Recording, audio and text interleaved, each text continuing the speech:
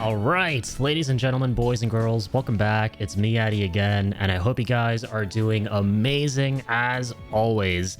As you can tell from the title of the stream, today is a damn good day. I cannot even begin to express in words how much I was freaking out earlier today, and I'm going to do my best to explain why and what happened. I'm going to show you guys truly incredible stuff. Let me set the scene here for you guys. So, obviously, as you guys may know about me, Death Stranding is my third favorite game ever. In fact, I consider both the first and second game to be one and the same. I consider them both to be the same gaming experience that takes up my number 3 spot for favorite games, favorite gaming experiences of all time. And that's what makes this next part all the more special, right? Especially since it involves an individual and a wonderfully talented actor, may I add, who plays my favorite character besides Sam, of course, in these games. That, of course, being Die Hardman, or should I say Dance Hardman, the man, the myth, the legend. This is crazy. I still cannot believe that this happened. Let me show you guys here, right? Before we jump on into day 2 of our post-game exploration of Death Stranding 2, I gotta show you this. So if you check out the TikTok here, you'll see that one of my latest shorts that I uploaded, which, by the way, minor spoilers for you guys who have not finished Death Stranding 2 yet. This short that I uploaded, which features Die Hardman's epic, incredible, groovy return to Death Stranding. All along, baby. Believe it or not, I'm still in shock over this. This is amazing. Was actually seen by the actor himself, Tommy Earl Jenkins, who was an absolutely lovely guy. I had the pleasure of actually interacting with him a long time ago on Twitter, and I couldn't believe that this happened. Thanks to Slipshots here, who you can see added Tommy Earl Jenkins on TikTok. That got his attention on this short, and he actually commented. And not only did he do that, but he also followed the channel, which is so cool. So now one of my 11 friends on TikTok is the Tommy Earl Jenkins. How cool is that? The amazingly talented actor behind my favorite character besides Sam in these games. It is so cool. Big shout out to Tommy Earl Jenkins. He's so incredibly talented. He is exceptional at what he does. The ending to the first Death Stranding, where he delivers that devastating performance, right? It shattered my soul, is one of my top 5 favorite pieces of acting ever. And I love the story of his character in these games. I love Die Hardman's arc, the way he comes back in the second game, as you kind of saw there in that little snippet of my really hyped up reaction to his return in the game, where he just busts out them moves, right? Amazing stuff. So I just thought I'd share that. I am still kind of shaking in excitement over this because I've never had an interaction like this before with an actor who has been a part of a project that I hold near and dear. So this is so amazing, you guys. Massive shout out. Thank you, Tommy Earl Jenkins. If you see this, I'm probably going to upload this little bit here as a short to my channel here. Sam, this is Die Hardman. Just kidding. Die Hardman, this is Addy. This one's for you. Shout out to Tommy Earl Jenkins. Amazing guy. I can't believe he followed the channel and commented on my stuff here. It's so cool. So cool. And massive shout out to Slip as well for essentially making it happen by adding him on TikTok in my comments section. Absolute legend. Absolute legend. So I just wanted to start off by sharing that good news. This might be one of the greatest things that has happened to me this year so far, besides the launch of this game. One of my top 2 highlights of 2025. So heck yes. One of my top 5 favorite actors actually followed my TikTok. So cool. Congrats, so cool. Yeah, thank you, Mel, and thank you so much for tuning in. I hope you're doing amazing. I am just as shocked as you are right now. I can't, like, I'm just a goofy dude. I was so, like, a part of me was really embarrassed that he saw that, because I'm just a random goofy gamer, right? I'm just a random goofy dude. And the fact that he saw that moment in the game that directly features him and his dramatic return to the game, and both liked it, commented, followed. Oh my gosh. I was feeling really awkward there. But oh man, that's so incredible. I still can't believe it happened. And you know the craziest part? You know what the craziest part of all of this is? It's gonna sound kind of embarrassing. Last night, no joke, I had a dream that I was at some kind of a red carpet type event where I witnessed a couple of actors from Death Stranding signing autographs, like Norman Reedus, what's her name, Elle Fanning, Lea Seydoux, and I wanted to get something signed, but understandably they were running out of time and had to leave, so I didn't get it signed, and then I woke up and I was feeling a little bit sad. Lo and behold, a couple hours later, I open up TikTok, and the first thing I see when I open up TikTok is is this. I mean, look at that. Hang on. This is what I see in my notifications. I was shooketh. I was taken aback. I couldn't believe what I was seeing. I thought I was still dreaming. So this is just incredible, and I thought I'd start the stream up by sharing this really awesome thing that happened to me. That's of course related to Death Stranding 2 here. I'm happy as if it were happening to me. I'm glad to hear it, Mel. I seriously don't deserve that follow, I feel like, from Tommy Earl. He answered, OMG. Yeah, he... Basically, I opened up my TikTok, and I saw in the short where I reacted to his return in the game. I fucking knew it! Let's go! It was Die Hardman all along. Or I was freaking out. He actually, thanks to Slipshots, arrived at this short and commented, and then even followed. That's so crazy. And I was like, oh my gosh, I can't believe you're in my comments. You crushed it. Thank you for the performance. And he replied to that too. And then, yeah, then he dropped the follow. Incredible. Oh, I'm definitely gonna... I'm sorry if I kind of rant and rave about this throughout the stream for people who tune in and ask me how I'm doing. I'm probably gonna keep bringing it up because I'm just so excited about that. That's so cool. Yeah, he's so awesome. He's so awesome. Especially if you go to his YouTube channel and you see the stuff that he makes and that he puts out. It's very, very, very wholesome, and he's very interactive with the fans, which I love. He seems like a genuinely great guy, right? That's always so nice to see when an actor whose performance you really admire also turns out to just be a really cool dude when he's not on stage performing. Very, very cool stuff. So anyways, we're back with well, do we call this day 2 or do we call it day 8 or 9 or whatever we're on technically of Death Stranding 2? Let's call it day 2 of our post-game playthrough. We are back, and I think I also fixed my issue from the last stream of not having the VOD be watchable while I'm streaming. Like if you guys want to take something back. See past podcasts. Yeah, there we go. So now if you guys miss anything or want to see from the start, you guys can. The VOD isn't unpublished by default. And let me just go ahead and do something extra that I normally never do. Let me add it to my collection here, so it's readily available to be viewed. Dibbity-doo, dibbity-doo.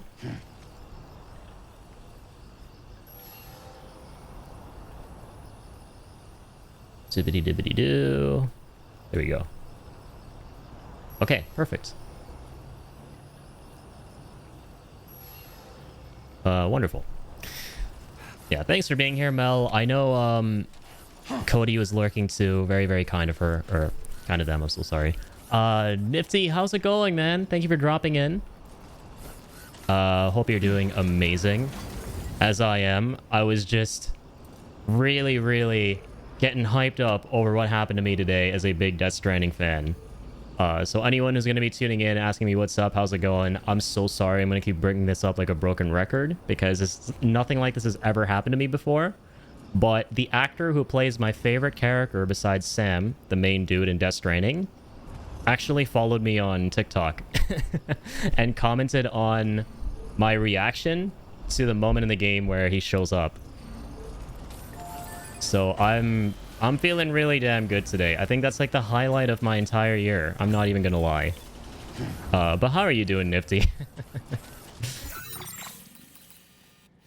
Sorry, again, this kind of thing's never happened to me before. This literally feels like, you know, one of those really cool moments and you finally get to meet a celebrity or something like that. But it feels even cooler to me than getting like just an autograph because like he's literally my friend now on TikTok. And I only have like 11 TikTok friends. Going good, bro. Let's hear it. Glad to hear you so happy. That's awesome, bro. So cool. Congrats. Thanks, Nifty. It's super kind of you, man. And I hope you're doing well too. Thanks for tuning in. Got to be hooked for the post game in Death Stranding 2. Yeah, like literally, the timing could not have been more perfect because we're still playing Death Stranding 2. You know, we're really amped up. We're having fun. God, it's just like everything I put out that has to do with Death Stranding historically on the channels, like both on YouTube, Twitch, even TikTok now. Everything to do with Death Stranding always has good things coming my way, it seems like. It just came, it's just so... It's got some kind of blessing. I feel like it's a blessed game for me. I don't know how to explain it. Like, anytime I put out Death Stranding content, something really good happens for the channels. And you saw your in-game reaction, which, let's be honest, was absolutely amazing. Thank you, Mel. I was so weirded out when he... Like, I was so happy and elated, but I was so weirded out and awkward and embarrassed when I saw him there because like, oh no, I hope I didn't come across as some weird, goofy, nerd, cringe kid with my reaction to that absolutely amazing epic moment when he returned into the game. And Nifty, I would love to show you that, but you know, I won't show you that because of spoilers, you know, in case you ever play Death Stranding. Because that short does contain spoilers. But let's just say I was freaking dancing, man, because it was definitely a very groovy moment, very hype moment, and that's his first appearance. That's all I'll say. That's sweet, man. Thank you. Because your reaction totally shows how much you love his character. Yeah, like I think his performance, like I said, at the end of Death Stranding 1, without giving anything away for anyone, I know Nifty might play Death Stranding, is absolutely one of the best performances I've ever seen from any actor ever. Like I said, literally top 5. And I love the arc that his character goes through throughout the game.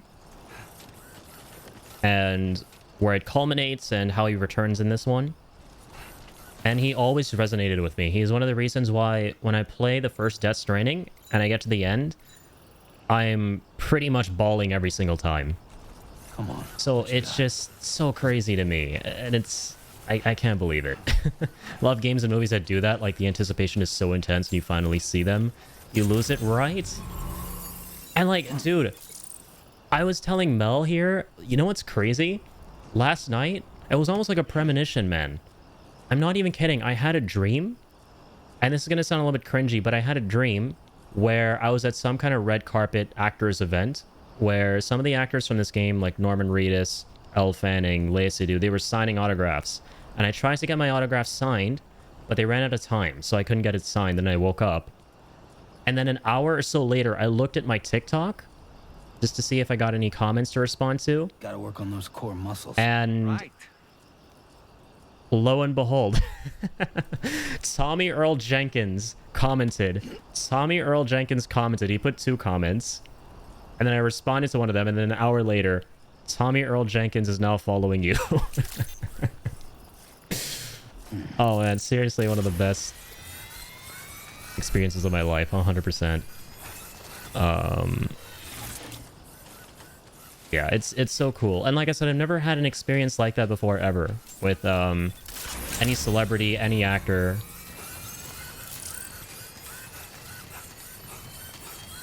Yeah, so wait, sorry, we finished by 5-starring. I don't even know what I'm doing right now. We got a 5-star Ciudad, right? Spider-Man PlayStation Spider-Man edit had me bawling my eyes out. I 100% believe that dream thing I had something similar. Oh, really? Yeah. Isn't it weird how that works sometimes? You just have these dreams that are uncannily, you know, premonitional, if that's a word. Let's just invent words here. They seem like they're foreshadowing something. What I love about Death Stranding 2 is that all the actors seem to really care about the game and the story and seem so genuinely invested. Yeah, I agree. Absolutely. And it just really helps that, you know, the game is all about connections and bringing people together and that really wholesome quality. And it's so lovely that the actors themselves and the cast and crew involved in making this game all seem to kind of fall under that themselves. From everything that I've seen. You know? I definitely think that Death Stranding, no joke, is the most wholesome game ever made. Both with what it stands for and what it represents. And like the development behind it too. And the story of how it came together and got made. Which is so cool. I had a dream I pulled a god pack and Pokemon cards, so bought the pack and pulled a god pack and sold for like 2K. Oh my god, that's so cool, man. 2K is crazy. Dang. Yeah, that's absolutely insane. Yeah, isn't it crazy how dreams can sometimes work like that? I swear to God, I think that sometimes, for the better, hopefully, they can like predict the future. Thankfully, none of my nightmares have predicted the future.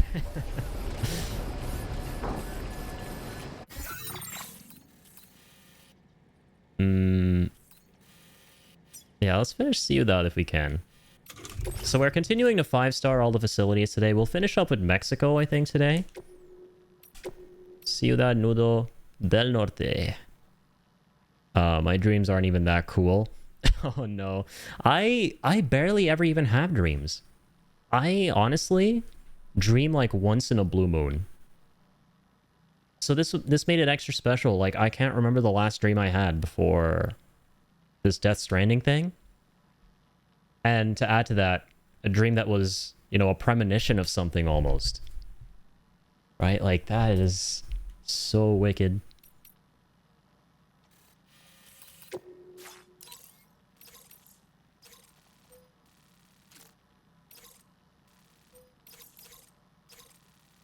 Okay, we got some stufferonis we can deliver from here. And then there is also a recovery mission. Okay. Yeah, let's head to C1. Or maybe to Ciudad itself. Take on the recovery mission and then go to the lab to do the delivery.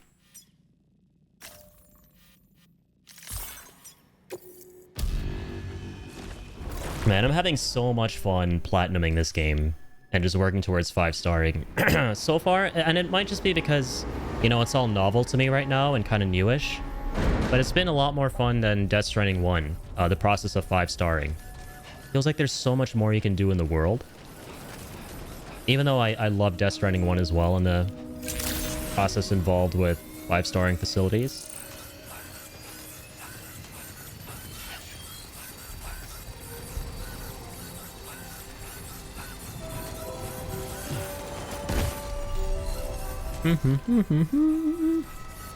Man, I love the Magellan sounds. So nice. That's the spirit.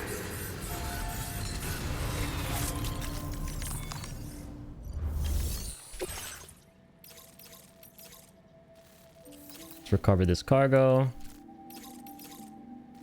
Another elimination mission here. This one's kind of tricky. It was a little bit sketchy last time because you kind of don't... You have to like not take any damage at all. So... Something new with the backpack stuff? Oh yeah, the porter accessory. Oh, we can attach another one. Sweet. Yeah, we have 2 slots. I think in Death Stranding 1 there was only 1. Also, please ignore the letters on the backpack. I forgot I did that. You guys didn't see anything.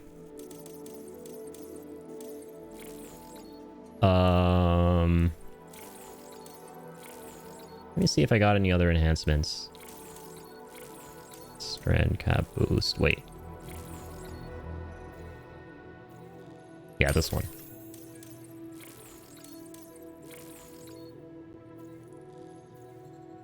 Sharing boost. Yeah, anything that helps with the structures, absolutely. Did you level up the pizza YOLO to 5 stars? I have not. I've actually not done any of the facilities in Australia. I haven't gotten any of them to 5 stars yet. But I know there's a really cool Easter egg with that. And yeah, we gotta like check in on that for sure. There are 2 things I really want to see. One is the what's it called? The coffin Easter egg. And the other one is a pizza Easter egg. We saw the hot spring Easter egg, and I had a really funny moment with it where I memorized the lyrics and I sang the entire song, and I'm now going to set that up as a channel trailer probably, even though it was super cringy. But yeah, there's so many funny little secrets and Easter eggs in this game, and I'm very excited to see all of them. Oh, oopsies.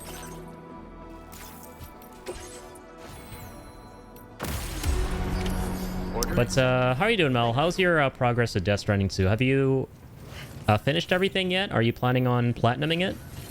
Did you already platinum it?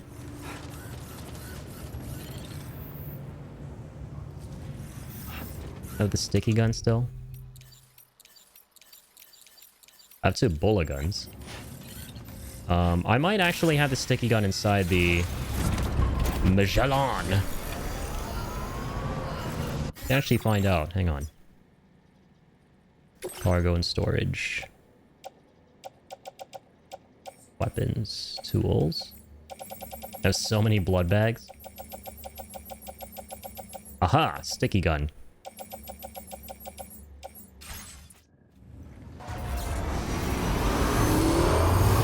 I have so much stuff stocked in the Magellan. I'm honestly getting nervous because I don't know what the limit is for storage. There has to be a storage limit, right? To how much stuff you can carry in the Magellan.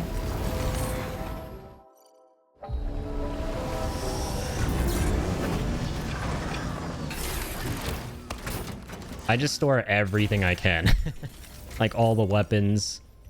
I need to start storing materials too for building roads. I think when I'm done with Mexico, I'm going to do the most evil thing imaginable. I'm going to go rob all the facilities of all their metals and ceramics. And I'm going to go and take them into Australia and build all the roads.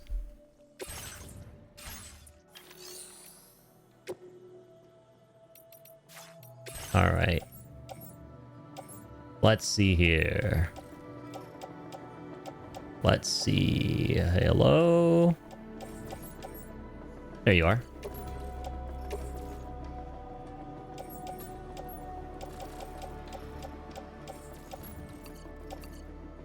Let's store these away. Keep the floating carrier.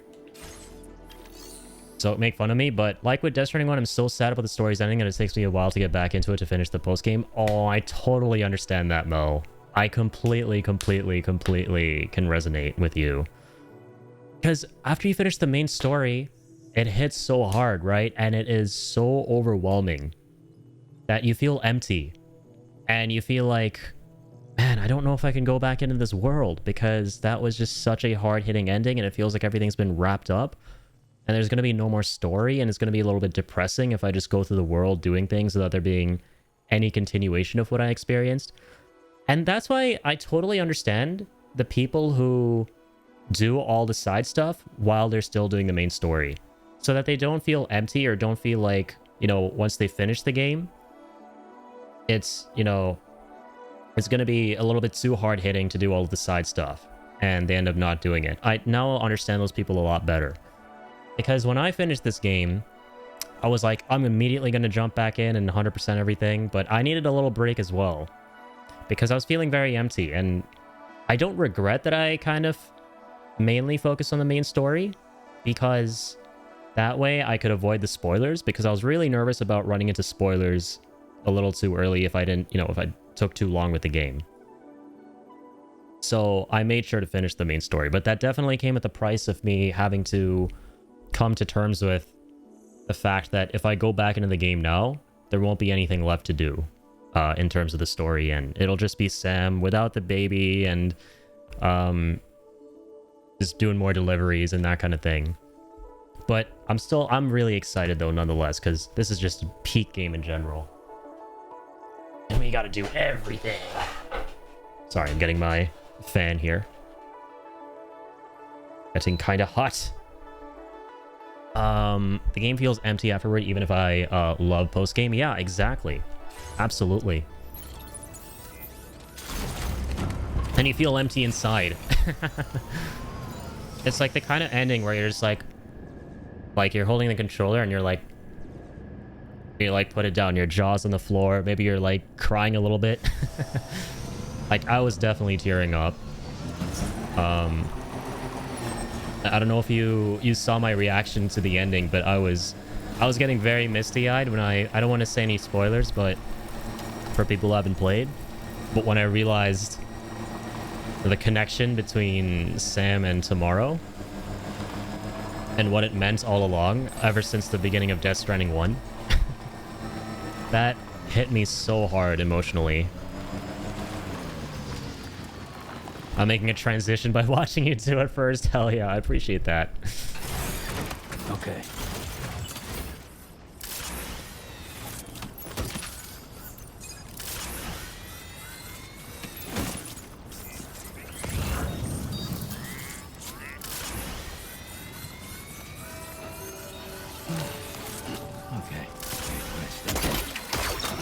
Oopsies. Is it just me, or is it way harder to catch cargo in Death Stranding 2 with the sticky gun? I always mess up and watch it fly over my goddamn head. Let's go.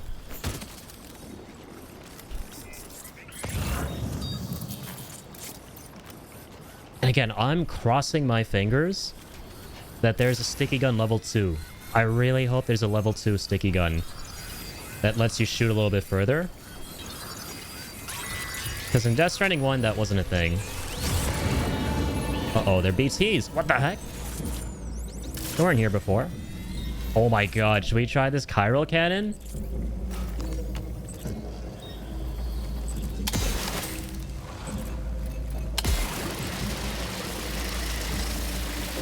Is it gonna kill the BT?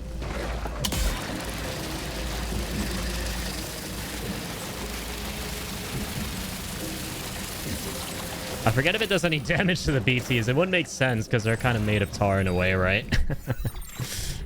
I don't know. That was goofy. I'm a silly goose. Let's get the hell out of here. Come on, these guys have to rain on my parade. Quite literally. It's very rude. I think I might be feeding them. I might be hydrating them. You guys know how sometimes you hydrate me with the channel redeem? I think I might be hydrating the BTs. And I'm doing it for free. Come on, man. Come on. I'm giving them free water. And they're assholes. I don't want to be giving them anything for free.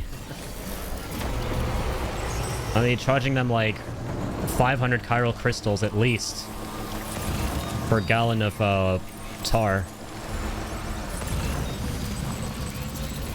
Yeah, stay focused, Sammy.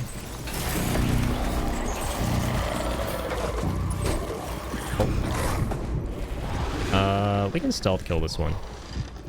Should be easy. Come on, what the heck? Where's my cord?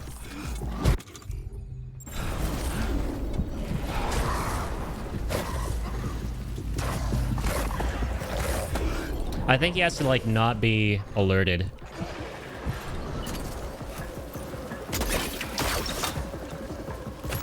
Nice. He's still coming. What are you doing, man? What are you doing over there, you silly goose? Well done, Sam. That's the last of the cars. Oh man, shut up! Let's head to our destination and make the delivery. There's a BT right next to us.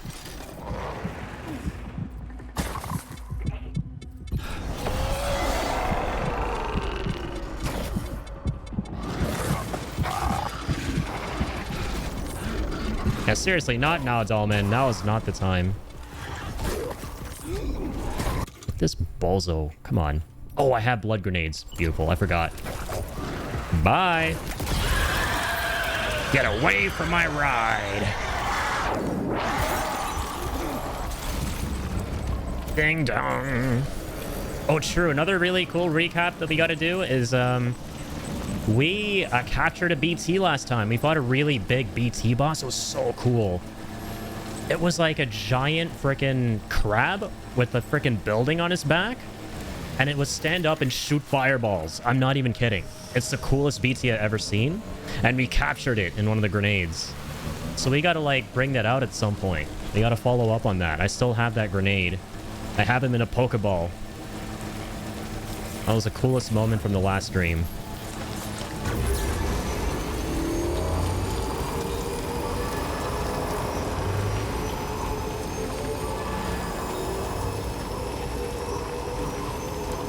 All right, here we are. Keep on keeping on, buddies. Please be your on.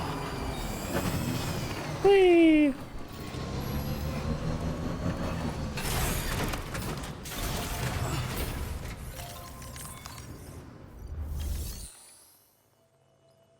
Fell asleep and missed that. That's all good. I plan on making a TikTok out of that whole boss fight. It was so cool. I was blown away because I thought it would just be like a regular big giant stupid crab that we fought like a million times, but it was like a friggin' crab, the building on his back, and it'll like stand up upright and then shoot these like fire lasers at you and giant frickin' fire cannonballs. I was like, dude, am I playing a frickin' Dark Souls game here? Is this like a Soulsborne game all of a sudden? What boss is this? This is so sick. But he was so tough too. He took me so many weapons to use to defeat. But it was really cool. We finally got to kill him with the guitar for the final 3 shots. So it was kind of epic.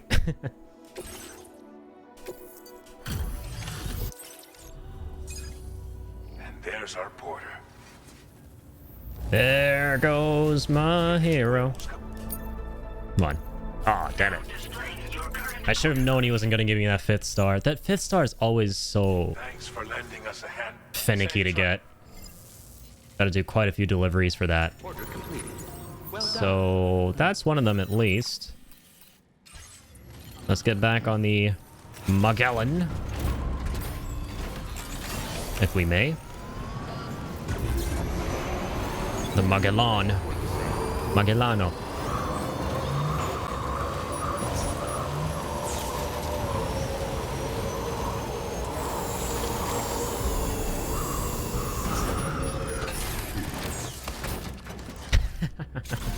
That looked really funny.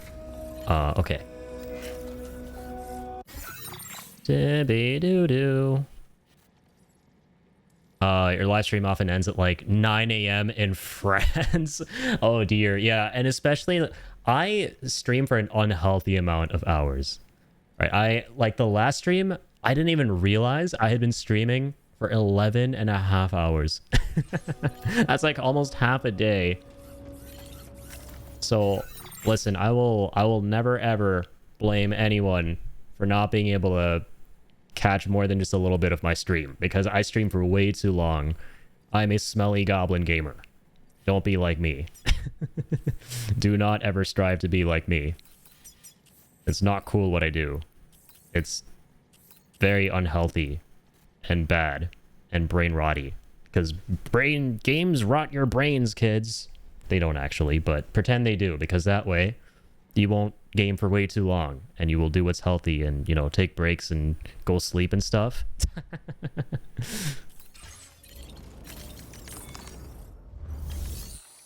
It's crazy how, by the way, this game and Death Stranding 1 just make time disappear. Literally. It's insane, especially when you're like trying to 100% everything and do all the side deliveries and everything like that. Both this game and Death Stranding 1, you look at how much time you've been streaming for. It's like, oh, it's been like 1 hour. Nice. You look away, then you look back. And it's like, what? 7 hours? Explain. What's going on? And I've only ever noticed it when I'm not doing the main story, which is so bizarre. Like, I feel like I didn't do anything yesterday. I was just going around Mexico a little bit, working on some facilities. I look at the time. Next thing I know, I've been streaming for like 10 hours. Explain. Yeah, where did the time go? Why does time have to go so fast when you're doing something you enjoy? And why does it have to go so slow when you're doing something you hate? Explain. Why does time work the way that it does? Okay, let's go here.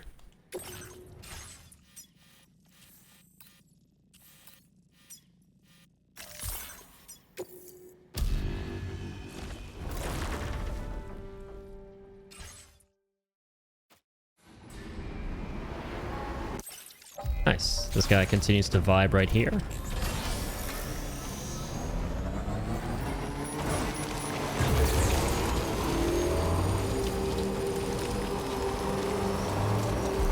At one point I thought I already had 50 hours of gameplay? No way.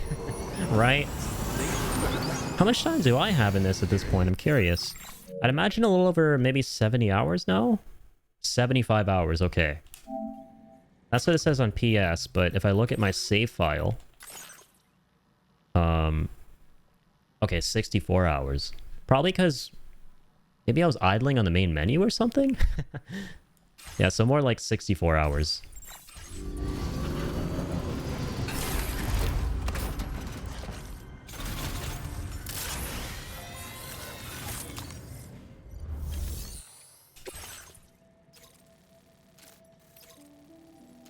Oh, cool. There are 2 deliveries. What? Nice. Very nice.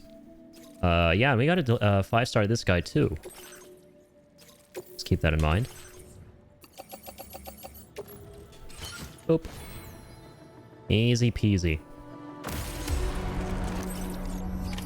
Order accepted. Thank you. Already auto range too. Fantastic. Dip doop. Is the BT back here? Hopefully he never comes back. I hope when you kill the boss it doesn't return. It probably will though. Just so you can grind more materials and stuff. What time is it where you are, by the way? No idea. It is 7:53 p.m. here. Eastern time. I live on the east coast of North America. In Ontario, Canada. How about you? I think you said you're in France, right? I think you might be... 8 or 9 hours ahead? If I'm not mistaken? Actually, no, wait. Maybe less than that. Stretch my legs. I think a little bit less.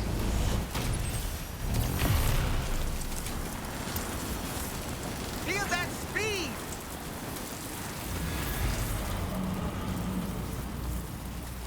Canada looks so cool. I like it a lot.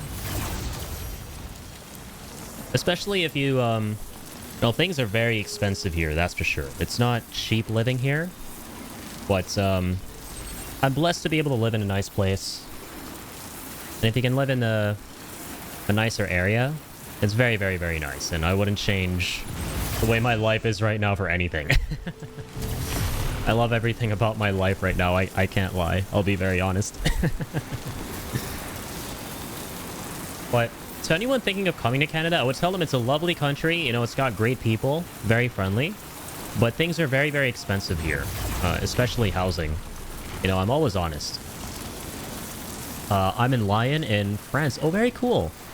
I'm sorry. I hope that's the correct pronunciation. Is it Lyon? Lyon? Lyon? I'm probably not the last one.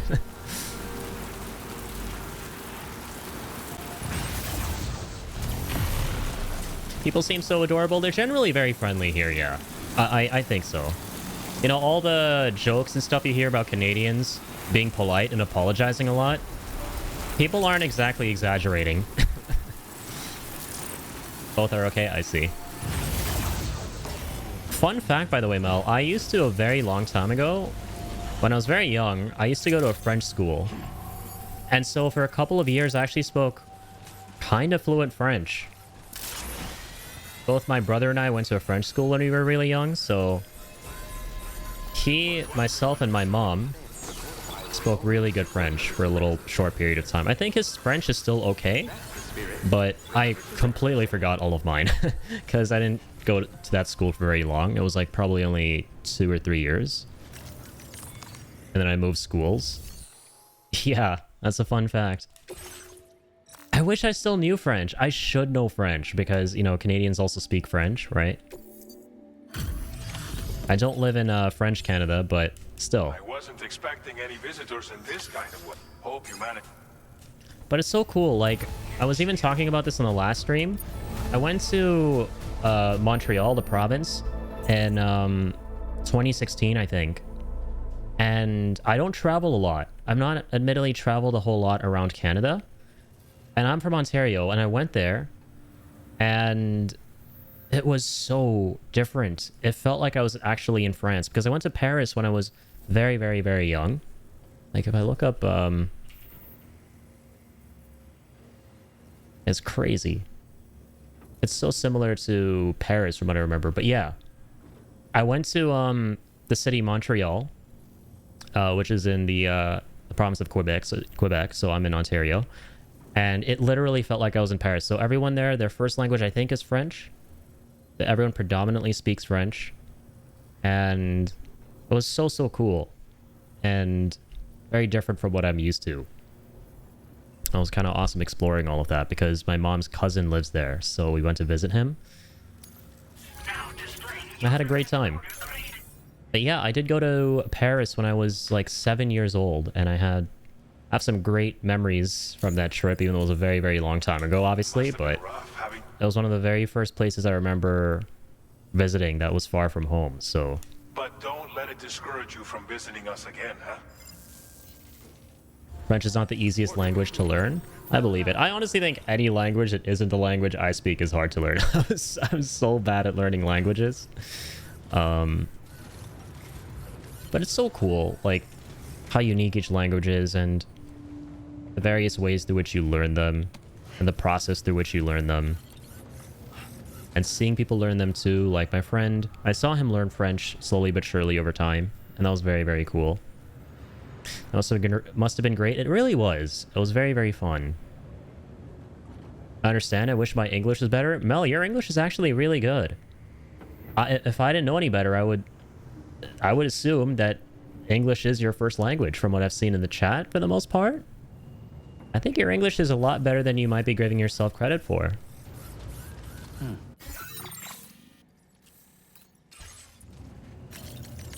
I think that, you know, folks who have gotten more comfortable speaking in their second language or a language that isn't their first, they're often a little bit too hard on themselves because a lot of people I know and a lot of friends I have, their first language isn't English, but they speak English so much better than they think. Like my best friend, for example, he recently learned English like less than 10 years ago.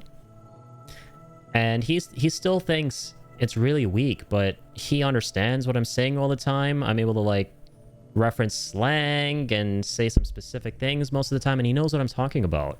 But he's still like, oh, I wish it was a lot better, this and the other. But I'm like, listen, if you can understand and hold a conversation with like 90% of people in a language that isn't your first, then you are doing better, I feel, than like 90% of people who are trying to learn that language. And you need to be giving yourself a lot more credit, for sure. I do check my sentences sometimes before sending them, though. Yeah, that's, I think that's always going to be a thing, right? If it's not your first language. Especially if your language has a different script, right? Like, I have some Korean friends, and whenever they are sending messages, they always type in Korean first. They use the Korean keyboard, and then they translate to English. So that's kind of a similar thing. I think that's always kind of a thing when you're learning a new language. You always think of your language first in your head, and then try and translate in your head, or maybe even physically when you're texting or something, with a different keyboard. And then you go from there. Find understanding easier than speaking. I think that's true for a lot of people as well, yeah. Honestly, I think that's true for anyone, regardless of what language they speak. Even me, like, English is my first language, but, I think it's a universal thing where you're able to understand what others are saying, and you're able to, comprehend things, think of things quite easily. But when it comes to putting into words your thoughts and feelings on stuff, that takes skill, right? Fluency, being articulate, being eloquent. Those are skills that even people who might be, really good or might have something as their first language will still kind of struggle to be good at in their first language.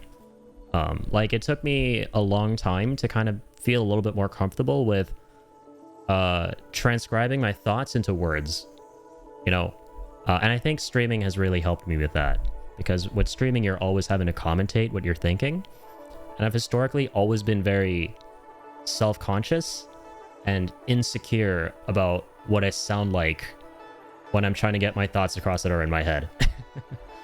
I've always wanted to be better at that. It's kind of the ultimate level. Yeah, absolutely. At that point, it's not even about, how well do you speak the language. It's just about how eloquent are you? Just how articulate are you? How good is your grammar? How good is your vocabulary bank? All of that kind of stuff.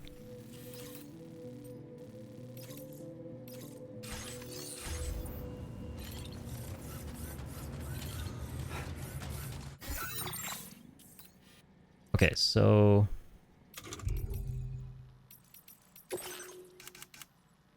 let's see here. Almost 5 stars.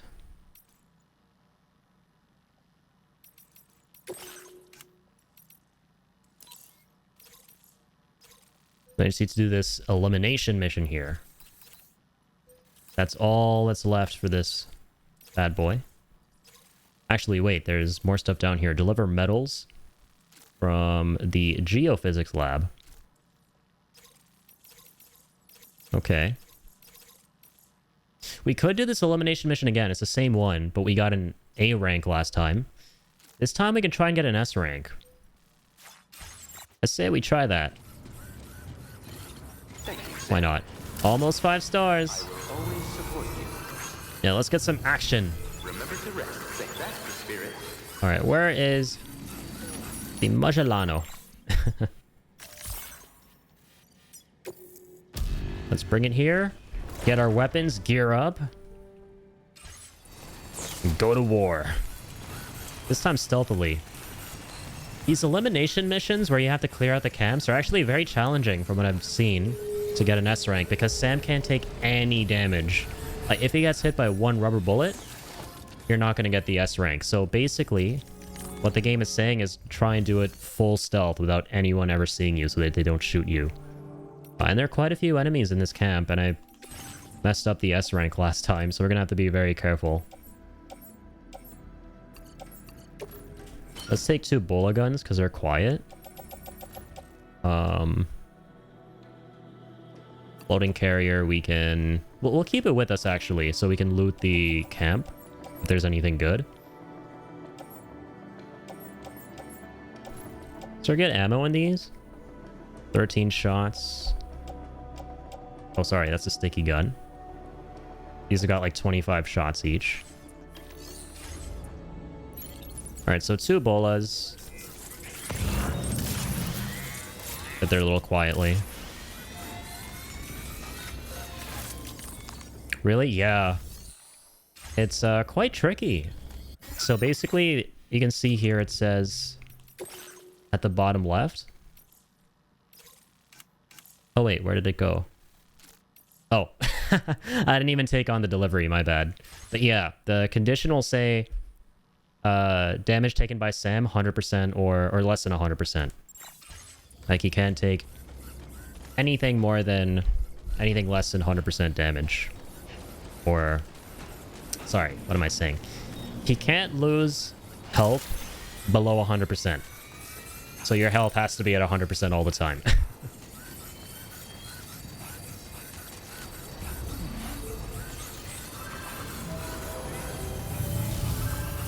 Please give it your all.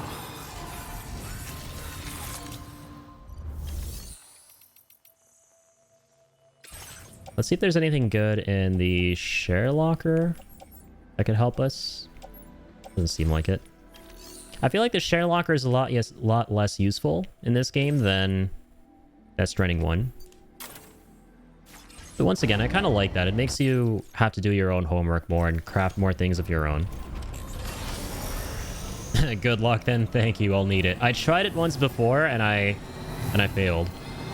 I thought I had succeeded because, you know what? Like, when Sam took damage, whenever he's like in combat, he'll have 2 health bars, right? He'll have the yellow one and then the red one. And the yellow one is his consciousness. So I thought, okay, that can go down. But that doesn't count as damage because damage, obviously, it makes sense to think of that as the red bar, which is his health.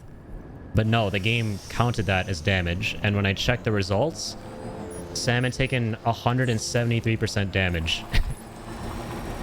So I didn't get the S rank.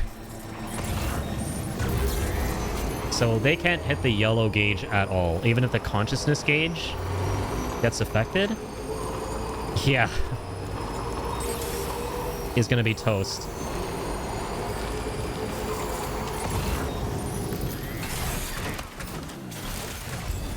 Is there like a watchtower here? Oh, there is. Beautiful. This should help. Damn it, Kojima. Damn it, Kojima Kantoku. Kantoku. I love that title. Apparently, Kojima doesn't like being called Kojima-san, because san is usually the token of respect that you apply when you're describing individuals in Japanese. But apparently he likes going by Kantoku, which means director. Which makes sense, because he's always wanted to be a movie director. And it just sounds so cool.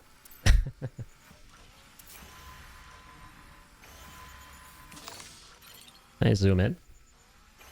Yeah, that's the way. I think we got everybody.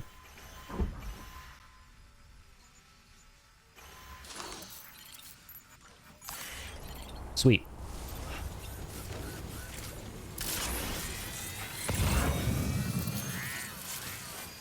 Oh, dude, I need the silenced Trank Sniper. It's gonna make these missions so easy once we get it. Okay, hang on. Let me quick save before we start. In case I goof this up. It's like Mr. or something like that? Yeah, it's basically like Sir. From what I understand. But, you know, a more respectful variant of that. Has more dignity associated with it.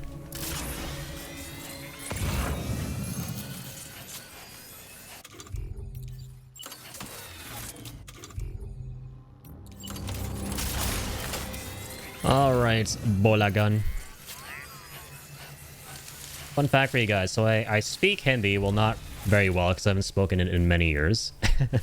So I'm Indian, so I speak Hindi. And bola in Hindi means, it's like the past tense of said. So bola means say, and bola means said. So if we're going by Hindi, this bola gun literally translates to said gun.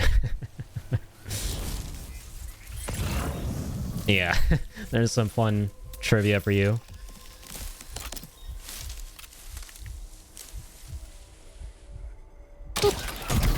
Nice. Kojima-san, so classy. It sounds so cool.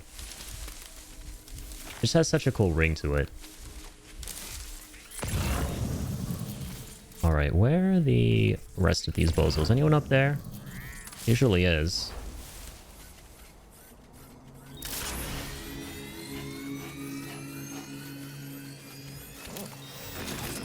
You're toast, buddy. Nice. As are you. Good night. Gosh, I love binding folks in Death Stranding 2. It's a lot less finicky than the first game.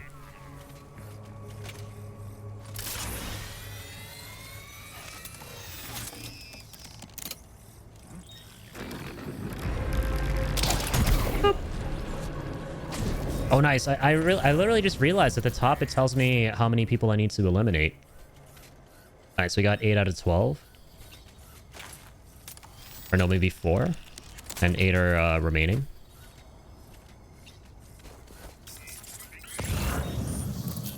I think we only got 4.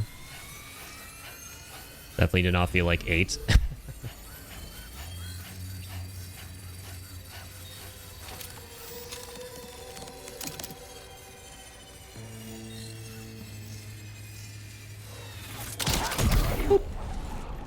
Tents and outposts are so much more realistic than in DS1, right? Yeah. They definitely feel a lot more Metal Gear coded. I'm not sure. I'm sorry. I think I might have talked to you about Metal Gear before, Mel. I forget if you said if you played it or not, the Metal Gear games. But this game reminds me so much of Metal Gear Solid 5, which I love. That's probably my favorite stealth game ever. The camps are so much like this in that game. And Death Stranding 2 specifically feels like a spiritual successor to Metal Gear in a lot of ways. Between both the gameplay and also a lot of the references. Kojima throws in a lot of these really funny, tongue-in-cheek, comical, like goofy references with some one-liners and dialogue things to Metal Gear Solid 5. But also the gameplay has so much more stealth embedded into it and a lot more action elements. Ever seen a single Metal Gear? I highly recommend them. I'm actually kind of almost in a similar boat because I never played any of the Metal Gear games besides 5, and I really want to soon. But I've seen gameplay of them over the years, and they are very, very, very good. They really are as good as people say.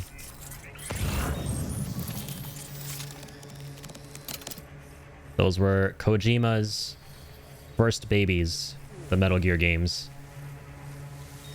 Before there was Death Stranding, there was Metal Gear. I don't think this is gonna hit him. I lied. Alright, this bozo did not like that. And I don't like you.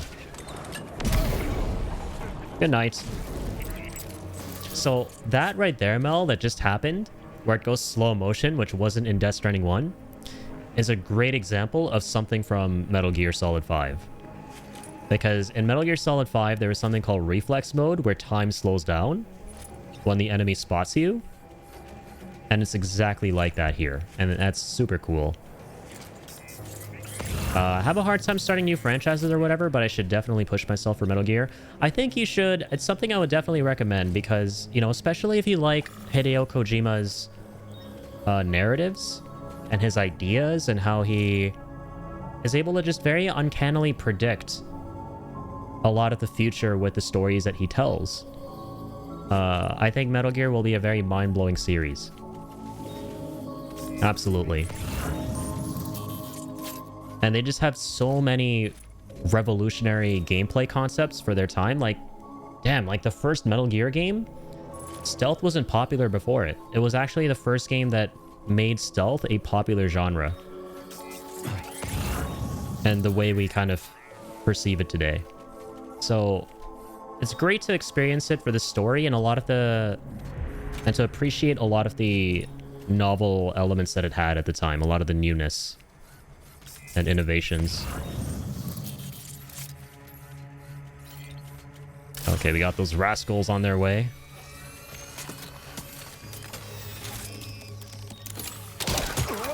I got a rope on you, buddy. And a fist on your butt.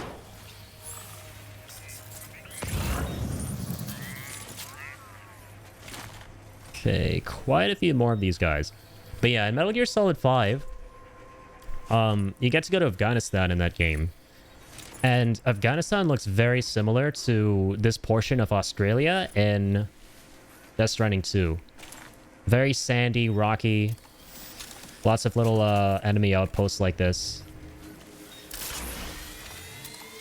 It was a very unexpected surprise for me seeing how Death Stranding 2 really leaned into Metal Gear Solid 5 for inspiration. And I love that. It was a very pleasant surprise because I love Metal Gear Solid 5. All those games are so ahead of their time. Like in the same way that Death Stranding 2 feels like a game that really pushes the technical boundaries of today, like the PS5. I think this is the best looking PS5 game I've ever played personally. All the Metal Gear games were like that for their time. Like, I remember when the 5th game first came out back in 2015. Like, I was so blown away by the graphics. And they still hold up so well today. Like, if you look at videos and snippets of Metal Gear Solid 5, it's amazing how good that game still looks for something that's about to be 10 years old. In 1 month, wow, Metal Gear Solid 5 is going to be 10 years old, which is crazy. Oh no, I feel old now. I remember being in high school when it came out. And I'd never played a Metal Gear game before that, but I was like, I've heard really good things about this series. And, you know, I love stealth games. This was back when I would enjoy Assassin's Creed a lot too. Like, I was really big into Assassin's Creed way back in the day. I was like, damn, I really need to finally get to Metal Gear Solid. And I did. It was so fun. Death Stranding 1 is already 6 years old. I cannot even believe that. It's more than half a decade old. And it also puts into perspective how long I've been streaming, because Death Stranding 1 was the very first game I ever streamed. It was my very first time streaming. So that's why I have such a deep attachment to this game on top of everything else. Because I remember when that game was coming out, I was so excited. And I told my best friend about it. And he was like, why don't you stream it? And I was like, let me try. Like, I don't know if I'll end up enjoying this whole process of streaming. And then I tried it, and I loved it. And I haven't looked back ever since. So, Death Stranding 1 kind of started this whole journey for me. I probably wouldn't be streaming without it. So, not only is it a great game, but I have a very strong kind of personal attachment to it. Played Death Stranding 1 like 5 times, right? I played it a lot of times, yes. An embarrassing number of times. I played it when it came out in 2019, when I first streamed it. I played it again off stream during the pandemic in 2020 when they ported it to PC. And that is when it became my third favorite game ever. Like, that's when I really started to understand the game and appreciate the game. Because the first time I played it, I kind of didn't. I was very confused. I liked it, but I didn't love it. And then the third time I played it was in 2021 when they released the director's cut version on PS5. And then the fourth time I played it was recently again, before Death Stranding 2 came out. And I platinumed it twice. I'm a big no-lifer with Death Stranding 1. I love that game. Because I platinumed it when it came out for PS5. And before this game came out, I made the really not so good decision of going, I have 1 month before Death Stranding 2 comes out.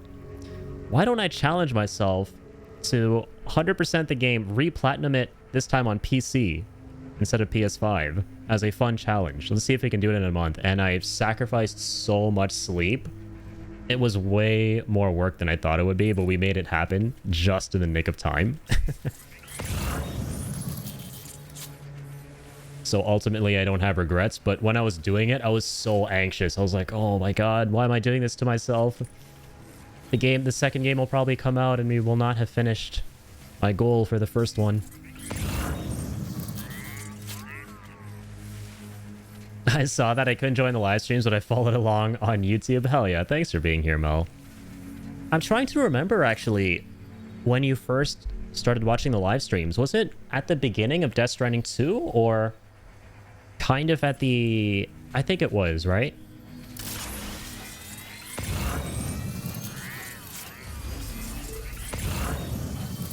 Alright, where's this last guy? Hello. Hello.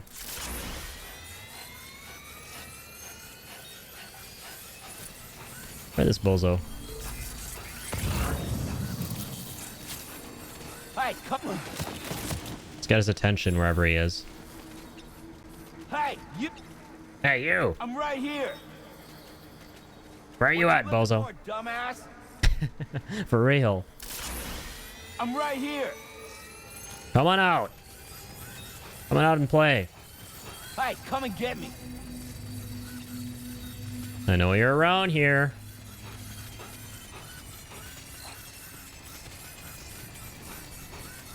You can hide, but you can't run.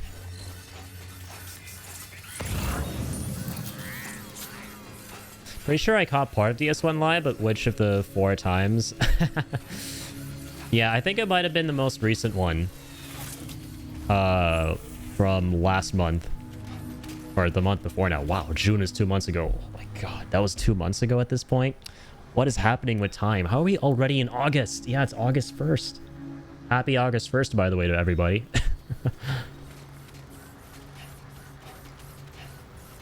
How are we only 5 months away from 2026? This year felt like it went by like that. Yeah, exactly like that.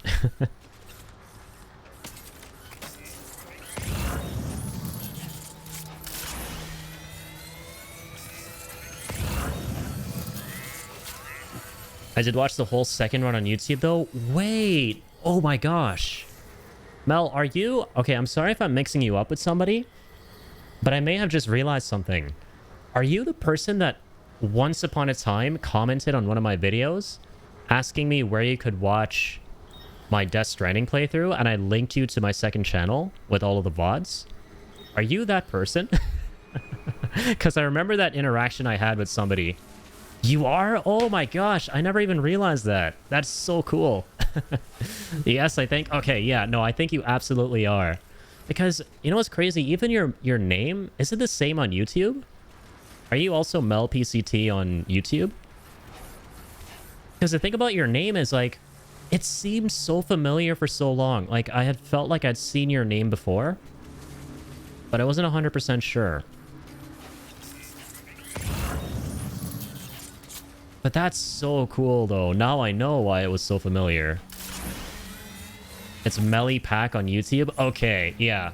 That's even more familiar now. So then you 100% were that person I was talking to on one of my YouTube videos. I can't remember which Death Stranding video you commented on, because I made so many of them on my main channel. Was it the book review? No, it was... I think it might have been my reaction to the Death Stranding 2 reveal.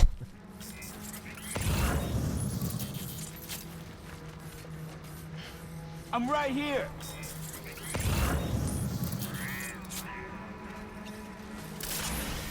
That is so cool. Dang, my mind is blown. This feels like a Kojima plot twist.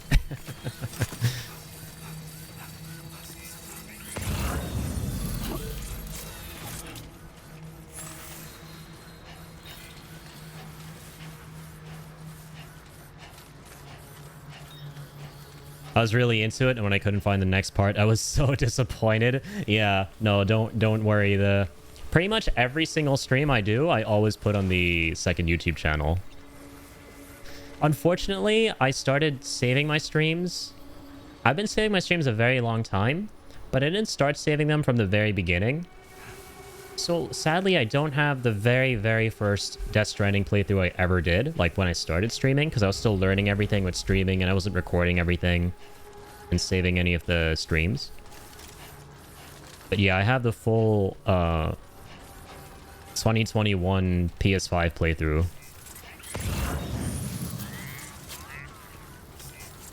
I had totally forgotten that. This is such a cool realization for me. Like, I remember the interaction I had with you, but I had no idea you were that person. That's so cool.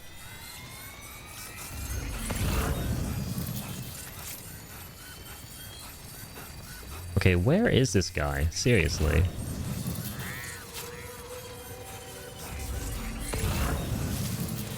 Oh, there you are. Bozo.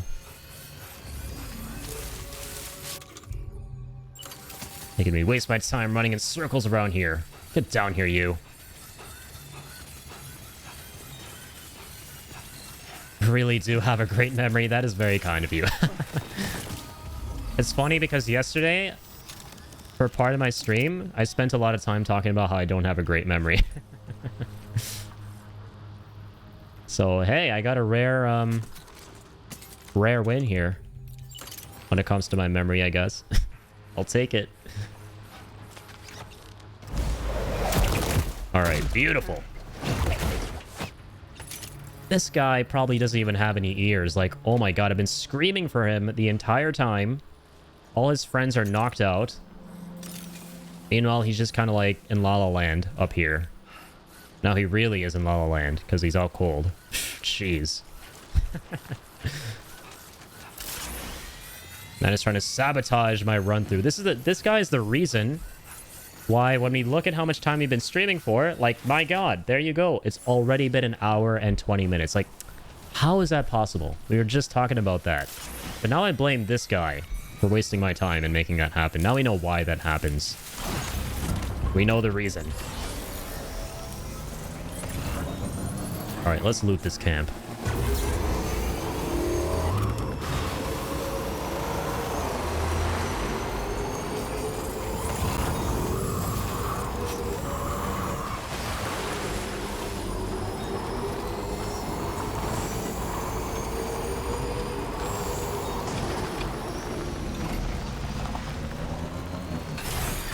Okay. Oh, it's so nice that you can hack quickly. Keep forgetting about that. Sedatives, the Boca. I don't think we 5-starred the Boca, right? So we should take this for him. Got a lot of weapons too. Another sticky gun.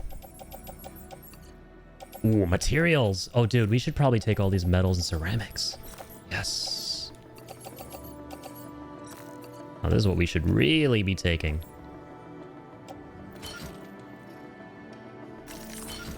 Forget everything else. We already have so many tools and weapons and stuff.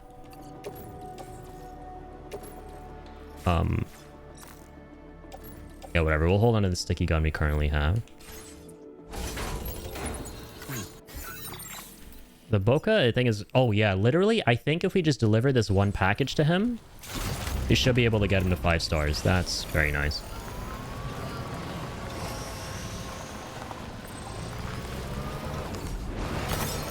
Just gonna snag you.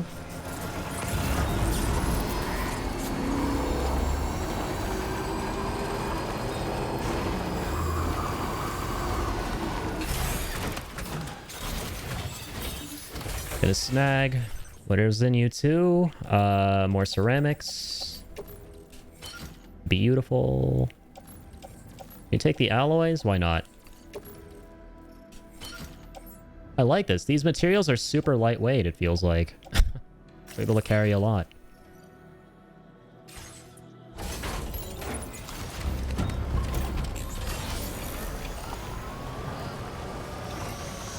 Wow, used filtering equipment for Ciudad. I think this mission should on its own be able to get us to 5 stars. But just to be safe, let's also take that package. I'm kind of nervous that we won't be able to carry it though, because... yeah, it might be a little too big. No, we're good. Oh, wow. Beautiful.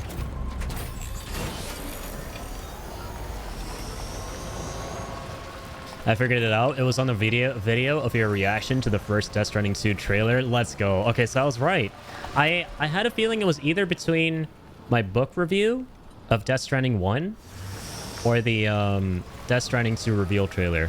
Because those are the 2 videos I've posted on Death Stranding where I've gotten the most comments. So I figured it would have been on one of those. That's awesome, though. Let's go.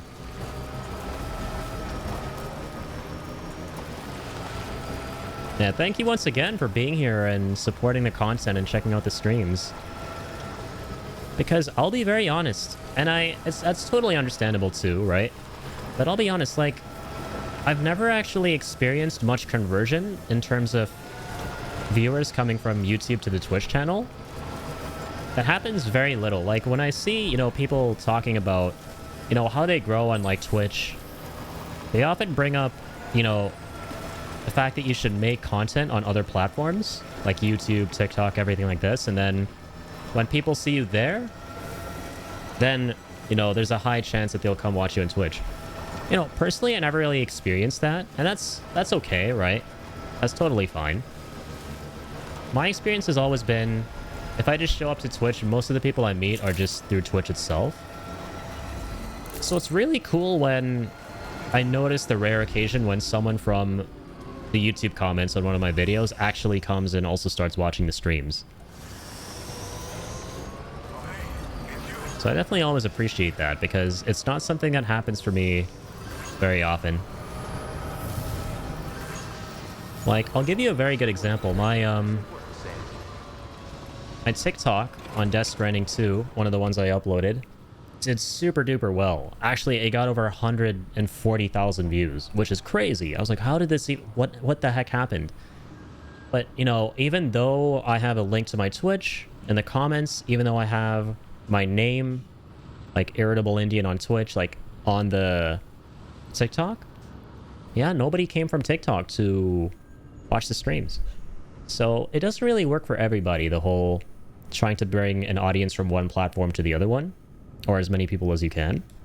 And again, like, that's totally okay because, you know, everyone will have a different experience. But my point is that, you know, it makes it so that when it does happen, man, it feels so good. Love this video. I really want to see your Let's Play of Death Stranding 1. Not available on your channel. I only found short videos. Yes, I remember that comment now.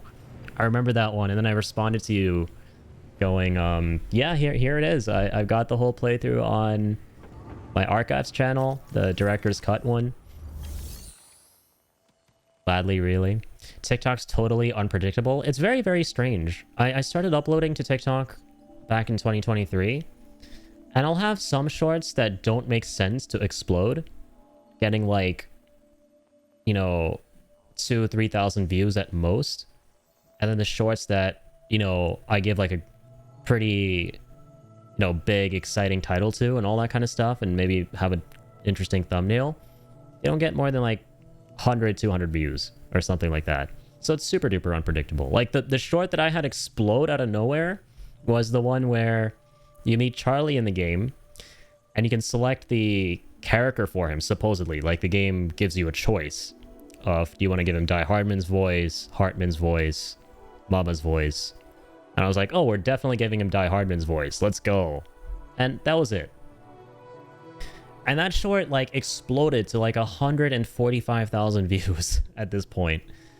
With everyone just chiming into the comments and going, oh, you know, it can only be Die Hardman's voice. Just everyone having fun and stuff. And I'm like, that's awesome. But it's like, what makes this short so special? It's such a random short.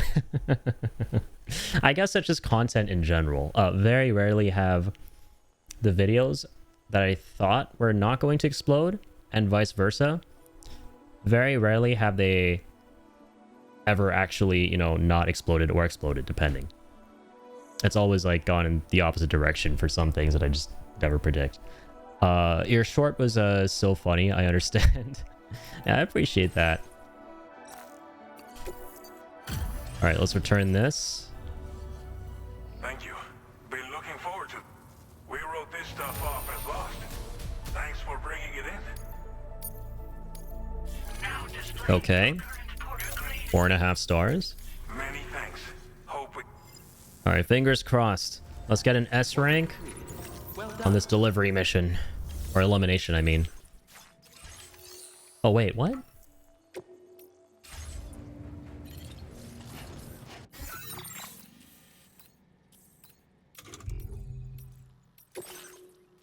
I'm confused. Did we not... Do we not have to report to this guy after eliminating everyone? I'm kind of lost. Did I miss something? So this guy told us to go eliminate everyone in the camp, right? And we did that. But we're not able to turn this in. Did his stars go up at all? I don't think they did. It only went up for giving him that lost cargo. Let me see. Oh my god, what? No, I accepted this, didn't I?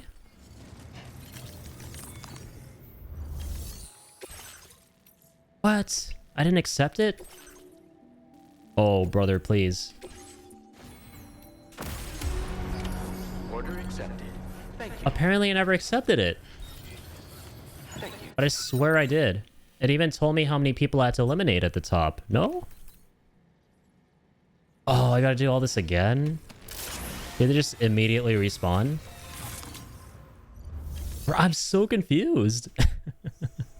Yeah, I think they all respawn too. Ah. I swear I came back here and accepted it. I swear I accepted it. No, I probably didn't, though. I definitely didn't.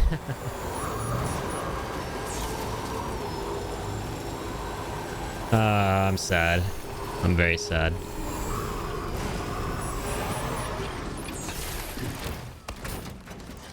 Okay, let's at least deposit all this stuff. It's always something. No matter how hard I try, I can't resist goofing up like a good old goofball.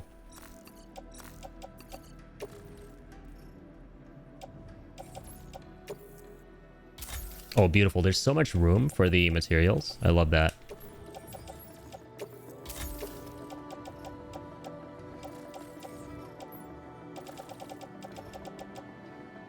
Grenade pouch. Vitals analyzer. Yeah, we'll turn that in.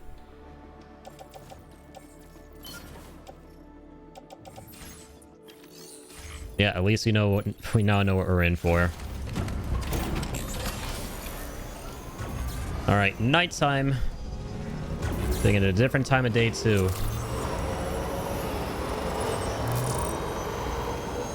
Should make it a little easier to stealth through it.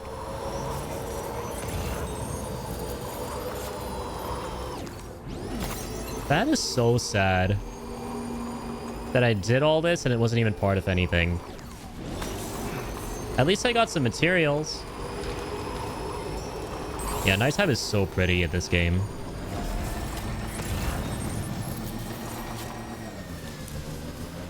Someone's out there. Oh wait, they're still down.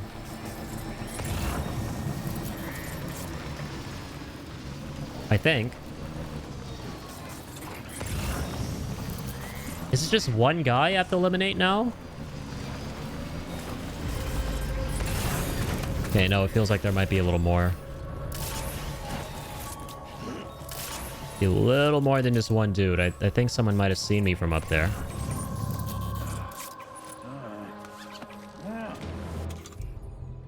This is so weird. So it's spawning in new guys that are waking up the old guys that got knocked out now that I'm here. What is happening? Did you just put the other guy on a shelf? Huh? I have questions.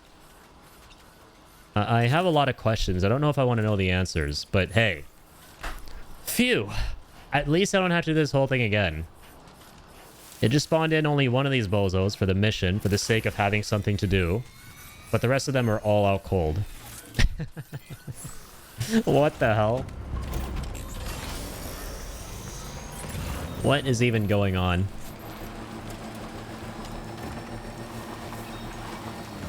Literally Kappa moment.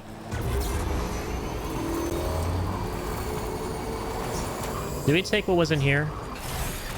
Okay. I have more room now. I think we did. Yes. Another post box that's worth looking at.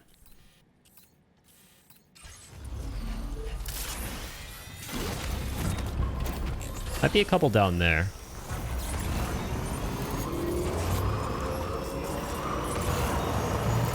Yeah, there is. Very nice. Got some more materials. Why not? Come on, buddy.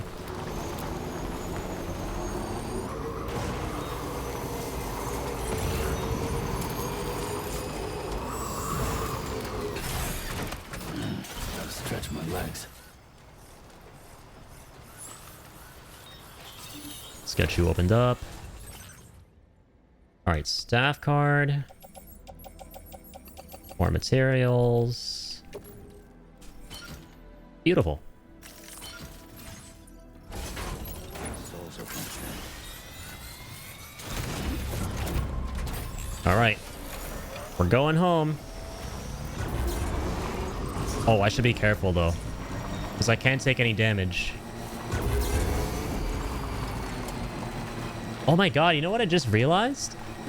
I think I figured out a little, hack. Also, thank you for the hydrate, Mel. Thank you very much. I found out a little cool trick that we can do for whenever we have elimination missions. Now that we know. Basically what we'll do is wherever we see we have to eliminate a camp, we'll go do that first, take all the damage. If we need to take damage, hopefully we don't. But whatever, if we take it, it's fine. And then we'll go to the facility and take on the mission. And then we'll go back to the camp, and there should only be one guy to, like, kill, right? Or knock out. If you don't kill in this game. And that'll make it, like, 200% easier.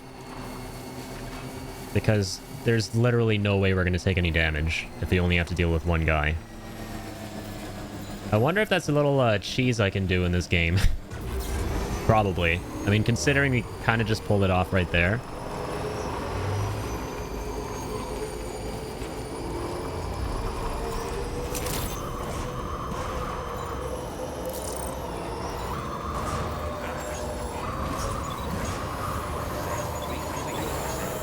Totally didn't think about that. Yeah, I wonder if it's a, a viable strategy.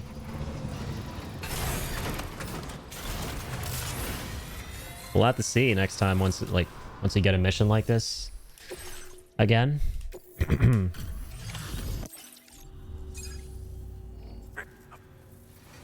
All right, buddy.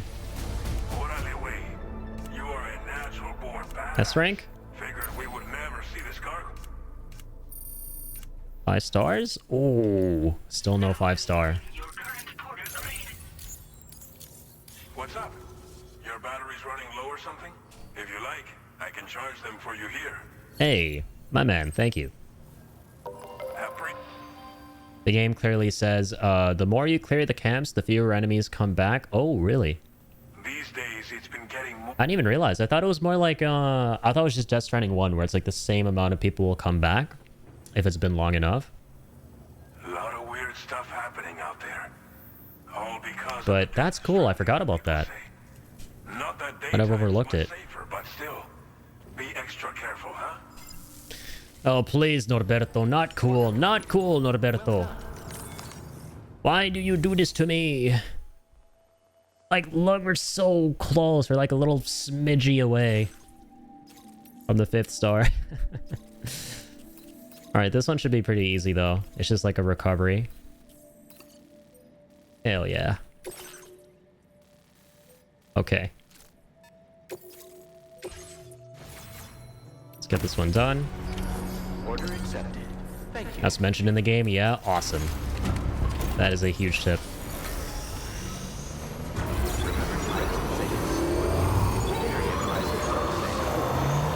Like how there are always those porters just waiting to get run over in that freaking garage entrance. So close, yet so far. Truly. Oops.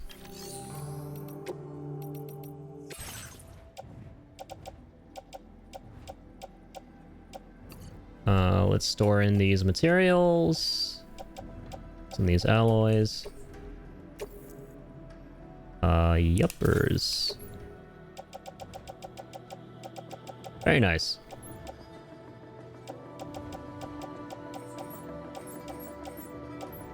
Any cargo for delivery? Oh, we have to go to the other menu. I'm curious if we got anything for this city here.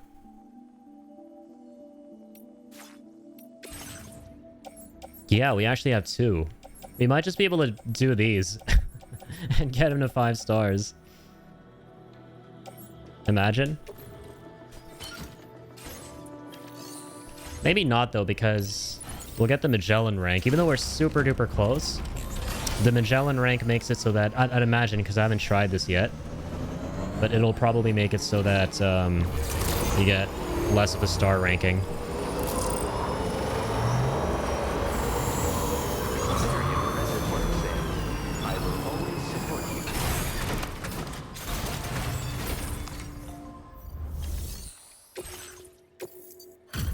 Let's see. Didn't think you'd go to such lengths on our behalf. I kind of did. I just went to my little ship parked out back. Not much effort on my part. And yeah, he didn't give us anything. He didn't give us shit. Understandable. I can't blame him. We did nothing for him. I was just curious what would happen. Nothing.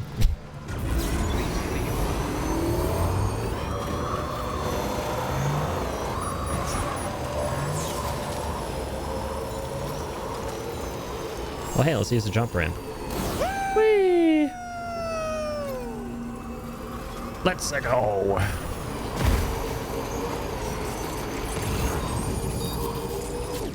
Let's grab some crystals. And a lot of stuff around these parts. Okay.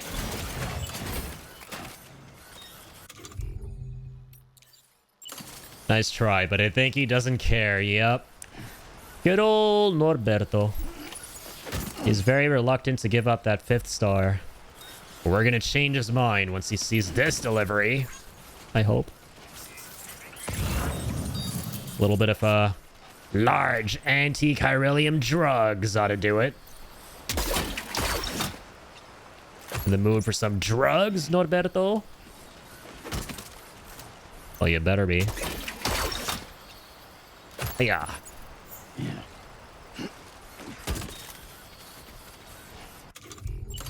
Auto arrange. God, there's so many of these. Yeah, you're sweet, but not enough.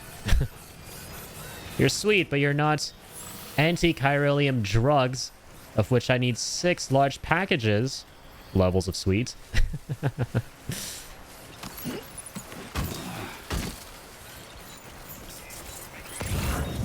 So we're totally not going to be able to carry that, right?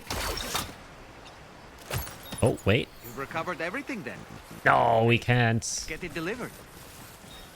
Oh, that's baloney. That's fine, though. We have the carrier, and we can use that on the zipline. So let's do exactly that.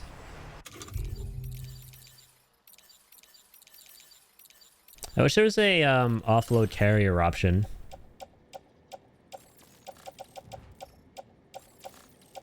Oh, phew. We have the floating carrier right here.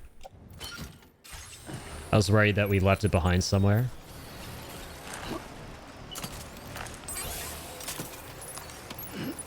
Boop. All right, let's go home. Whee! Oh, we're gonna go above the Magellan. This is so cool. Yeah, he's like, thanks, but I prefer drugs, please. Yo, Jane, how's it going? Big shout out to Jane, by the way. As you guys see there in the automated message. I was reading previous chat asking Death Stranding 1 being 6 years old. I was like, Dark Souls 1 isn't that new? Oh, wait. Yep. It do be a little confusing from time to time. You know, the fact that both Death Stranding 1 and Dark Souls 1 and also Death Stranding 2 and Dark Souls 2 share the same acronyms.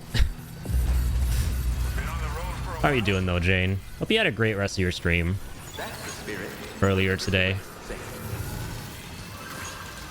That's the spirit.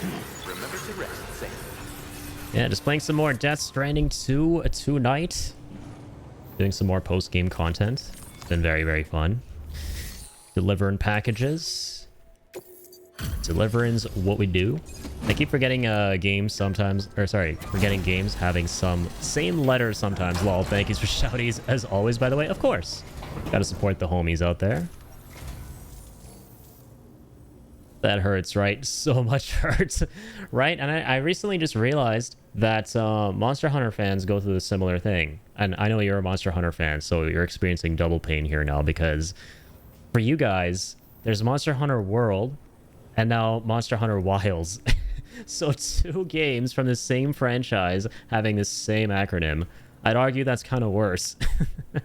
Because imagine going into all the threads where people are arguing about which Monster Hunter is better.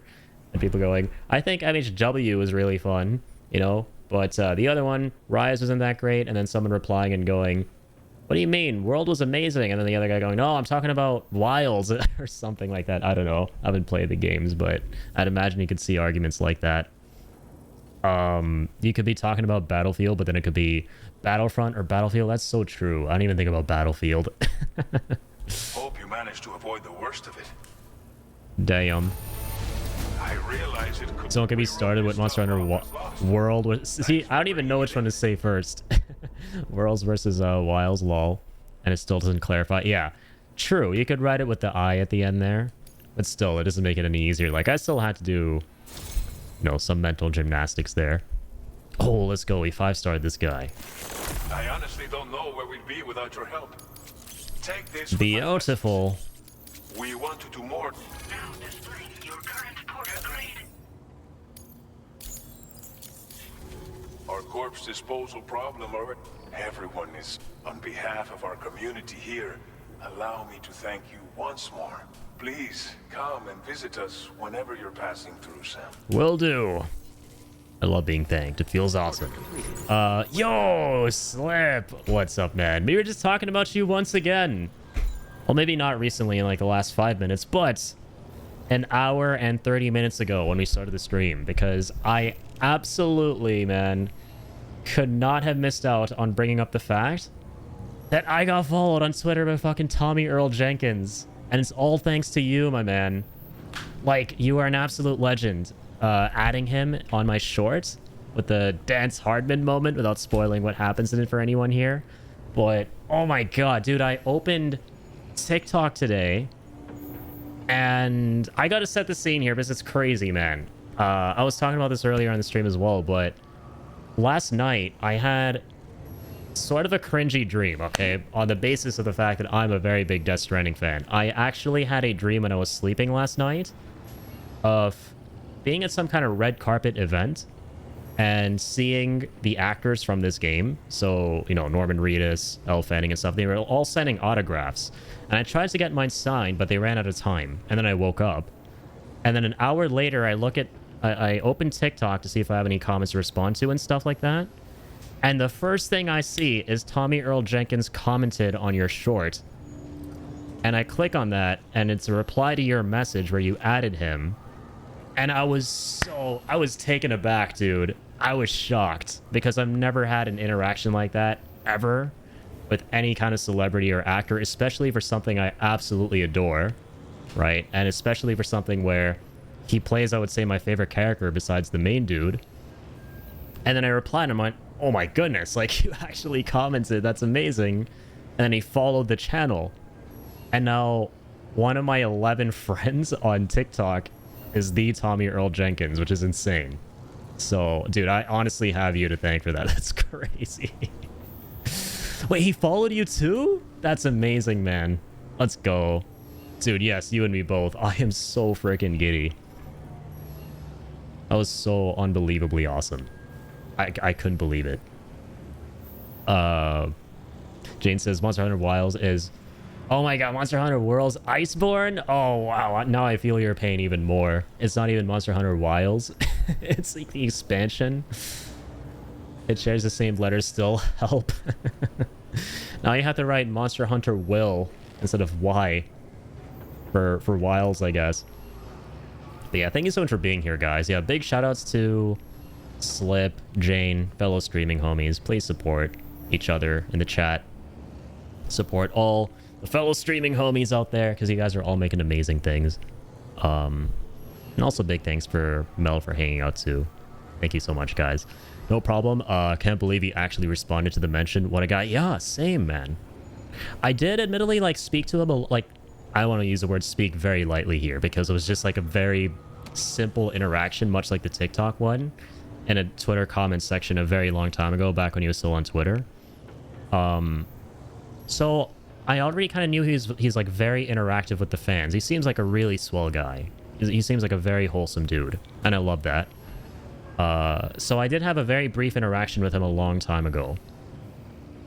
And then to kind of like see that again, but him actually following me, man, I had like a first legit real celebrity interaction, it felt like, because I've never experienced anything like that before in my entire life. But yeah, once again, dude, massive shout out to you. The man, the myth, the slip. It couldn't have happened without you, man. And I'm so glad he followed you too. He's an absolute legend. Yeah, he followed. And again, like, he plays...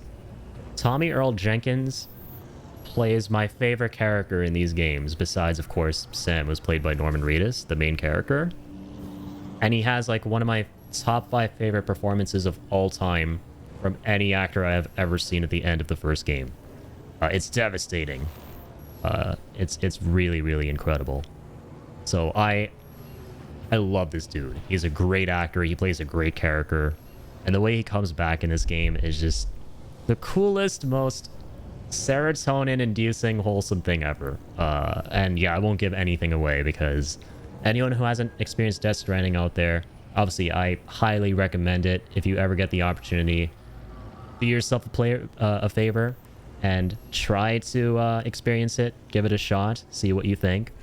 I never ever want to spoil anything about these games for those of you out there who are even just maybe a teensy tiny bit interested in what the heck these are about. The only time I experienced it is around Red Dead Redemption 2. I tagged all the actors when I did a painting of some of Dutch's gang. They're also nice. Oh, that's so cool, Jane. Yeah, I know you're like really big into Red Dead Redemption as well. So that's awesome. Doesn't it feel so amazing when you're acknowledged in a way by an artist who's involved with something you're super passionate about? It's like, like I said, this is my first time I've ever felt anything like that. It's I can't even describe the feeling. I was just freaking the heck out. That's like the most effective way I can express how I felt. So cool. That's really awesome that, you know, they saw your artwork. Because it's beautiful artwork. Yeah, Jane makes incredible artwork. And you guys should definitely check that stuff out if you haven't already. And it definitely deserves all the eyeballs. Absolutely. It's like a dream. Really, like, absolutely. It really is. Okay, let's finish the Boca, I think. We're very close.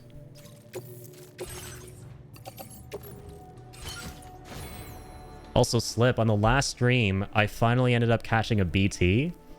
And dude, it was like, I wasn't even expecting that BT fight to be the way it was. It was basically a giant crab with a building on its back. And it would become upright and shoot freaking fireballs and like fire beams and stuff. I was like, what am I looking at, dude? I feel like I'm fighting a Dark Souls boss or something. And we ended up capturing that. That was super duper fun. So yeah, I ended up catching my first BT. Please keep your eyeballs to yourselves, guys. Lol. Nah, you make really, really good stuff, Jane. Truly. Wait, let me fix the focus there. Order accepted. Thank you. Okay.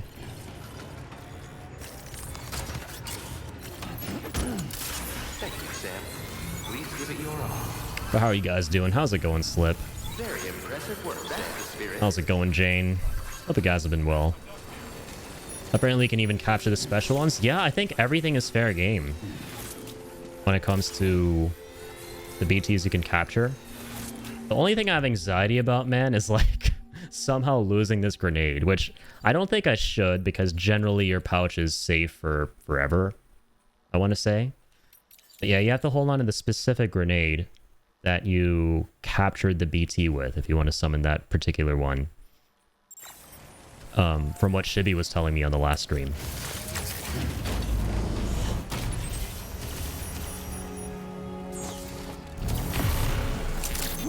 Wait, we got the cargo, right? Okay. The quesadillas. Feel that speed! Good thing I'm not hungry tonight. Because otherwise I'd be starving.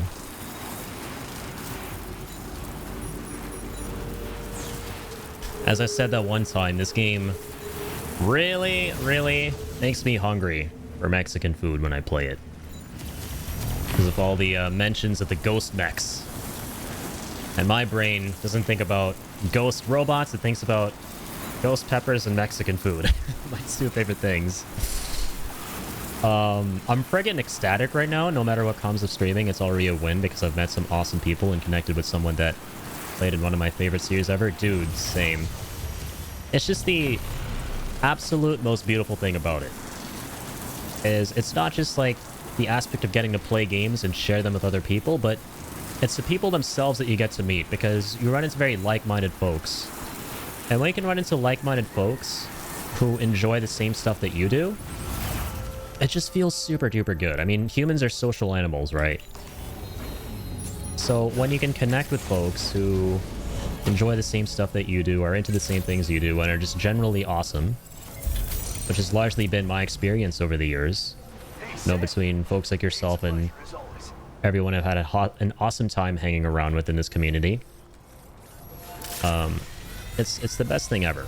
Absolutely. And, you know, like you said, no matter what comes of streaming, it's just, you're always looking forward to the next one, and it's already a win. Always a win. Y'all made me insta-starve. I'm so sorry, Jane. Hopefully you have something delicious. Thankfully, I got myself Mexican food itself today. I had myself a burrito bowl after a long time. That was a good burrito bowl. So, you know, I'm not starving for Mexican food today, thankfully. This game always does its darnest to make me very hungry for that. I love it when I get to nerd out on things I love. I don't go deep into fandoms myself, surprisingly. Yeah, you have like a pretty crazy repository of knowledge, Jane. You know so much about so many different stories and franchises and mediums. It's always so cool learning about, like, I thought I knew just, you know, like a pretty decent amount about a lot of games and stuff, and, you know, even things I haven't played, and I thought I'd experienced a good bit of stuff, but then I've seen how much stuff you've seen and played, and it's truly awe-inspiring just how much you have to talk about. And, you know, like I was saying in your chat, it's probably so awesome too, because I'd imagine if I were in your shoes as like an artist, I'd probably feel like I'm getting so much inspiration from these different styles and aesthetics and these different worlds and stories and mediums and stuff that can, you know, really inform the way I make things and create things. And that must be such a great feeling. So you're not just, you know, getting to enjoy what it is that you're watching or playing, but you're also actively getting inspired too. MGS and Dark Souls began it all, hell yeah. And Slip here is also a big MGS homie, so it's really cool. We've been getting a lot of MGS homies in the chat and community recently. Sit tight while I check. And I can't wait to play those games myself, because like I said, I played the 5th one, but I never played any of the others. And I would absolutely love to change that. I'm so tempted to start very soon. The only thing stopping me is just the knowledge that, oh man, like after 3, it is going to be pretty much impossible for me to play 4 until, you know, the Master Collection 2 goes out. Whenever that's going to be, you know, when they finally port 4 to like all the systems, because it's still stuck in PS3 hell. And I don't like want to stop after 3 and have there be like a long gap of time between that and playing 4. My son is your biggest fan, apparently. He was watching the Die Hardman clip and he was squealing whenever it zoomed in on you. Wait, really? I thought he was like the dancing, but apparently he likes you. Oh my god, that's so wholesome, man. I love that. That is super duper awesome. That actually just made my night right there. I'm truly honored. I mean, I was talking earlier on the stream about how, man, when I saw Tommy Earl comment on my short, dude, I was feeling really excited, but also really, really embarrassed and awkward at the same time. Because I was like, I'm just like a nerdy, goofball, random, scrawny gamer kid. Just moving around, making weird motions with an annoying voice probably, like freaking out over like pixels on a screen. Like I was nervous that I was just super cringeworthy or something, so I was super self-conscious all of a sudden when I saw that. But no, that's really awesome to know. He will be watching the stream at me from now on. That's super amazing, man. That's very, very wholesome. I love that. Appreciate you guys. Harpy growing 5 times the size, hearing that cringe style. Pleasure as always. Hope I can call any.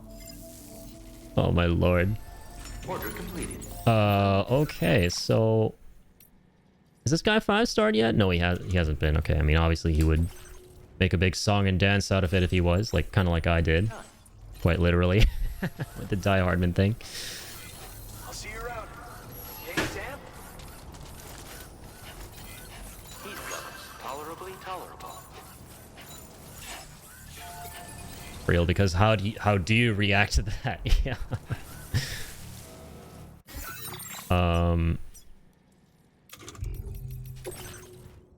Yeah, man, it's just been absolutely crazy all around recently. Like, you're talking about how awesome someone is, and they just show up in your comments, right? Like, it's like the... I mean, it makes sense it was that short, because, you know, you tagged him, or you added him, whatever the term is. But still, like, it purely had to do with him coming back into the game and in style and making a hell of a dramatic impact and entrance. And, you know, I was like a kid in a candy store, absolutely freaking the hell out over it. So it's like when you see the person who was the performer of that, you know, directly interface with the fan who was freaking out, it's like, oh my god, I hope I didn't make a fool of myself. It's just so awkward. I watched that part so many times. I love it. I couldn't help, man. I couldn't help it. It was because, like I said, he was my favorite character in the first game. And, you know, even though there were, like, hints and stuff of him coming back in Death Stranding 2, I was like, okay, it might not happen, whatever. It'll be, like, a smaller appearance, a smaller role.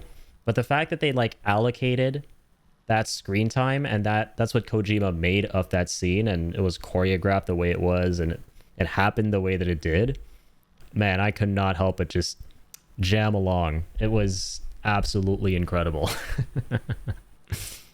And I normally never freak out that much over stuff.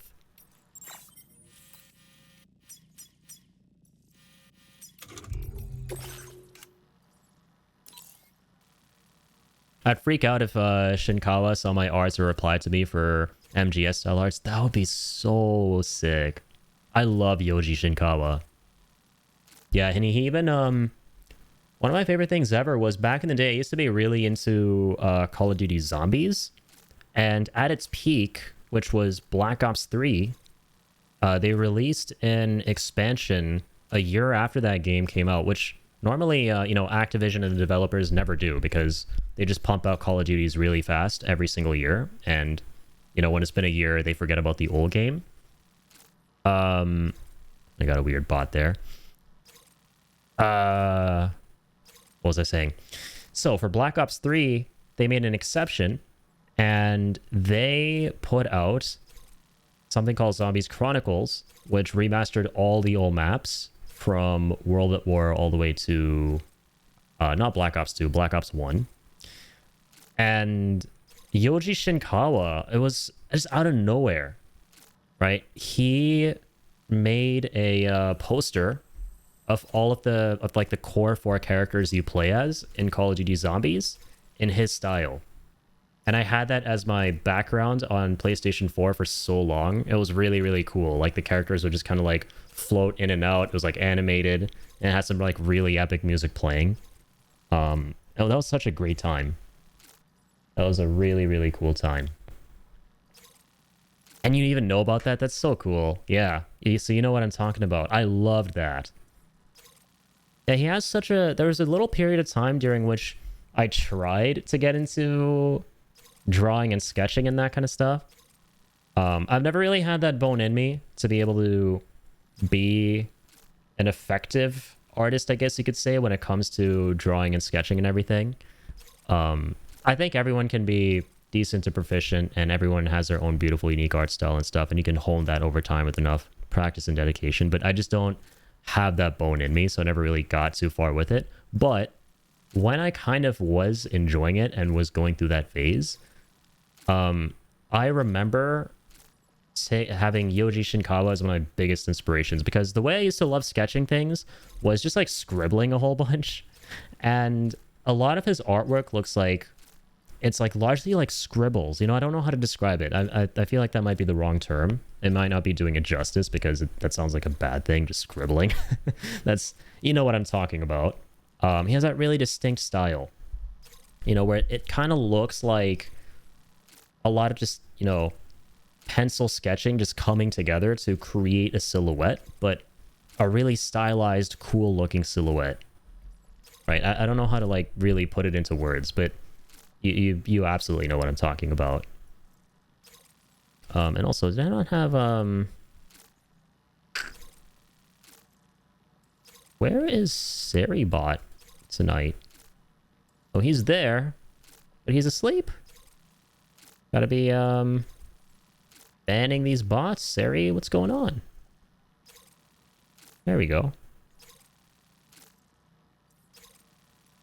Also love his styles. I don't paint like him. I actually do Sharpies and not ink brush pens.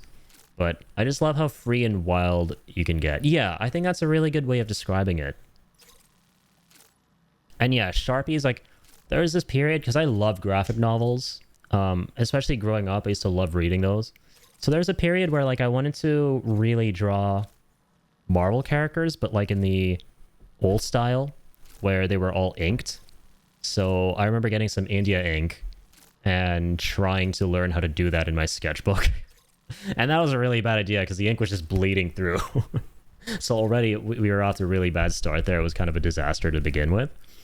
But I remember really wanting to learn how to like ink, and it was so hard because you have to be so precise and so fine with it. So yeah, I ended up using a lot of Sharpies and stuff myself, like a lot of markers, because it's just way less hassle-free, obviously. But I remember really wanting to learn how to ink. I still do that. Yeah, I feel like it's something you just always have to contend with. But, you know, you definitely get better at it over time, for sure. Love his art style. He's able to tell such a story without overdrawing. He lets your mind work to interpret the images. And I think it's a little like, it's like a little bite of candy for your brain. Yeah, that's another really good way of describing it. You know, it just feels like very like free and wild, like Jane says, very free and wild and loose. But you know what he's trying to do. And it's still very stylized, and it looks, you know, very captivating. Yeah. No, he described it way better than I could. But yeah, there's so many cool styles out there, and I love Yoji Shinkawa's approach, and probably my favorite character designer ever would be Tetsuya Nomura. Actually, not very long ago, went through another art phase. They come and go every couple years. I tried getting into digital art, and I challenged myself, because I love Final Fantasy VII. It's my favorite game ever. I challenged myself to redraw all of the classic character portraits of the cast of Final Fantasy VII. And I kind of did a decent job for someone who's like a complete amateur. I have to give myself a little bit of credit, because I didn't trace or anything. I copied, but I tried to copy by, you know, doing the basics that they teach you for art. Like I started with the shapes and stuff. And the most fun character to do was definitely Barret. The most ironically difficult character was actually Cloud, because I kept expecting Cloud to kind of look close enough, the version of him that I was making, to his portrait, but he just kept looking super duper off. But Barret and Sid were the most fun to do. But yeah, my point is, I love Tetsuya Nomura's style, and it was super duper fun to try and... I was like, let me try and find a style I really love, and just... Listen, I want to just try and copy what they did, and see if I can do it pretty effectively with some of the basic principles you learn with artwork. And it didn't turn out amazing. Like, yeah, nowhere even close, but they definitely were up to par with where my art skills were, I would say. If someone like me, a complete noob, tried to copy the portraits. And I felt pretty decent. Like, I think ultimately the goal should be to enjoy the process more than anything. I think the final product may not ever be one-to-one with what you expect it to be, but if you can just enjoy the process and the journey of getting to the final destination, then that's what matters, right? And we were kind of talking about this last time too. It's a bigger discussion just about how we're all our like harshest critics, and how no matter what it is that we make, we're always going to kind of look at it and go, oh, this could be way better. Like, I'm seeing all of these problems, but the reality is it'll never be as perfect as you want it to be, because there's no such thing. You just got to like learn to love the process and, you know, do your best, and then use all the tools at your disposal and what you've learned to get to a point where it's like, okay, you know, there are things that could be better here, but I'm okay with this. And then next time, here's what I'll do differently based on what I've learned from this experience. Anyways, I'm just yapping at this point. Okay, what do we gotta do still? I think we have the Boca super close to 5 stars. So let's have a look. Sorry, I missed that. There's an art form in mastering and doing simplicity good without having to draw all the exact details. Yeah, absolutely.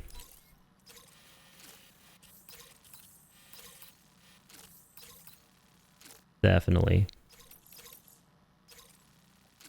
There is beauty in simplicity. Okay, deliver this to the Boca.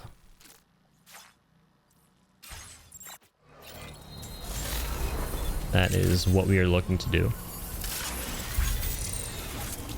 Sorry, let me use the zipline here. Lets me zipperoniums around the place. There we go.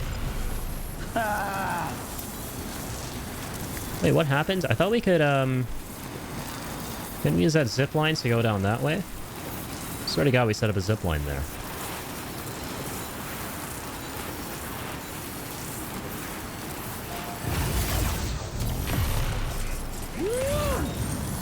Whatever might have happened.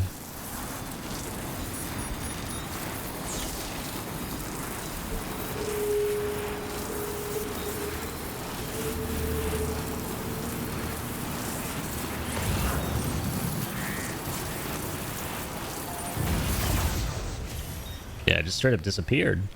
What?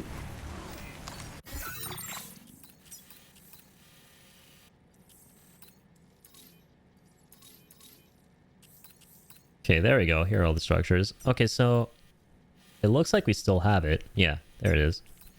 I swear it didn't let me connect to it from here. Or maybe it did, and I just overlooked it. Highly possible. Knowing me.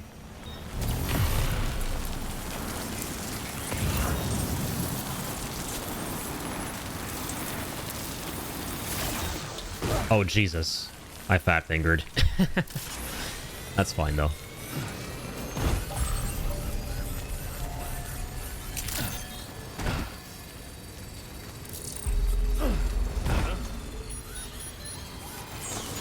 Whee! There we go. I actually slid down that time. Oh my lord, I think it was Slip himself who was mentioning that I should try that at one point. But yeah, there you go. I think it's because of the speed skeleton.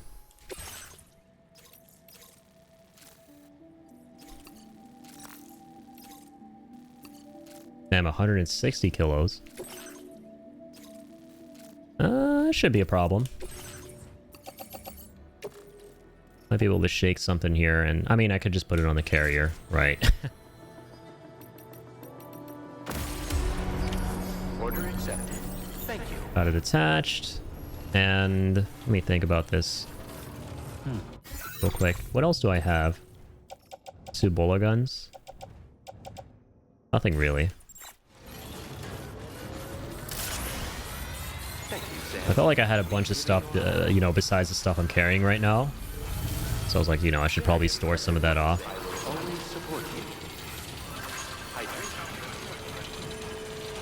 you. No, not really.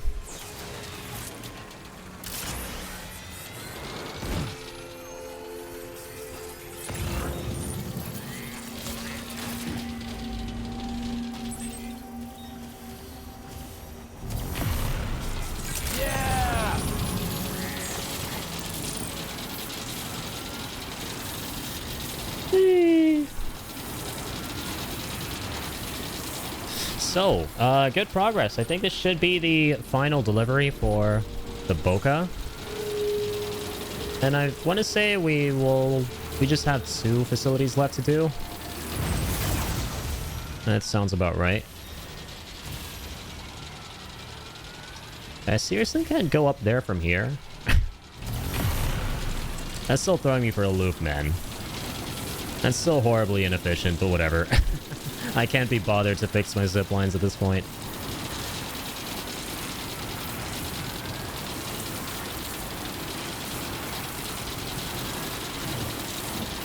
Got a red sky. Also had a really cool butterfly nebula in the sky too last time. All the environmental tidbits that show up in the skybox are very, very cool.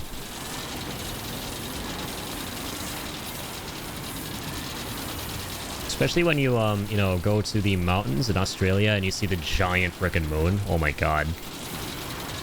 It's always very awe-inspiring.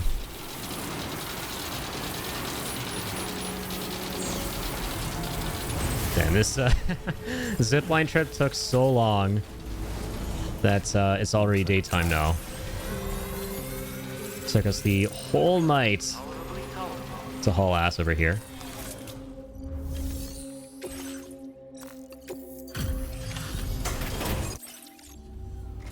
Pulled an all-nighter on that zipline. That is a mountain of cargo. Absolutely. Now let me get a mountain of stars. There we go, my man. Sam, 5-starred the there's not Boca. a porter alive who's as talented as you. I wish I had a fraction of your skill. New badges. You can rest here, of course. I've upped your allocation of materials again. Sweet.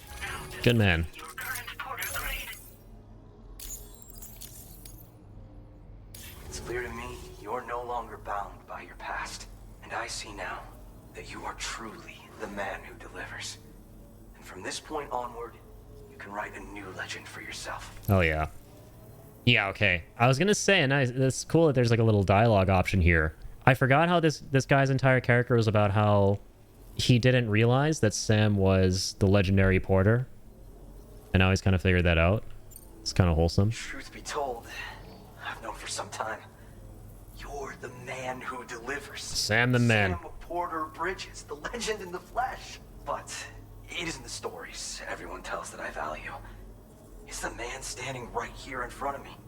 How I felt when Tommy Earl Jenkins showed up to my TikTok. In this day and age, the fact that you're still doing your damnedest to make the world a better place is what sets you apart. Past accomplishments are fine. Tomorrow is what matters. Tomorrow is on our hands. I'm gonna keep on following your example, doing everything I can to become a legend in my own right. Gonna keep on keeping on. All right. Sam, you're always such a big help. I don't know what I'd do without you. Order Be outyful. well done. See ya never, man. Ain't personal. You're an awesome dude. I just got all the stars I came for, though. Well, actually, I might have to see you again. Depending on whether you have deliveries or not for the other places who... You have to give me 5 stars. My god. Okay, oh, phew. I thought these are all Mexico facilities for a second. But no, it's just everyone in the game. I was like, what? Like, what? Who are all these people? Oh, but I think it ends at the Boca here. Yeah. Just need to finish up with Benjamin here. And yeah, that's it. Good old Ben. Right? It's got to be it for Mexico.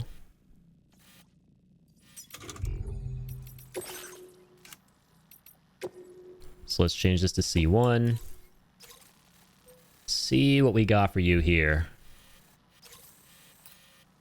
Oh, the watchtower. Oh, no, never mind. Thank God we finished that already. That's a main story mission.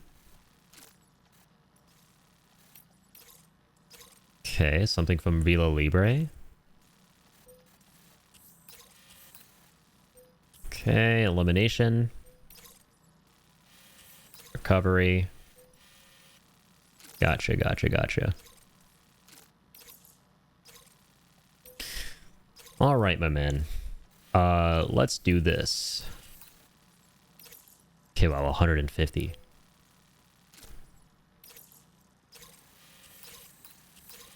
Let's go to, I'd say, Villa Libre. Or no, we'll go here first. Accept the recovery. Go to Villa Libre. Accept the delivery. And then grab a truck from there and grab everything on the way for this guy. Complete these two. 2 birds, 1 stone. And then eventually we will do this elimination mission. Alright. Sounds like a plan, guys. A man with a plan. I try to be. Usually those plans are made of cards. And everything just falls apart. Things don't end up being much of a plan at all.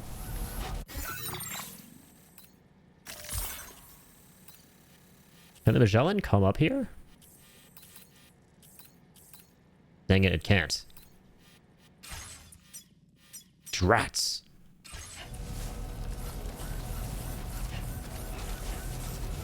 Okay, that's fine.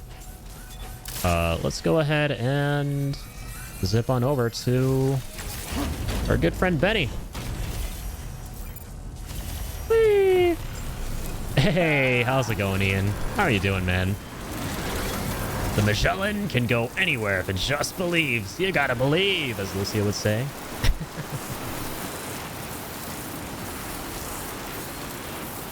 As Lucy would say, today's a good day. He doesn't actually say that, but today is a really good day. Today is a very nice day. Courtesy of Slip, once again. Look at this team. We're gonna do great. I love Lucio. I gotta get back into Overwatch someday. Hopefully someday soon. Wait, what? Oh, there we go. I love it when Lucio says that and he got like the most ass backwards team possible. And it sounds like the most sarcastic thing in the world.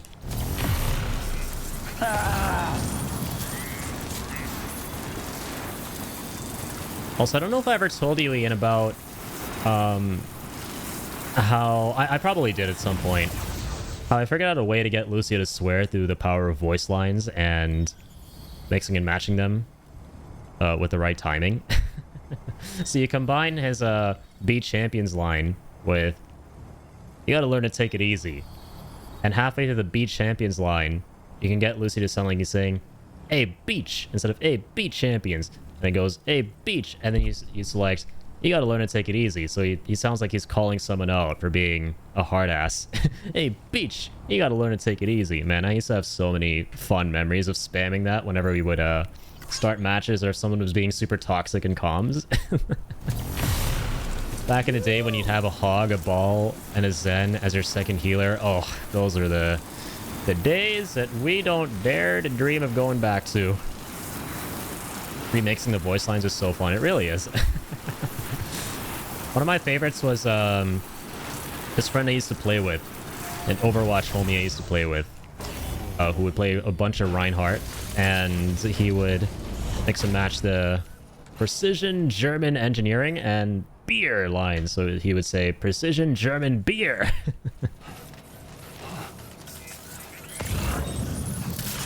That was a good one.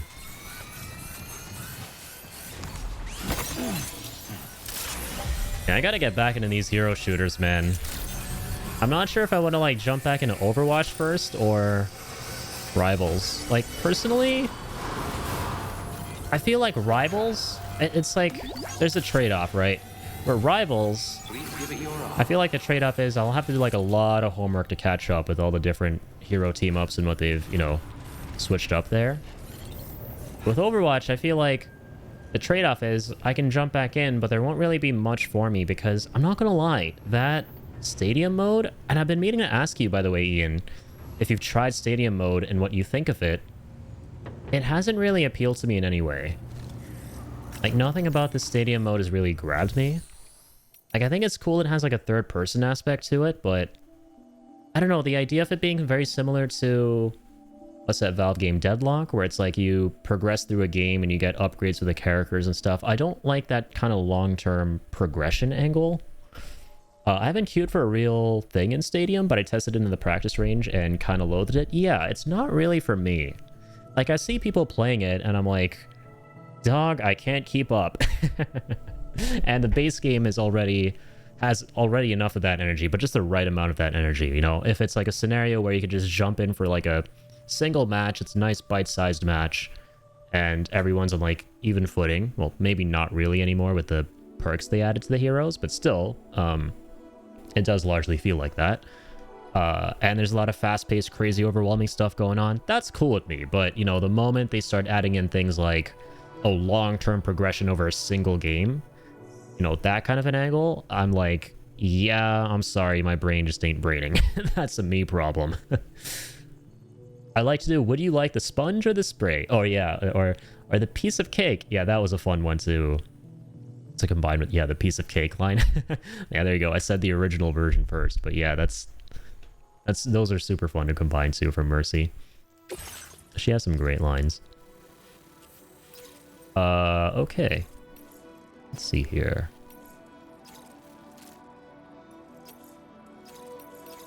So we're taking on the Subdue mission.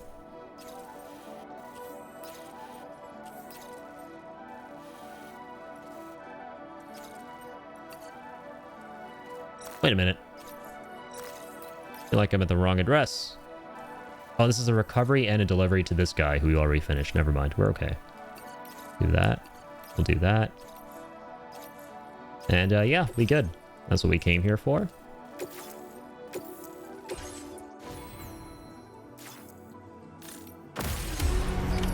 Order accepted.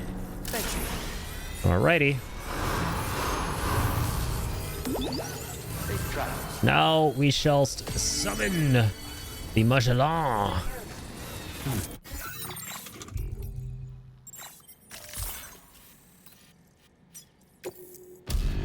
Da-be-dee-boo, da-ba-doo-doo, da-boo-dee-doo.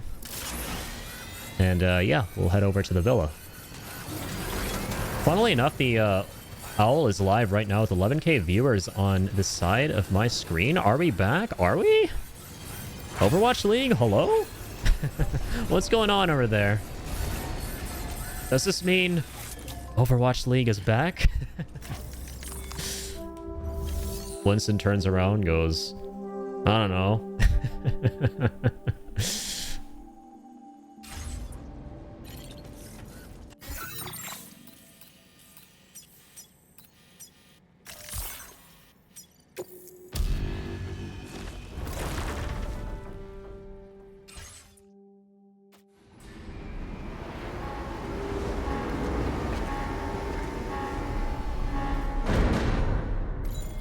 Derp, derp, derp, derp, derp.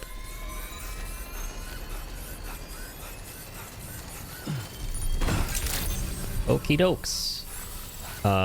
Yeah, we should probably grab this truck.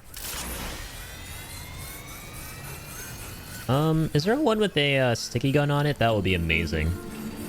We can use that to grab the cargo that we need.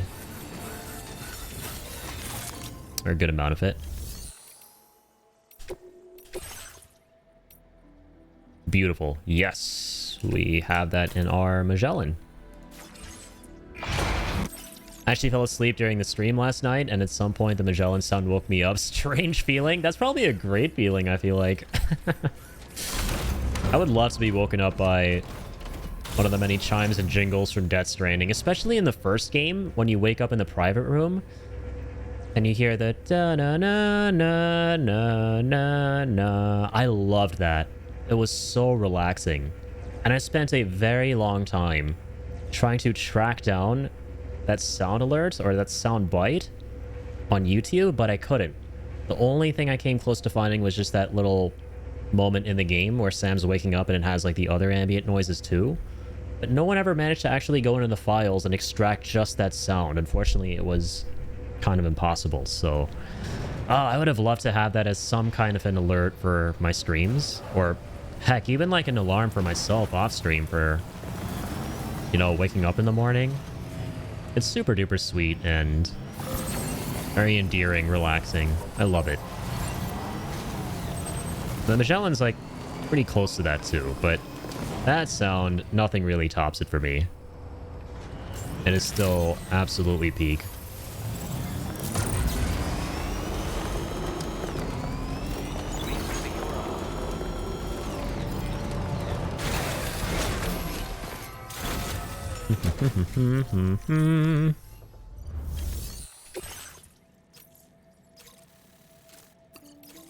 Okay, let's grab this. Place it in the backpack. Order accepted. That should be that. I think we have the sticky gun, right? Thank you.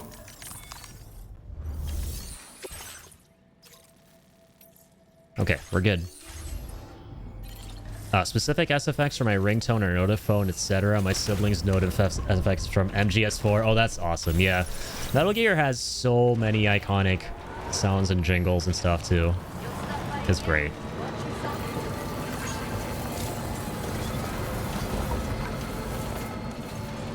Yeah, between the alert sound and the, you know, actual hardcore theme of dun dun da da da dun dun da da da.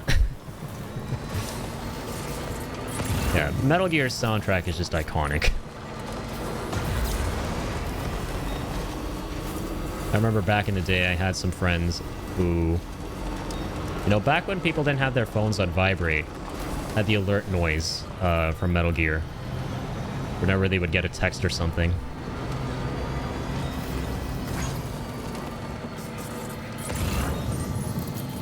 I remember my very first phone was the Samsung Corby, for those of you who remember that. It was one of those phones from back when not everyone readily had smartphones. And it was that weird little period where touch phones were a thing, but they weren't smart.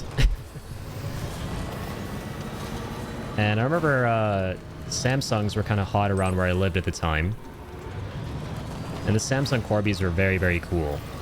Because the whole idea was you could remove the backplate. You had to like remove the backplate and take the battery out to charge it.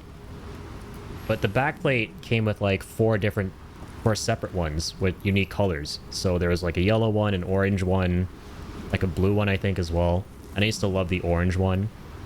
And there were many, the reason why Samsungs were kind of hot around where I was growing up was because there were many Koreans going to my school, right? So they would always like bring their Samsungs, show them off, all of that kind of stuff. And I remember I had a friend named Dong-yoon when I was in elementary school. And he always used to like show up with the hottest new Samsungs because his dad obviously worked for Samsung. And I remember him bringing the Corby to school and then everyone wanting a Corby after that. And he started the trend of like kids' first phones at the time being the Corby. And I used to love that phone. I thought it was the coolest thing in the world when I had it. And looking back, it's obviously now just some ancient relic of the past that can't even do a fraction of what phones can do now, but it was so cool at the time. And like, I used to love figuring out ways to go on the internet on it because that wasn't super common either. And finding these cool little apps to download that would let me get new ringtones and sound alerts and stuff. It was so fun. Specifically, Drebin points, MGS4 ping. In fact, I had found a YouTube video with the Magellan sounds. Want the link? Oh, I would love that. Like, are they isolated though? Like, just the sounds and no background noises and stuff like that?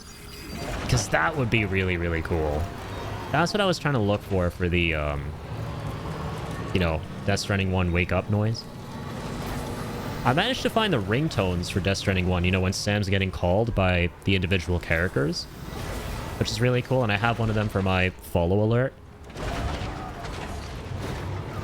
But, okay, it's just the sounds. Like, that's awesome, yeah. Please feel free to drop that in the chat or in the Discord if you're in it. Oh, yeah, you are. Yeah, definitely feel free to drop it in the Discord so I can check it out later.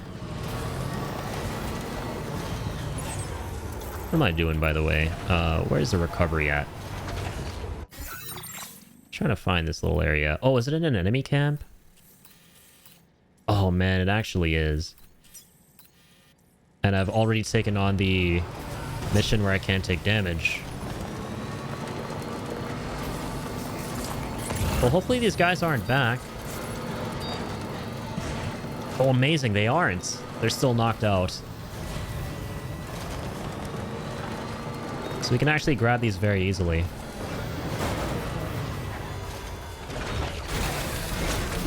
Gotta stretch my legs.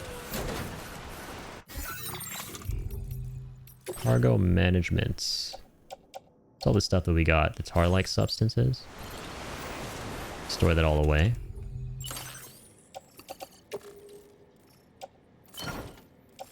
Cool. To the Discord? Awesome, thank you. Alright, let's grab all the good stuff here.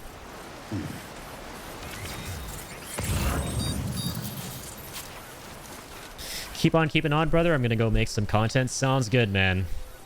Very excited to check all that out. And dude, once again, much love and big shout out for the whole Tommy Earl Jenkins thing. Which was, like, it's absolutely my highlight of the entire year. Once again, I've never experienced anything like that before. The actor who plays my favorite character in this game besides Sam, and just one of my favorite characters of all time in anything, and a project that means so much to me. Freaking following me on TikTok, dude, and being one of my 11 friends on TikTok. Actually seeing Tommy Earl Jenkins in the friend list, I still can't get over that, man. And it's all thanks to you, dude, so that's absolutely amazing. Thank you so much once again. Absolutely my highlight of the year, besides this game coming out. And possibly for just a very long time. What? What did I sleep through? Oh my goodness, yeah, I forgot to mention this to Ian. Holy shit, dude, okay. Okay. I hope the rest of you guys out here don't mind, but we're gonna do another, trip through memory lane here of what happened at the beginning of the stream. So, the recap is, man, I started the stream today and I was so giddy. Thanks to Slip. Happy to be a part of it. Dude, you are an absolute legend. I'm so glad you were a part of it. And that he followed you too. That is the cherry on top here. I'm so happy for you as well, man. What a freaking guy, like you said earlier. I love Tommy Earl Jenkins. But, dude, so Ian, here's the crazy thing, right? Last night, I had a dream.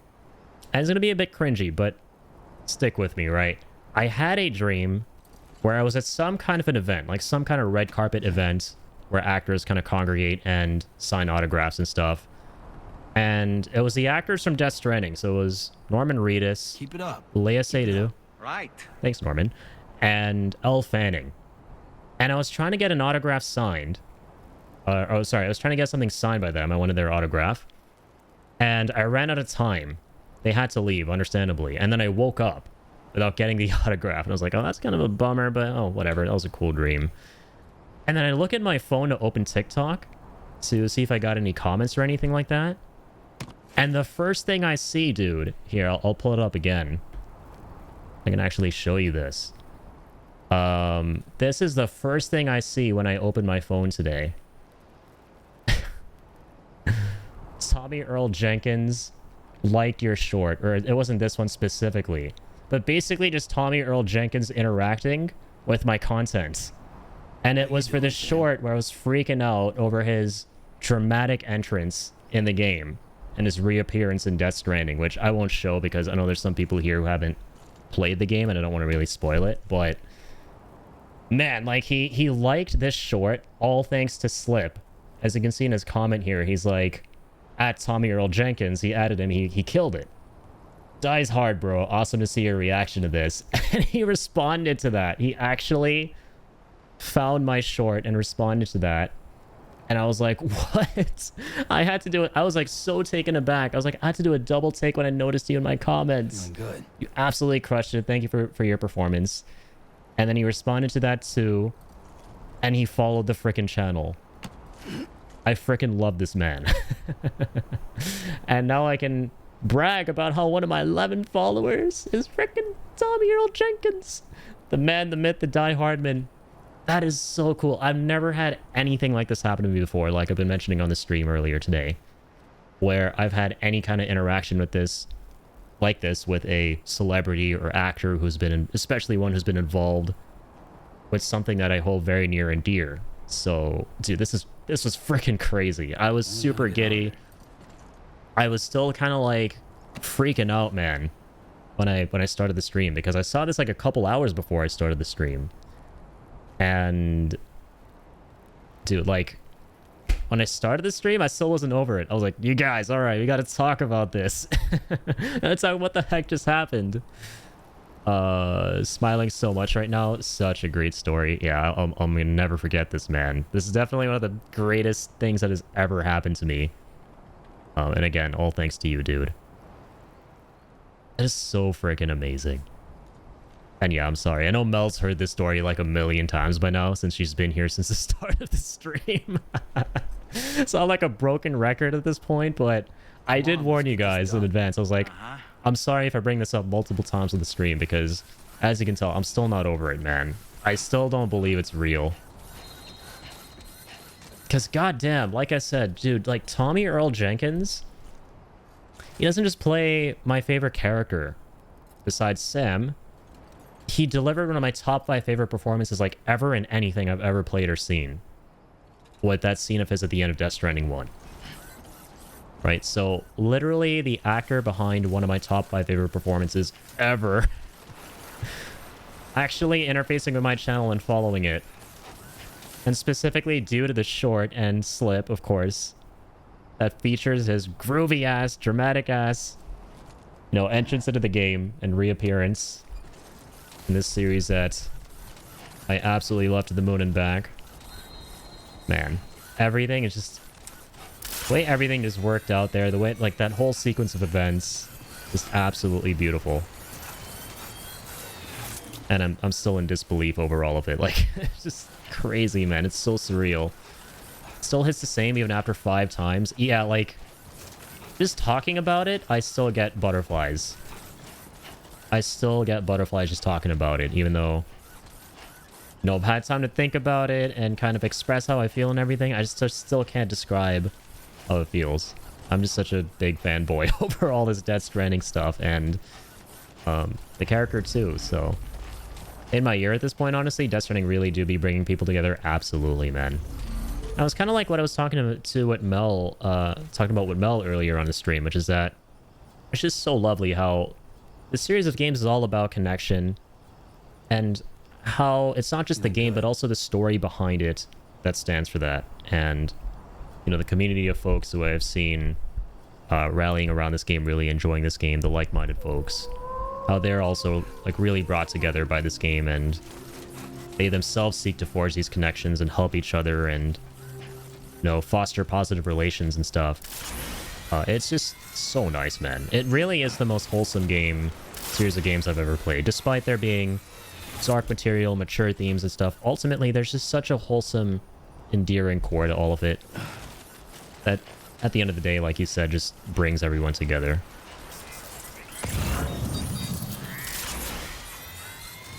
And yeah, like I was saying, you really also just feel that outside of the game in terms of its development itself. Like with all the cast and crew involved, you can tell they had great chemistry with one another. And from what I've seen and heard, They're all just like really awesome dudes, especially like Tommy Earl Jenkins, who has been known to be very interactive with the fans in the past. Because like I said, I have admittedly had like a very brief exchange with him in the past on Twitter, back when he was still on the platform. When I commented on something he retweeted about his performance in the first game, and I was like, you crushed it, this was amazing. And he liked that. And he said, yo, thank you, that's very, very kind of you. And I thought that on its own was very crazy, but the fact that now he's actually directly interfaced with the channel, dude, that's so cool. And with yours as well. Like, that's a whole other level, man. Like, I can now also brag about knowing Kojima, dude. They're like less than 6 degrees of separation. I freaking know Kojima through 2 degrees of separation. We both do. Just by that brief exchange, you know. Much love, brother. Catch you later. Yeah, you as well, dude. Thank you so much for being here, Slip. Once again. The legend of legends. And yeah, big shout out to Slip, by the way. If you guys haven't checked out his stuff, please go check it out. He's a fellow streamer. Big Metal Gear homie. Or I should say Kojima homie, because I still haven't officially joined the Metal Gear home squad, even though I do have a lot of love and respect for that franchise, because I haven't played all of them, sadly. I've only played 5, but I intend on changing that. So he's a big Death Stranding homie and Kojima homie. Been playing a lot of Metal Gear Solid 3 recently. Those are really fun streams to tune into, so you guys like that vibe? Please go show all the love and support. She should like this vibe and his vibe, because I know frickin' Tommy Earl Jenkins on TikTok now because of him. I'm sorry, I'm never gonna be able to get over that. I think we got all the packages, by the way, so we're good.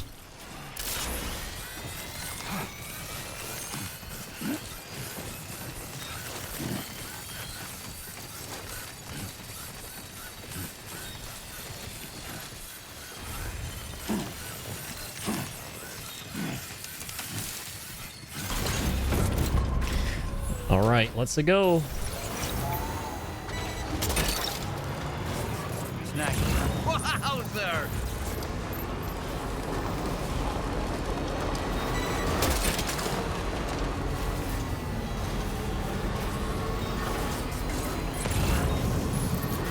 And yeah, Slip also mentioned, for those of you tuning in, and this is the most wholesome thing ever, that his son saw that short too on TikTok and got really excited as well when I started freaking out and dancing over the fact that freaking Ty Hardman was back.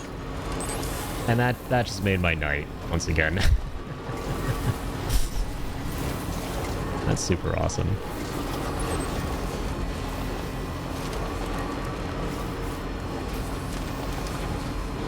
Yep, exactly. I love that. Dance emote. Absolutely. Nothing but groovy vibes.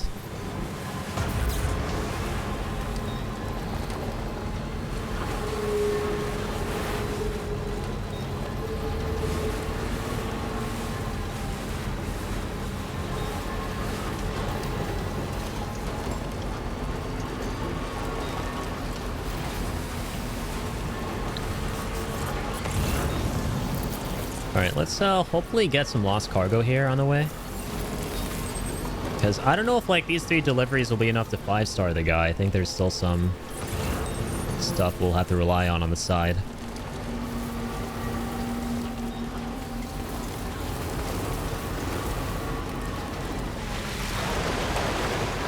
Come on, buddy.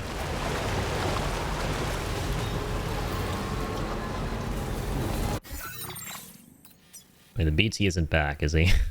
I hope not. Oh, God. He is already?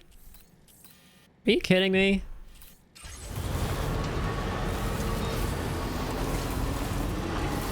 Hasn't even been like 24 hours, it feels like. Oh, it literally hasn't. Alright, we're gonna have to be careful here. Let me quick save.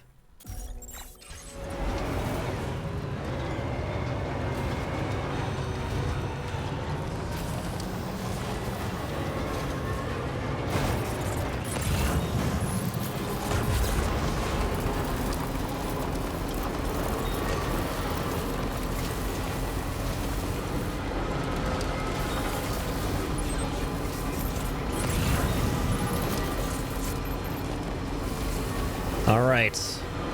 Nothing but a nice night drive so far. No BTs, no nothing.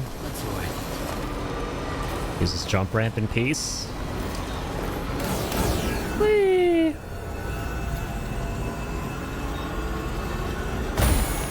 Very unceremonious, I know. Gotcha. But whatever, it prevents fall damage.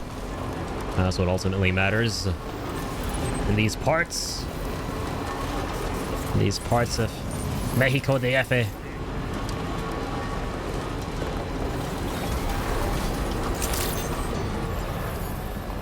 There we are.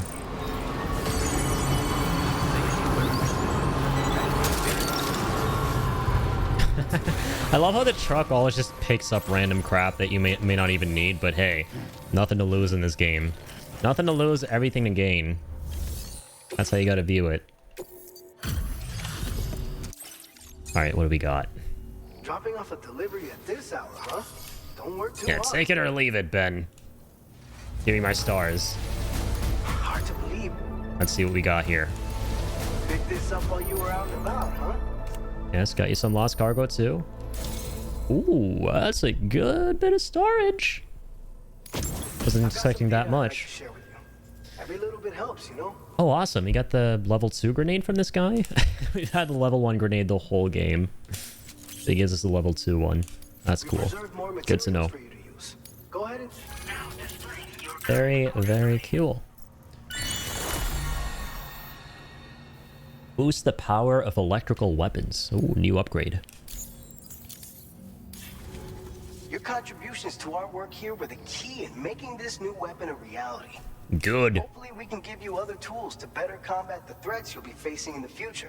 But to do that, we're gonna need your continued support too. Yeah, I'm about to take on the next mission where I have to go Order completed. bonk some heads. And not take any damage. Alright, let's recycle. Reduce, reuse, recycle. Then trekking boots.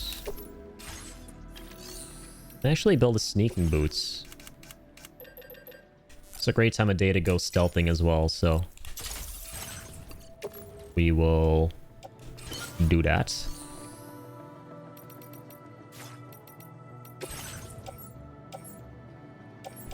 Okay, wow. Now we're talking. Now we're seeing a whole bunch of shared loot from other players. Attach the boot clip. Right, let's see these weapons. Loading carrier level 2. Nothing too nutty here. Yeah, we'll just hold on to our bola guns. If they are A-okay. Yeah, they're still fine. This thing's got 13 shots. This thing has a full set of 25.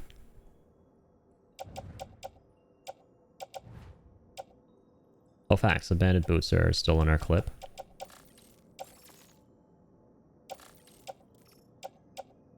And we got all this... Oh yeah, lost cargo we picked up on the way that we don't really need. That's fine. Ding dong. Alright. Time for some Metal Gear, and this one goes out to all you Metal Gear homies. We're gonna do some tactical espionage operating. Yo, how's it going, Seb? Thanks for dropping in. How are you doing tonight? My fellow Canadian homie, don't worry, I haven't forgotten this time. Been talking a lot recently about how my memory ain't the best, but I'm happy to report, and Mel here is my witness and she can vouch for me, my memory can occasionally be pretty decent. Because here's a really wholesome story for you guys. Remember today where I interacted with Mel for the very, very first time. And I never realized it until today. Because her name has always been familiar to me, but I never realized that she was this one commenter on my YouTube video for Death Stranding 2 where I was reacting to its reveal trailer a long time ago. That she was that same person who was asking, hey, I would love to watch your playthrough. And I linked her my playlist of my 2021 playthrough of Death Stranding 1. I only just found out today she's that person. And I remember the interaction too. So hey, sometimes my memory can be kind of functional. So don't worry yet. I don't aim to forget, Seb. From here on out. Doing well. How are you? Oh, I'm doing amazing. do we do a round 3 of going down memory lane and tell Seb why I'm doing amazing today? Or have I already like fried a couple brains out there by acting up like a broken record with the crazy story that happened to me? Because I've repeated this so many times, I don't want to like, yeah, sound like a broken record. And just white noise like at this point. But whatever. We're gonna relay it again anyway because I am still so giddy over it. But yeah, Seb, I am doing absolutely awesome today because the actor who plays my favorite character in Death Stranding 1 and 2, besides the main character Sam, his actor followed me on TikTok. That's the TLDR of it. And it was because of our lovely homie in the community, Slip, who, in his comment on my TikTok, added the actor who's also on TikTok. He was like, at Tommy Earl Jenkins crushed it. And then Tommy Earl Jenkins showed up, and he replied to that comment. And then I was like, what the heck? I had to do a double take. Tommy Earl is in the comments? And he replied to mine. And then he followed me. So, and I've never had an experience like that before. With any celebrity, any actor. I've never met any before, talked to any before. But this is the craziest thing that's ever happened to me in that department. And probably the first thing that's ever happened to me in that department. So, yeah, today is a damn good day. I'm doing amazing. And, yeah, probably one of the 2 biggest highlights of the year. The other being the, you know, release of this game. Jane says I'm stuck in memory lane at this point. That's a mood. Relay it, King. Thank you guys for putting up with my, you know, broken tape recorder trap that is just kind of stuck on a loop. You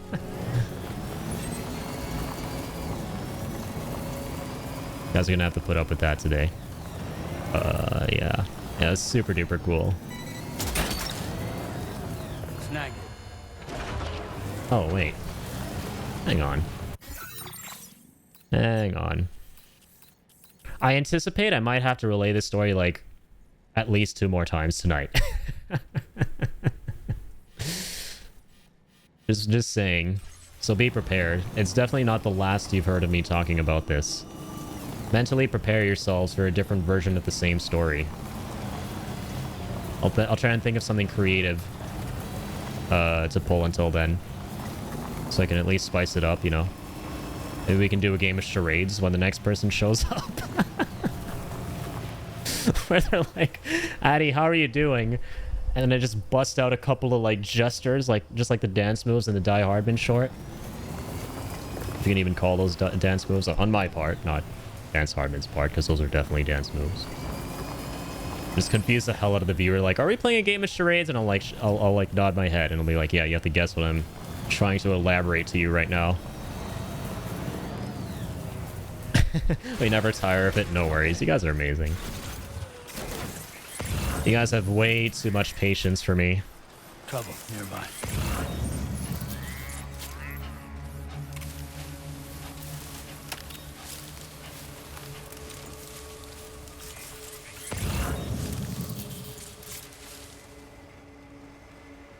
Man, I love this biome.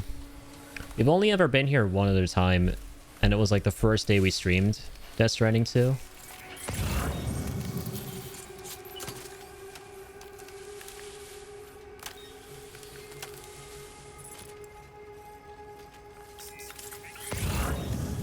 Who creates a fake account just to ask Addy if he's having a good day? If someone actually did that, that would be the most wholesome thing in existence. Yes, I'm creating a fake account here. I just want to ask how the streamer's doing. Seeing if he's doing alright. That would be the most wholesome thing in the world. But probably also the most annoying thing in the world for you guys. Once again, because I have to, like, repeat myself. There we go.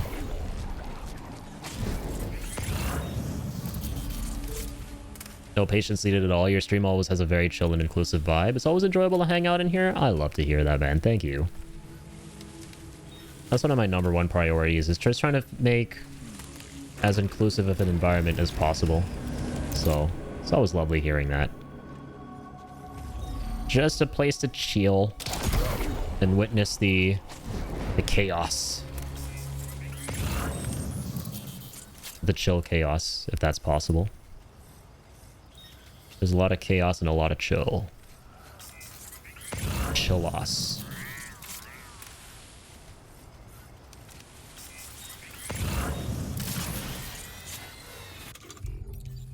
Where be my rope? There be my rope. Hello. Damn, I think Sam killed him. I don't think that guy's sleeping. Also, a lot of people hate my puns, so anyone I can get who appreciates them gets points in my book. I don't get how anyone could ever hate puns. To be honest, like, look, I've never understood it when, you know, people follow up a pun, or the second party follows up the pun from the first party by going, "Get out," or "See yourself out." I get that's all fun in games, and that's part of the humor, but it must have come from somewhere originally where it wasn't very humorous and wasn't very funny, and the guy genuinely was peeved off by a pun because, I don't know, someone shot on his waffle that day or he stepped on the Lego. But I never can understand anyone who might actually be genuinely triggered by a pun. Or be like, "Oh God, no, why would you do this? I need to go clean my ears." So I will always appreciate a good pun.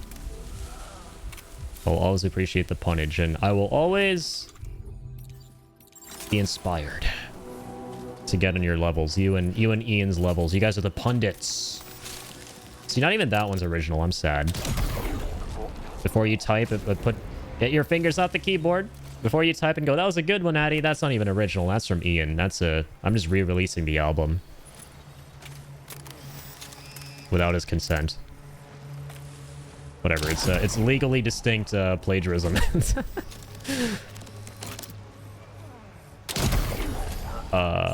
Sometimes the groans are groans of love, but yeah, not everyone appreciates the puns. Sad face. Why not? Why the long face? Why so serious? Why suck the fun out of the puns?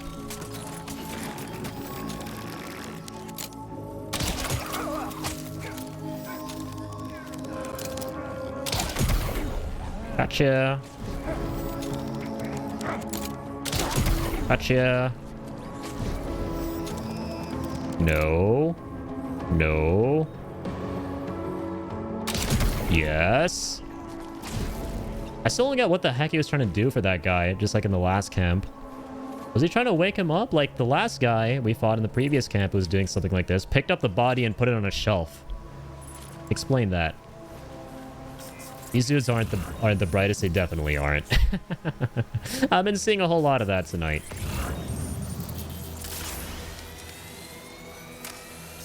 Is this guy the last guy?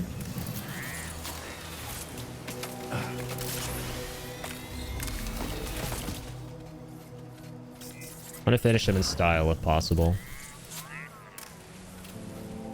Might actually be. Think fast.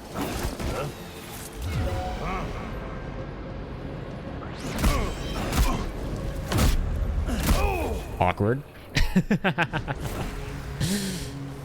There we go. That was meant to happen. Scripted.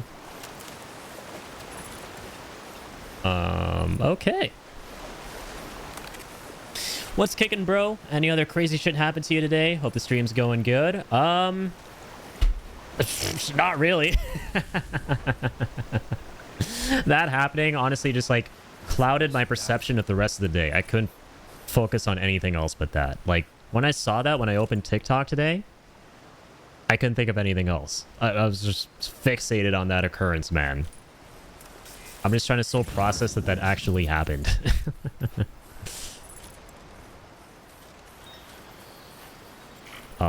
But yeah, the stream is going amazing, man. Thank you for asking. And I hope you've been well as well, Nifty.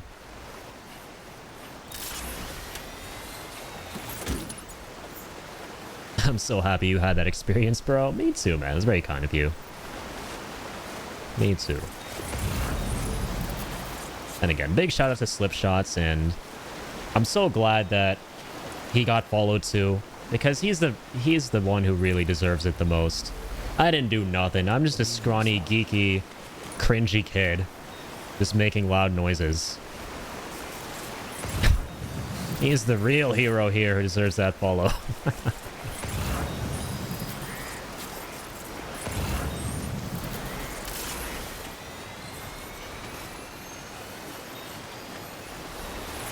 Just taking care of my wife. She's got a wicked bug right now. Oh no. Oh, she feels better, man. That's unfortunate. Yeah, those are never ever fun. I had a pretty nasty, I don't know what it was myself a couple weeks ago. And it sucks because it was as soon as this game came out, I felt like death for like the next 2 to 3 days. Just felt like really weak, muscle aches, joint aches, very nauseous. It was some kind of a weird bug. Definitely been something going around lately. She'd be fine. I'd be wiped out if I had it though, lol. Yeah, no, I definitely know that feeling. Like I said, yeah, I was absolutely nuked by that myself. Or, I don't know how similar it is to what I went through, but I can't imagine it, you know, must be any better. Because bugs are bugs, right? Hate to see him, hate to experience him.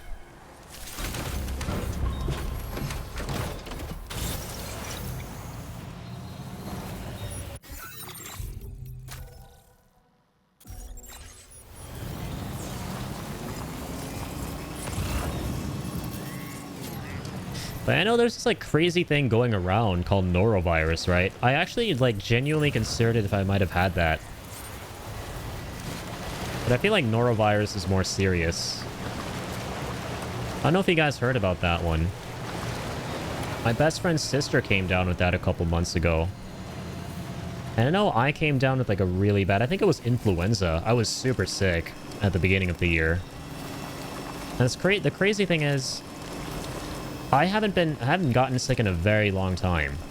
This is the first time in many years where I've actually gotten sick, you know, just in general. And it sucks that I got sick twice this year. Normally never ever get sick.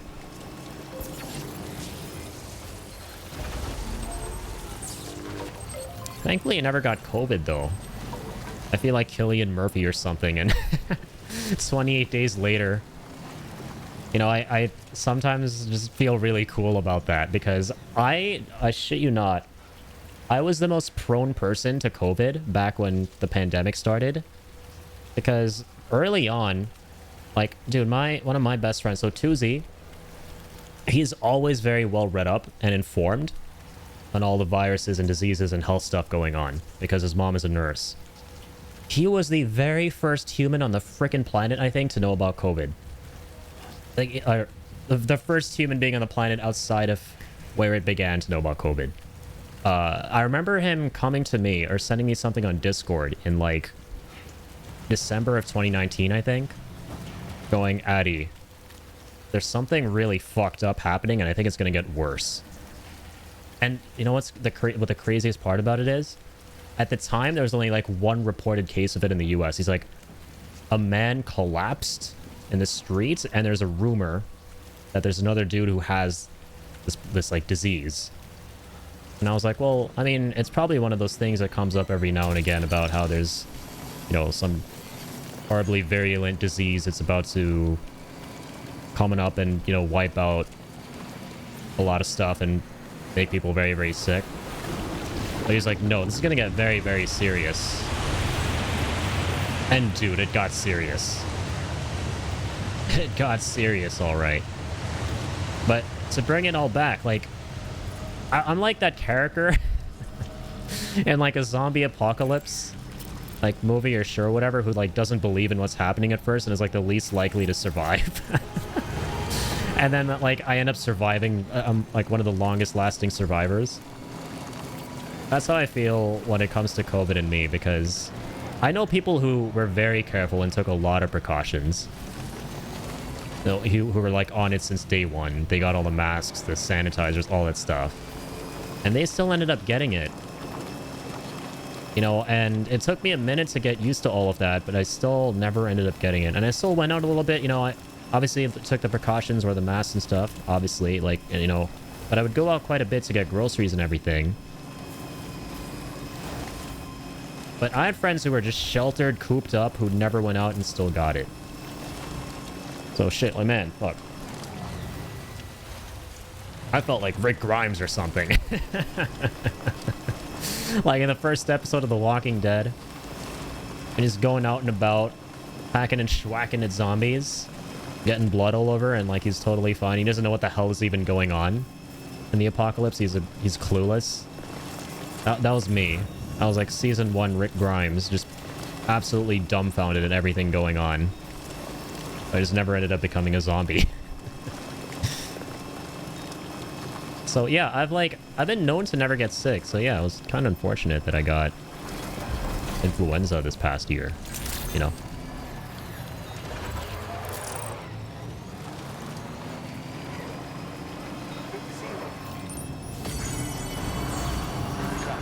And then yeah, dude, Susie ended up getting COVID. Like that's the most important thing I forgot to mention. He's like the scientist who, in the zombie story, who like finds out about the virus, but then the scientist ends up getting screwed up anyway. Oh man, the story writes itself. Come to visit us again. I should be laughing though. It is pretty nasty. I don't know, the symptoms manifest themselves differently in people. Like some folks are like asymptomatic, so it's not too crazy, but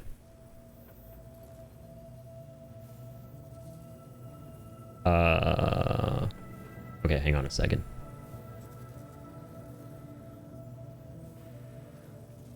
Sorry.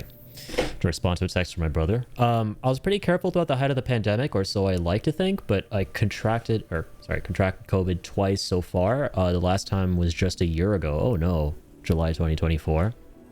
Yeah, COVID sucks, man. There were a couple times, I won't lie, where I thought I might have had it. Like, I never felt really sick or anything. But there were these spells I would go through where I would, you know, feel like kind of lightheaded, or there was this period where I think I was just food poisoned because symptoms didn't really match up with COVID. It felt more like food poisoning, but these were all instances during the pandemic. So there are times where I've genuinely wondered, like, what if I actually got it, but I was just asymptomatic or something, or just didn't feel the brunt of the symptoms. You've been so good to us. I don't know, but yeah, it's pretty nasty stuff. We're increasing the quantity of materials. Like my dad got it, and it was bad, dude. It was bad. Like there was some insane variant, because my parents live overseas. There was an insane variant where they were. So everyone had to be really careful, and unfortunately my dad got that variant. And it was pretty bleak. You're gonna love this new and improved version of the assault rifle. Its attachment Very unfortunate. makes it a force to be reckoned with, and it's versatile enough to use in pretty much any situation. It's yet another breakthrough that your hard work made possible. Thanks again for doing your part and continuing to back us up. All right. Order completed. New AR. Level 2. I like this guy. Gave us a level 2 grenade. Level 2 AR. But not the 5th star. It was rough. Thankfully, your dad made it through. Yeah, dude, we were so worried, man. Because, yeah, they were in India, dude. And India, like, number one, you got to consider the population, right? You can combine the insane population with the fact that there was not a great variant of that running rampant. Yeah. It was pretty grim, man. But yeah, thankfully he pulled through. And, you know, was equally blessed is that he didn't have any, you know, because people get like post-COVID symptoms and weird little issues and stuff here and there. He didn't experience any of those. Like, thank God. When I first got COVID, I already had the first 2 shots, and by then, likely COVID wasn't strong as it was in the beginning. Yeah, it eventually kind of tapered off. And yeah, I remember like the times I kind of didn't feel too well were after I took the vaccine. So, you know, they definitely like the vaccines, like they protect you, but they don't completely 100%, you know, immunize you. I feel like you're still kind of susceptible. So yeah, that was weird. Yeah, I don't know if I got it or if I didn't get it. Genuinely, there are times I wonder if maybe I got it, but it was just asymptomatic. Still sucked though. I felt pretty sick, kind of like a really long flu. Yeah, that's what I used to hear about folks who I knew getting COVID. Like, just absolutely nuked. Like, you just feel really, really weak, really, really out of it. Just totally bedridden. Completely you lose your sense of smell. That kind of thing. You don't fully immunize at all? Yeah, right.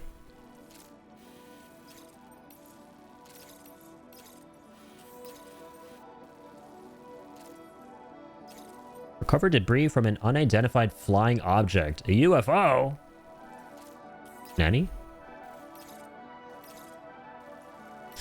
Okay, so what more can we do for this lad?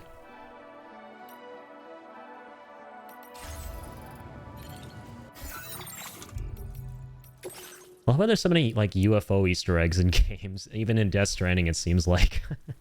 That's awesome.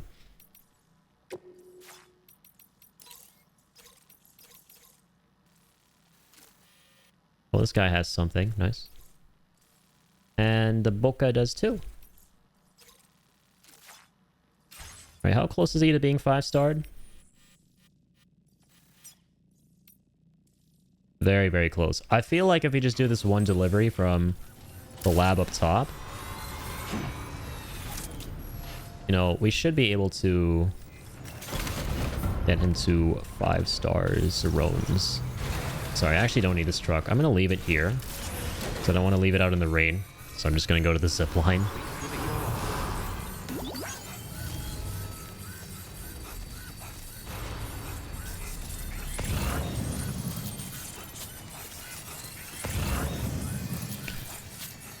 Okay, almost done, folks. After this, we're going back to Australia. We're going back to the lound down under. What the heck is a lound? Hopefully it's nothing because it sounds kind of bad. The land down under. Excited for that. Random and off topic, but I had a question for Addy in the chat. Do you folks have any tips or tricks for gaming faster, like gaining on your backlog type thing? For me, I'll be very honest, I actually don't really have a backlog. It's more like a list of games I plan on playing. Because backlog typically, I guess, implies games that you started but haven't finished.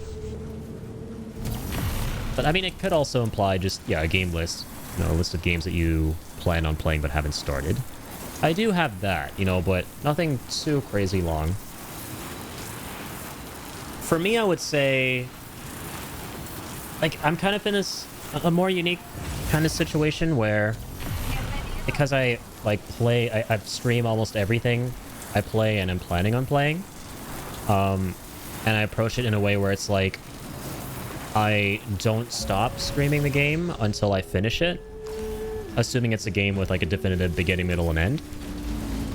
I don't really find myself in a situation where I start, you know, building up some kind of a backlog of games I've yet to still complete or, you know, haven't fully finished.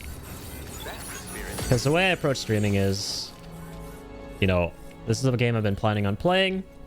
We're going to start it and we're going to finish it, and that's going to be the series. And if I really, really like it, we will try and 100% it, because I'm a big stickler for 100%ing things, or, you know, trying to. And then we'll move on. We'll like wrap everything up nicely, do a little review, and experience the next thing. So that's kind of like my whole shtick with streaming and just gaming in general. And, you know, that way I basically don't ever find a situation where it's like I have a list of games I haven't finished yet. But occasionally there will be games I haven't finished, and they do get added to a backlog of sorts. But it's nothing too long or too expansive. Like our FF Marathon is a great example of something that's backlogged, because I finished 6, and I started a... Well, no, I started the modded FF7 playthrough before I finished 6. But I finished, like, I stopped halfway through that, because there were a lot of other things at the time I wanted to stream. Like, sometimes there are things that come out that take precedence, you know, things I've been really excited for. So I'll play those, and then certain things get left behind. So a great example of something like that right now is our modded 7 playthrough, which the last time I played that was back in December at this point. It feels like yesterday, but man, it's like over half a year ago. So yeah, it's like that.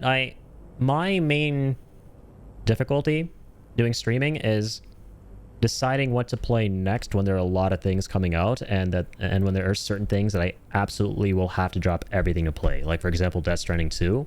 No matter what I was doing, I was going to have to drop whatever it was that I was playing to play it on launch, because that was really important to me.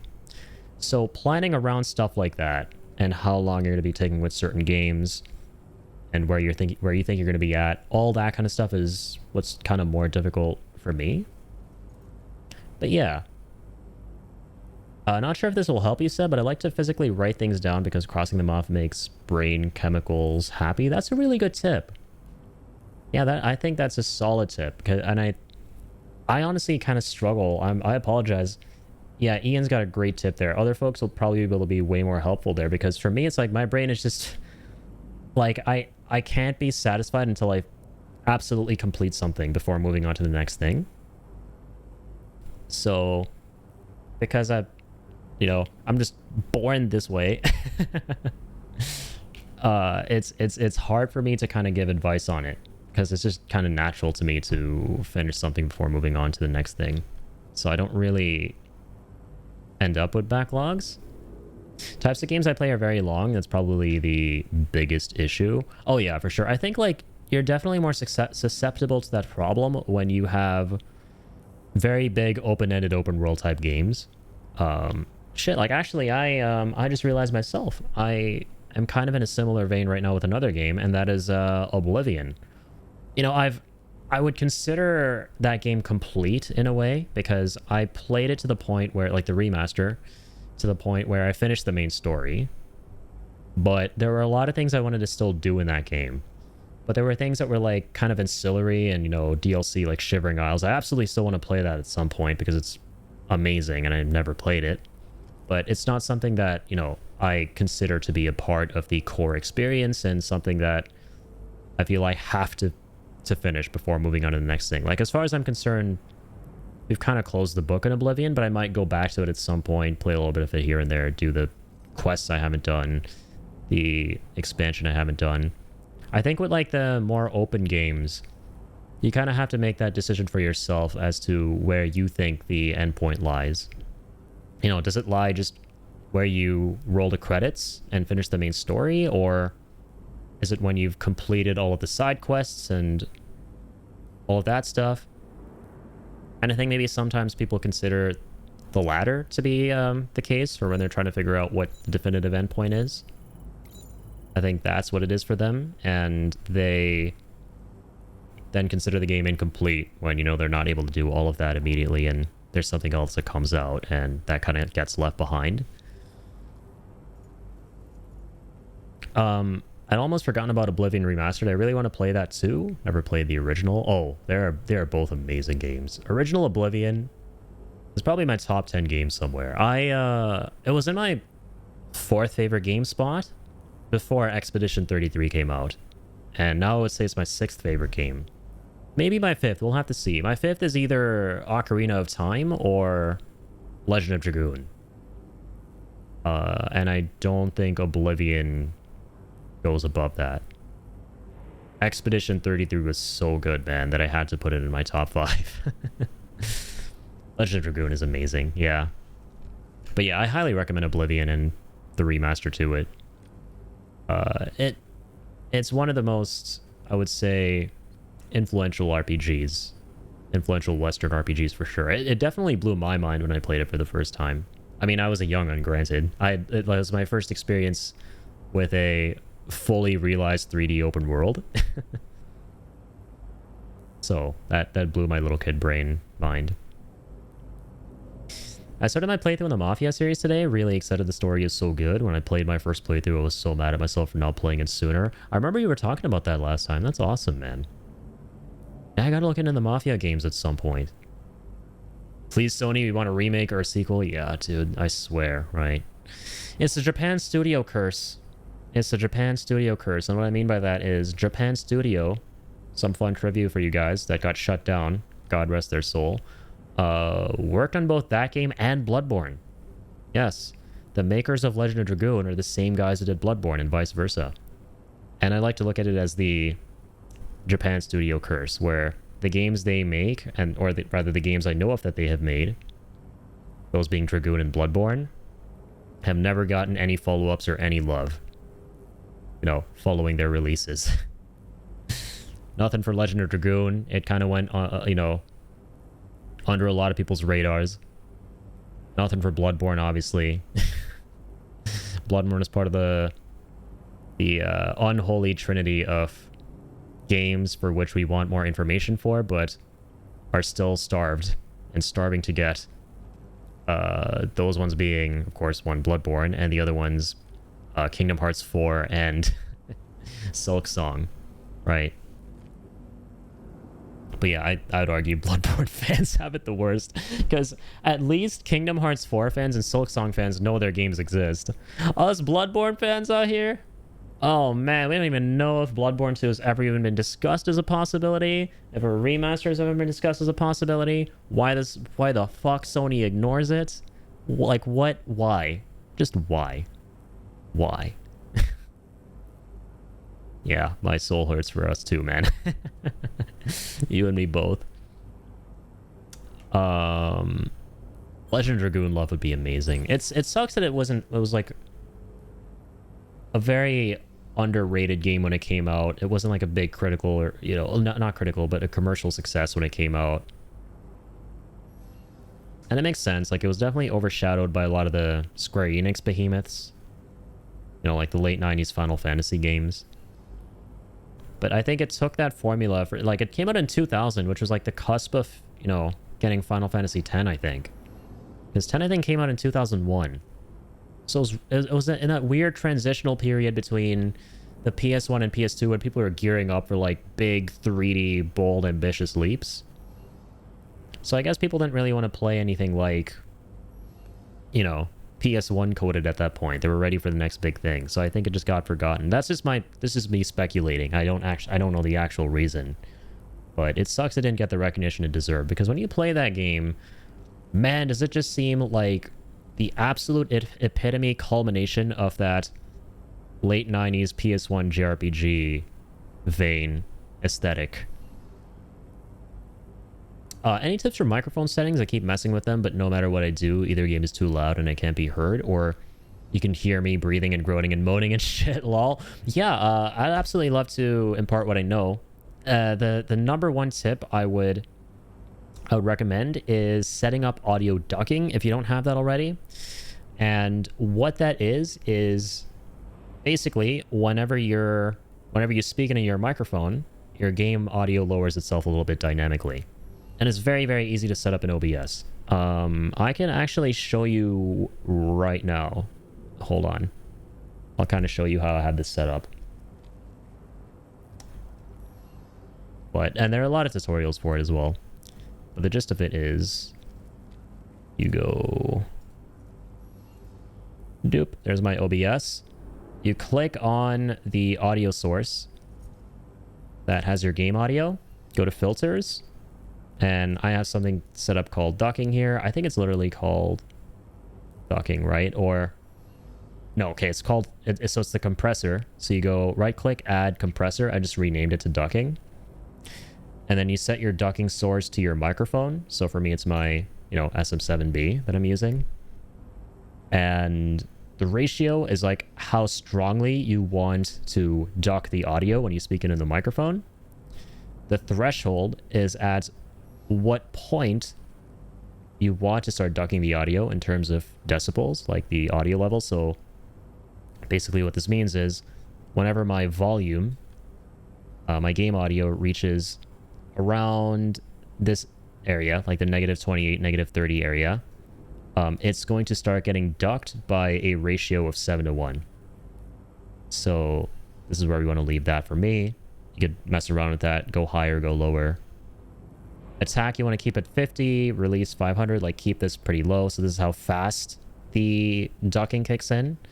Release is how much time it takes after you have finished speaking into the microphone for the ducking to stop taking effect. And then this is, you don't want to mess with that. That's just to increase or decrease the volume of the game. And yeah, that's about it. It's very, very straightforward. You just need to set up a compressor source and just add your microphone as the sidechain ducking source in that little box.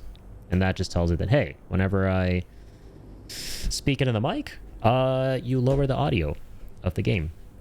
That's like the surefire way of just keeping things balanced at a bare minimum. And then you can play around with the settings to your liking to where you can get the perfect amount of balancing.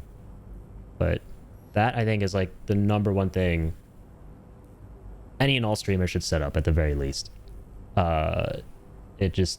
It completely alleviates the headache in general of, having to worry about, oh, is the game audio currently louder than my voice? This will make it so that's never the case. But then, like I said, you can play around with it to where, maybe the game doesn't get too quiet when you speak into the mic, or maybe it gets a little bit quieter. So like that. Thank you so much, OMG. Of course.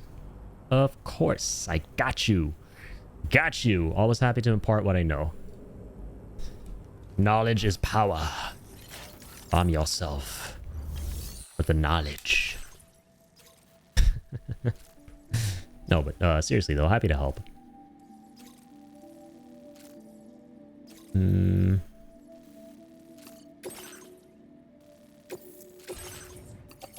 Let's get this done. And yeah, like I said, there are like plenty of tutorials out there too that basically cover what I did, but just in more detail. In way more detail.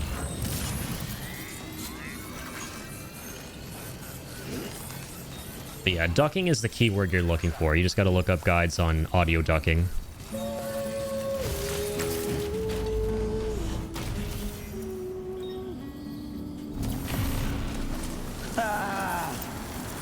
Feel that speed!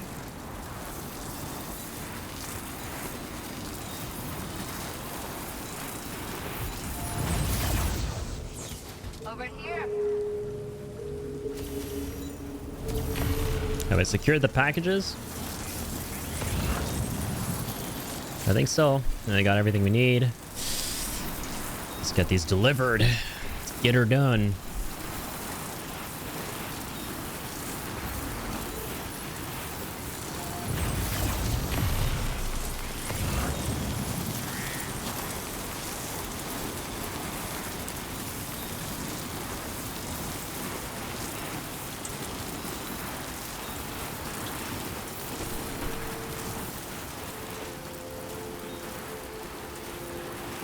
Here we are.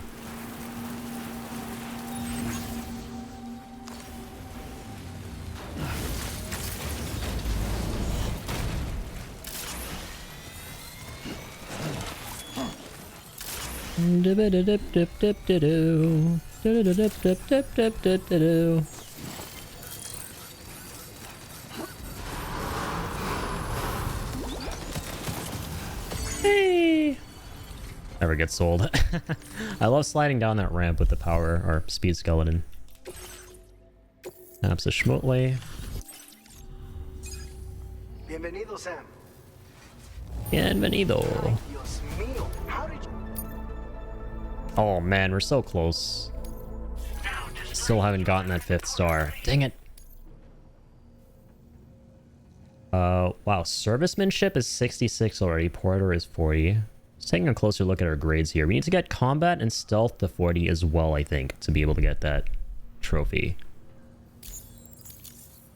Thanks for everything. Keep on keeping on.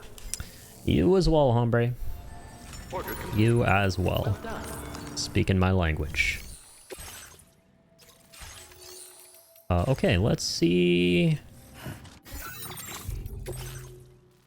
Let's see. South Distro Center. Old U.S. Army survival kits. From the Boca. From the Boca.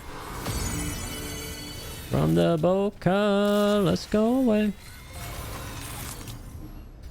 Alright, let's store some of this stuff away. Actually, let me call the Magellan here and store this stuff in the Magellan. I always feel really uncomfy storing stuff in the facilities and not the Magellan because then my things could be all over the place. But the Magellan, that's a traveling facility that I like to call home. And home is where you store all your shit. That's the spirit. Please take care. And store your shit at a friend's house. Just like that one anti-piracy PSA that played. That was the most 2000s thing ever. You wouldn't download a car. Well, yeah, you wouldn't store shit at your friend's house. Or store shit at your house. That's how that works. Alright. Come on, man. There we go. There we go, amigo.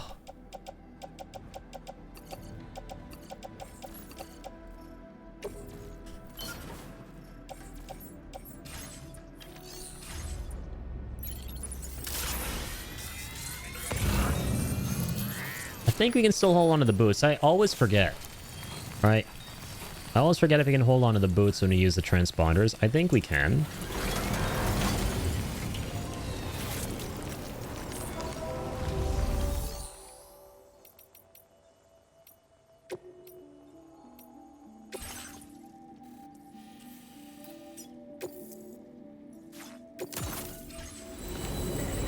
Let's see. Yeah, we keep the boots. And probably the stuff attached to our body as well, I think. Probably not, though. Like the stuff on your backpack and your body. Well, we have the Boca skeleton still. Or I mean, the speed skeleton. Sorry.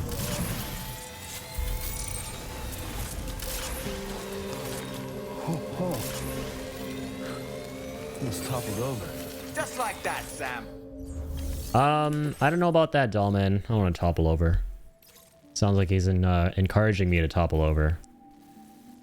That's kind of not cool.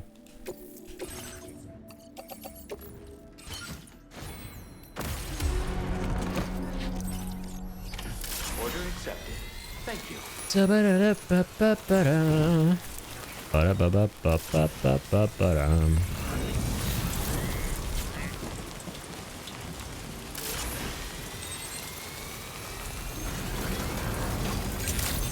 Just got a little turned around. Not for long.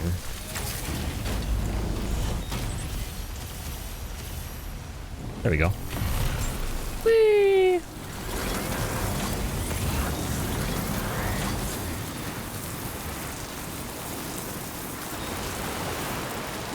Alright, this might be a little bit sketchy because the BT is back, which means when I get to one of my zip lines, it's gonna go under.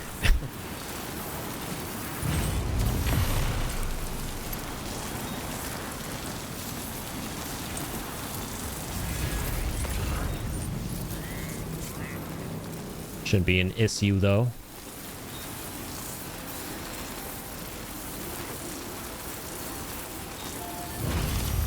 It's gonna go fast. Alright, area hasn't been submerged. Maybe it's just, okay. I spoke too soon. No, I couldn't hit X in time. I hate it here. It's such a shitty spot for a zipline. I gotta change it, but whatever. We're pretty much already done with this place. I would hope. Alright. Let's get in this big boy. He's seen better days. But he's still got some juice. Come on. Let's get you out of the rain, buddy.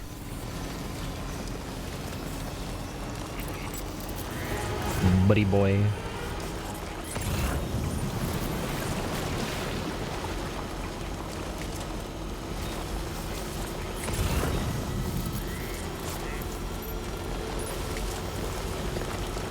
Okay, we back. What up, Magellan? Yo, how's it going, Pickle? I really can't, man. I'm kind of on a roll. I do be on a roll tonight. How's it going, man? Oh, dear.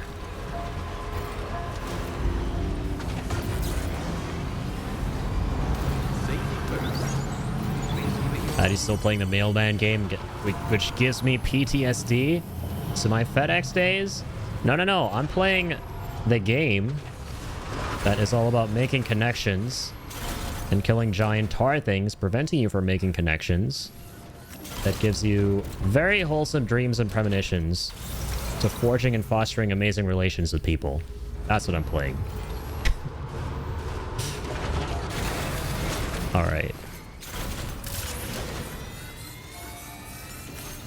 I believe we're talking about two very different games.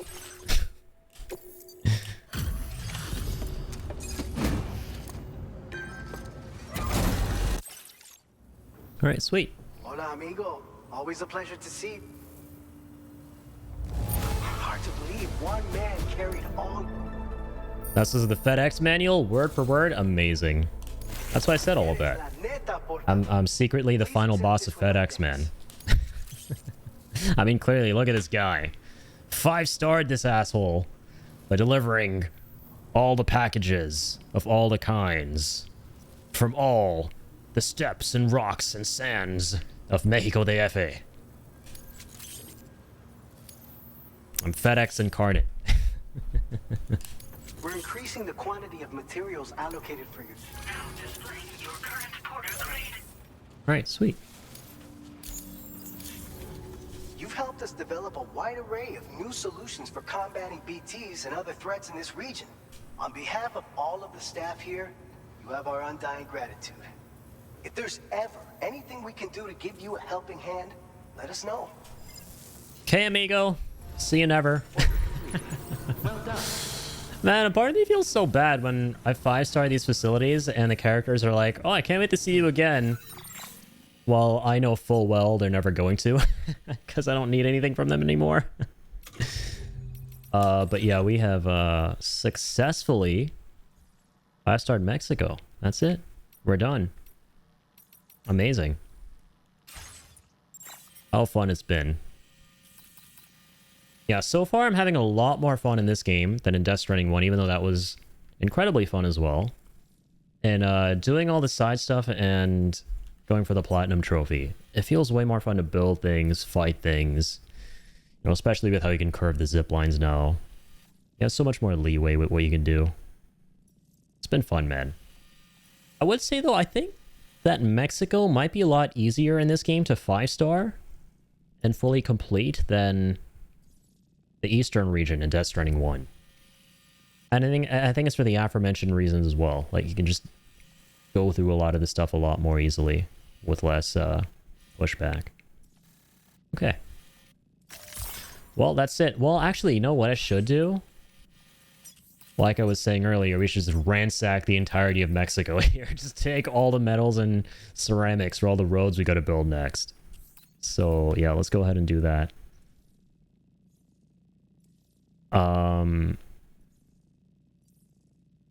I gotta ask, you said you watched that Pirate Software homie. How does his downfall feel to you? It's disappointing. Yeah, just disappointing. It is what it is, though. I mean, like I didn't watch him religiously or anything like that. I used to like a lot of his shorts and the way he would, you know, articulate and enunciate himself and a lot of his ideas and a lot of his beliefs, which I do genuinely agree with a lot of his messages behind a lot of things. I think what's disappointing is the fact that he appears to be a person who is unable to admit when he's wrong about things. And he is willing to lose a large portion of his fan base due to that, because he's very stubborn to admit that he was wrong about something and misrepresenting a movement, which is very disappointing. But, you know, it is what it is. I wasn't like a ride or die hardcore pirate watcher, but I mean, I hope he eventually kind of comes to change and evolve at some point down the line.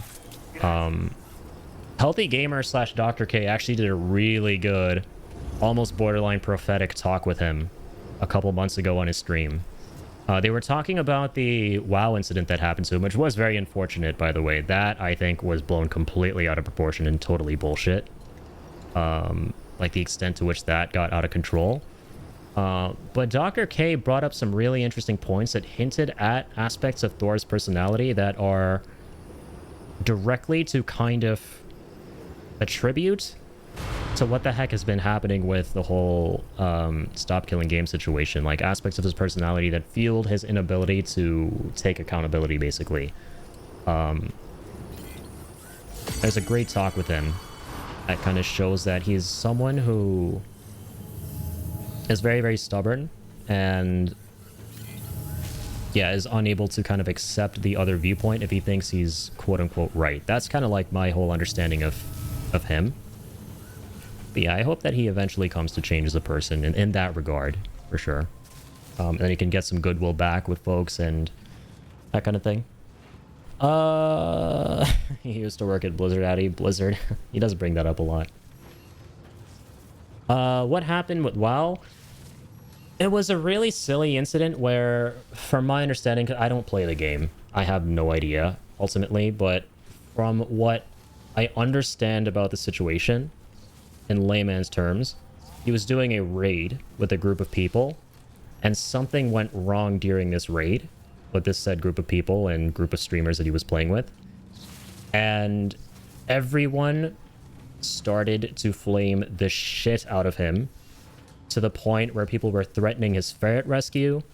They were wishing death upon the ferrets that he saves for his rescue, to the point that they were sending death threats to him, trying to dox him, do all that kind of bullshit, which is absolutely wild.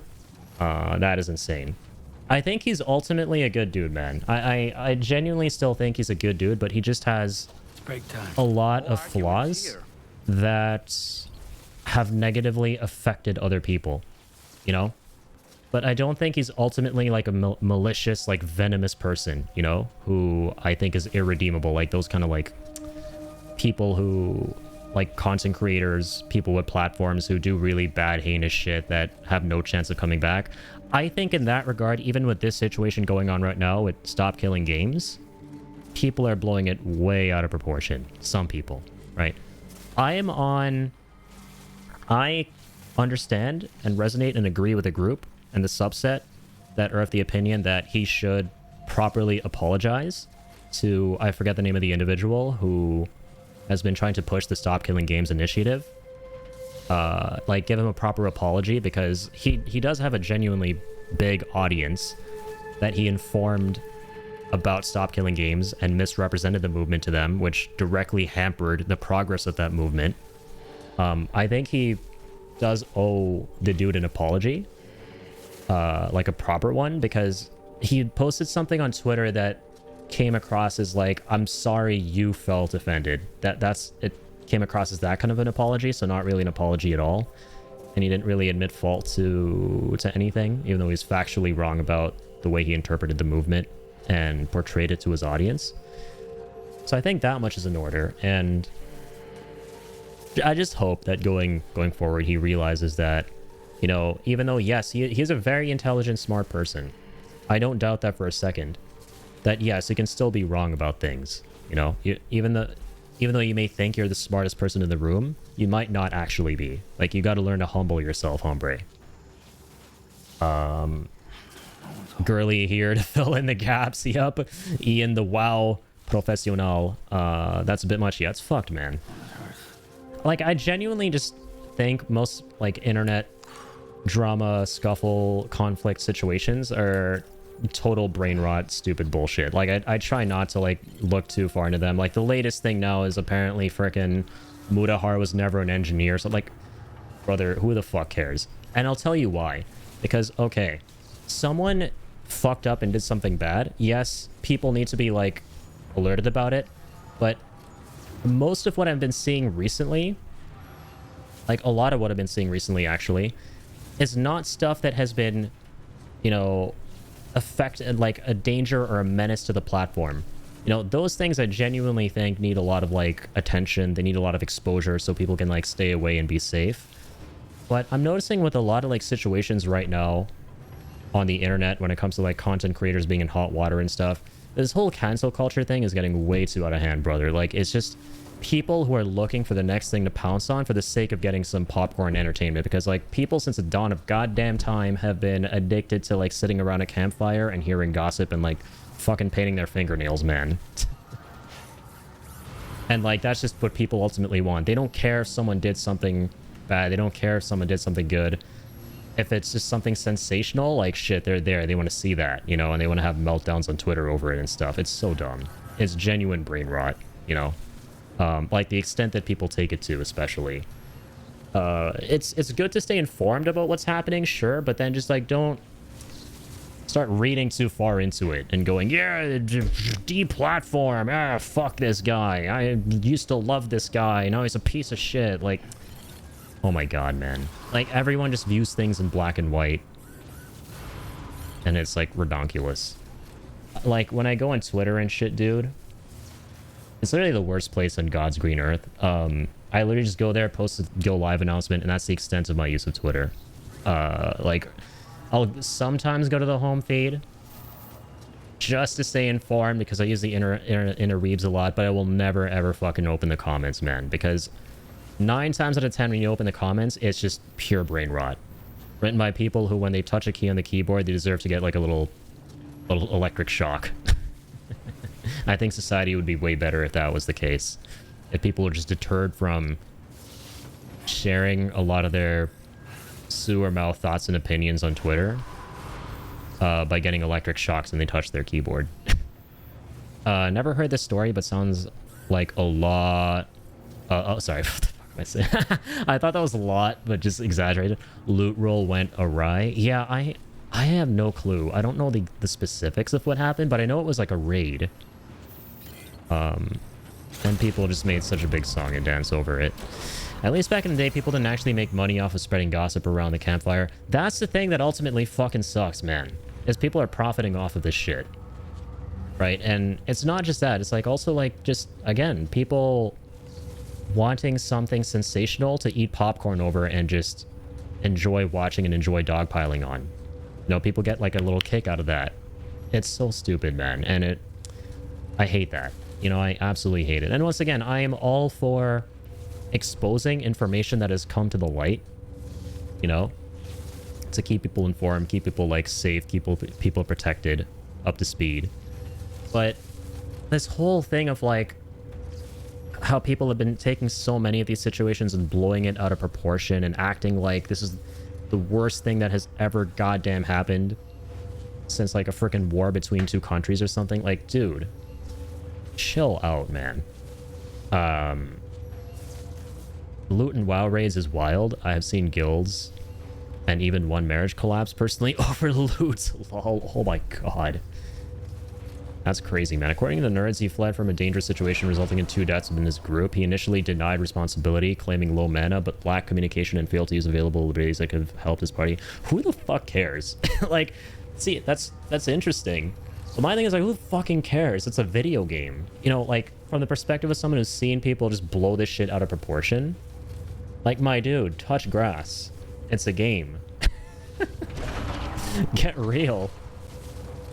Like, it's so dumb, man. I'm a nerd, but WoW is too nerdy for me.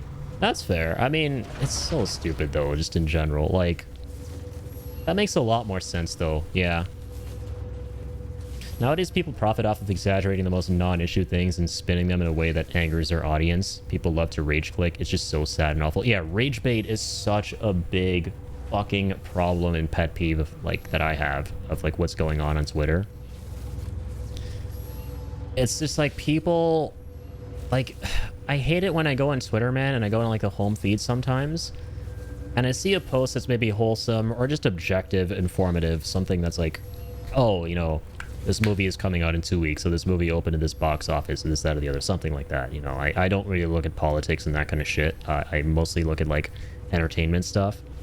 And I just know that if I open the comment section, the top comment is going to be someone with some, like, really hot take, controversial opinion that he's posting, not even because he believes it, but because it's just rage bait that is going to give him engagement, you know?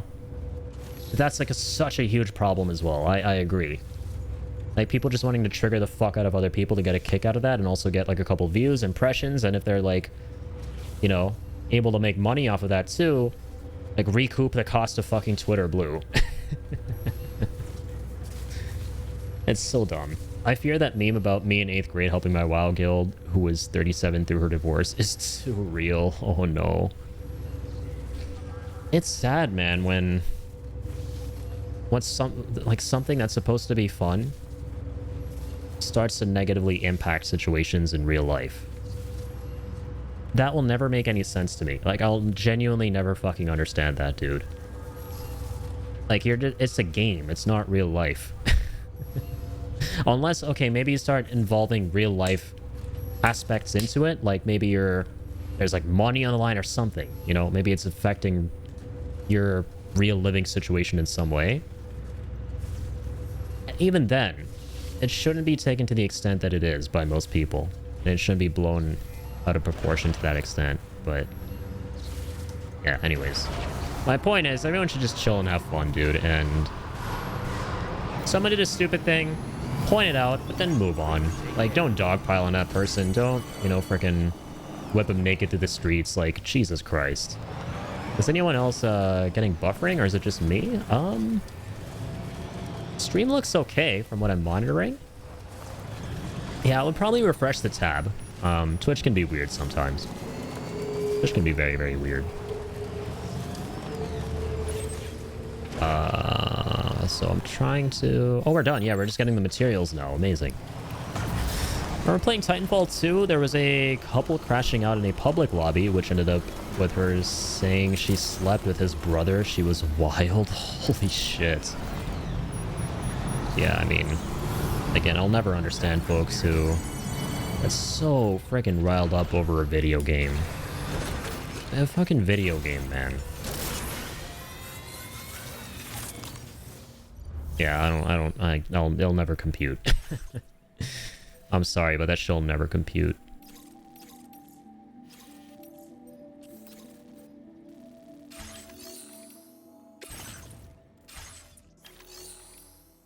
Like, I get, you know, getting riled up in the moment about something, right? We're humans. We're susceptible to our emotions. But your emotions should never fucking override and hamper your logic. In, like, 98% of situations. You know, like, okay, if you're raging over a video game, maybe chill the fuck out before you start saying something you're gonna absolutely regret. And never let that shit get in the way of logic, man. It's a slippery fucking slope that you may not be able to salvage yourself from. It's the streamers. You ruins gaming, Addy. All of it, the whole hobby, ruined. Chill out, Butcher. Let's not go on a soup homicide quest here. You're not Carl Urban, man. Chill out.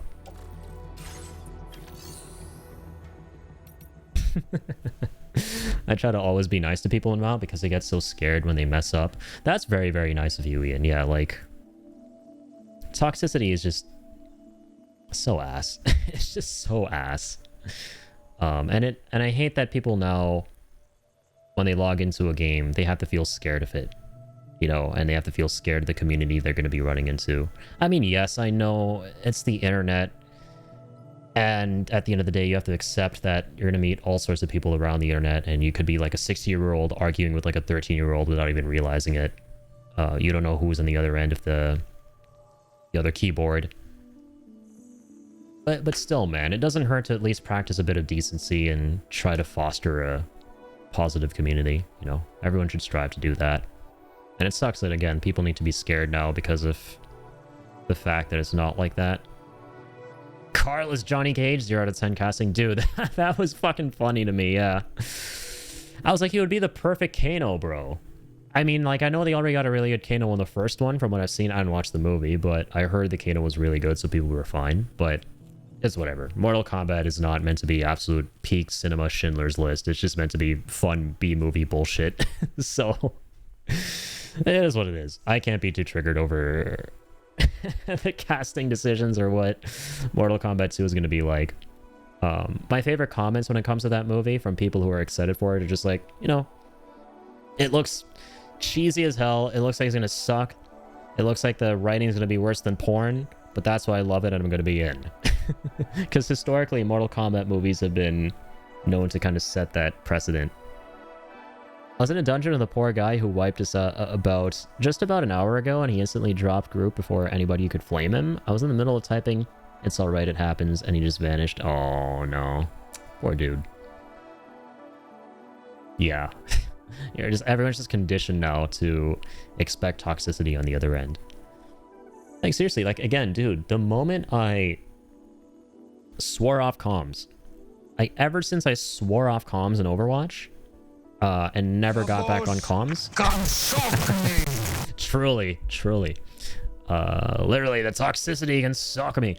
When I got off comms and never went back to that stuff, my performance in Overwatch not only got better and not only got GM, like that's not a coincidence, because I never had to worry about, you know, people being bitchy at me if I messed up or something. That was never a thought in my mind. I just focused purely on my gameplay. I never went back, never ever in any other game in the future went back to public comms.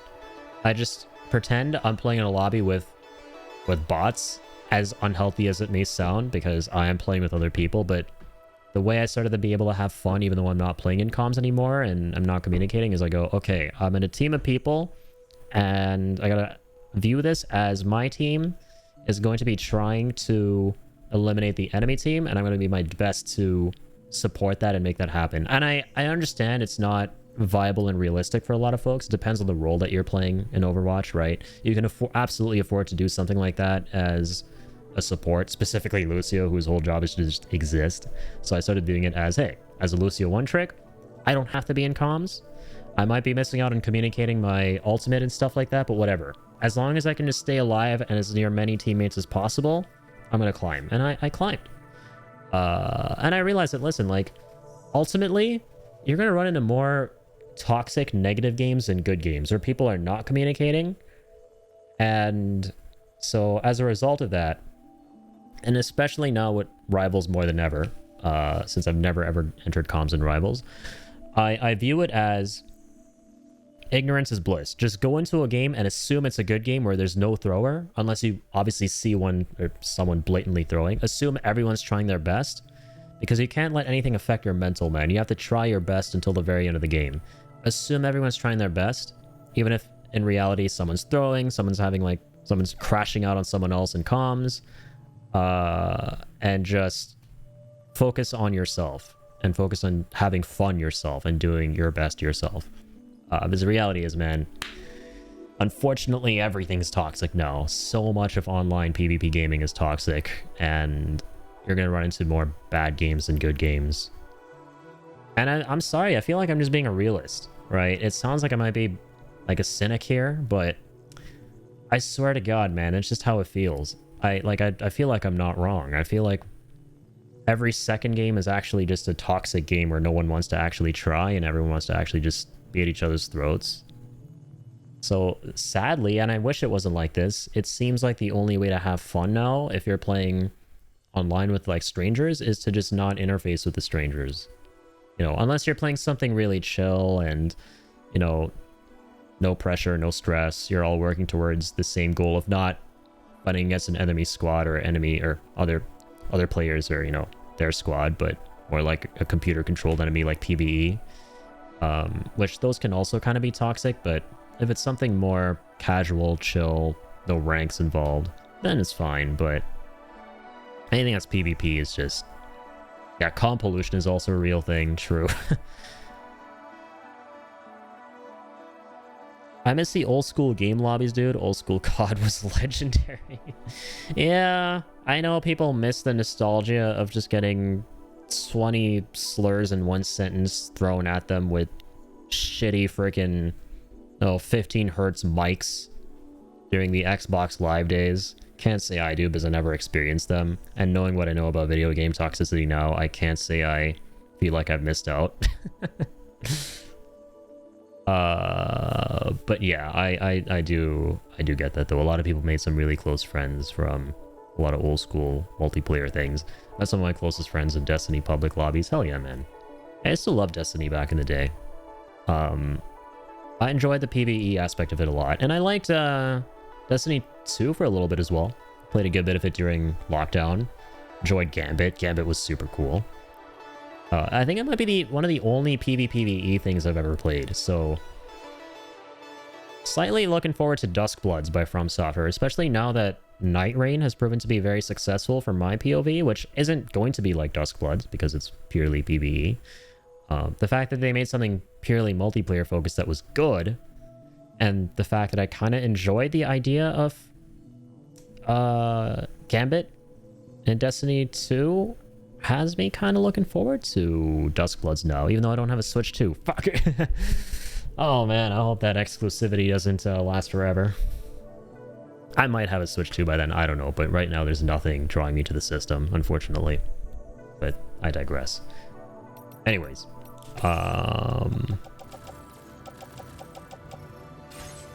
let's talk about the opposite of toxicity and flaming, and talk about the beauty of connection and connecting.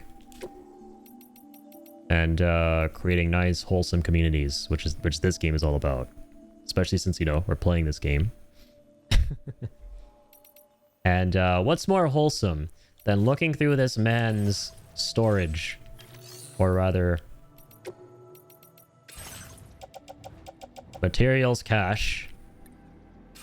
Come on out. Where you at? There you are. And stealing all of his metals and ceramics.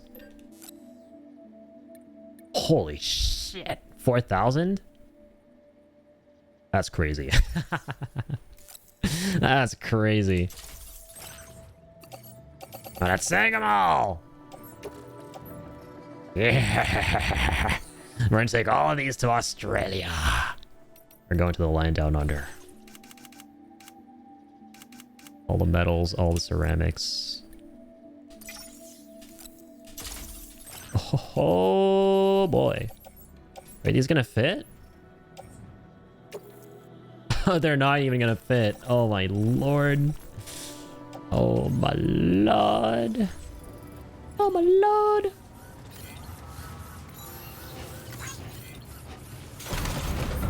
But you know why I love this conversation that we just had? You know a great way to make this whole thing full circle and come back to Death Stranding?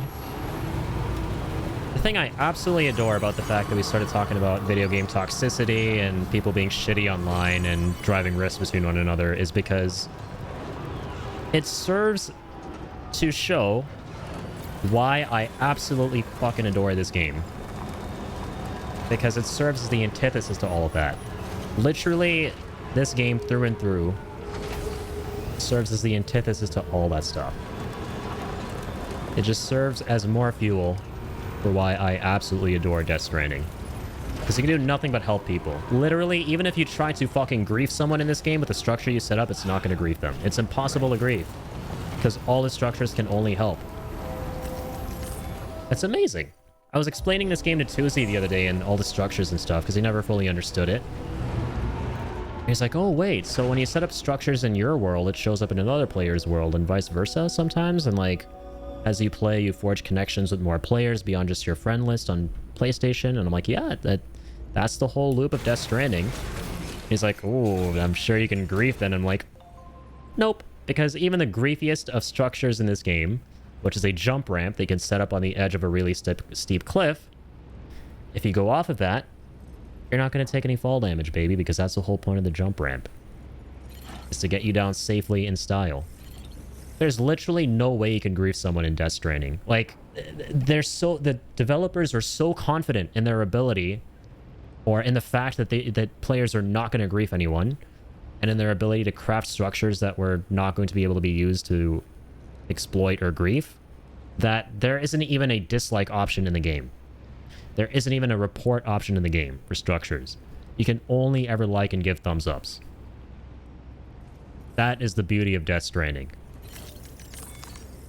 The developers are so confident that people would only ever be helping one another with literally no option to fuck around and mess around with each other, that they didn't even put in a report or dislike feature. And that is fucking mind-blowing to me. Not just the fact that they did that, but the fact that it held true. They were validated. Like, I have never been in a situation in this game where I've thought to myself, this structure just tried to fucking kill me. It's beautiful. It's amazing.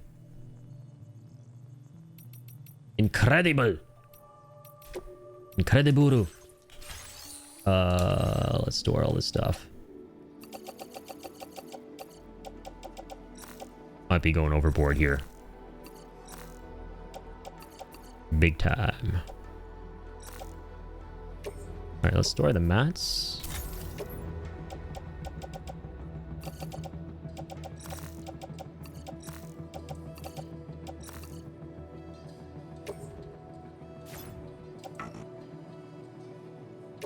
Oh.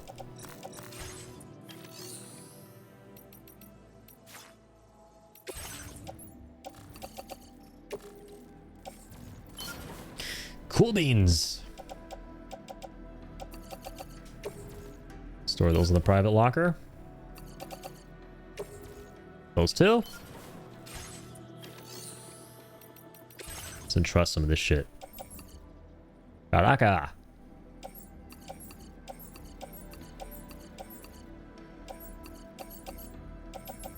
You better get a bunch of likes from other porters. Your service in transporting this cargo is appreciated. Got you, got you. Will be assigned to another porter. Okay, and this, the rest of this stuff is for Australia. Understood.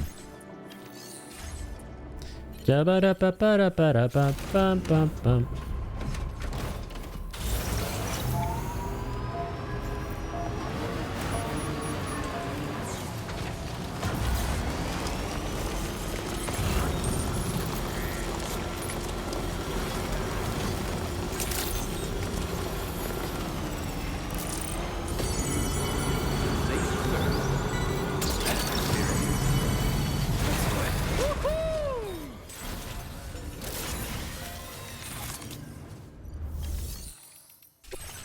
All right, let's grab the rest of these ceramics.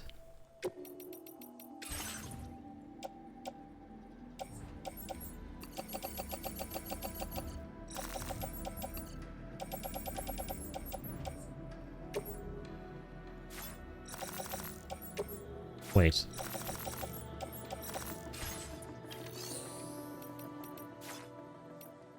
There we go.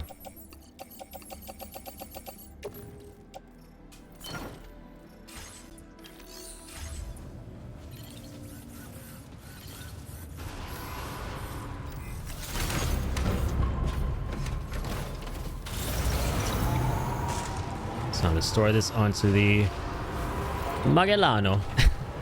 I love that from yesterday.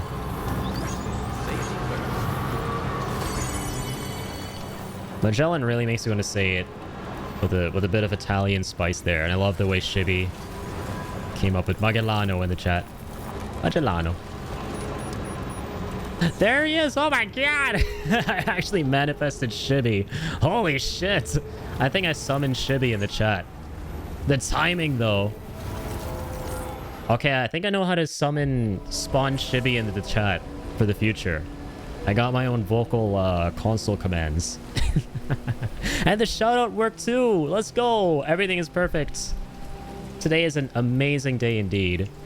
The shoutout worked.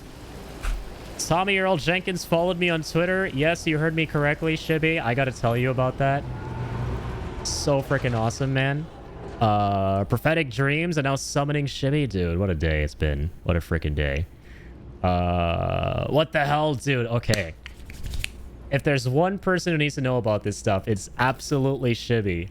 Because Shibby and I have been talking about Death Stranding for a minute now. He's my fellow Death Stranding homie, of course. And you know what's so crazy, Shibby? You, of course, know. I've mentioned to you how I spoke to... In a way, I interacted with Tommy Earl Jenkins a long time ago on Twitter. Like, it was a very brief interaction. Like, I commented on something he retweeted and said, you know, that's a great performance. And by the way, PDA, dude, thank you for the 33 months. And for being here with Prime, man. Holy shit. Hope you're having an awesome one. And good to see you too, Soul. Thank you so much for being here, guys. But yeah, I told you before, Shibby, how I kind of spoke to him. So it's crazy how I recently mentioned that to you. And it kind of came back in that Tommy Earl Jenkins liked my short on TikTok where I was reacting to Die Hardman's scene in Death Stranding 2 on his return. And he even followed me after that. My mind was blown. And our good friend Slipshots is the person to thank for all of that. He deserves the biggest shout out in the world. And he's actually here earlier today as well.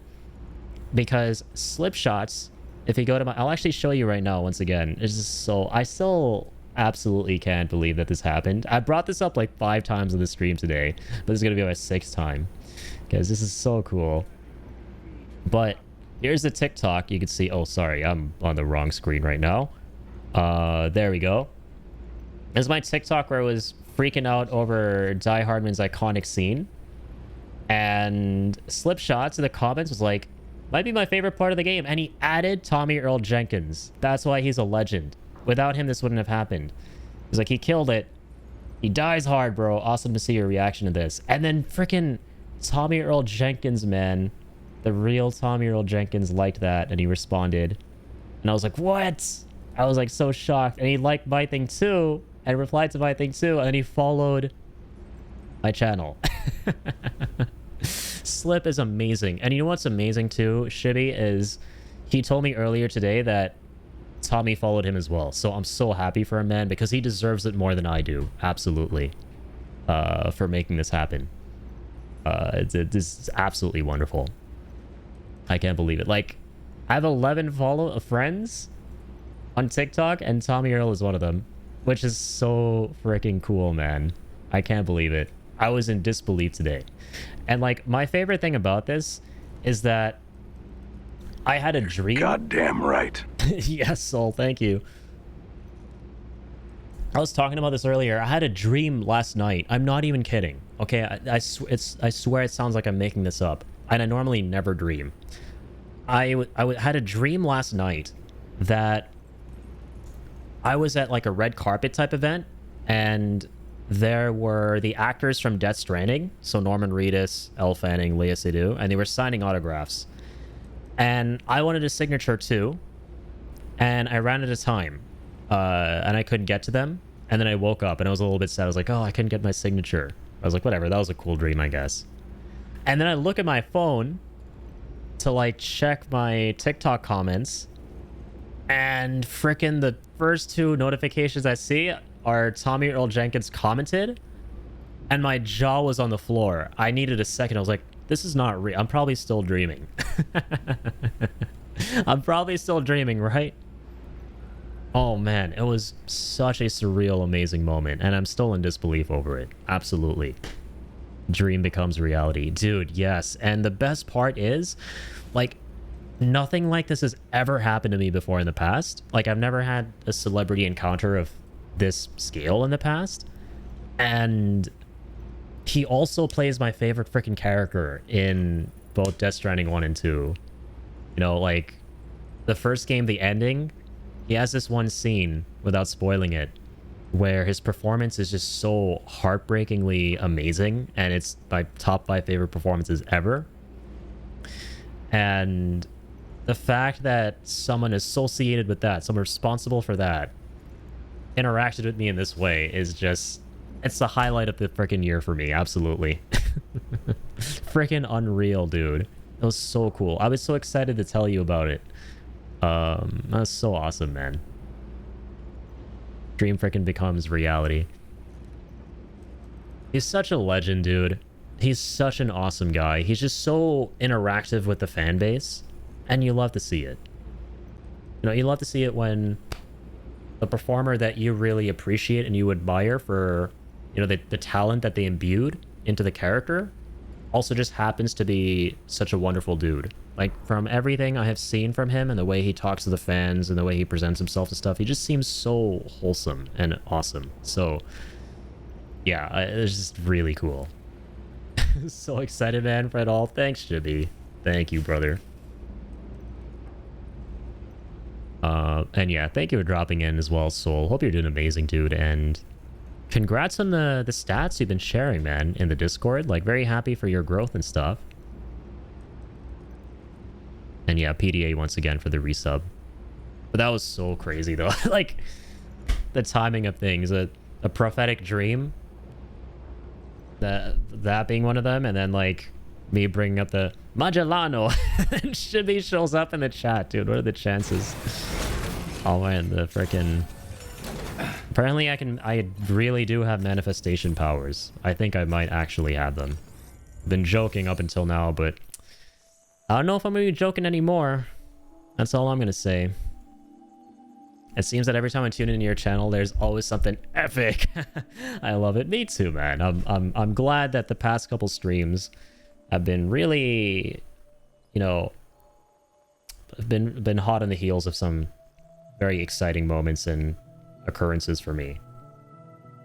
You are magic, man. Right back at you, and all you guys. You guys are the real magic. No pull a Keanu Reeves. What if he comes by in the chat and chats with you? Stop. I didn't even think of that. Yeah, no, that's... When that happens, yeah, that's officially dream territory, man. I'll probably, like... I don't know. Freaking... Like, do some crazy outlandish shit on stream. I'll get, like, naked on stream or something, because I'll be like, oh, I'm dreaming, so it doesn't matter. It doesn't matter what I do right now. This is not real. I'd be in disbelief. You're all breathtaking. I love Keanu.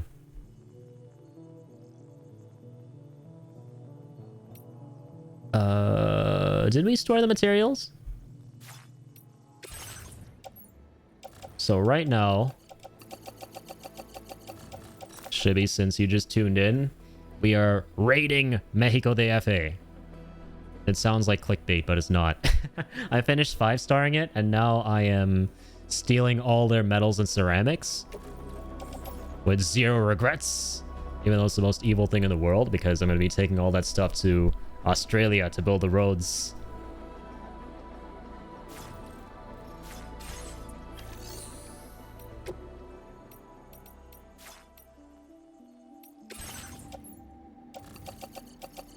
No, wait, I'm in the wrong thing.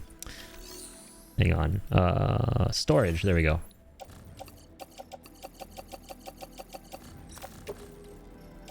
Place in private locker. Alrighty. Man, we got so many materials now. Gonna call it a night. Take care, everyone. Thanks as always, Addy, for the fun stream. Bye-bye. Have a great one, Seb. Thank you for being here as always, dude. Mighty kind of you to tune in. Always a pleasure catching up. And hope you have a wonderful night, man. Keep on keeping the hell on.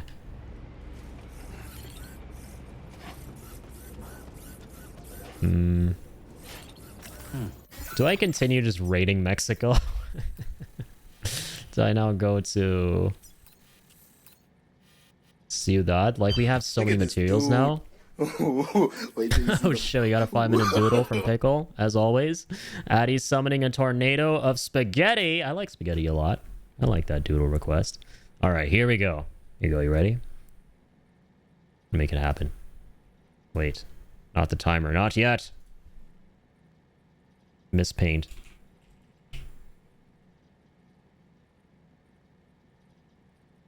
I don't know why my brain immediately went to Death Stranding when I saw that doodle request. Probably because there are a lot of like flying BT spaghetti monster-esque monstrosities. But this is what it would look like. Alright. This is what it would look like. Something akin to this. Okay? Feast your eyes. This is a once-in-a-lifetime opportunity. Hopefully Jill still isn't watching the stream because... yeah, let's just say that I might be committing some crimes worth and war crimes here with these art skills. But I'm gonna make myself kind of creepy and lanky because there are a lot of creepy, lanky things in Death Stranding.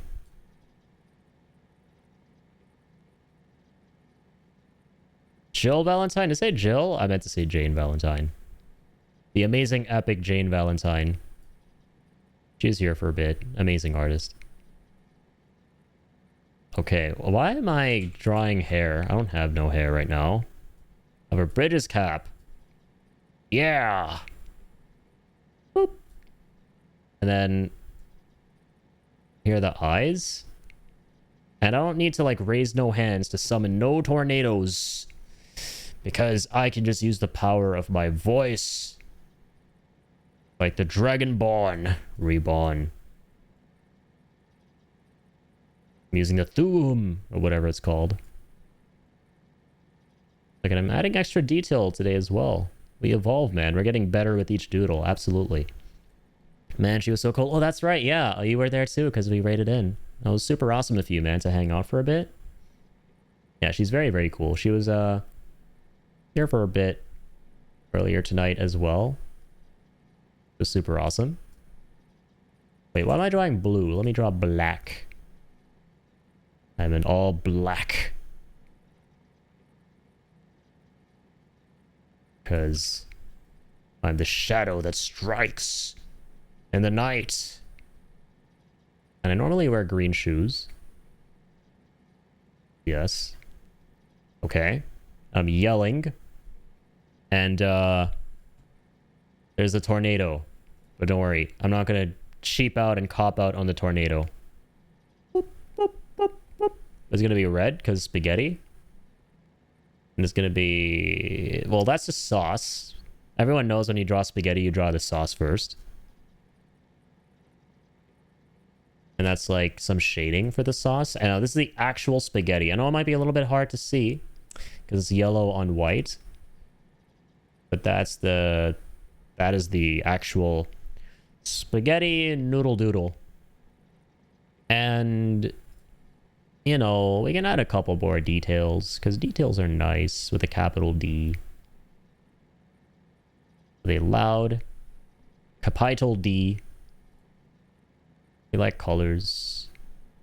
Colors make things colorful. And colorful colors are nice and colorful. Alright. We now know everything about this man. Know the ethnicity. We know he likes wearing black and green shoes. Shit, I might have doxed myself. Okay, now we have to draw the outline. So we know it's a tornado. So you know it's a tornado.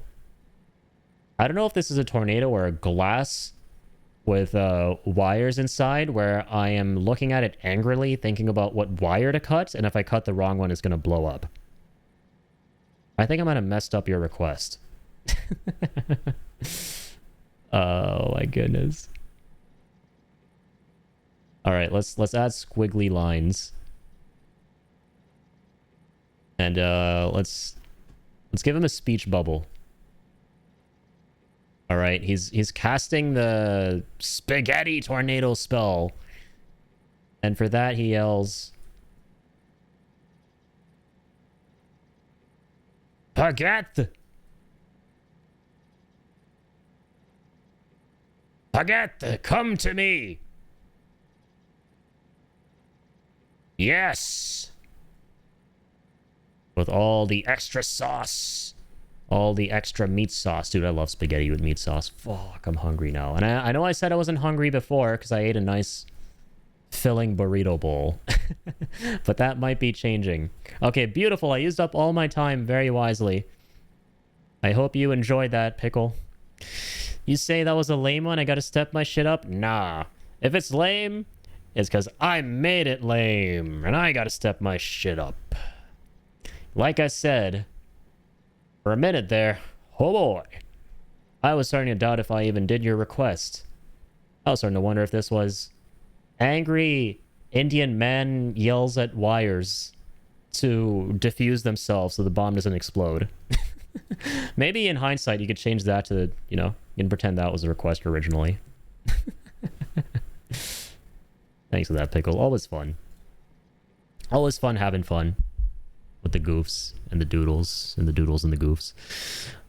Good to see you two again, man. It's been a little minute. Hey, Spaghetti, bro, I officially decide that you are part Italian. Yes, and what better occasion? Thank you, Pickle, for requesting that. Because what better occasion to do a doodle like that than with the man, the myth, the Italiano. Shibby the Shinobi in the chat. Yeah, Shibby is our new homie from a new part of the world. Which is always awesome to see.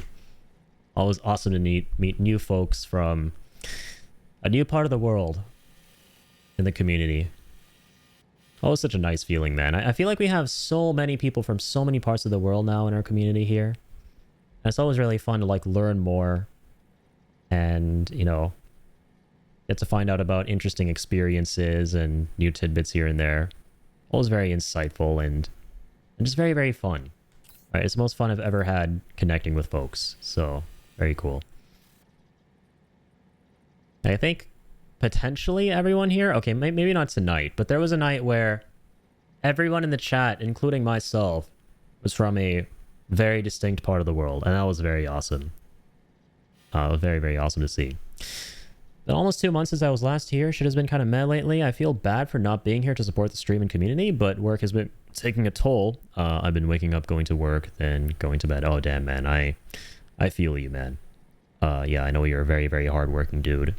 I know Joker's been going through something kind of similar, too, as of late. He sounds like he's been very busy as well. And, you know, he came in the other day and said that it sucks when you do so much work and, you know, the effort that you put in doesn't get acknowledged and noticed by your superiors, especially. And again, I have to reiterate this. Listen, you guys are the only people you need validation from ultimately are yourselves. Like, you guys should recognize that you guys are absolutely hardworking and amazing folks out there. And if no one tells you this, I will tell you this. I know you guys put in the blood, sweat, and tears, and that you guys work your asses off, and that you guys are amazing, amazing, amazing for it. You guys are supermen. So don't ever forget that. And yeah, I really hope that things lighten up a bit, man. Because I know that it can be very, very grueling.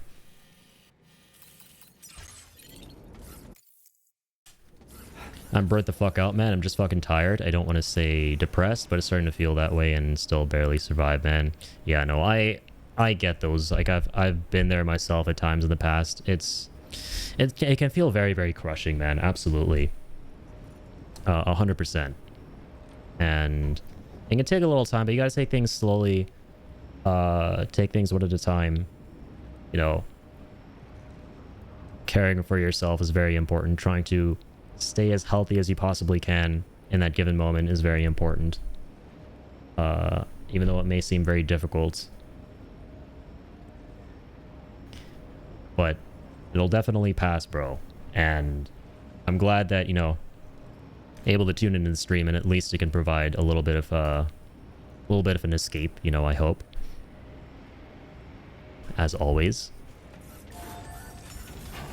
Because yeah, you deserve it, dude. You deserve all the R&R you can get. Because I know you guys out there work very, very, very hard, so.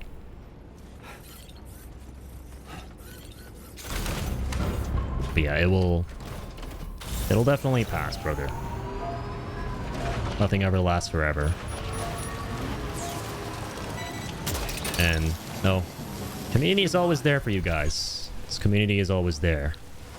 No, you guys will always find a safe place in the stream and in the Discord, all of that. We are hither Ape together strong.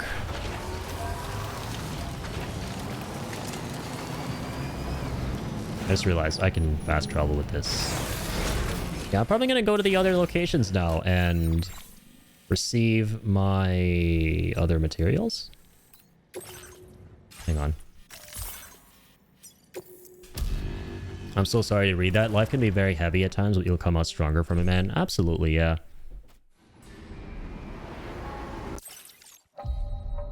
That's a really good, really great point there. You know, like I said, nothing lasts forever, and, you know, the things you go through now, as grueling as they may be, you'll come out stronger for it on the other side. You know, at the end of the day, we're all here to survive. We're all here to survive what life throws at us, and the longer we survive, the stronger we get. So, as I always like to say, as cheesy as this may sound, just, you know, keep on keeping on, man. Very impressive work, Sam. Oh, Automod held that. Let me... Expired and not posted to chat. I don't know why I can't unhide messages. I've seen other streamers being able to do that, but I don't ever get the option. It just says expired immediately when it gets caught. I don't know why, man. I apologize, but I'll read that, because we're all adults here. That's just a potty mouth word, nothing too crazy. I don't know why Automod hates that. My new shift lead was gone all week. She got promoted. The dude that applied is all butthurt. He didn't get the job and has been being a petty cunt. He called out on Monday, which means I had to do 3 people's jobs by myself. I'm still in training, so I couldn't do everything. Then he just refused to help out the rest of the week. Then he was 2 hours late on Friday and just sat and talked all day. I was about to go postal. Damn. Jesus. Doesn't sound fun, man. Sorry to hear that. Yeah, again, like, sucks, bro. But I just gotta take things one day at a time, and yeah, I believe in you, man. You absolutely will come out stronger for it, for sure. Yes, let us take the stuff here.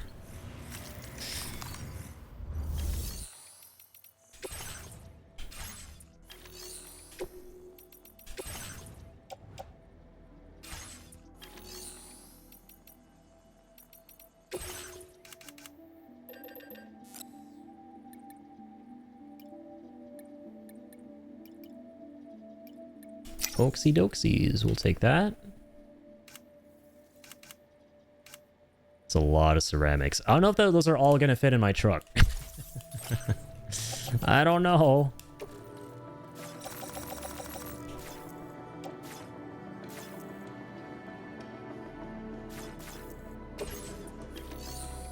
I get the truck out first.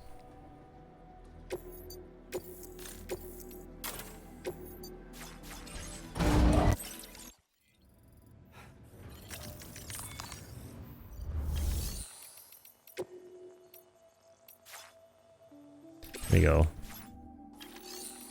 Oh. Plain materials.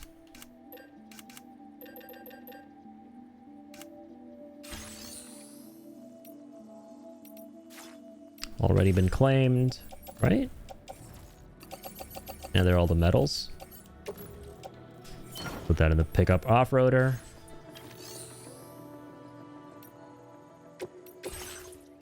Okay. Yeah, we got all these. Let's grab the ceramics, as we like to call them. The ceramics. Oh, we can't take it all. We'll take some of it.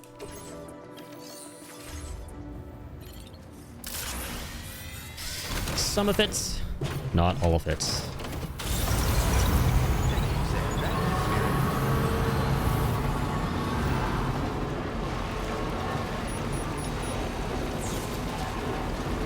Dip, dip, dip, dip, dip, dip.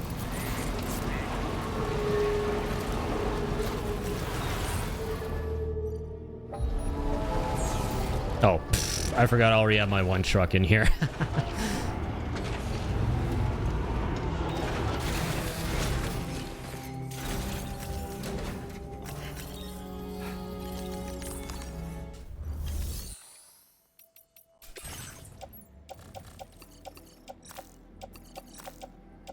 Come on. There we go. Up and at 'em. Dude, the storage capacity in the Magellan is crazy, man. Like, we're not even using...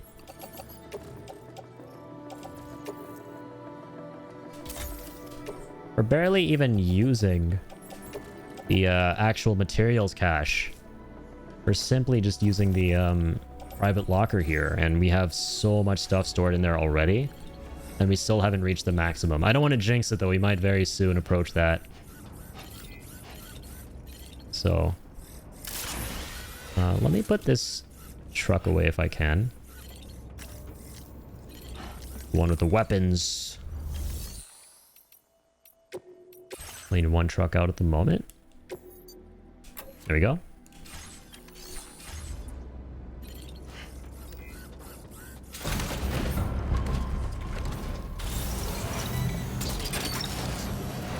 Snag.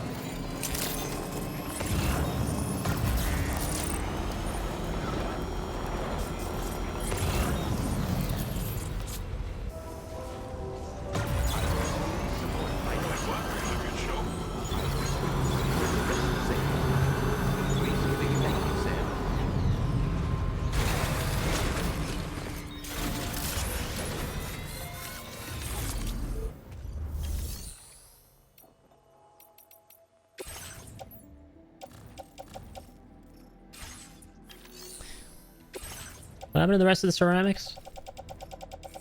Oh, they're right there. Okie dokie. Now let's take those.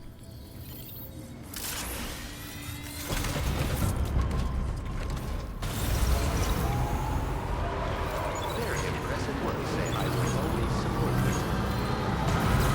Sam, that's the spirit.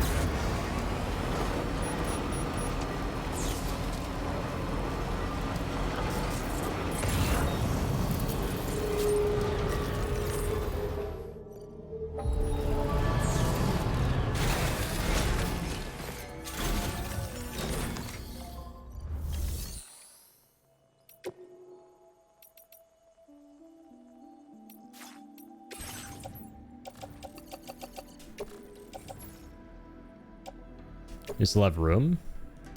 Wow. Okay, we could store all those ceramics away. That's awesome. I'm trying to remember how you get more storage capacity for the Magellan. Is it just by 5-starring more facilities or something? Because I'm sure there's a way to increase the cache, or maybe there isn't, and I just assumed there was. But I feel like they've been getting more material storage over time, so...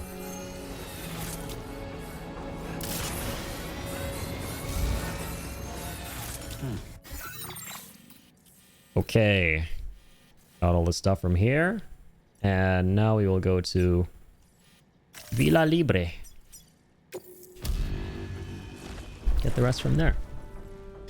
All right, I have here. Hang on.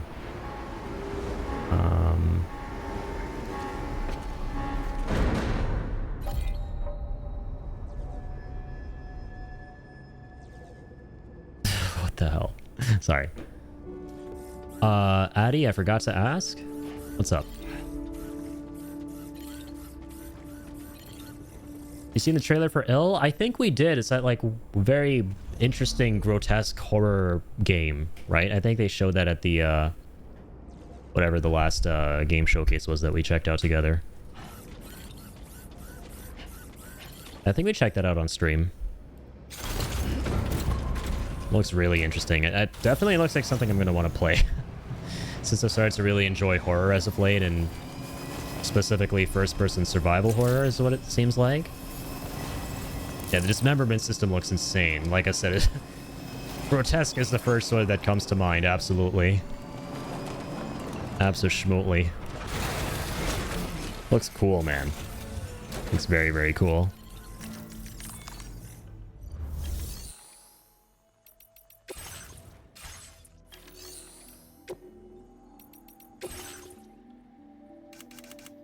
Silent Hill F comes out soon? Yeah, I think it comes out at the end of like September or something, right? It's got to be really exciting. I'm definitely going to play it at some point. I don't know if I'll play it at launch because I think it coincides with Tactics Remaster, so that's the game I really want to prioritize. But man, we might do it for like a spooky month stream or something. That would be fun. I can't wait. Because I really loved Silent Hill 2 Remake. I've become a pretty big fan of the Silent Hill series after that one. Because I had never experienced any of those games in any capacity before the remake to 2. And man, what a freaking game that was. Incredible.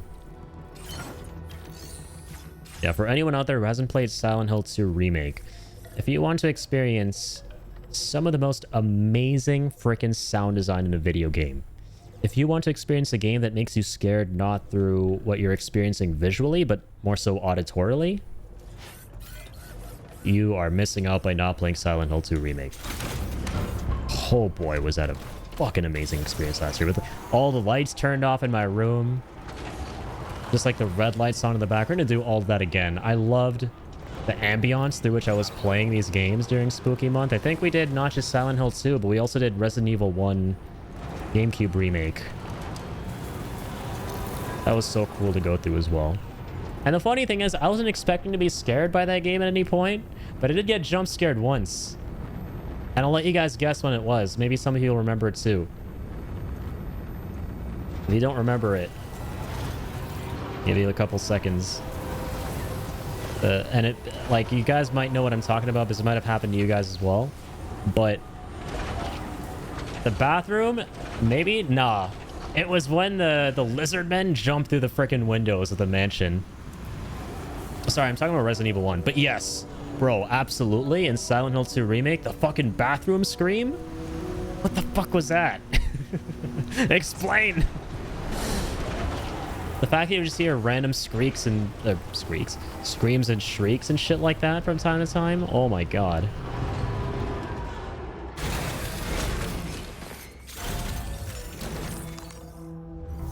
Probably, I think you might have even seen my clip of that. You might have been there for the stream as well, where I'm just like looking through the bathroom, and then I think that's my worst jump scare ever. That's like the thing that made me jump the most, bro, with like a capital M.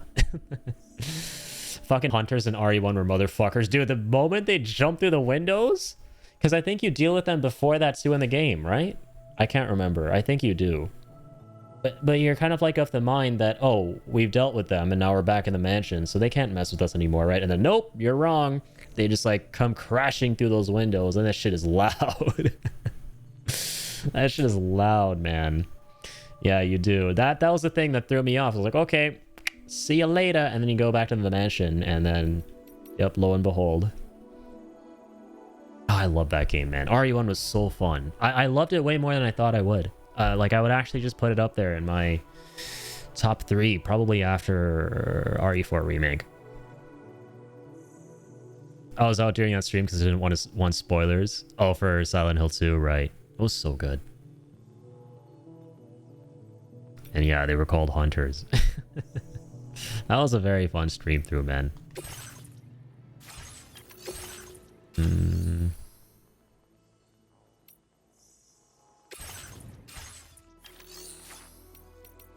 Always need a minute with the menus. Place in private locker.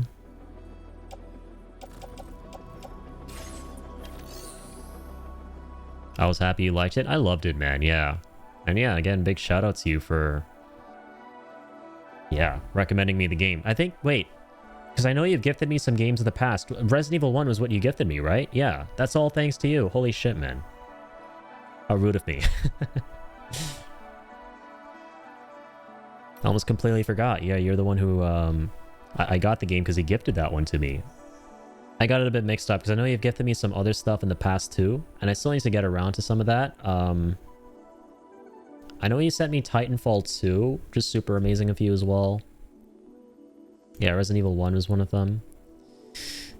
Yeah, you sent me some games, and get to the other 3. I'm waiting patiently. Lol. Yeah, absolutely, man. I would have felt bad for buying it for you, and you hated it. Nah, there's no shot I'm hating any RE games. I don't know. That might age like milk. I know there's some bad RE games out there. I just haven't played them yet, but I mean, from what I've experienced, I love RE, man. Shit. Like, I'll play 3 at some point. I'll play Nemesis. I just like the whole core gameplay loop, dude, of like these games, and I know they do some things differently, but it's just fun having either the first person or third person angle and just going up against a bunch of freaks and geeks in very tight, narrow areas. And some survival mechanics. Imagine doing a randomizer of RE1. That would be interesting. Yeah, I know Soul is big into RE as well, and he recently did Code Veronica on his stream, which is kind of fun to watch. I would love to try a randomizer of maybe... are there randomizers of 4 Remake? Because I want to do randomizers of games that I've played a whole bunch. And the reason for that is because the games I've played the most are the games I'll remember the most. So the thing with randomizers is I would love to be surprised by things, right? Because if I do a randomizer of a game I haven't played a lot, then I could see something happening where it's like, I may not be surprised because I'll go, oh wait, was this in the game originally? Was it not in the game? Should I be surprised by this? But if it's a game I played a whole bunch, it's going to be full of... I'll be very familiar with it, so there'll be many, many surprises with a randomizer. There is one for Remake? Nice, in the OG too. Yeah, I think I know about the OG. I think I even saw you maybe playing a randomizer of Original 4. That was kind of fun to watch. But yeah, that's awesome that there's one for 4 Remake, because that's my most played Resident Evil game. When you get to RE6, I'll be your second. We can John Woo the fuck out of the monsters. Hell yeah, man. That'll be fun. I would love to do RE5 at some point as well. Co-op that. I feel like they're probably going to remake it, right? Or, I don't know. I don't know what they'll remake next. But I like what Capcom's doing. It's very cool that they're simultaneously making new entries and also remaking the classics. Hollow Body 2, Titanfall. Yes, that's right. Hollow Body was the game that you absolutely loved as well. And you gifted that to me also. Thank you so much. I would love to play that because I know you were really raving about that game. You liked it a lot. And it was a game that was something that was indie, right? And it was kind of a homage to old school, like PS2 type horror. And I just think that aesthetic is so interesting. So yeah, I absolutely would love to, you know, give that a shot. And a Plague Tale as well. Yeah, I've heard very good things about the Plague Tale series. RE5 doesn't exist to me, really? One dude made it? PS2 horror, Silent Hill, RE, and Blade Runner. Oh, that's cool. That's very cool. Yeah, I got a lot of games I gotta get through.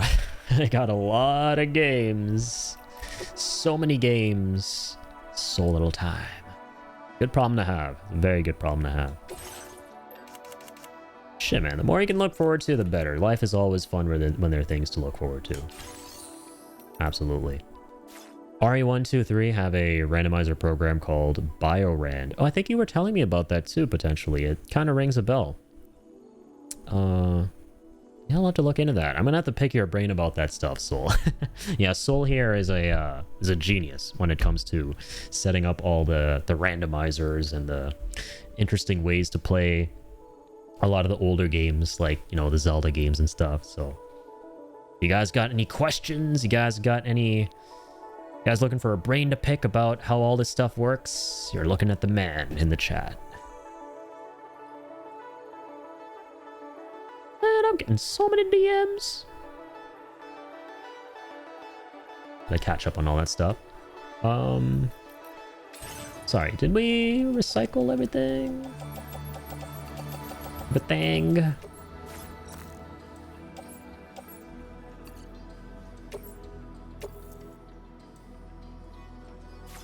Why exceed?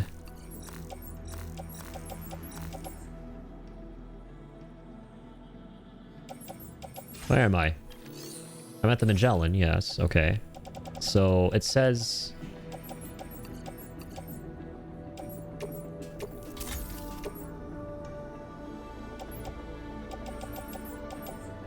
Oh, I keep forgetting how to read the limit. It's the blue bar. I keep assuming it's a 320 out of 4,508 thing, but no, it's just a bar now in this game. Which I can't... That's one tiny thing I missed from Death Stranding 1 was it will tell you the exact amount of materials you can deposit before you hit the limit. But in this one, it's just a blue bar. But, no, it is what it is. Not a deal breaker. Not literally unplayable. Negative.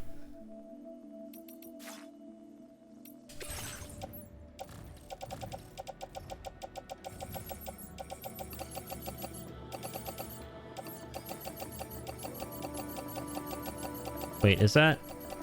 That's in the wrong place.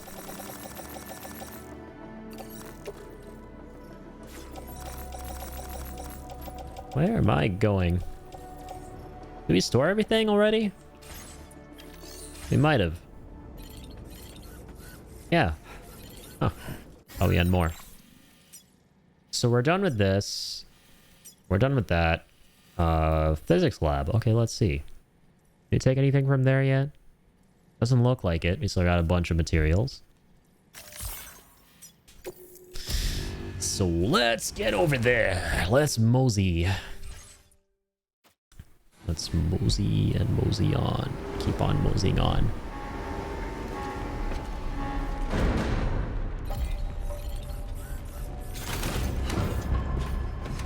Alright guys.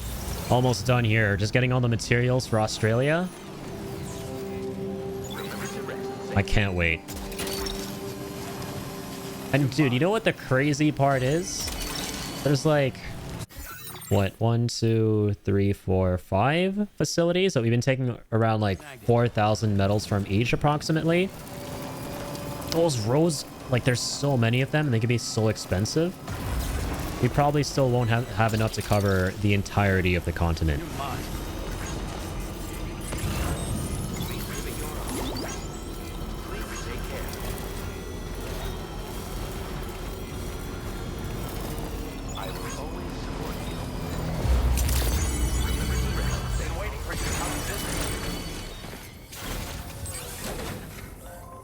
Oh, sorry. I keep forgetting this is a... This place has a private room with a garage and everything. I can take it all the way up here. I'm so used to Alex's base in Death Stranding 1 where, you know, you can't enter with the vehicle. You have to, like, leave it outside.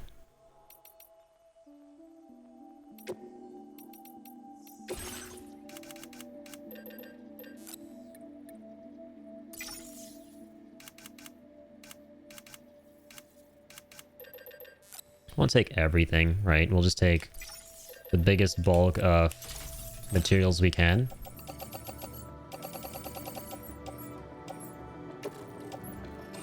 Oh, nice. In this case, we can actually take everything at once.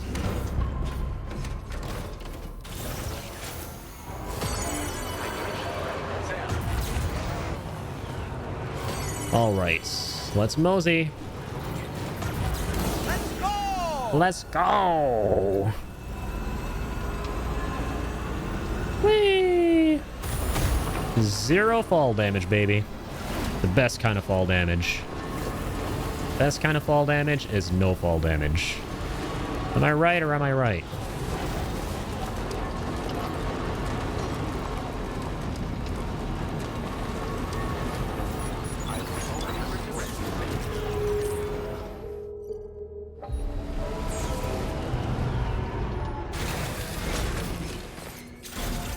Okay, this is it, guys.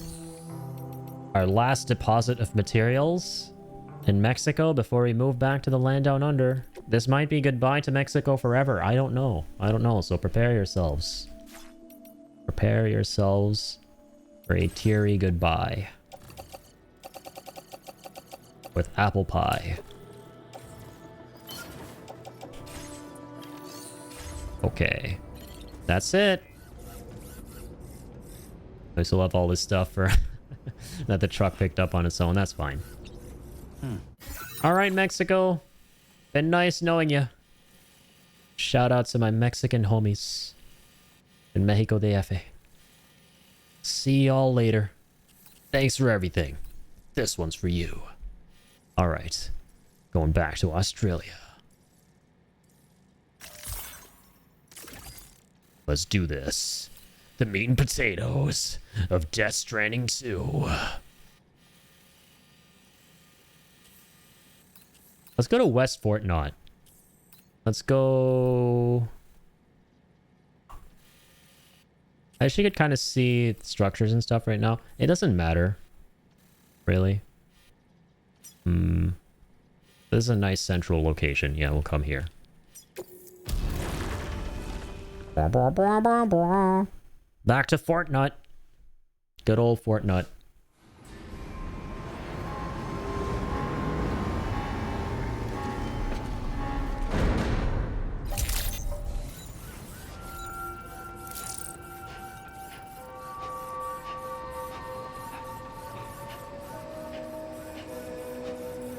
Breathe in that beautiful Australian air.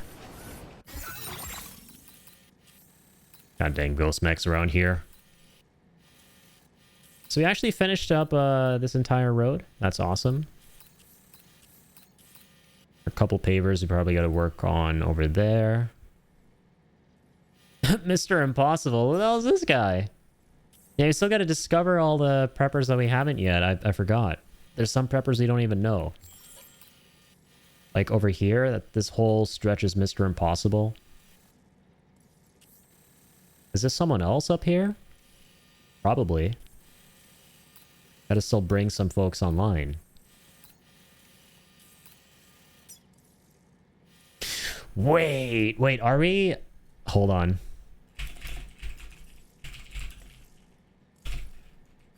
Are we where I think we are?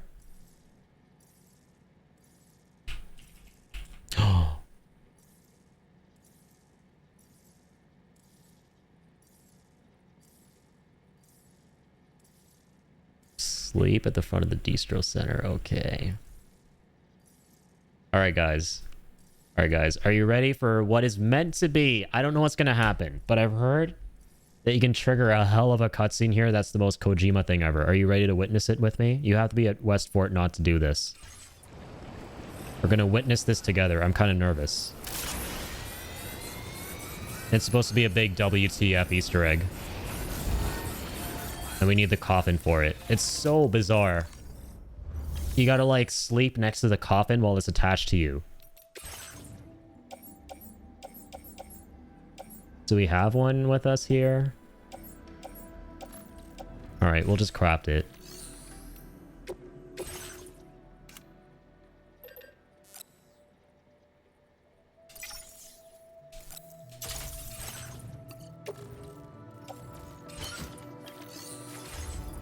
You guys ready for this? Let's get a move on. Alright.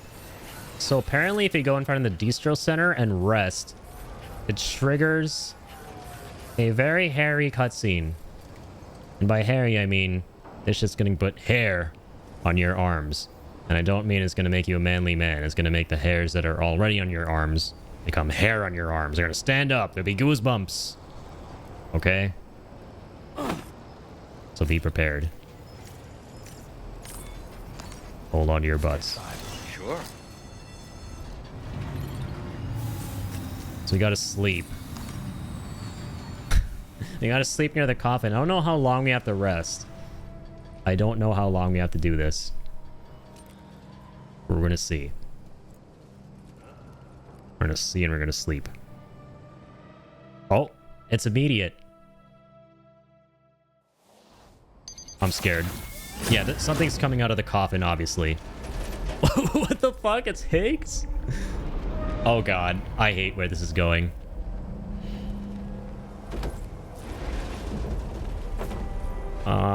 Higgs?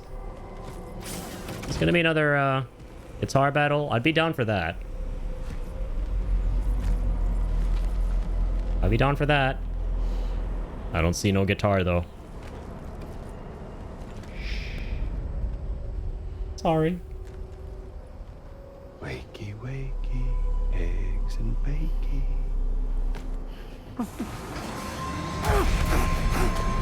We're gonna fight him? Okay.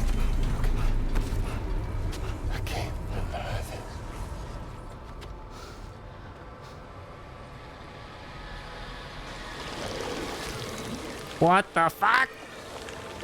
What the fuck? What in the fuck? What the fuck? Ah, I don't like any of this. Ah, I don't know what the fuck I'm doing here. I don't like this. I don't want this. Kojima, we get it. You're Kojima Kantoku.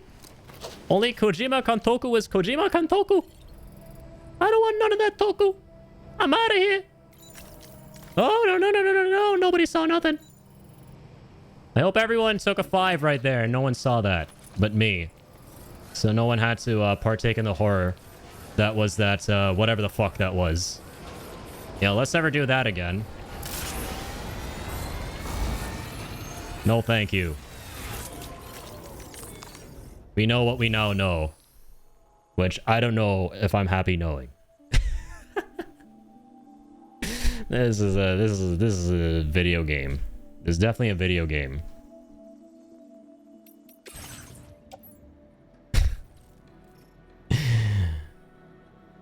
Sam definitely do be having nightmares. That's for sure. Okay, how do I can I not store this? Can I not store the coffin? Yeah, I think the coffin board can't be stored. I just realized.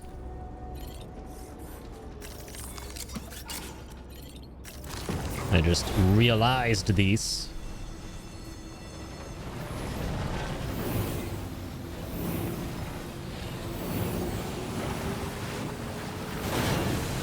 I think I'm scarred for life. Let's just not talk about what we witnessed.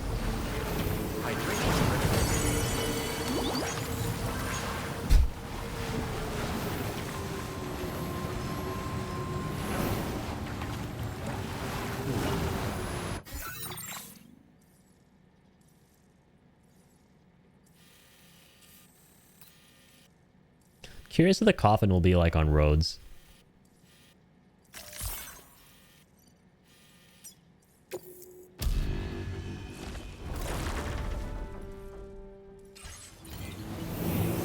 To be fair, if I were Norman Reedus, I'd have nightmares too. Well, hopefully not if Troy Baker locking tentacle-infused lips with Norman Reedus' tentacle-infused lips. As long as your nightmares aren't those, it's okay to have nightmares.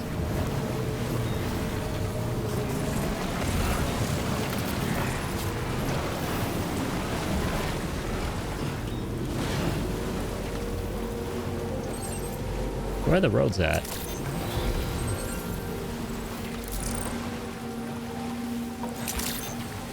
Where be them roads? Commencing delivery route finalized.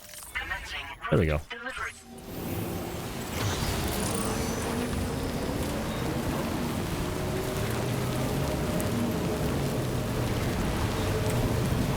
Let's see what the coffins are like on the highway.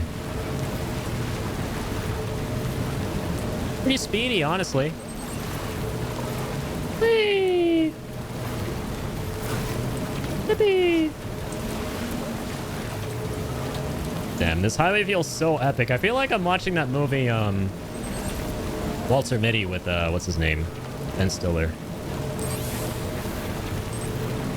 A scene where he's going across a very scenic highway on his, longboard. That was a cool movie. See the plate gate from far away.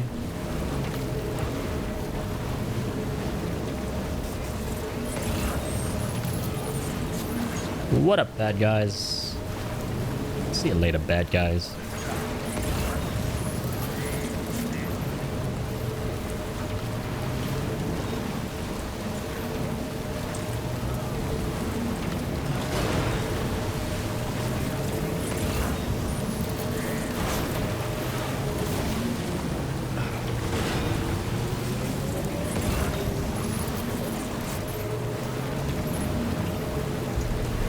I feel like I should just teleport with the Magellan.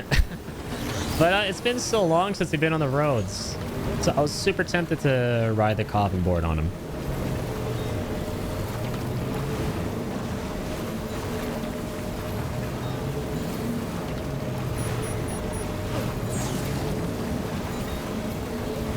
Yippee!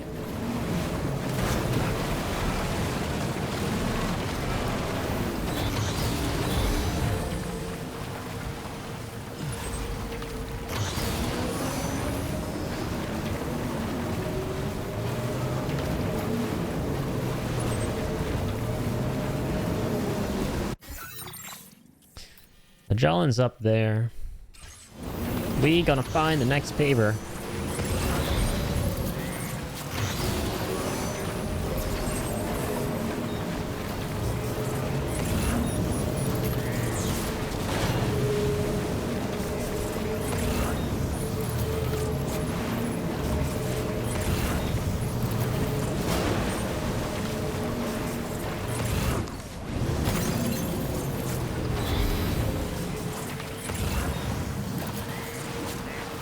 Alright, that seems like the paver up there.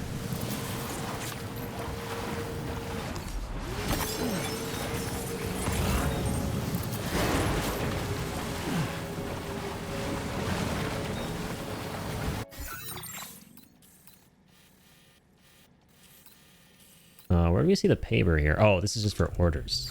Dang it. That's much better. I think we might have already discovered that and it just was on the wrong tab. Barely requires anything. Requires nothing. Nothing muffins. There's somewhere closer to this spot that we can get the Magellan to. That will make it easier to build the stretch of the road. Probably the Lone Commander. Ah, shit, I can't get up here. Shit. Shit. No matter. Don't matter none. Ow.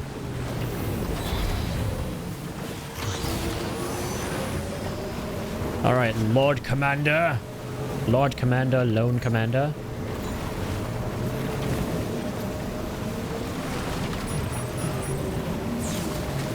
Around there somewhere, right? Magellan's near you. Coming home real quick. Don't freak out. Oh, God. Oh, we're totally fine. Nice. This thing can fall from a height with a capital H.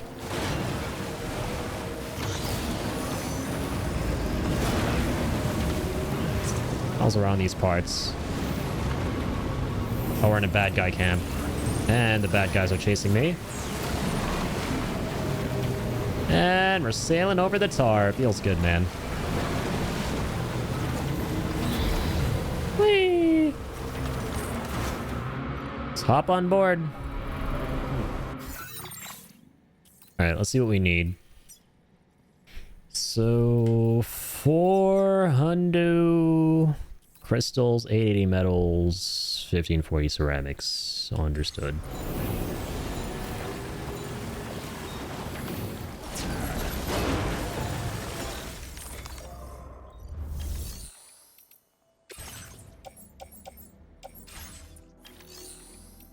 Hang on, let's do it this way. Oopsies.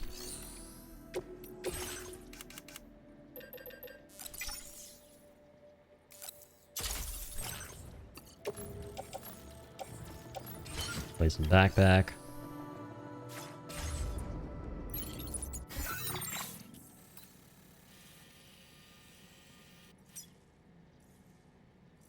Oh, sorry, it's 1440. My apologies.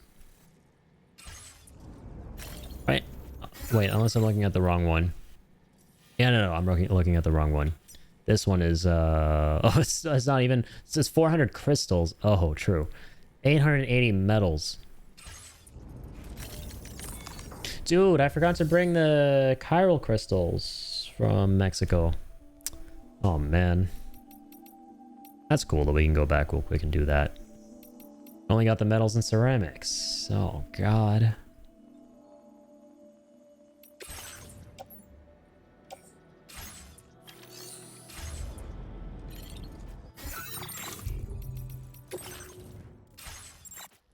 So 400 there.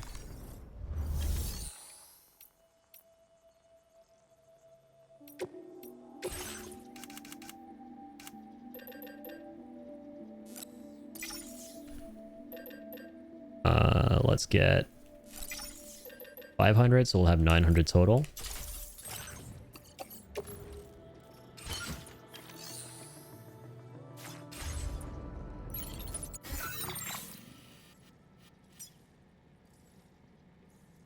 $1540 ceramics. Okay.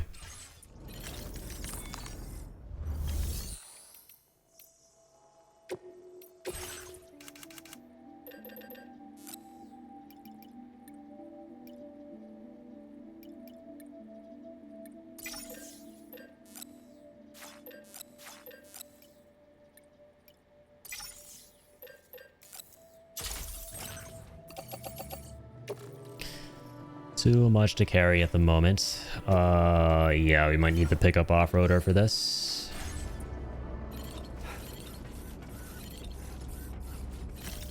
Attach the coffin board and take it with us in the truck. I hope so.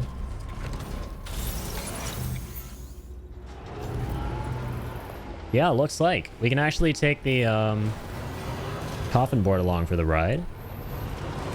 That's pretty awesome.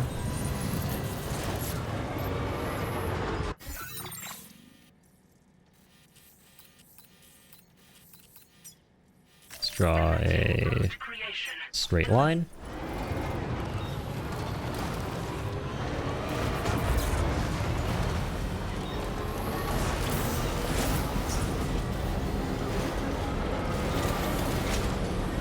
Just want to focus on getting the roads done.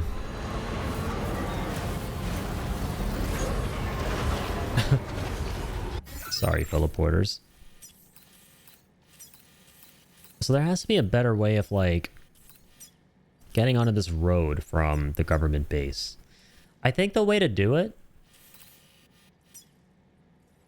is via zip lines. It's one of those, this is one of those facilities that is kind of off-road, that you would need to set up a zip line that you would get onto in the middle of the highway to then get to the facility, you know?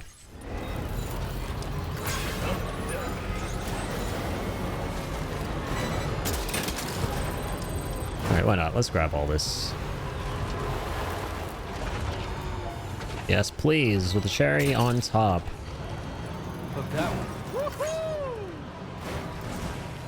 Yes, please, and pretty please.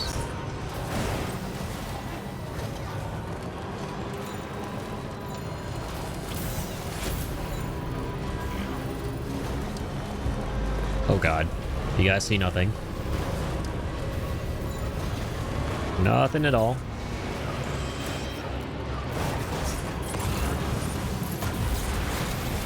Just a friendly American homie passing by through the land down under. That is all.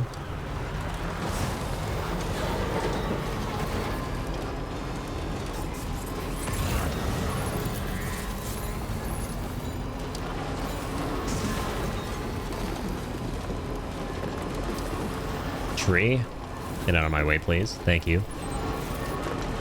Much too kind of you.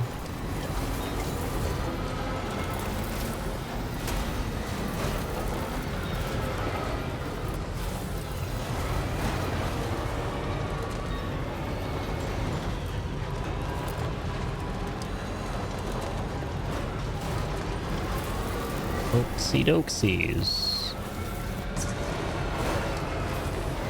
Up we go. Oh, snap. Oh, that's fine, though, whatever. It's only materials for road construction. Damn, this road ends right next to the paver. That's crazy. That's pretty cray-cray. What up, Coffin? Glad to see you're still with us, buddy. Alright, let's get you back on board.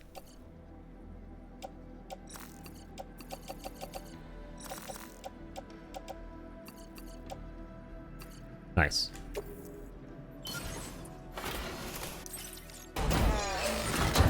Back in the game. There's this little tiny strip of road. That feels good, man. Okay, nice. And it didn't tell us that our truck was going to be an issue. It just went ahead and built itself like a good little boy. Very, very nice. I think this is a cool highway right here. Reminds me if I need to use the Mountain Knot Highway in the first game.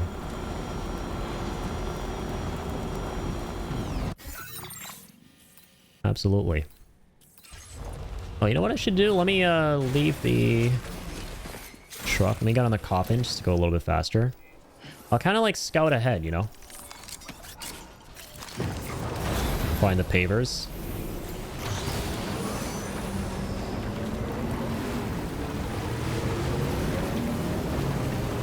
Let's go.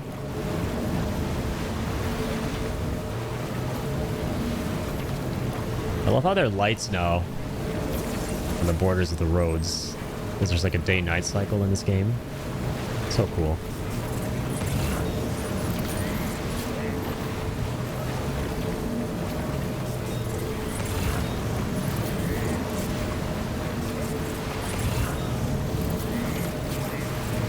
Oh, I see the next paver. It's rather far. We can ping it pretty easily.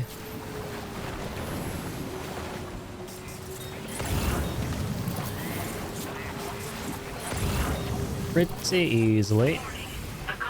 Oh no. That's right. I've been taking this coffin for granted, man, because we got the entirety of Mexico connected. So we never had to worry about this. But I like that limitation of the coffin, right? It makes it very fair. Coffin is a very nicely balanced mode of transport in this game. We found the next paver, which is really nice. Wow, this one is quite costly. With a capital Q and capital C.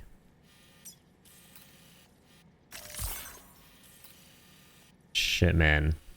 The closest we can get the Magellan with all the materials is nowhere closer than this. This is already the closest we can get. Oh no.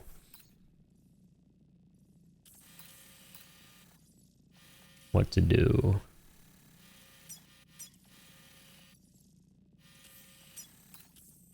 Is there a transponder or something around here? You can just like quickly fast travel back or something. No, we might have to do this the old-fashioned way.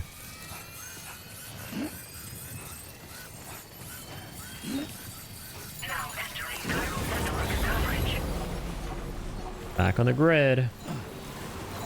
Back on the gritty.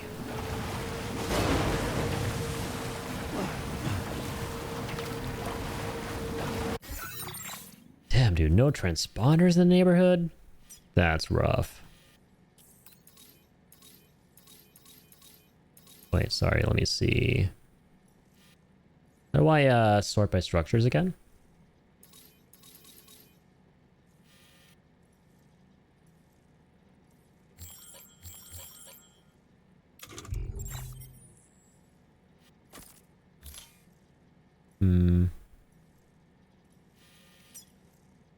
God, it was something really simple. How do I sort by structures? Like specific structures. Oh, custom. Okay. There we go. Let's do hide all. And show... Where's it at? Transponders. Dang, there is nothing out here, hombre. There's nothing. Wow. Closest one is right next to the government's base. So what's the point of that? Well, I mean, he doesn't offer one himself, so that's fair. Good placement. Okay.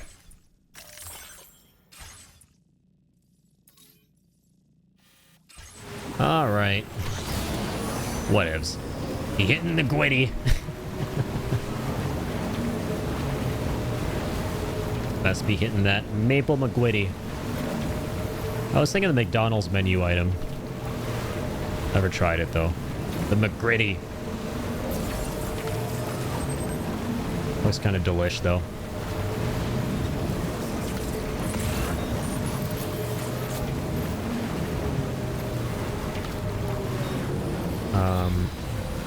Yeah, I keep mixing them up. The Lone Commander is up here. The Lord Commander. And the government base is down there. Right. So no point picking up stuff for... Well, damn, we have something in the truck for him, actually. No. Now, I've half a mind to get into that truck and drive all the way down there, but the problem is... It's going to take forever. But we still have that lost cargo, and we need to bring the cargo with us. That's the most important part.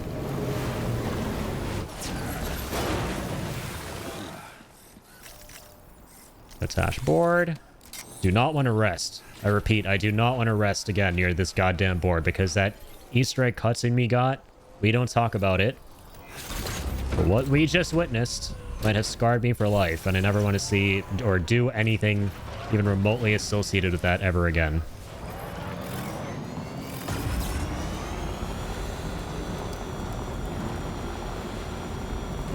So I'm going to be very careful when holding square now near that coffin, because I want to detach the coffin, not rest near coffin. No thank you.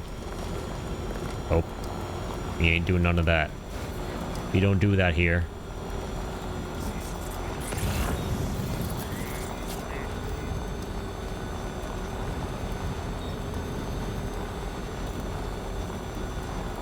Oh, how do we auto drive again? We unlocked that, didn't we? Oh, it activates upon reaching a certain speed without boosting when driving in the center of a road. Okay. But does it eventually boost itself?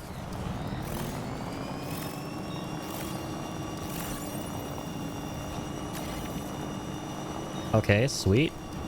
Oh my god, we literally got Red Dead Redemption mode here. You can start auto-driving and then change the camera angle. Cinematic travel mode.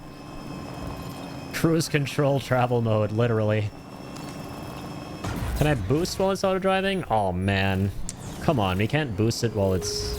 Well, it makes sense because it's, like, more difficult to handle.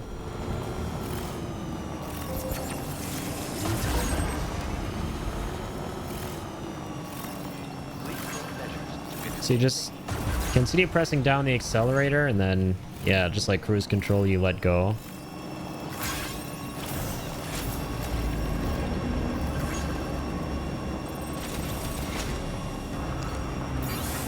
But it just goes at like a pretty slow pace. But hey, good for the just chatting vibes. When you out there ask me some kind of like existential question or some shit and I'm on a highway, I can just like leave it on that while we talk about stuff. Finally found a way in this game to be able to divert the entirety of my focus and attention to you lovely fellas while having to worry about the game.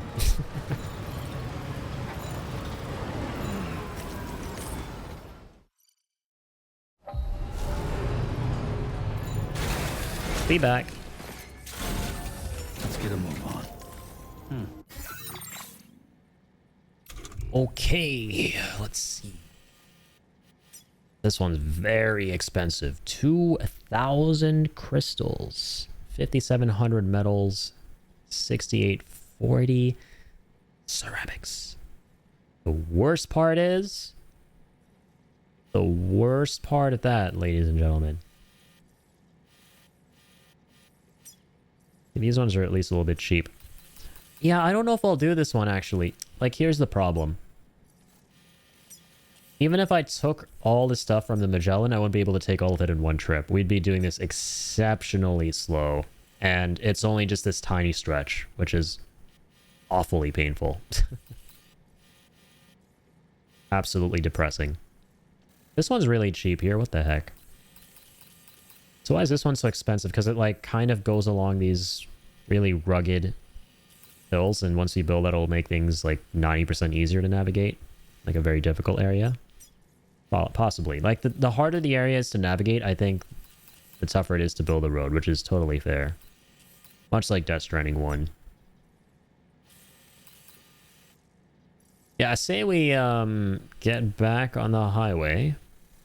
Or no, even better. Move the Magellan. To... and try to Rainbow Valley here. Nice, we can land it right here. Find the paver. That's probably up here somewhere. Oh, we can actually already see it. That being said, we should probably go here. Build this guy. I wonder if it'll kind of like go down this cliff. I'm super interested. Yeah, it'll probably wind around this little pathway. Alright, whatever. Let's just get there. Ba-da-ba-boom.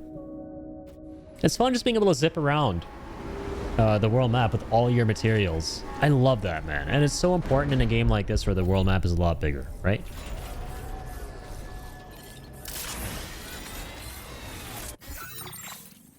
Let's see. 1440, 1800. Ah.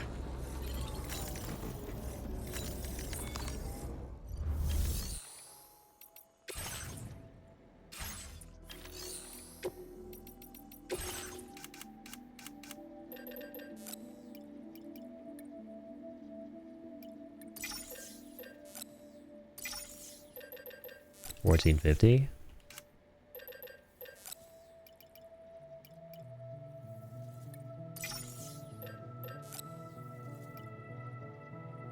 Wait. Yeah, that's fine.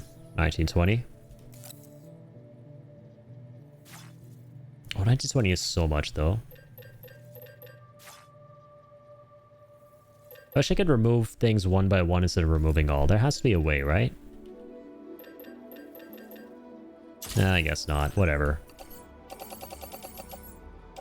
Whatever. Let's load all that on.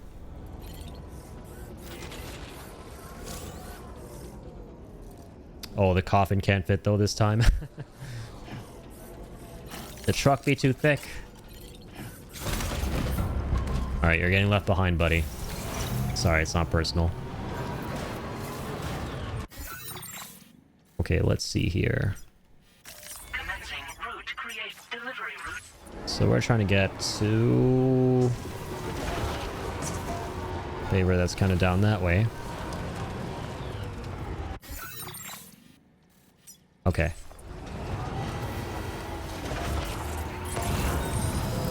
So the ass end of the Magellan.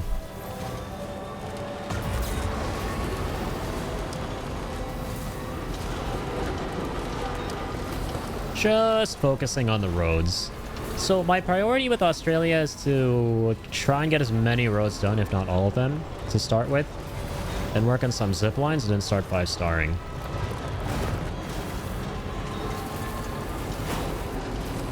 That's the goal.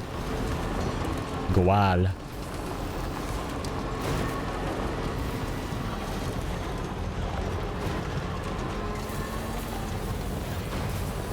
Da-dibbity-doo. Is that another coffin?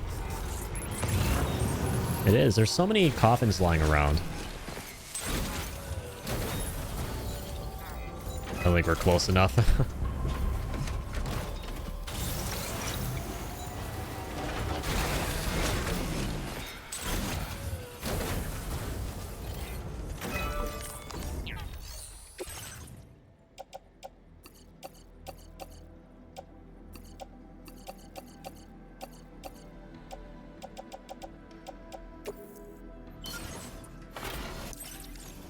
Oh, forgot to deposit the crystals. Not this time, though. Let's get him in there, Sammy. All right. Let's take a look at the fruits of our labor. I knew it, so it kind of curves down. Beautiful. How cool is that? So this one... Oh, it's actually suspended midair. Even better. Those always feel like the coolest highways to drive on. So that's done.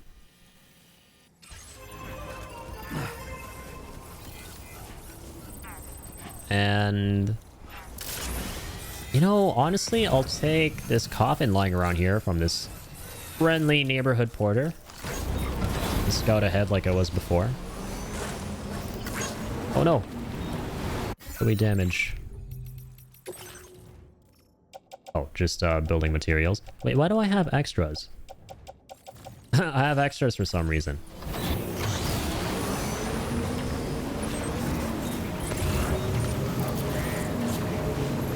Did I overshoot and not put them in efficiently? It's possible.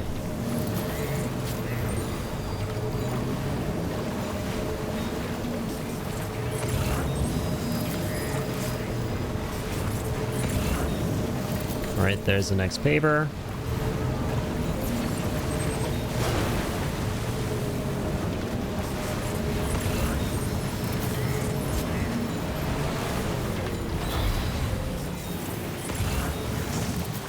Come on, can you stop damaging that, Sam?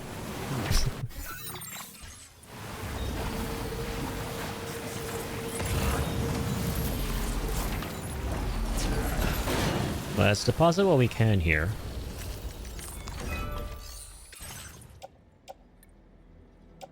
This is 980. Here's the stuff we can put in.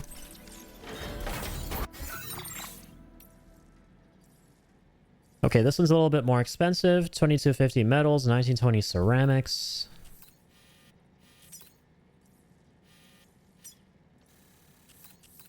One bad boy up there too.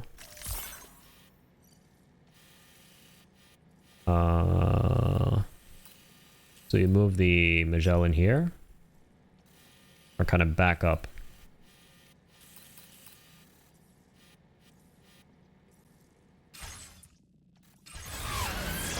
I say we back up, get the truck, get the rest of the materials.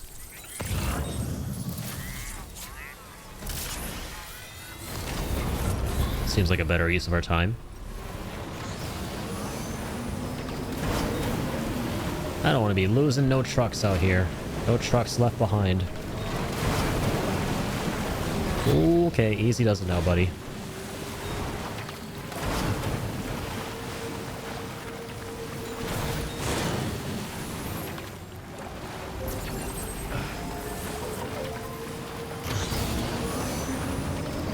Here we go. Dip, dip, dip, dip, dip, dip, dip, dip. Coffin, coffin, coffin. Can the coffin auto drive? Is that a thing?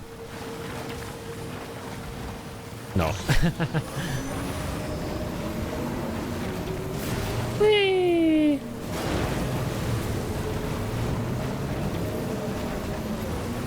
Here we are. Gotta stretch my legs. Oops. Let's get you attached.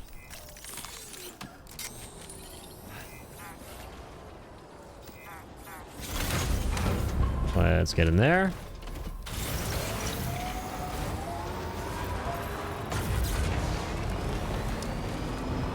Let's get back to the ship. Delete the marker.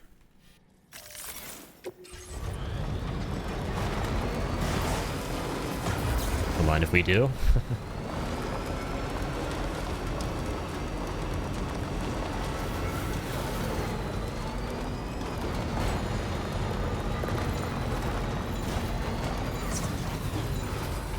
Come on, can we stop busting up all this stuff? Small ass rocks. Freaking vitamin supplements. The poor government's base agent for ruining his goddamn gummies.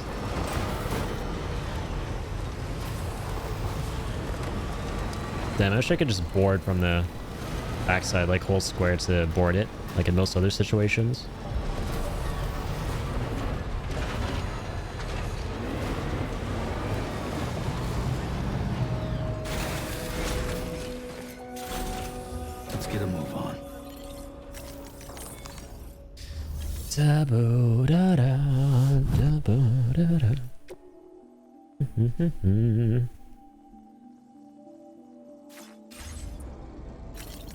Sorry, let me activate this actually. There are a couple things I want to do.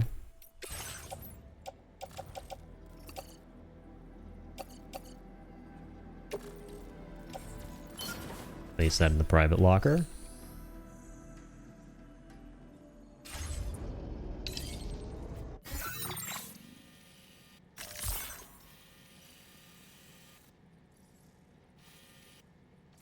Alright, animal shelter. Been a minute.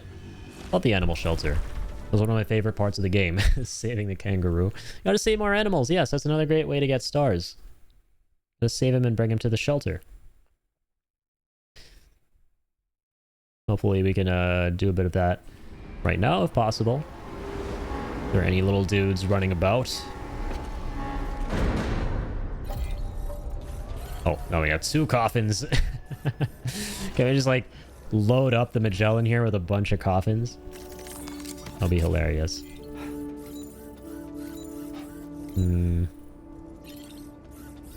So yeah. Quite close to this next paver, which is very nice. Or wait, no, are we? No, we still need to do this one, of course. 2250 metals.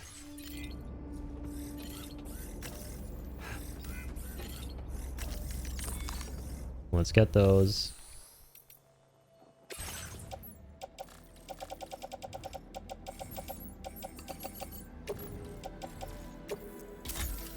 Let's store these materials that we got in here.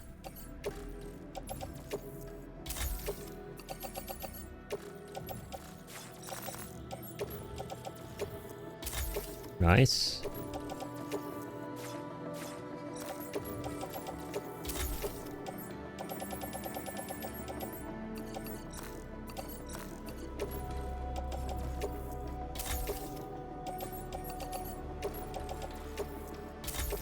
Make sure we're topping up our materials cache.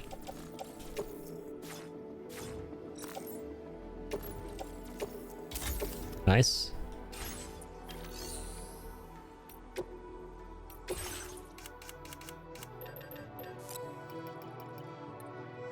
$2,250 metals. Got those in the truck. And 1440 ceramics, correct?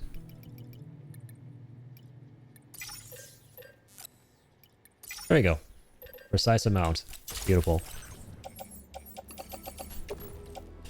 We're able to carry everything.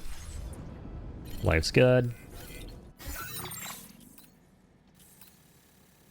Let's draw a path to...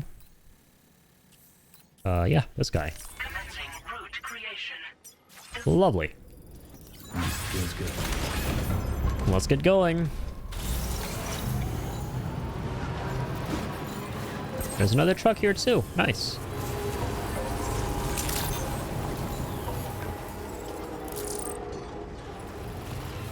The heck is my path?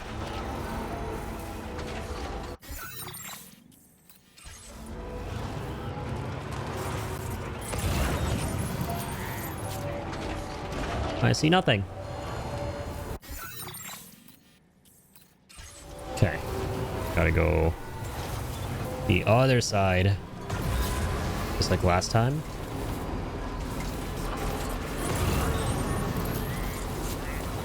There you are, dotted line. Oh, hi, little guys. Little fuzzballs. Oh, I don't have the power gloves. I need to absolutely craft those for Sam so I can grab all the frickin' chiral crystals while driving. That'd be so nice, man. Got all this lost cargo. There's the paver.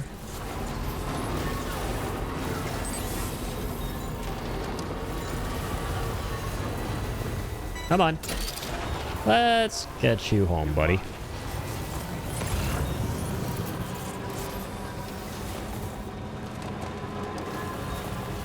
I see an animal there too.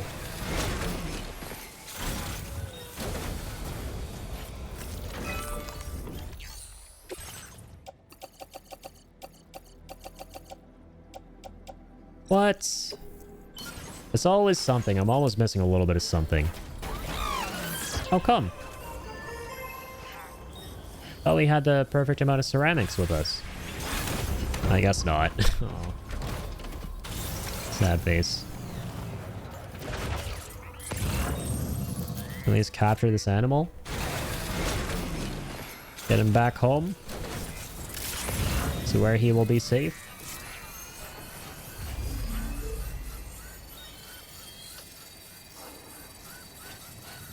Got you, buddy. Don't worry, it's for your own good. Come at me if you want to live. Do not resist.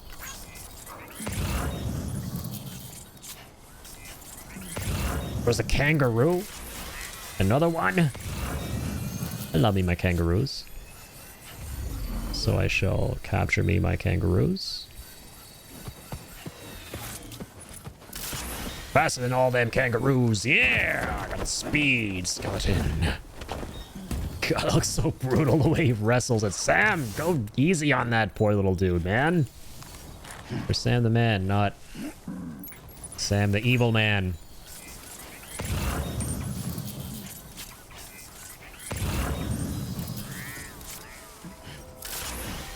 We're about one more PETA violation away from being called Evil Man by Kojima, following his naming conventions.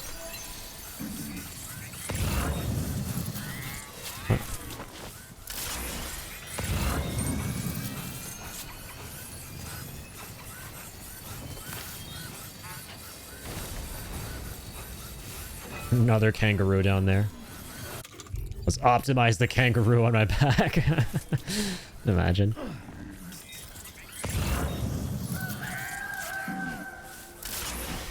Cuckoo.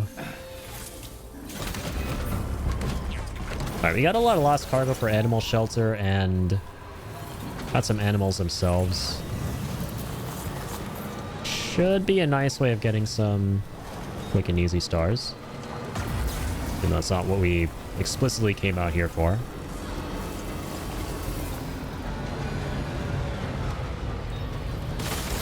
You shoot that down there?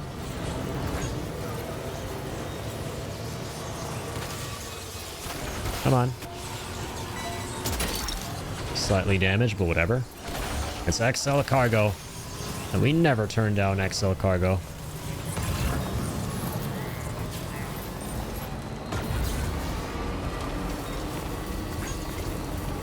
Let's go. More animal shelter stuff around here, looks like.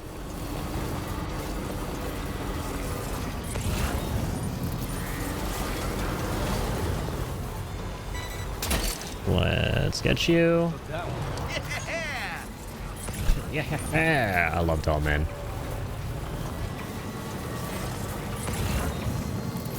Something for rainy shelter. Miss that cargo up there.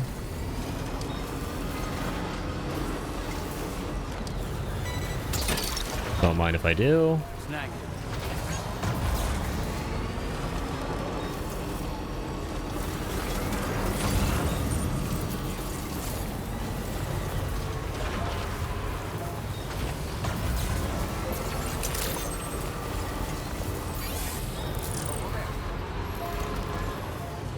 Oh, forgot the entrance is so small. Very, very small entrance. Hello. Got a bunch of things to deliver. Lots of rescued animals, lots of lost cargo. Thanks as always for pitching in. Gotcha. Brought us a new friend, have you? I have. Oh wow, already 3.5. Now displaying your current porter grade. Sweet. Best of luck to you out there. We'll see you around. Sounds Gucci. Order completed. Well done. Well done. So wholesome. Alright, yeah, sorry, I don't want to do any of this right now. I want to build me my roads. Well, you know what? I will take some of your ceramics, though, if I am able. Yeah, you have enough for that road I'm trying to finish.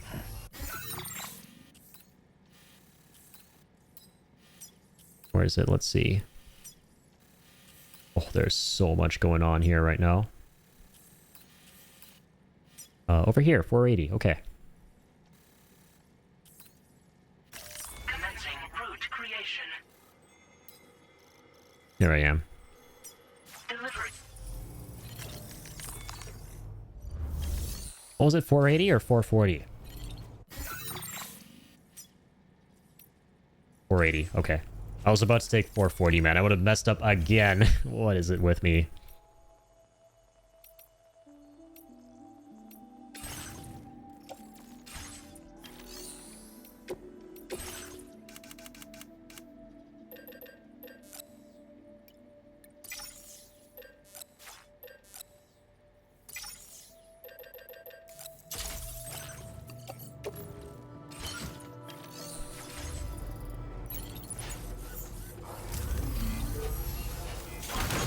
Sweet. Got what we need.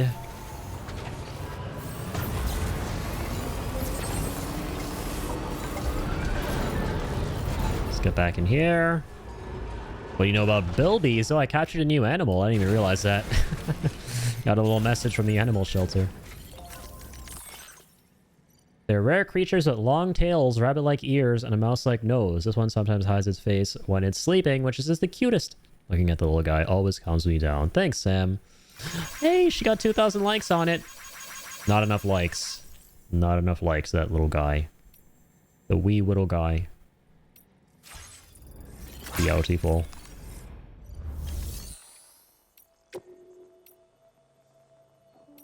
And yeah, you know what? I'm just gonna take the coffin now.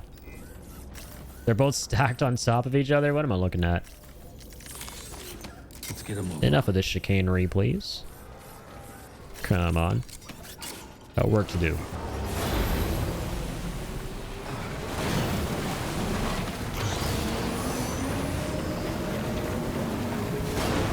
Away we go. Might honestly be faster just to do back and forth trips on the coffin with as many materials as I can carry.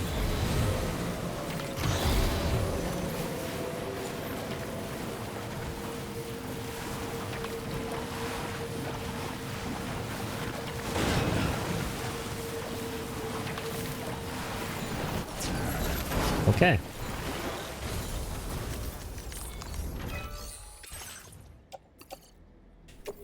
Here we go.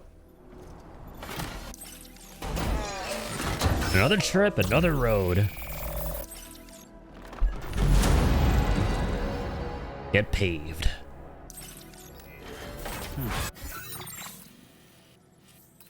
Oh, nice. And this paver we already know of. Also rather cheap. 1,200 metals, 1,540 ceramics. London Bridge is falling down. I totally sang that in key. I'm a great singer. And yeah, I saw that on the last stream. Absolutely. Absolutely. I don't tell no lies around here.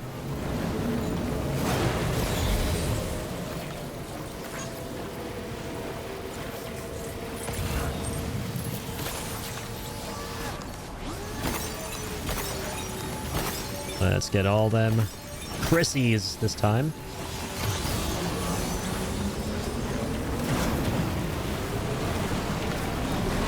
Whee!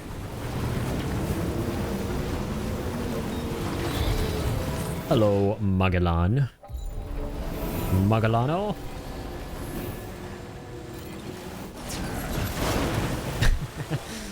Did a bang-up parking job there. Nailed it.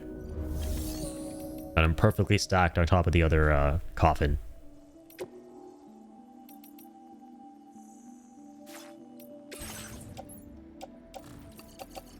Alright, let's store some of this stuff away.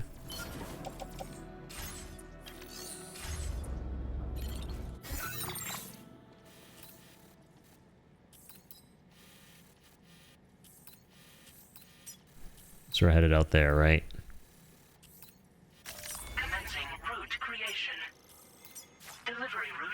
Oh, actually, remove markers. Make this easier for ourselves. Go like right there. Get on the road and then Drive the rest of the way on the coffin. Or ride the rest of the way of the coffin.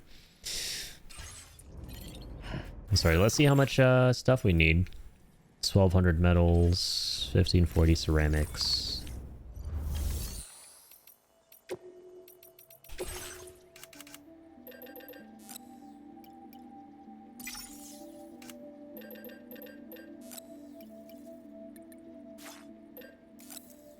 We'll take the metals for now. We take these. Oh no, I thought my coffin was right there. I clearly parked it back here. Let's get a move on.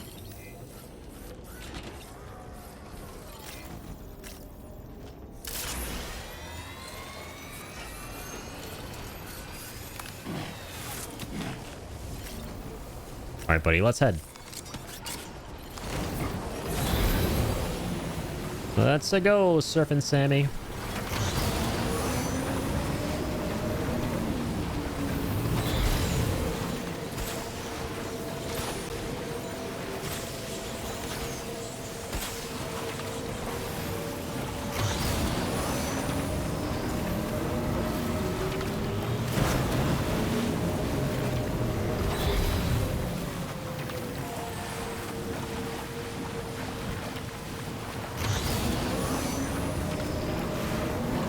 Oh, wait a minute.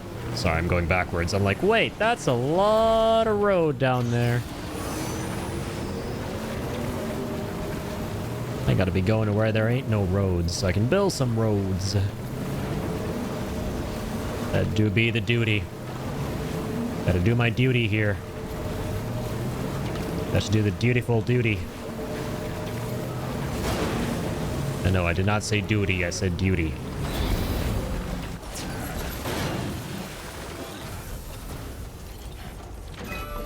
Oh, shit. Oh, okay. False alarm.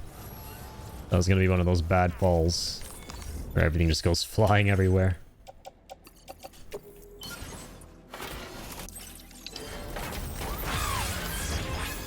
Don't forget the crystals. Good man, Sam.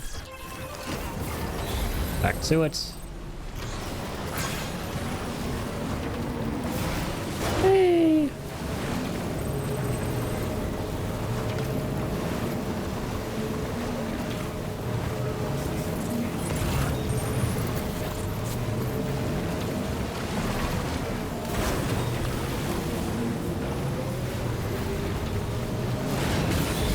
Up we go, down we go. Get the crystals, get the crystals.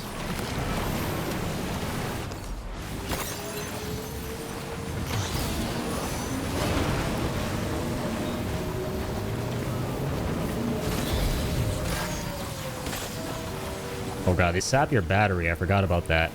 But that's not a problem.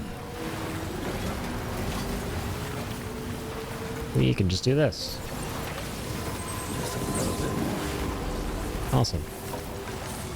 Let's get on board. Oh, I like how it tells you how many animals you've rescued. That's very cool.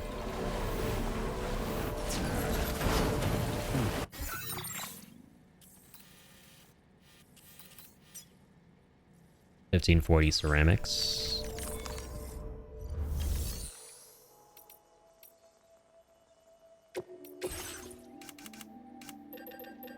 Might have actually been faster to take the truck, I just realized. Anytime I think to myself in this game that, oh, if I just do 2 trips back and forth, but they're quick, it's usually not quicker than taking a truck. Very important lesson for them porters out there.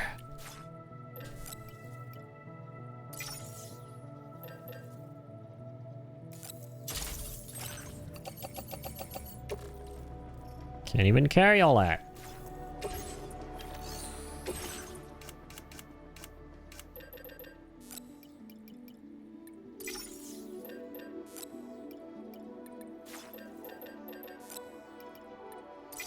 Try. No, we can't even do 5 of those. Oh, man.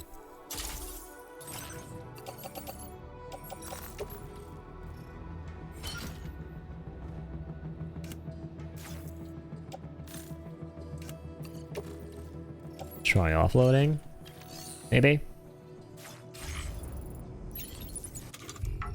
That's already optimized. Shit. Okay, whatever. Right. Gotta let cargo. Should have just done this to begin with. Once again, in hindsight.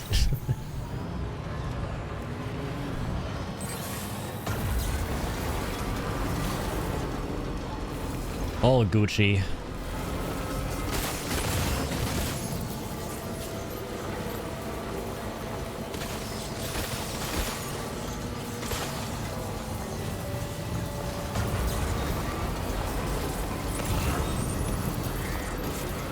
This bridge is so nice, man. I love the players set this up here. Oh god, I don't love that. These random rocks, get out of my way. Please and thank you.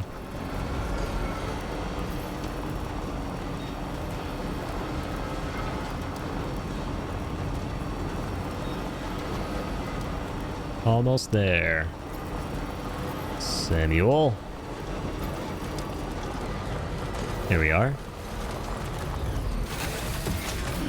Gotta stretch my legs. Contributing 60 more ceramics than we need to, but there's no way of getting the exact amount, I don't think. Sometimes you gotta overshoot.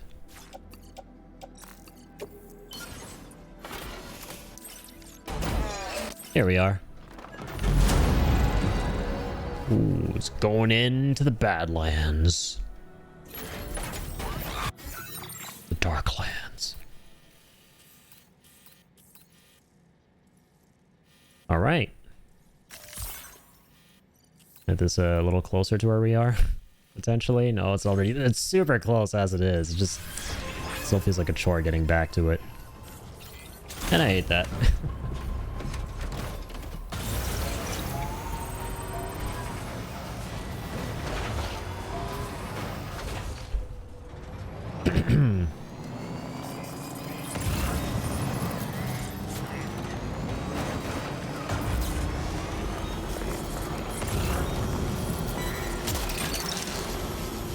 Okay, that was a crazy snag right there. This truck really wanted that PCC. You're mine. I love how aggressively he says that. You're mine.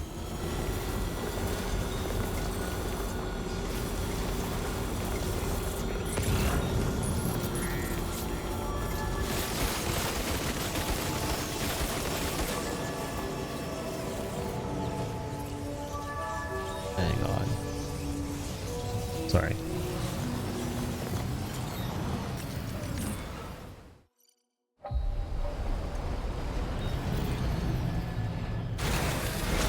Okay, time to scout ahead.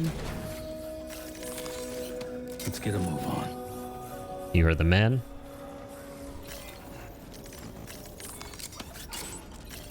So, yeah, here's what I'm gonna do. I might actually, like, just... yeah, go all the way down here.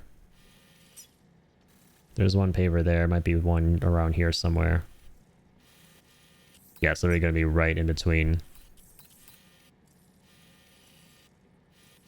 This one was gonna connect to that too.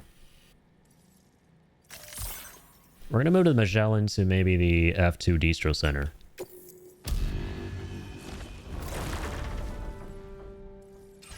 And I'll link up with you there, buddy.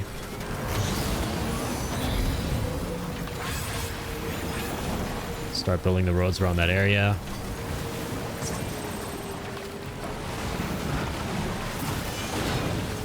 Oh, I hit one of the golden chiral crystal bloober blobbers. Oh, there's another one right here. Oh, shit. Don't have any weapons. Roadkill. Oh, man. Didn't work. I love how those are a thing in this game. Like the crystal lizards in Dark Souls.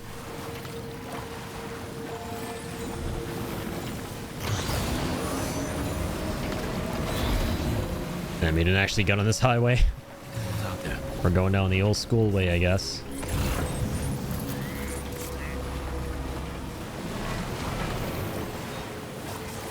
Alright, where the heck is this? So, what the heck am I damaging? Why do I have 60 ceramics? What? Where did these 60 ceramics come from? Oh, wait, the extra materials get returned to me? Is that what's been happening? So unlike Death Stranding 1, they don't get destroyed? Because I swear, in Death Stranding 1, the extra materials you deposit would get lost, right? But I guess that's not the case in this game. They get returned to you. Say it ain't so, man. Say it ain't freaking so. Because then I don't have to, like, try and get the precise number of metals and ceramics. I mean, I doubt that's how it works, because otherwise they wouldn't let you sort metals and ceramics between the private locker and the metals cache, or materials cache.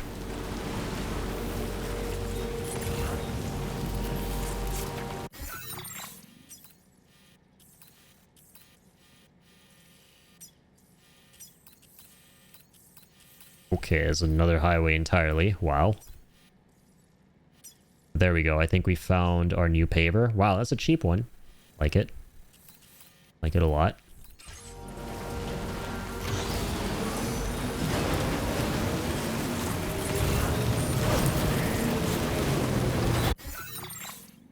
Let's clear the markers. Oh, we don't have any. Beautiful. Commencing route creation. Let's get to that facility.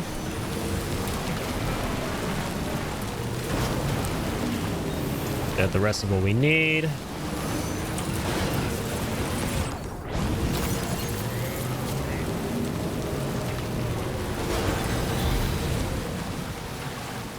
Whee!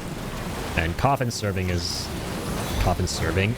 Coffin surfing is such a game changer. Seriously.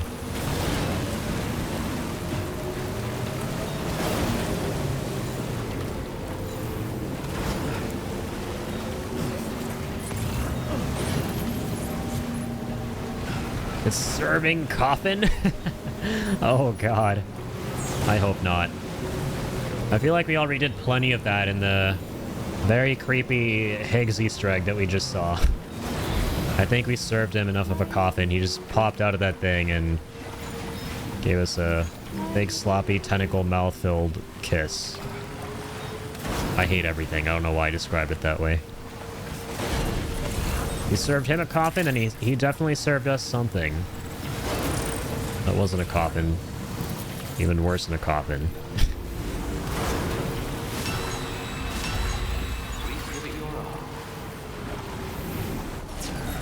I like how I'm like, let's just never talk about that again. I just bring it up myself again. I'm my own worst enemy. Absolutely. Okay, so this one or that one. We'll start with this one because it's closer. And yeah, I want to try out this like whole bringing extra materials more than what we need and seeing if we actually get the bonus ones back that we don't need to deposit to build the roads. Because it seems like that's what's happening, right? I swear that's what's going on right now. Like, let's try this out. So... Oh, sorry. I actually gotta head to the Magellan. Dang it. I'm in the wrong address. Sorry.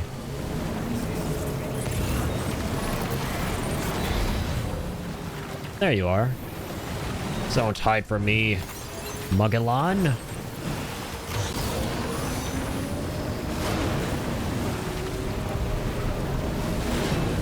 Oh, oopsies. Looks like we bounced right off of that.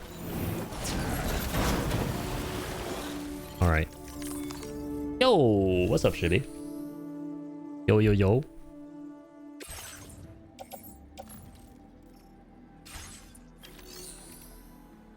So we need, what, 1,000?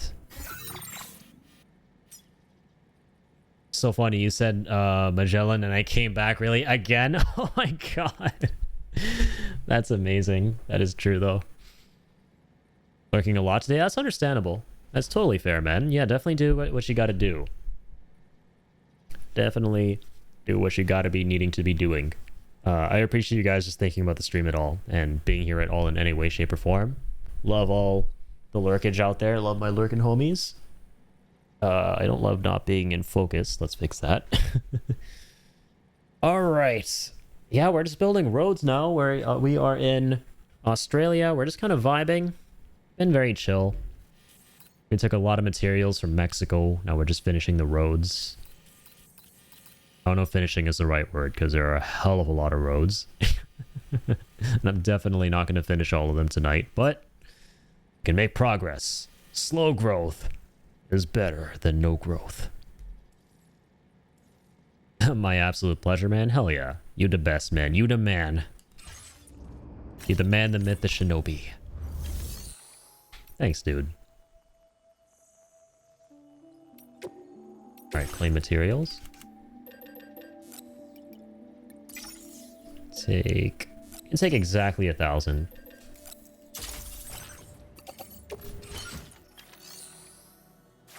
Done.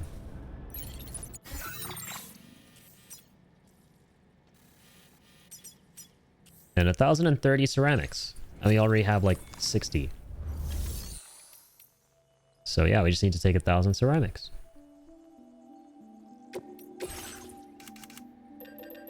Oh, we're out of them in the cache, but that's fine. Not a problem.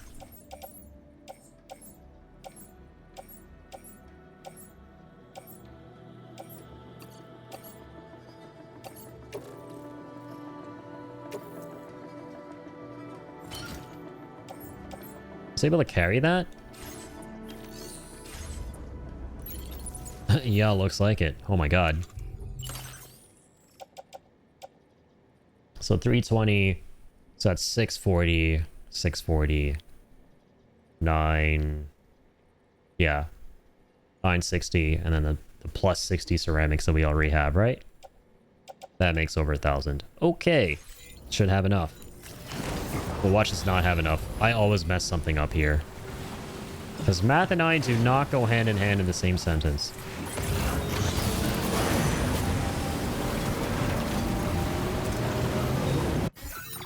Oh no, wait, the paper's literally right there.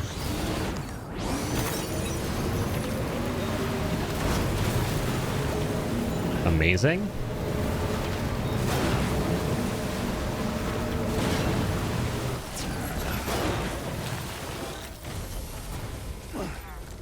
At least climb that. Pleasey and thank yousies. Whatever, at least these are stairs. Deposit those. See, I told you. I told you guys I'd mess something up. Where'd all my other ceramics go?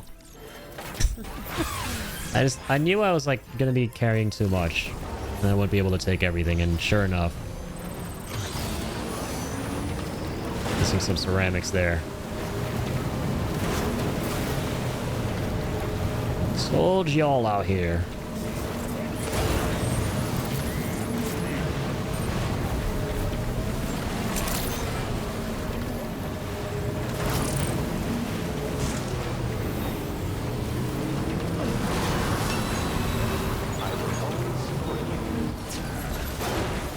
That is so wholesome. I will always support you.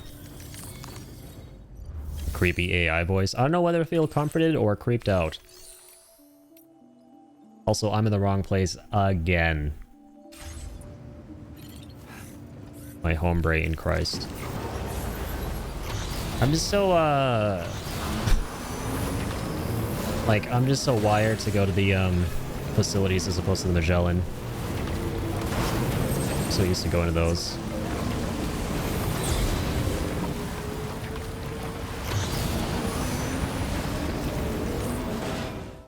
Okay.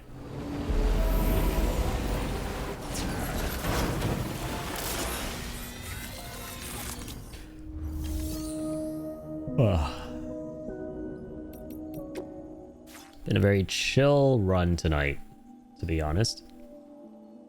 Last stream was a little bit hectic because we had to get our hands dirty with a lot of restarts, a lot of flubs, a lot of goofs, but yeah, tonight's been rather smooth sailing. It's felt good. Very, very chill. So almost putting me to sleep in a way. Very but that's not a bad thing. When you kind of like hit a flow state in Death Stranding, that's a really nice feeling. Just gonna clarify how much we need here. 650, okay.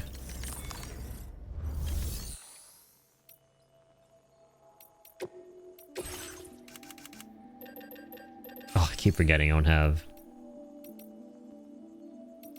anything in storage there, or in the cache.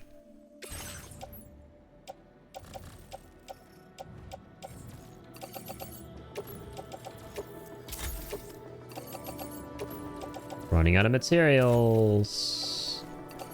Never mind. There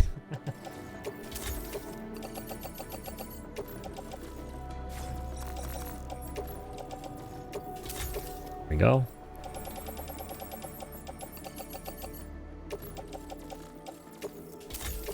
There we go. Alright, so those seem like all the ceramics we've got. Yeah.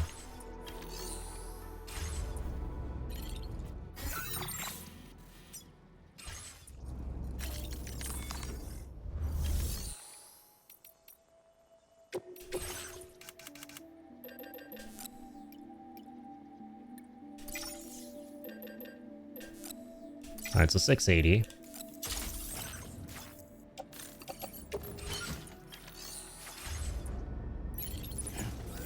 Dunzo.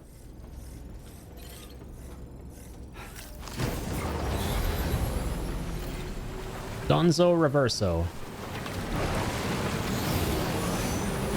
Let's Speedzo.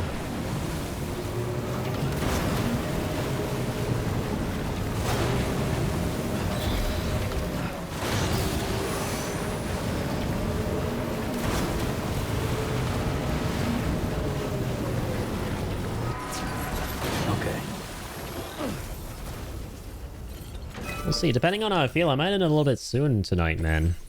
A little bit sooner than usual. And a little bit sleepy.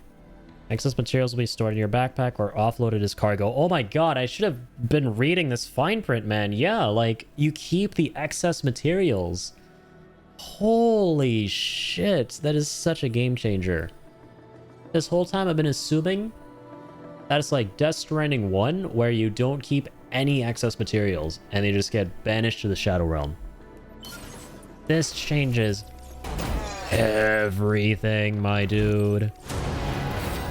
We have been spending so much time chasing efficiency when there's been no point to it whatsoever at all. Like, we could have just stocked up on, like, all the metals and ceramics that we could have in the world in the truck, and just gone to town across all these pavers if we wanted to. Didn't have to like meticulously calculate none of this. None of this, buddy. Damn. Okay. That is cool as shit, brother. That saves us so much time, which I can really appreciate, because there's so many more roads in this game. Map is decently bigger than the one in Death Stranding 1. So that's much appreciated. And again, fuck, I keep going down here. Need to not do that.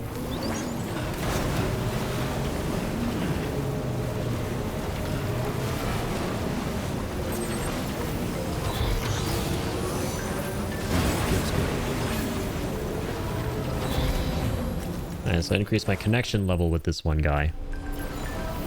This other guy too. Yeah, let me see my bridge links with all these players I've connected with. Oh, you know what I'm so curious about now? You know, now that Shibby and I are friends on PlayStation Network, what if he showed up? Because I know this game prioritizes your friend list for the players you connect with. I don't recognize any of these people so far.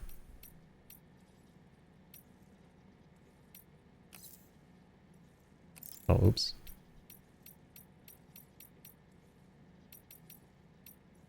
I'm looking. Yeah, same. I'm so curious.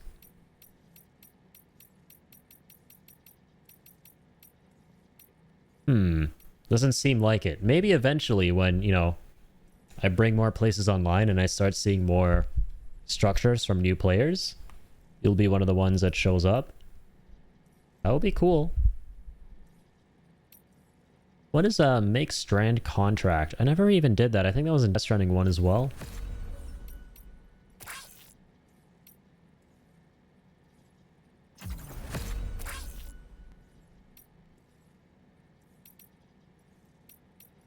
What is that?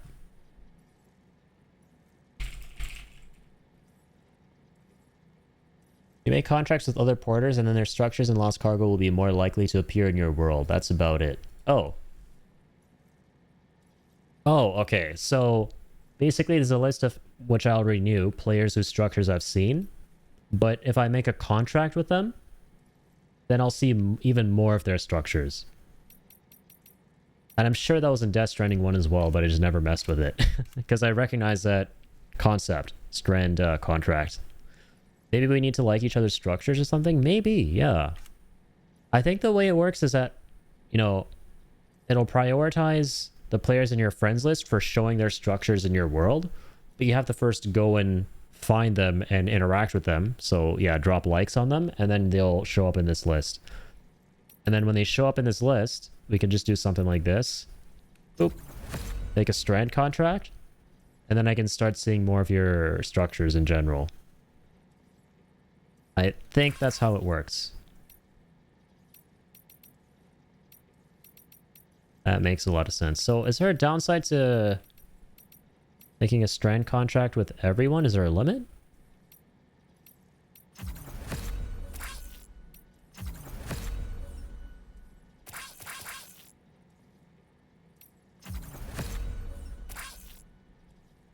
Huh. Let me see more information.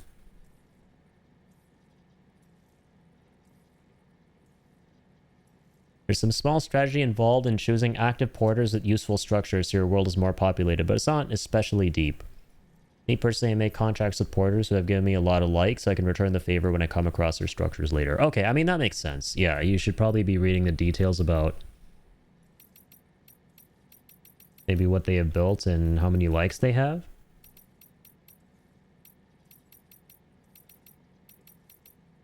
And then use that to inform your decision about if you want to see more of their structures or not. But whatever, I'ma just keep playing. Just keep being a player.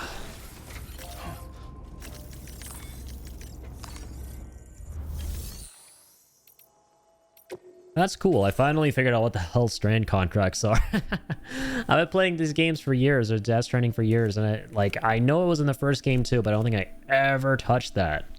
Oh, this is so interesting. Learn something new about these games every day, man. For reals. For reals. Alright, Garagi. Let's grab some things. What's up, player? New Kojima law every day. You love to see it.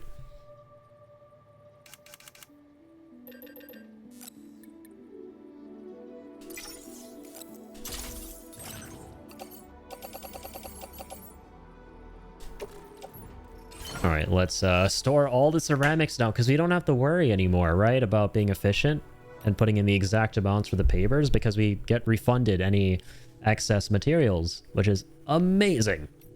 Absolutely amazing. Oh, sorry, this is where I wanted to go.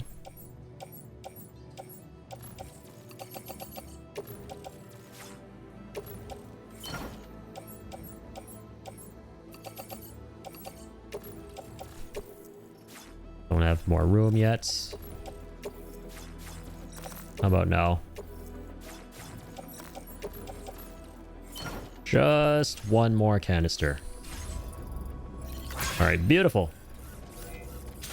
Okay, what now? You don't lose material anymore? Yeah, I just realized.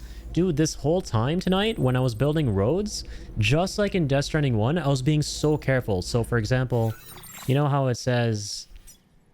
You need 550 metals for this one, 560 ceramics. I was being so careful to make sure I got as close as possible to 550 without going over by too much.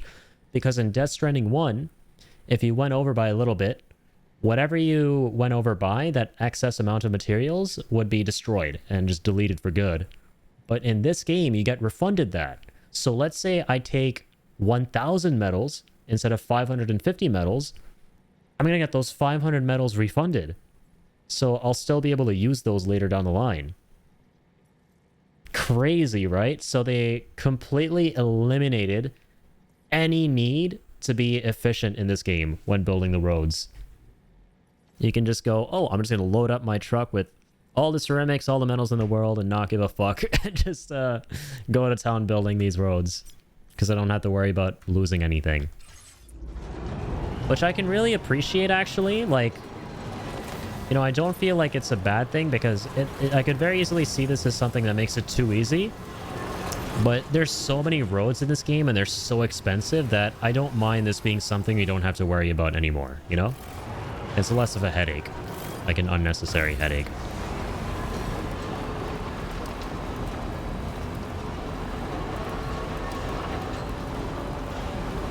That is very nice that the pavers in this game just refund you the excess materials. That is efficient in and of itself. Absolutely.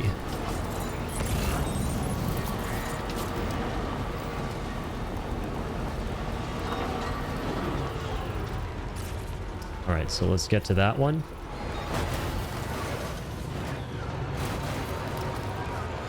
Nice and easy does it.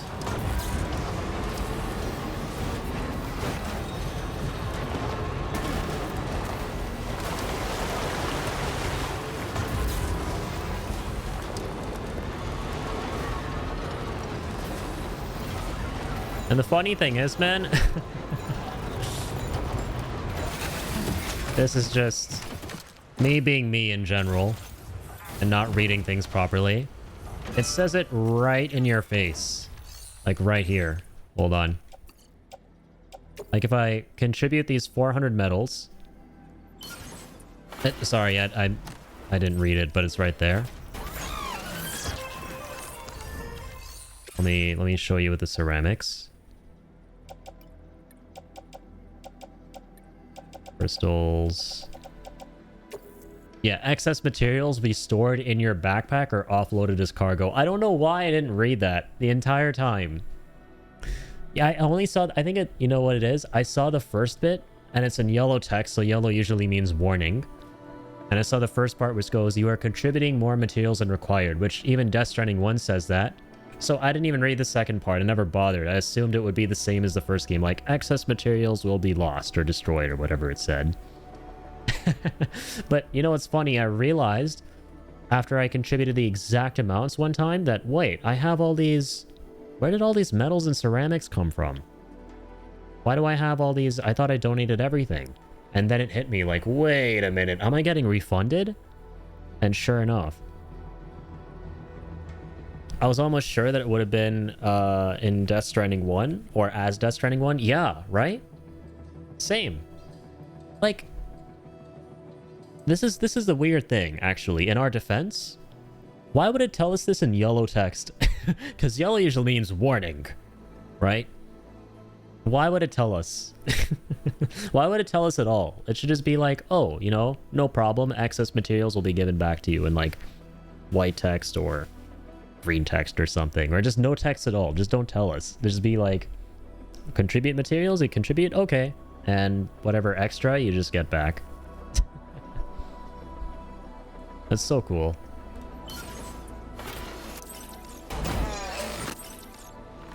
Very nice. There we freaking go. Like, look at this. I still have all these metals and ceramics that didn't get used. Same problem with the punch button in Kojima in general. Such a troll. Yeah, right? Like, why would they change punch to circle? It's such a weird button. I mean, at least I'm used to it now, but I don't know why they changed it in the first place. It's one of my only clips with this game is the weird button layout. Because functionally, Sam is pretty much exactly the same as in Death Stranding 1. He plays the same, moves the same, does the same things. So, why have we changed the controls? We will never know. Honestly, the less we question, the better. Only Kojima will know why he does the things that he does. It's Kojima's world and we're just living in it. That's my favorite thing to say. The less we question Kojima's superior intellect, the better.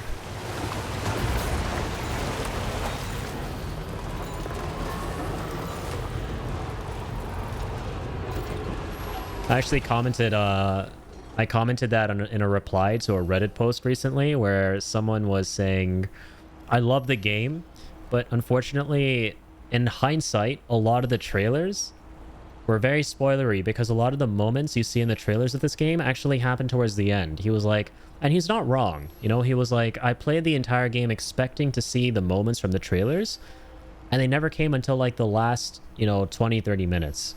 So I don't know why Kojima gives away so much in his trailers. And then my reply to that was, only Kojima will know why he does what he does. If there's one thing I wrote, if there's one thing I've learned about Kojima over the years, it's that only he will ever know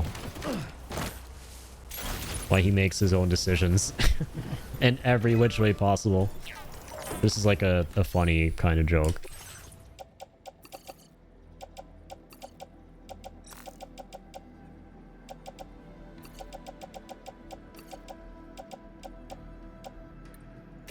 All right.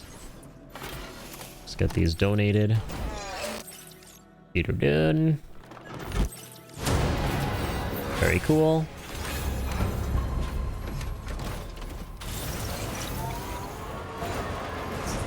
And what you said is the word. You're just living in his world, right? Kojima's the main character.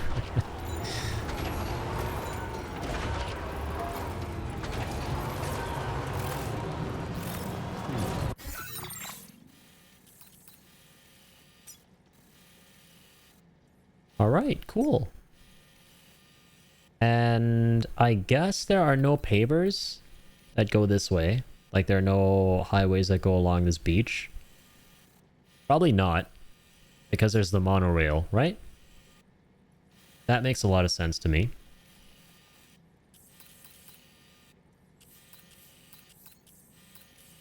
Nicely done, man. We got this whole highway completed all the way up until South Distro Center.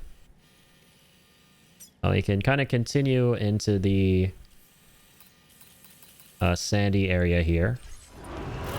Continue into the wilderness.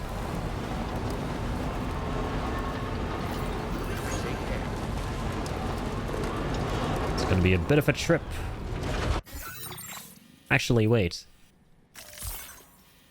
Ooh, nice. Yeah, we can just take the Magellan to the data scientist. So let's get back there. We'll teleport with it. Man, so road building is so freaking fast, actually, if you really think about it. Because not only do you not have to be efficient with the materials, but you can just fast travel everywhere with all your materials using the Magellan. Easy peasy, man. How wonderful.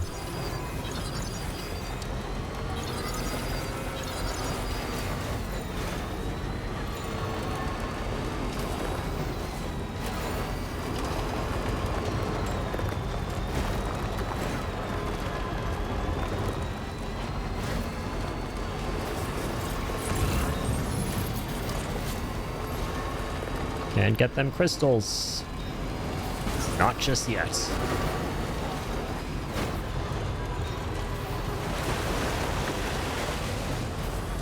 Oh shit!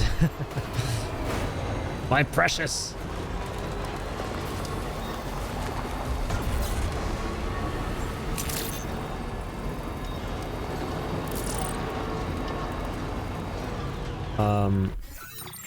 I can't remember how many materials are in this facility here. Kind of decent amount. I mean, there's over 1,000 medals, but not worth slowly going down there to acquire. Anytime now. So we'll kind of leave those behind for now. I'll be stepping into the shadows for a bit again, my man. Sounds good, Shibby. Thanks for being here, dude. I really do appreciate it. And yeah, definitely do what you need to do. All good, homie. Please, by all means, take care of your business. Business and all that stuff comes first. Absolutely.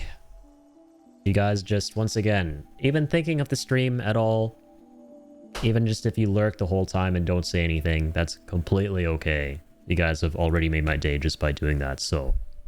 However much you would like to chat, however much you would like to be here, that's completely a-okay. All of it means the world to me, so... Absolutely understandable. Thank you for being here, and yes, much love, my man.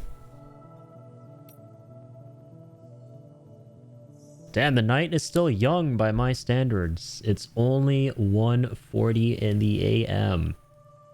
And I'm feeling really sleepy. I wonder if I should kind of call it early tonight because, man, I went for like 11 hours yesterday. I do want to play as much as I can so we can 100% this game. So that we don't take forever 100%ing it because I'm not streaming it like every day or anything like that. You know, I'm not streaming every day. I'm not really, yeah, like I'm spacing things out. I plan on maybe playing this twice a week. So at the pace we're going, gotta do these longer sessions so we can make more progress per stream. Gotta do them calculations. Even though I hate doing math. Don't worry, it doesn't involve much math. Calculations doesn't always mean math. That's the quote of the day. Sorry, what the hell am I doing? Ay, ay, ay. Let's go. Hartman's lab. It's kind of in a weird spot. That's my only concern. And we gotta go through this enemy camp here.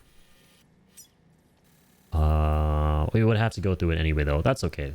Okay, let's park up here.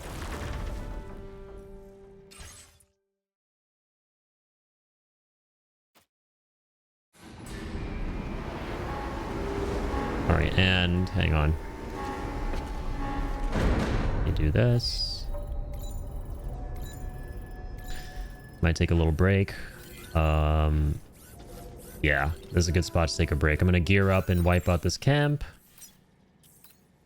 And then we will be able to safely traverse through it. All that kind of stuff. Actually, we could probably just build this paver here. It's almost done anyway. Only 808 ceramics. And we can take our coffin board with us. Alright, no, this doesn't call for a break just yet, but I will be taking a break. I do this very quickly.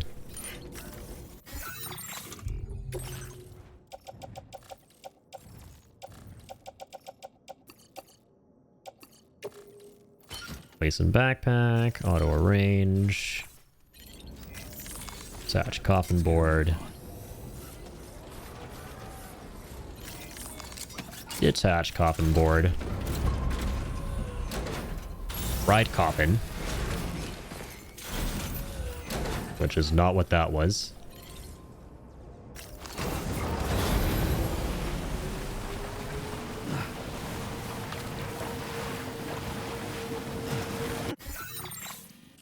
Alright, Tar Boy. Get me to where I need to go. Is there a jump ramp here? Please tell me there is.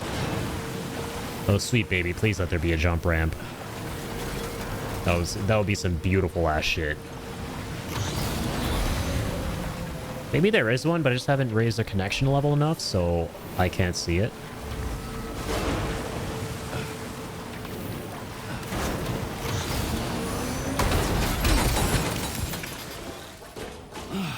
I mean, I thought we'd be okay because there's that one time we did that epic jump with the coffin and we were fine. We're kind of fine, but the coffin ain't fine.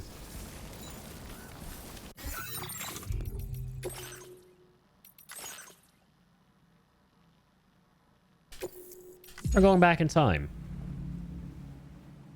We're going back in time. For correction, that was just a nightmare. Yeah. Sam's been known to have nightmares. You saw the latest nightmare. It involved tentacle kissing and a coffin. This other nightmare involved a coffin too.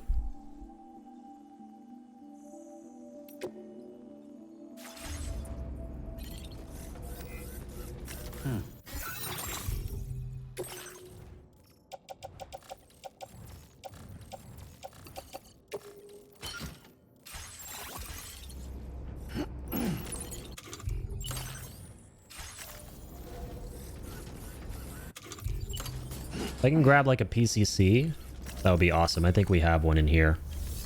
Might maybe be able to jump ramp. I remember if like the level 1s or 2s let you do that. Has to be a level 2. Okay, no problemo.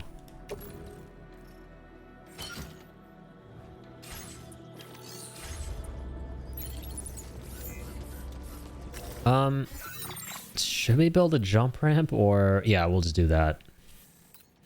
Because I don't know about a zip line. Well, maybe... The thing is... Oh, damn, this is before we even fast traveled. Okay.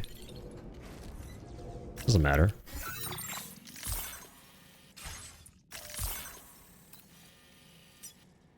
Here we go, Hartman's lab.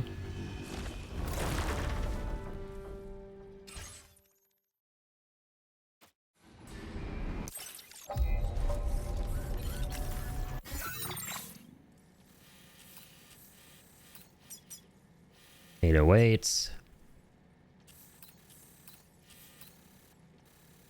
There's a zip line here that takes us down to that one there. No other zip line around there in town. It's nice though that we already got 2 to boot though. Yeah, we'll set up a jump ramp because you normally never do that anyways, so it's always fun to do so. Let's get a move on. It's been nice just kind of setting them up to unironically help out. You know, we haven't just been setting them up for the sake of completing all the structures and getting that trophy like in Death Stranding 1. I like that we're actually getting value out of these from time to time. There's already one right there. Amazing. Alright. Well, looks like anytime I think of making these structures I normally never make, someone's already beaten me to it. Which, hey, ultimately, you know what? I shan't be complaining about. Commencing route. I shan't and I can't. Whatevs, though. Guess we got a PCC2 with us at the moment. Can't complain about that either. Well, why are we so slow? What's going on here? Why is it glugging along? Oh, because we're on the edge. So we're going a little slower, I think. I don't know, like what the heck? Gotta stretch my legs. Alright.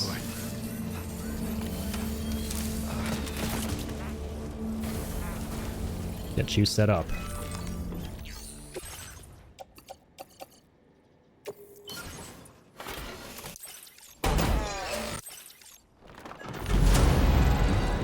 Wonder bar. The wondrous bar. Of the wonderful kind. Yeah, this area is just about offline.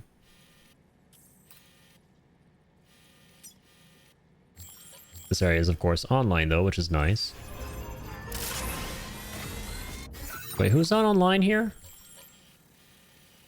Oh, we don't know. Oh, it's whoever's in this little area. Absolutely.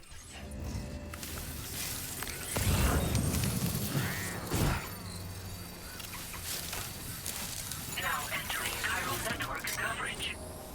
Just latch on. And just about get the heck out of this no bandwidth zone.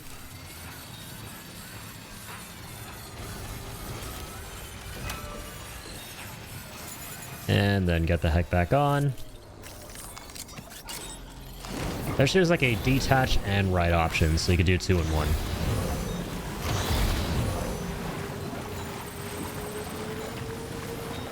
Why does this go so slow? What happened to my coffin? There we go. Now we're talking.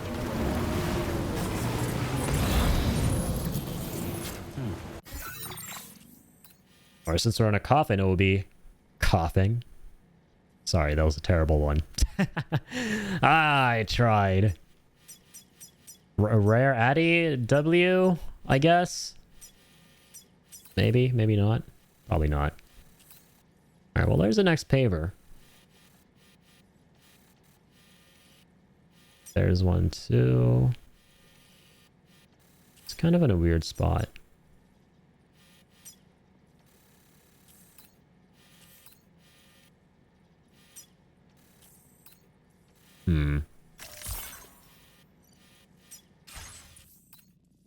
It's the closest we can get the Magellan.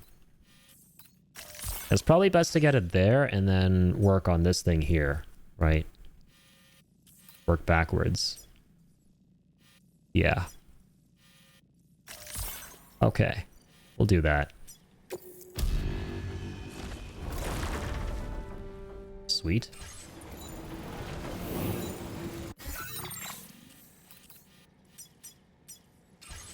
Smart you.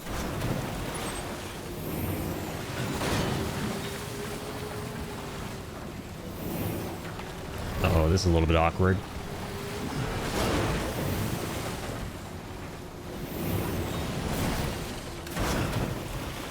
Can it be a little less awkward?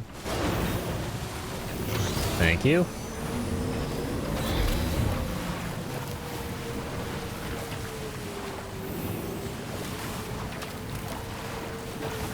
Yeah, I remember this really rocky place. Commencing route creation. There we go. This should be an okay-ish route. I see you, Magellan, buddy. Coming through this maze. I'm the maze rider, not the maze runner. The maze rider. I'm gonna ride through this maze with Norman Reedus.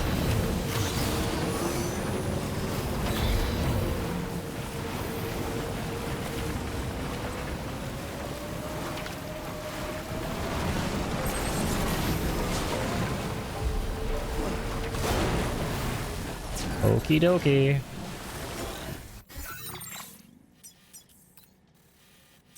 See, we gotta go there next. Commencing route creation.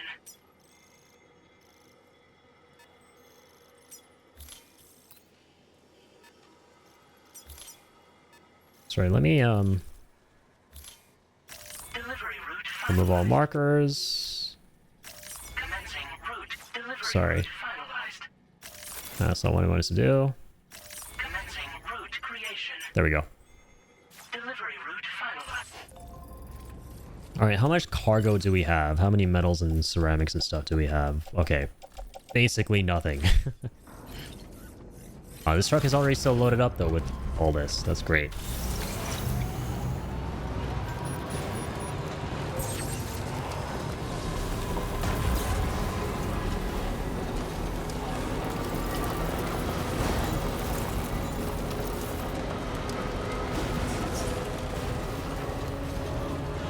Let's head on up. You're mine. Wowzer! Get this dude Dunzo. Dunzo Finito. Bueno.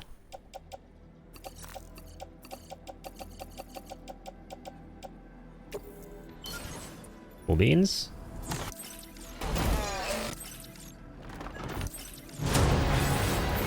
Got ourselves another road to glory. Those ones are pretty cheap too. Nice. We're about to reach this highway, which we built a little bit of. And eventually we'll be able to circle around the entire map. We're very slowly but surely chipping away.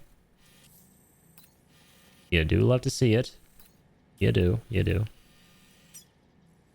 Okay, these ones in the desert are quite expensive.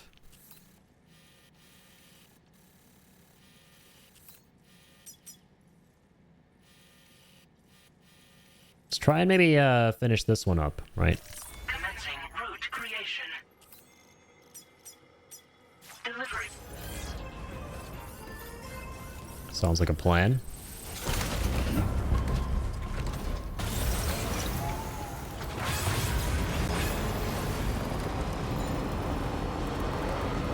I don't know if we have enough materials though to finish that.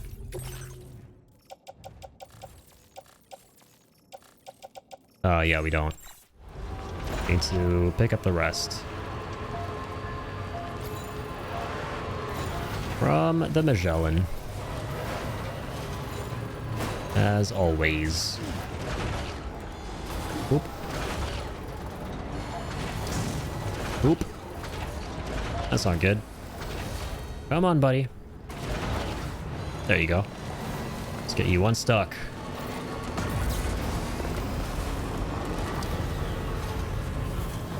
Cargo won't You serious? last long at this rate, Sam. Handle it with greater I'm care. trying. I barely bumped into that. Come on.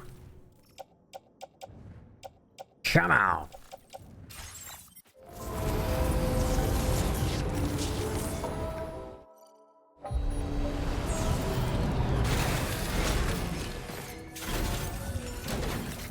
Let's board ourselves this DHV.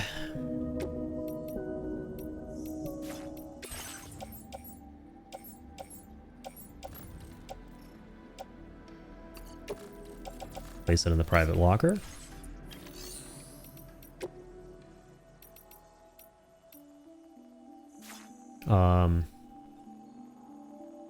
Okay, yeah, let's grab as much of these materials as we can.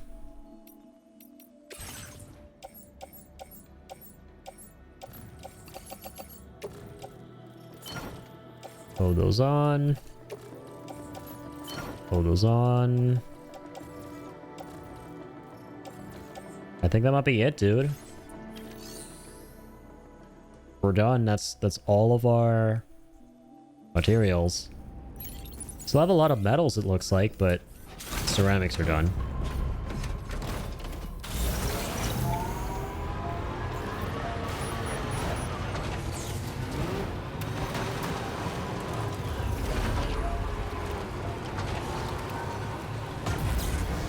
Back on the road.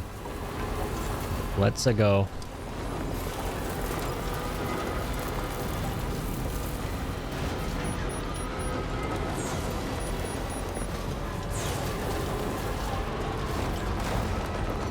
Whee! I don't know if we'll have enough for this. 1680, 1740.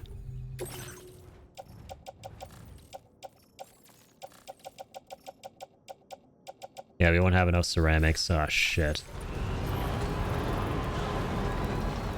Maybe I should just call it here in terms of the road building, right? I think we should just call it here when it comes to the road building.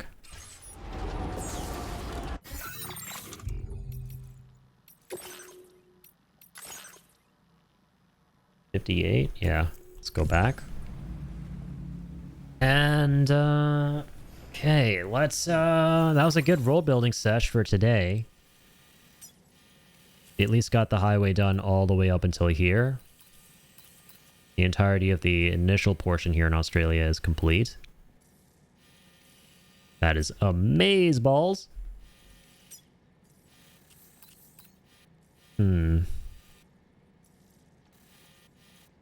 Yeah, I say we go back here and kind of like mess around in this area. Delivering packages across these locations if we can. 5-starring things as much as we can.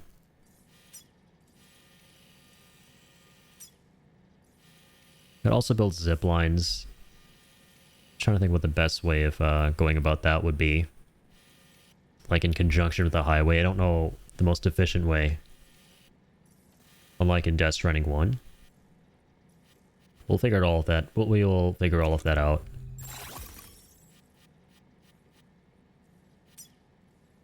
Alright, that's it. Almost 4 stars.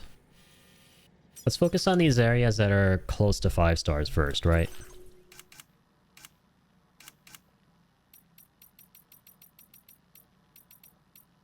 The animal shelter staff. We're almost done with that. That's a good one to focus on.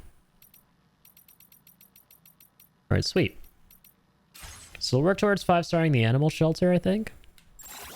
That'll be fun. And the animal shelter is just awesome in general. Be lovely to make that our first facility that we 5-star in the land down under. So we'll focus on that after we return from a short little break that we'll be taking.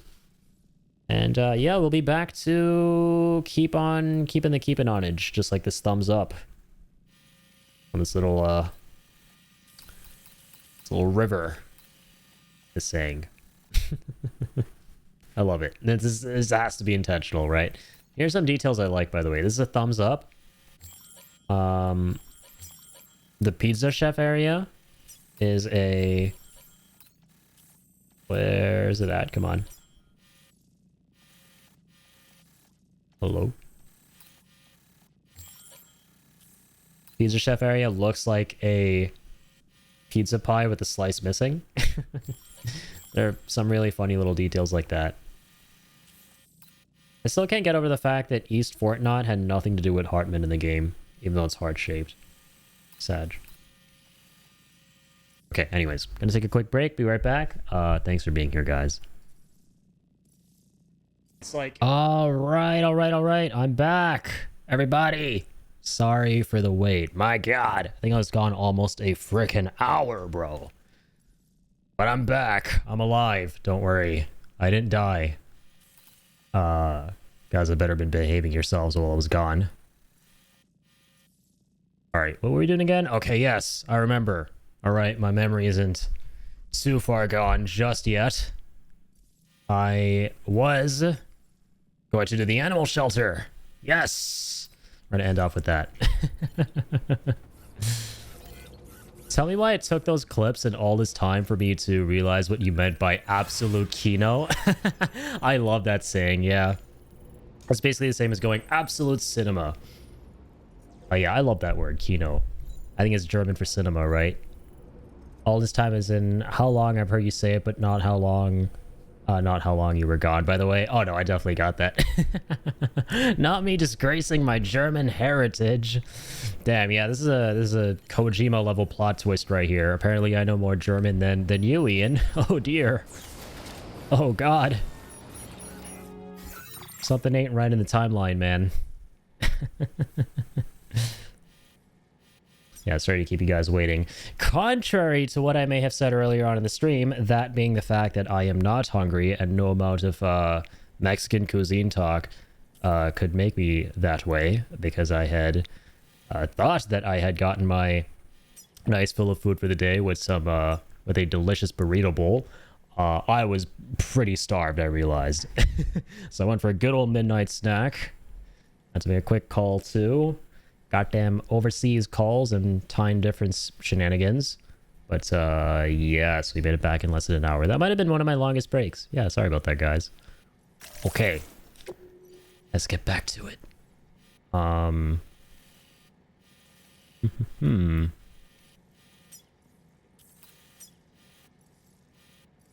Where on Earthage is the animal shelter again? I still don't know the map.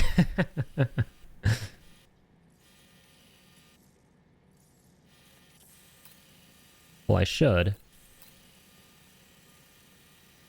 What the heck? Is it kind of around this area? Wait, what? Okay, there we go. Here we go. Rainbow Valley Animal Shelter. There we are. Let's actually not chart a course for it. Let's go to orders, search, destination, animal shelter. See what we need to do for it. All good, hombre. Glad you got the blood sugar stabilized. Indeed. Very importante. Muy importante. Gotta get that blood sugar stabilized. Dude, I have like nothing in my fridge, I realized. I need to go do groceries. I made like just some trashy microwaved scrambled eggs. and toasted two, like very lightly toasted, 2 slices of whole wheat bread. It's the trashiest of trash. Like I make microwave scrambled eggs sometimes and put it in between that. Add a little bit of ghost pepper sauce because yeah, ghost peppers. We've talked about that. I do be liking my ghost pepper sauce, and I do be loving my ghost mechs, the food. So I add a bit of that, and it tastes surprisingly good. It tastes surprisingly okay. It ain't no Michelin meal, but it gets the job done.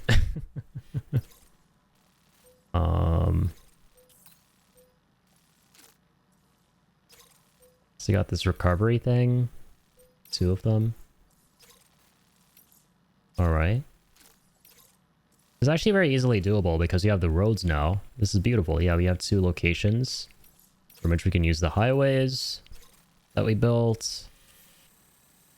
Hartman's Lab is going to be a little bit trickier. Yeah, let's go to F2 Distro Center or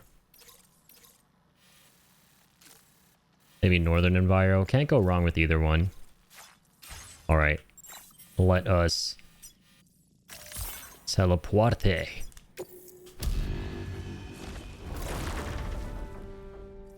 The Dowser. Wait a minute, I forgot about that guy up there. The Dowser Bowser. Is Bowser's Castle Dowser's Castle? Oh yeah, it's her. True. I remember her now. Like I said, I remember them faces. Okay. Let's put these materials away.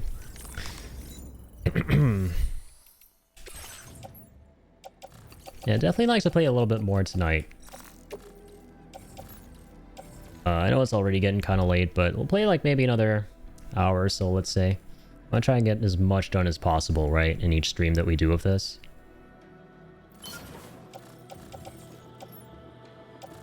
And once again, I love the discovery that we made of the materials being refunded to you. Oh, oopsies. Oh, okay, we actually put away everything.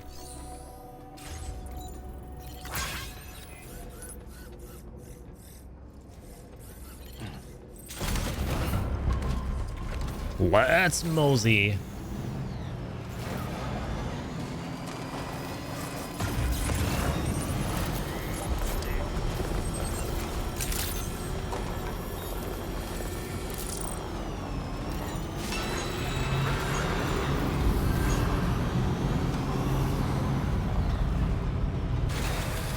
Let's get in here. Get what you got. Classic Distro Center.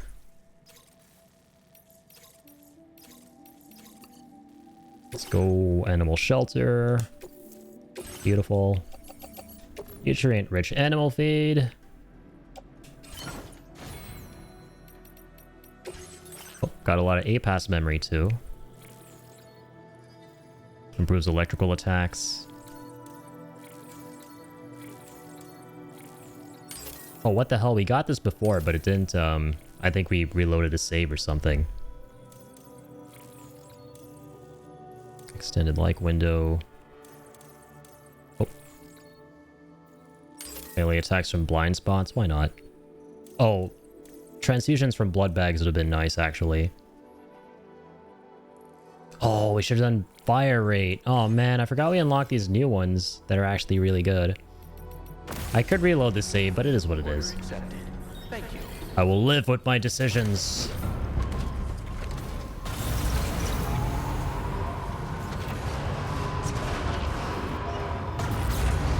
Here we go.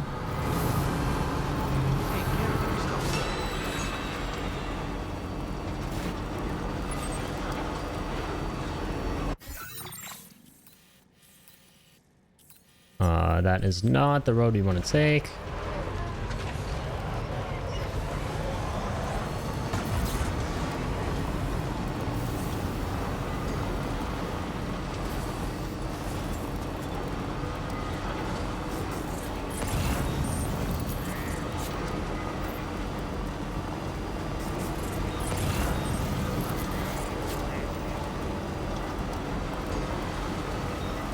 Something for West Fortnut.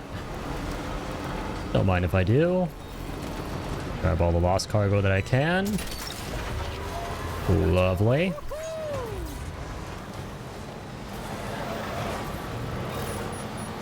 Feels good, man.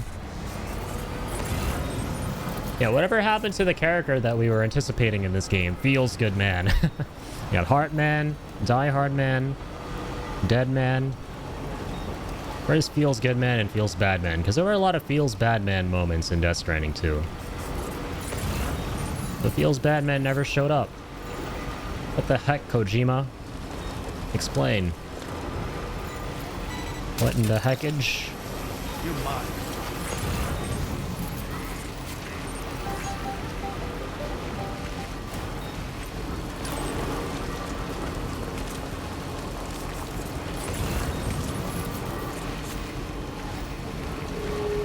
Oh man, I keep forgetting to build the power gloves so I can use the force to grab cargo next to the sticky gun.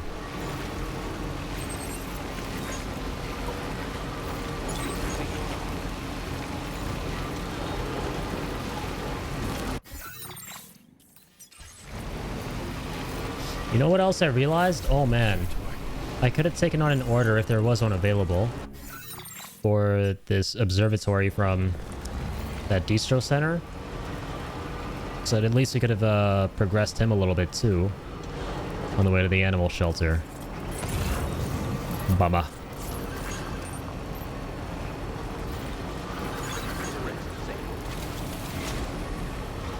A big bummer.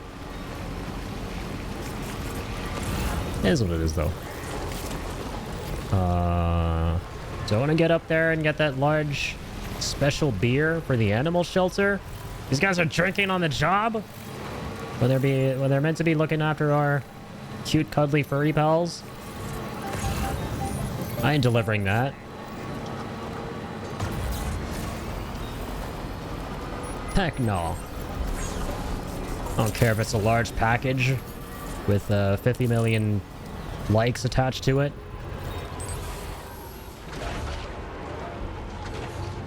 Okay, here we are.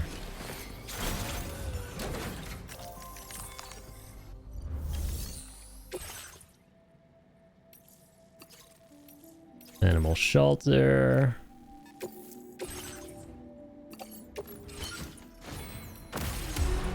Head out. Order accepted. Thank you. Sorry, that's my Canadian coming out.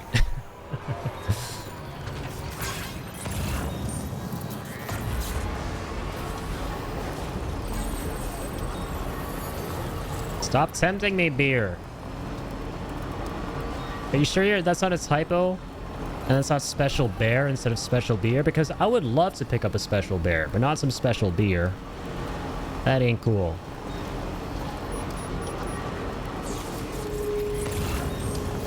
I want no animal caretakers to be drinking on the job.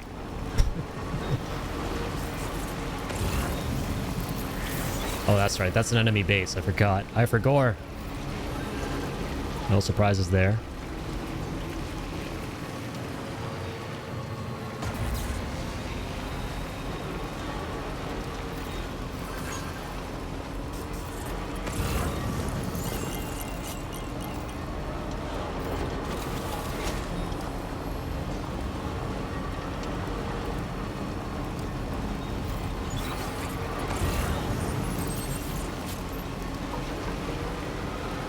Damn, man.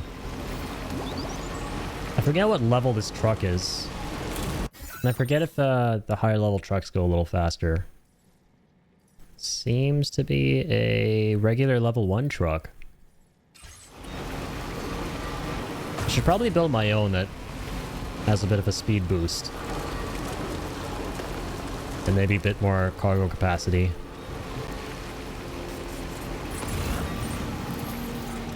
Let's go off-road to get that, because we can.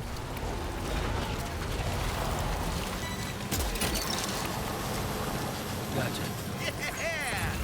Yeah!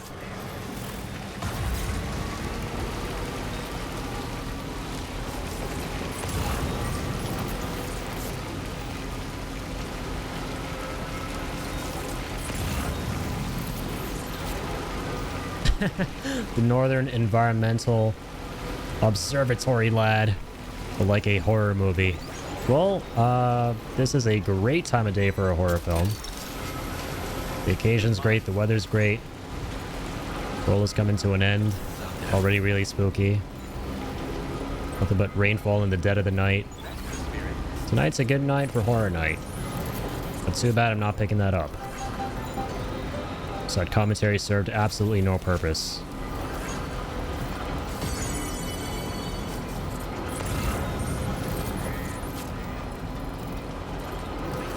Actually, the motherhood. Lots of M's there. M for medium, M for maintenance, M for motherhood. Triple M.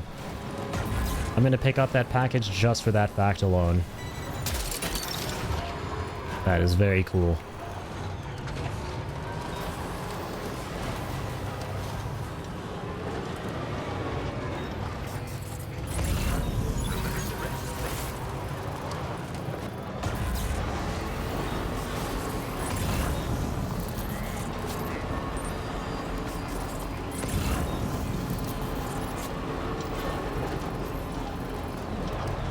Oh, shoot! Did I overshoot? The animal shelter. Potench. Commencing root creation. What the hell was she gonna say next? The moment I cut it off sounded really funny. It's like, commencing root preparation or whatever, and then it's like, dude.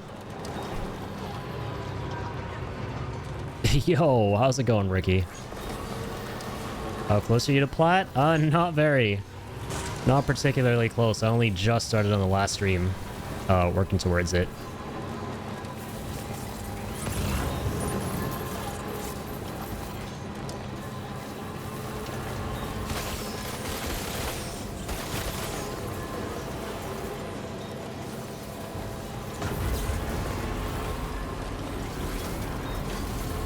All right, let's set this up.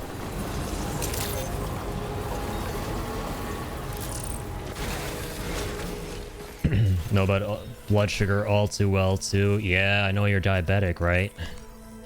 Yeah, it's got to be a struggle for sure. Alright, let's get this turned in. She tragic? Yeah, I've seen firsthand how tough it can be to contend with. Because I got diabetics in my family. Mostly type 2s though, so not as... I think you're type 1, right? Not as crazy as yours. Absolutely, but...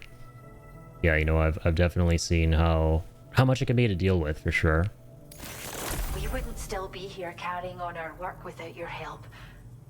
But simply saying thanks isn't enough. Oh, Right, sweet.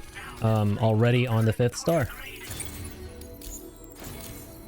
if you Beautiful. take this, I think it might be right up your alley. What do we got here?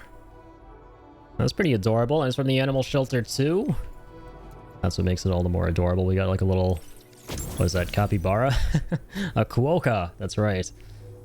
Animals are less likely to run away if you have this attached to your backpack. They're not too difficult to catch. This accessory is based on a quokka. Quokka. Visit us again. You're always welcome, Sam. Thank you. Order completed. Quite adorable.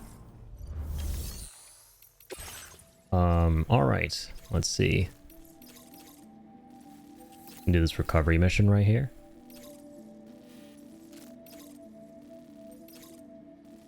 There are 2 of them. Yeah, these should be enough to complete the animal shelter.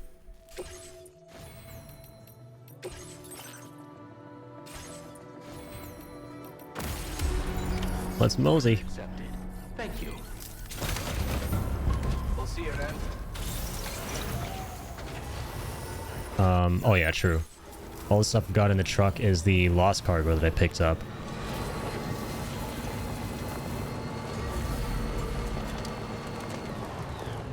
What? Oh, that's my animal. Hey, this is how you see the animals. They're all just kind of like hovering around the shelter. That's so cool. I was wondering where you'd be able to see them. Little guy. Don't like my own animal here. Somebody lend me a hand! I'm not done liking this. Somebody lend me a hand. Came in handy.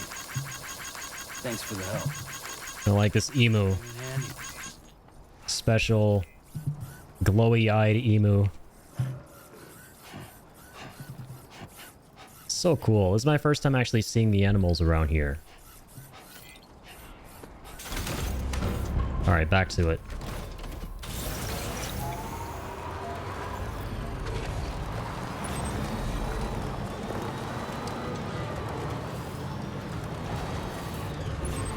And those are very far. It's obviously marking the locations I gotta deliver the lost stuff.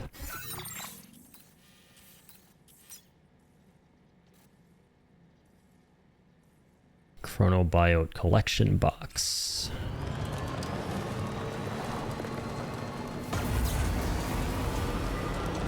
Alright, let's make that delivery happen.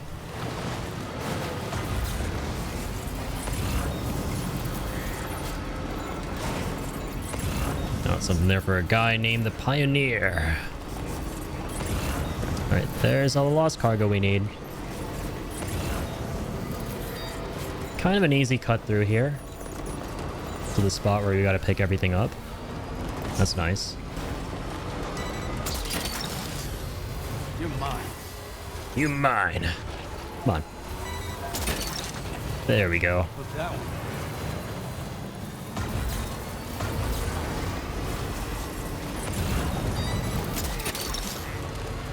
That's the way.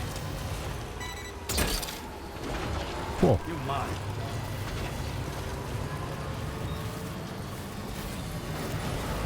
Four out of 4 acquired.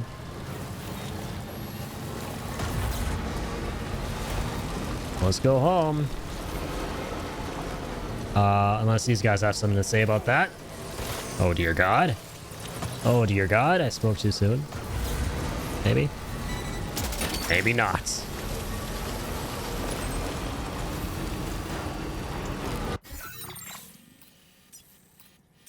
Alright. You got the first aid kits from there. Sounds like a plan.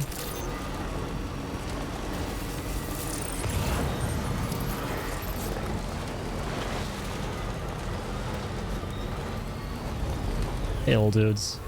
This one's for you. In the mood for some likes? I got you. Oh my God. Come on, they don't want to be liked? That guy was in such a hurry to get away from the like spam that he bumped into his brother there. Probably left him with a concussion or something. That did not look fun. That looked very, very unfun.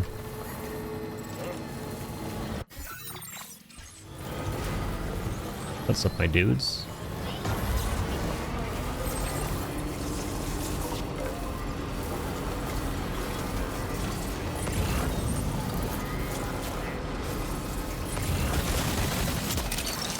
Boop. Boop. There's some easy peasy recovery missions. So close to where we gotta go. I like that. Stop eating my battery! You fuzzykins. Come on, little dude. There you go. You're mine. You've recovered everything then. Great. Yuppers. Get it delivered. That's exactly what I plan on doing, doll man. Let's get her done.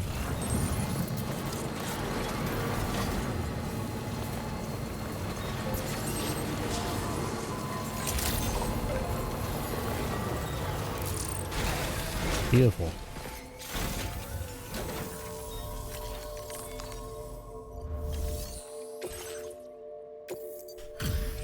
Lovely. That's got to be the 5th star right there. Thanks for coming to visit us. I got you. A single porter really delivered all this? A single porter and his doll and his truck. And the sticky gun in his truck. Okay, you barely got anything. Oh, man. That was nothing right there. Oh, no. Thanks again for coming. Till next time. Yeah. Looks like. Yeah, this is the last time I'm going to be seeing you. What else you got for me?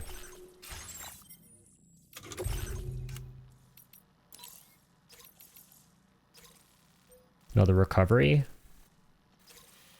Oh, wow.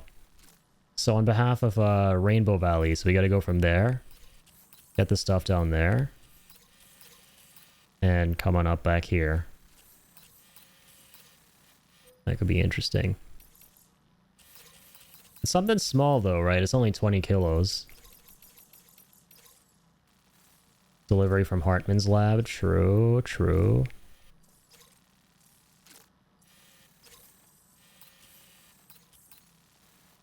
That one's pretty light as well. Okay. Until next time, okay? Let's get to the Magellan.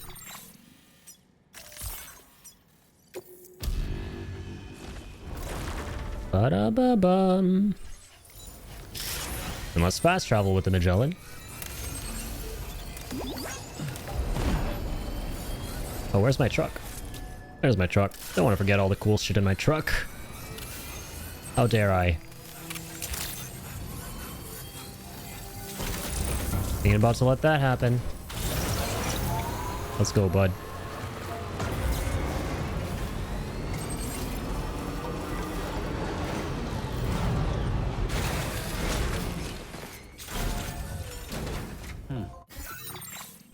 Alright, now that we're here... Oh my bad, I gotta actually take on the deliveries. I keep forgetting that. Actually, no, not from here, from Rainbow Valley. Unless... Hold on a second.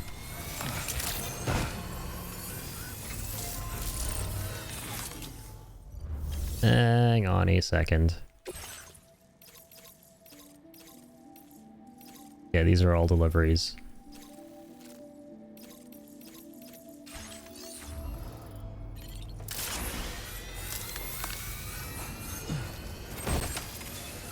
I probably should be setting up zip lines in all honesty and kind of zip in between these areas and delivering packages. Because yeah, I can go from here, deliver something to Rainbow Valley, recover the thing for the animal shelter. I should be approaching it that way. Also, one sec. I am curious about a little something here.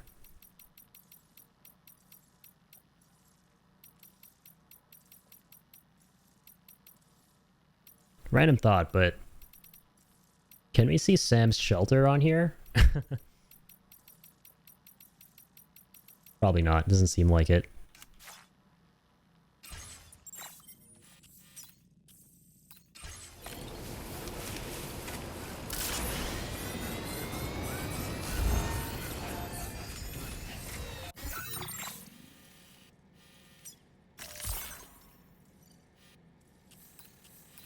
Okay. Let's land near Rainbow Valley. Da-dee-da-doom. You have anything for Rainbow Valley, like lost cargo and stuff? Well, we have some stuff for the animal shelter. Interesting. Nothing in the facility storage.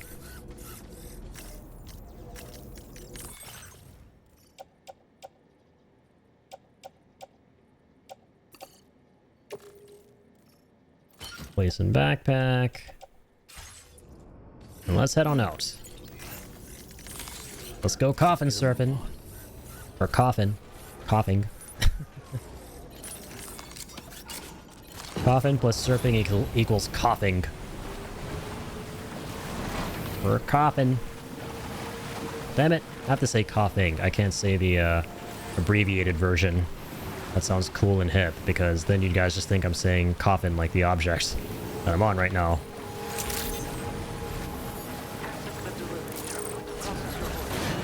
Alright, what up, Glen Rain?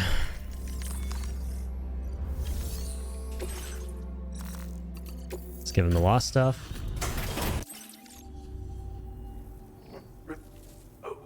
We didn't think we'd ever get this, but... Yeah, I'm sure. Like, shit. Those packages were waiting for eons, like, before reaching you. Device that uses solar power to charge Sam's battery. Oh, nice. A solar generator. Very nice. Very nice. So we put that on our backpack and we charge battery when we're in the sunlight. We're increasing the amount of materials allocated for It makes sense that it will be in the game, considering there's a day-night cycle. I like how the game kind of leverages that in a lot of interesting ways like that. For a solar generator that can be attached to your backpack. Sweet. When equipped, it uses solar power to automatically. Yep. It can be a real lifesaver. Absolutely. I know how solar power works. Well done.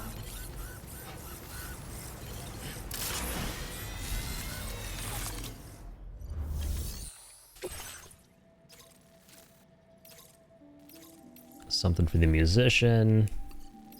Let's recover this cargo here.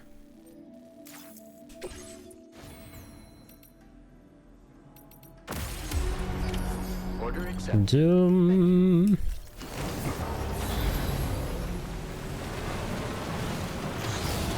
It's time to head out. Whee! Oopsies.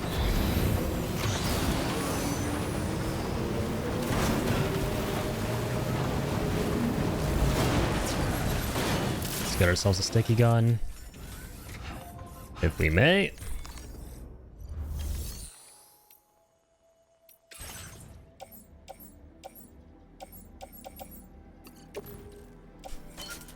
Amazing.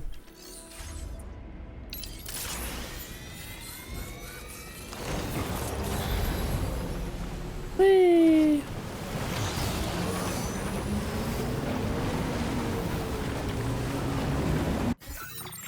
Okay, how far from here? Commencing route creep. Not exactly close from here.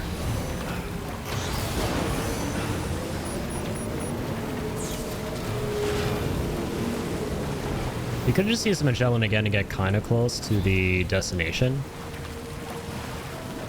But that is what it is. No biggie.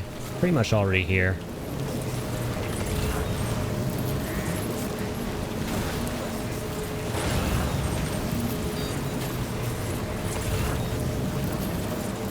Agricultural pesticide. Oh my god, this is all XL! What?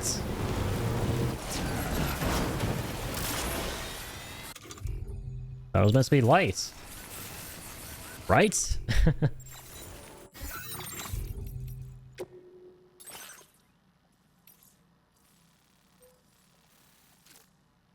Oh, it's 20 kilos each. That's still not bad. It's only 80 kilos. Which we're more than capable of handling, right?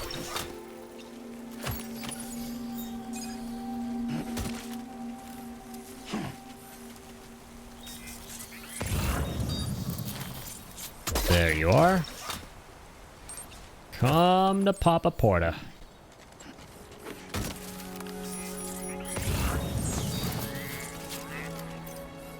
That one's quite far. Damn, for a second I thought we actually linked up with it.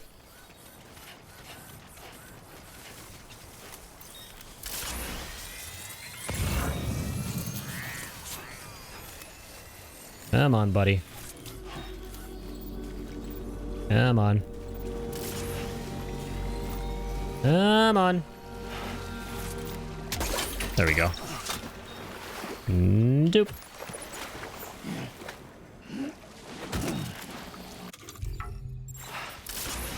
Nothing out of range, really.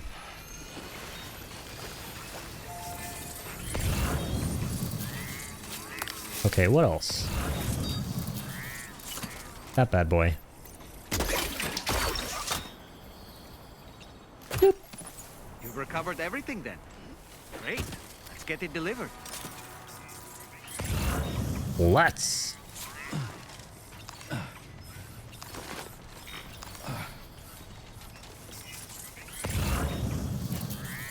Where'd be my coffin? There you are. Love the little noise it makes. Just like real cars. When you park them and lock them.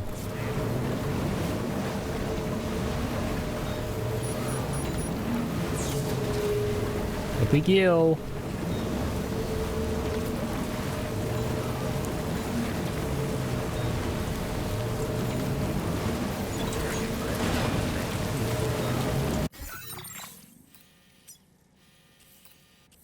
Oh, I was worried it was going the wrong way for a second. We're fine though. Whee! Let me to the shelter, do rainy. Gamey. Or not rainy shelter, animal shelter. That's where I'd like to be.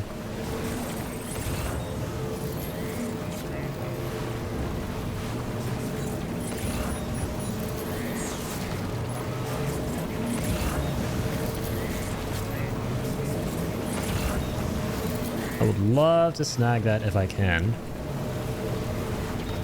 Large fruit drink.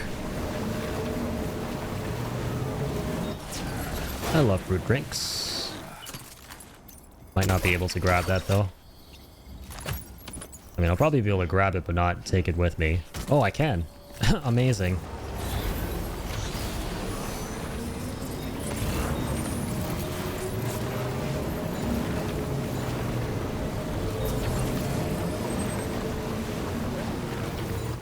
Well, that small guy. Am I getting too greedy here? Let's find out. Too greedy, unfortunately. Oh no. How far are we? Quite. Okay. I was gonna say, let me carry it by hand, but not worth it. A small package. It is very small.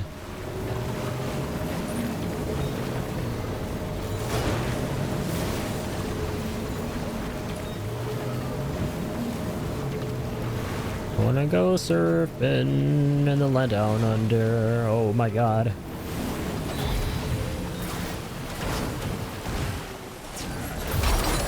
Did you just drop some cargo, Sam? Yes, but I don't think it got damaged, right? Right. Thank God.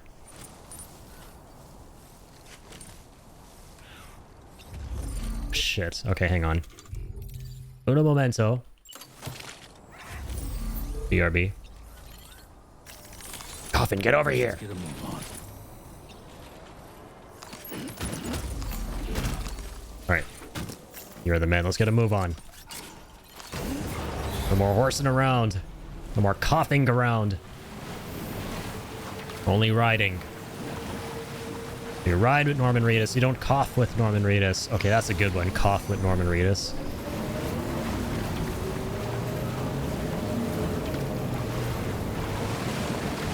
I think I need to go off-road, though, at this point. I do think I need to go off-road.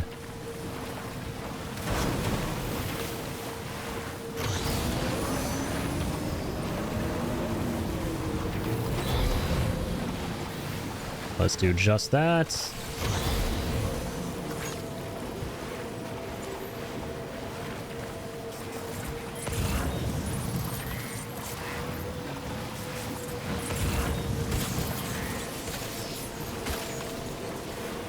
Damn, something extra large for the Rainbow Valley.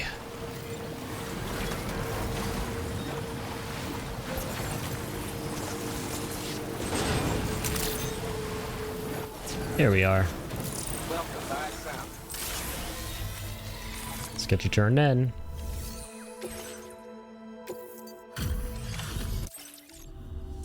It's a pretty bulky delivery. This is so much more than we asked for. I know. Are you kidding me? Of all... Dang, still nothing? Wow. Order completed. Well, This area's taking a minute.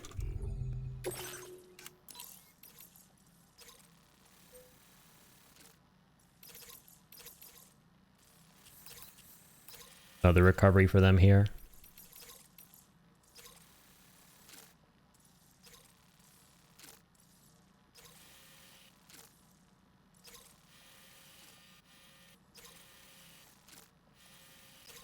Yeah, I might do this Hartman delivery. done. It's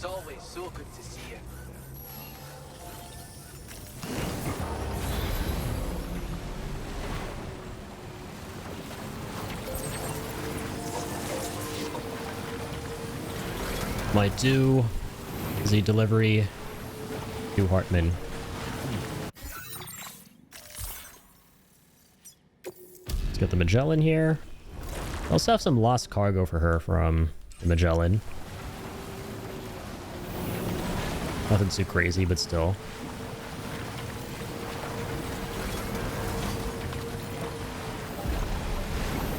Alright, we going in.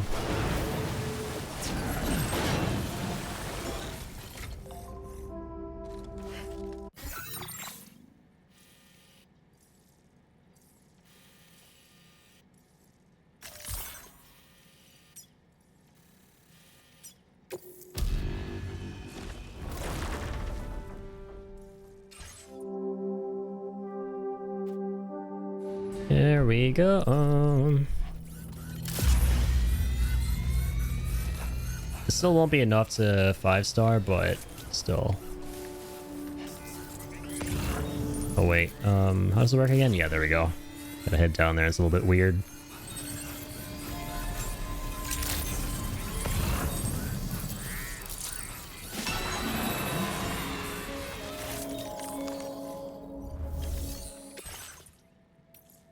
Alright, let's do this.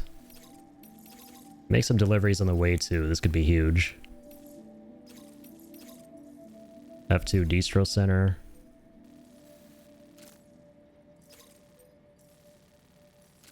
Wait, neutralize someone, then report that to the Distro Center? That's interesting. Recovery there. Something for the architect up here.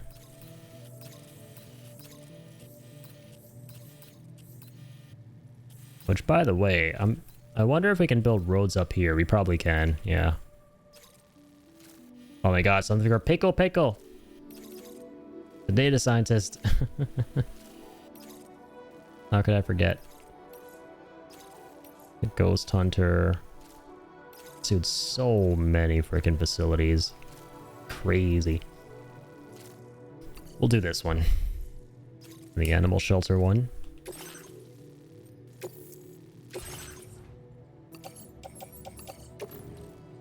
Place all that in the pack of the back. Order accepted. Thank you. And let's be off.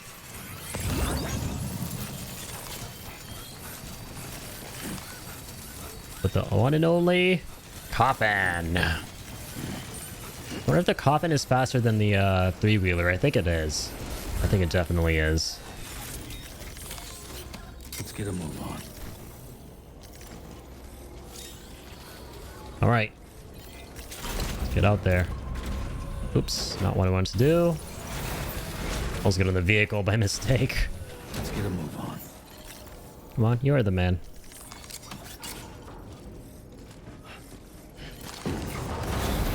Whee!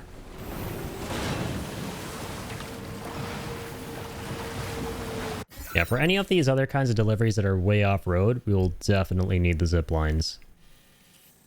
Abso-schmootly.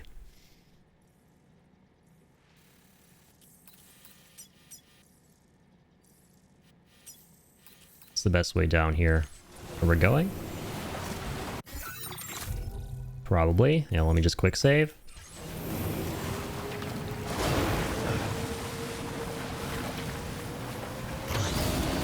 Whee! Dabby-dabby-doo-ba-dee. Blazing through the skies, yippity.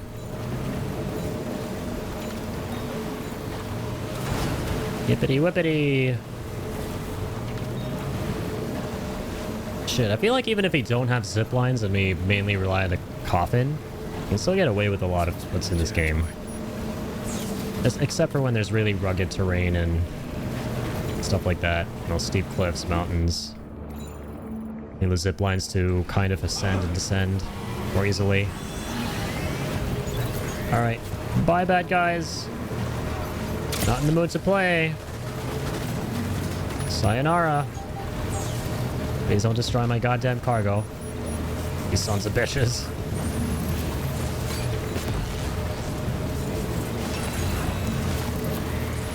Something for the dowser. What else? Fly, semi-fly!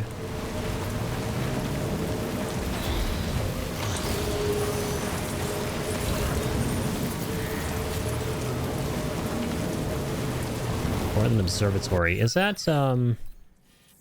that's a distro center. That's the environmental observatory. Okay, I see. We'll leave it there for now.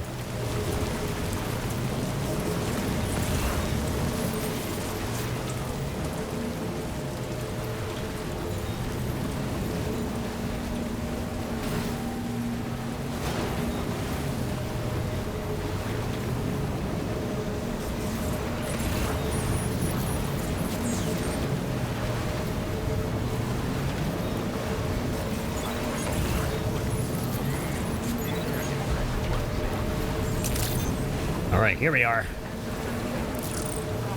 Let's get this turned in.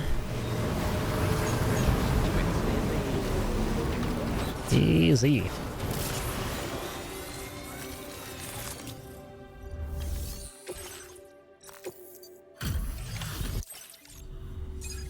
Easy peasy. How did you manage to get it? I managed to get here. Did you see me pull up in my coffin? That's how. It's thanks to you that we're in a position to Oh, share new this combat data. gloves? Go ahead. Give it a look. Oh, you know what I found out about recently, by the way? You can actually use the combat gloves to stealth kill ghost mechs before they're actually deployed into combat while they're still hanging from their fabricators. That's such a cool secret in this game. And I wish I knew that. In hindsight, like, holy crap, we could have dealt with some of those story missions so easily.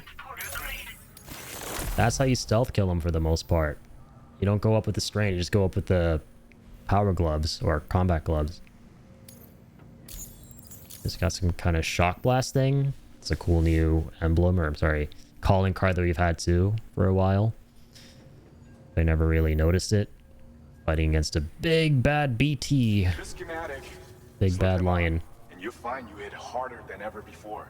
They also have a function that lets you harness energy before delivering a devastating electrical area attack. That's Any awesome. enemies caught in the surge will absorb a concentrated electrical charge. So even if you encounter foes with formidable defenses down the road, you'll have no trouble defeating them with these gloves. As an added benefit, they'll also improve your ability to keep your balance and climb. Using Beautiful. them will consume battery power, though. As See that always. you don't run out and find yourself at a disadvantage. We don't I'ma intend to try. stop our research anytime soon, so you can look forward to other inventions. Cool. Thanks, Mang. Order completed. Well done. Well done. Alright, what else do we got here?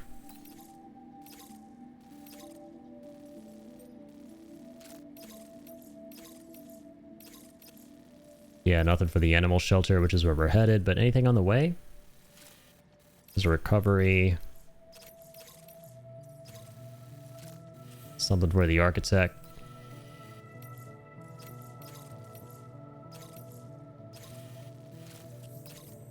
Something for Rainy.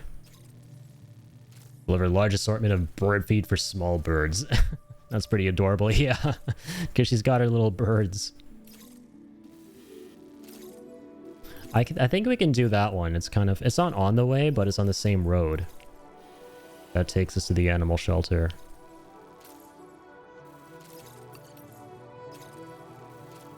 Oh, nice. This guy has something too. Perfect.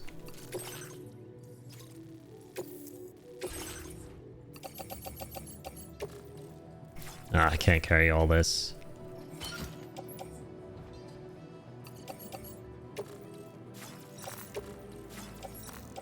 Ooh, just about can't carry the bird feed.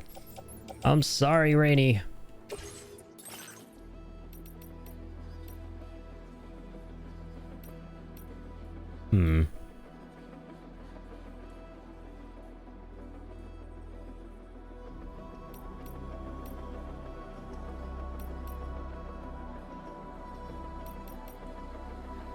Let me take a truck here. It's gonna take forever. That's the only problem. Maybe she could like attach cargo to these tri-cruisers on the sides instead of just having the cargo be on our back. So it could go fast and, you know... Oh, damn, this guy's got his, oh, that's just loading his username. I was like, what? How did he do that swirling backward slash? Oh, man. This is rough. Okay. Alright, let's just do this.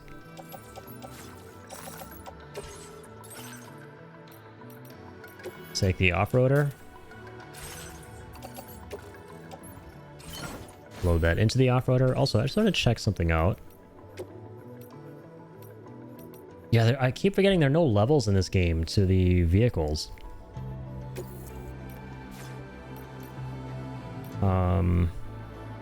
Yeah, they're just the base vehicles, and you can, modify them. Yeah.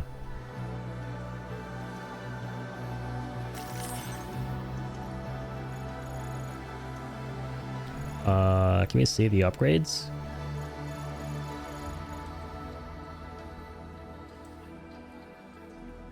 Wait, a cargo shelf can be found on the side of the tri-cruiser, as well as a space to store a backpack and smaller pieces of cargo behind the seat. Wait, without the upgraded version? Without there needing to be an upgraded version of that? Really? Hang on. Have I just been misunderstanding these the whole time? I mean, yeah, these like little packages, well, these little squares on the side, or rectangles, seem to be packages. I thought they were just generators or something that provided them a battery.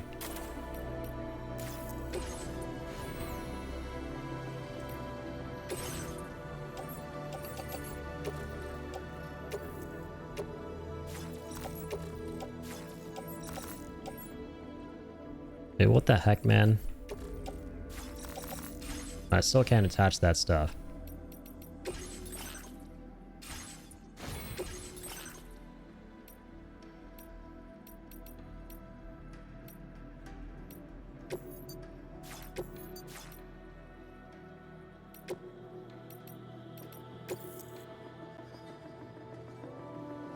$220 metals, 160 ceramics. Okay.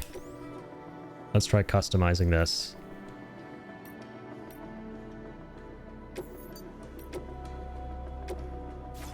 No, those are battery units on the sides. And then just additional armor.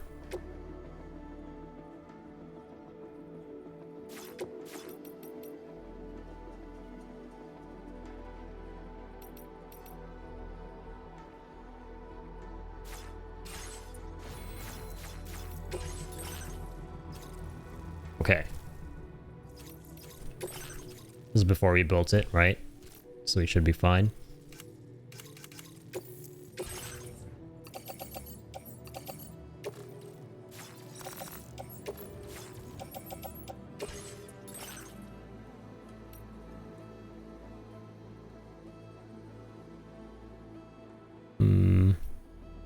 These will just have batteries.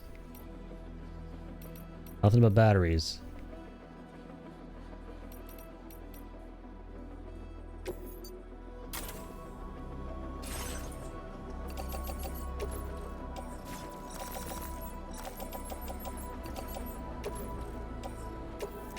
So how do we, like, attach some cargo to the sides? I don't get it. Oh, hang on. Let me try something here. So let's offload that. Put that on our back. Head out. Order accepted. Thank you. Wait, is something timed?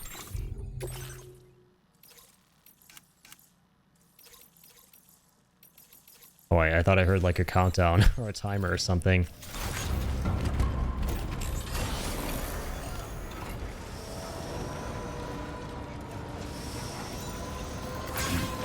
Yep, nope, that's not how it works. Yeah, I actually just don't think, even though the description in the corpus says that you can use the tri-cruisers to store more cargo, seemingly, like small packages. I don't know how to get to that. Is it like an upgrade or something for it? Can I like research that real quick?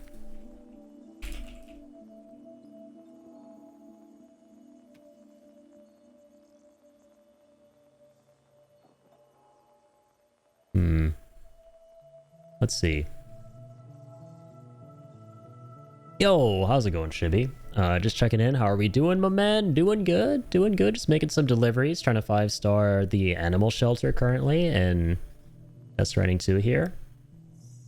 I'm just trying to get some more information on the vehicles. Specifically about the tri-cruisers.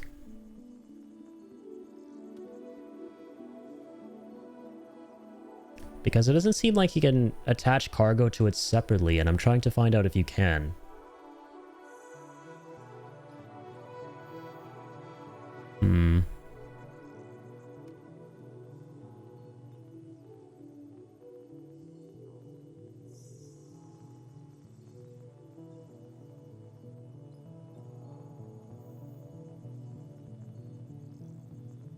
Okay, so it seems like there are cargo add-on upgrades you can get, and I just haven't unlocked them yet. Let's see.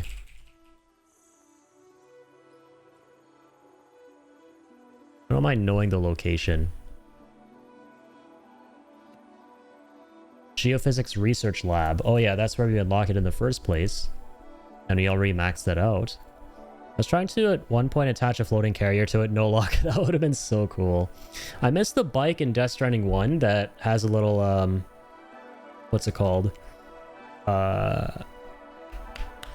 It's got that little thing attached to it at the back, onto which you can load a bunch of cargo. You can, like, drag cargo on the motorbike. That was a really nice one. Because it combines speed with carrying capacity. I was hoping there was something like that in this game, but I feel like there is for this tri-cruiser. There has to be an upgrade. Yeah, it's kind of a carrier of sorts, absolutely.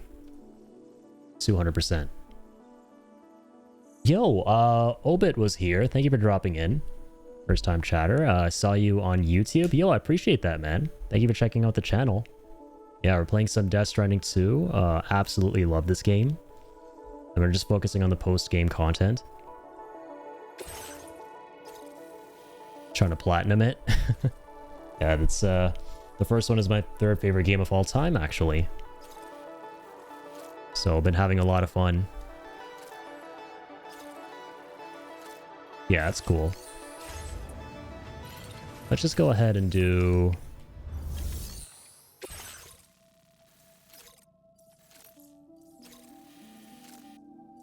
Yeah, this one once again.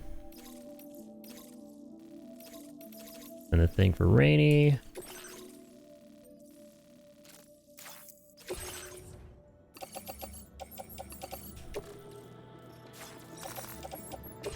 Oh, oops. Go grab a vehicle.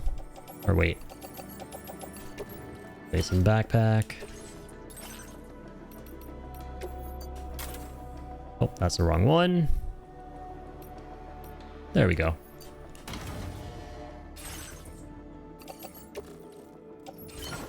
Load that on, and let's head out. Cool beans. Order accepted. Thank you. Alrighty. And we got the bird feed onto the truck, right? Yeah, we did.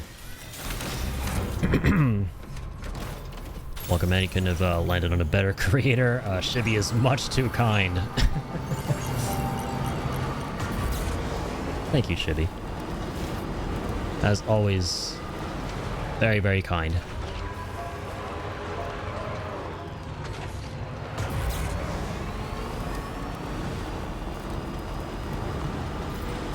Yeah, appreciate you stopping in.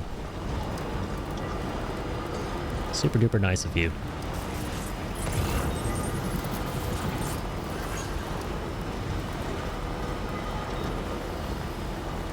Just getting them deliveries done. After an 8.5-hour stream almost. Those are the kind of shenanigans you can expect around here. Just insanely long streams of delivering packages. Which I find incredibly extraordinarily fun for who knows what reason.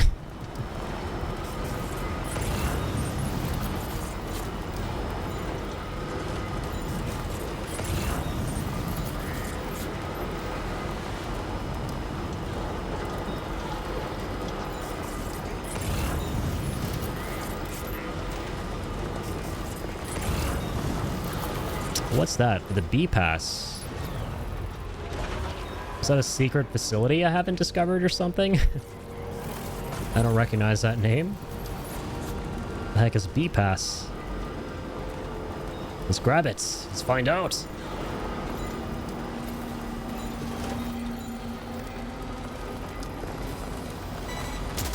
Nice. Let's also grab the animal shelter stuff. Very cool. You're mine.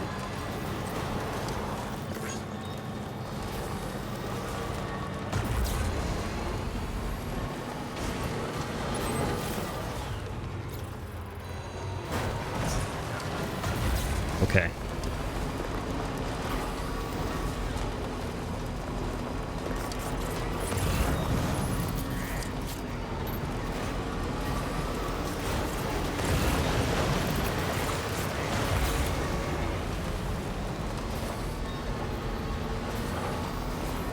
Let's quickly get to this observatory and deliver the goods. Let's get her done.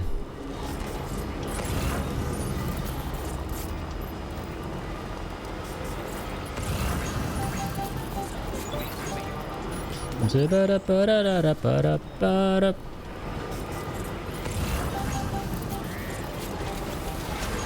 love that little tune.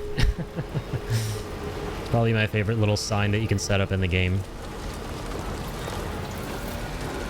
Alright, fine game. I'll take the beer. Even though I don't want to be delivering beer to the animal shelter workers. They shouldn't be drinking on the job. Gimme. Gotcha. Very nice.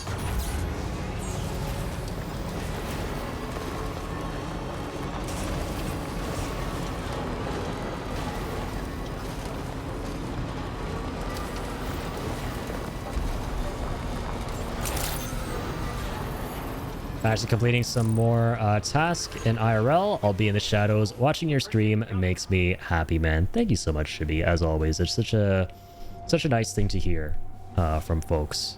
Always makes my day, so I really do appreciate that. And likewise, dude. Yeah, you guys all make amazing content, and that stuff elevates my day as well. So really do appreciate it. Definitely go get the biz done. Go complete the business. All them tasks, all them important things. Absolutely. Always prioritize that. Don't let this scrawny nerd distract you out there. But yeah, I always appreciate you being here, man. Thank you.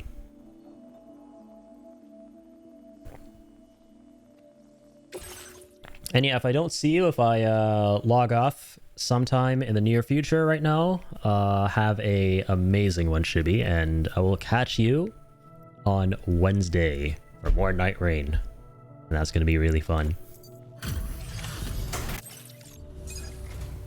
Because I don't know, I'm not sure when I'm going to be logging off tonight. I'm feeling a little bit sleepy, but at the same time, I want to play more. So we'll see how I feel. Thanks, man, of course. And yes, can't wait. Me neither, man. It's going to be very fun. I can't wait to potentially finish the game with you, because you still need to beat Night Aspect, and I do as well on my PlayStation account. So that's going to be really, really fun. Your efforts have enabled us to share this data with you. I hope you find it useful. Nice. Utility pouch.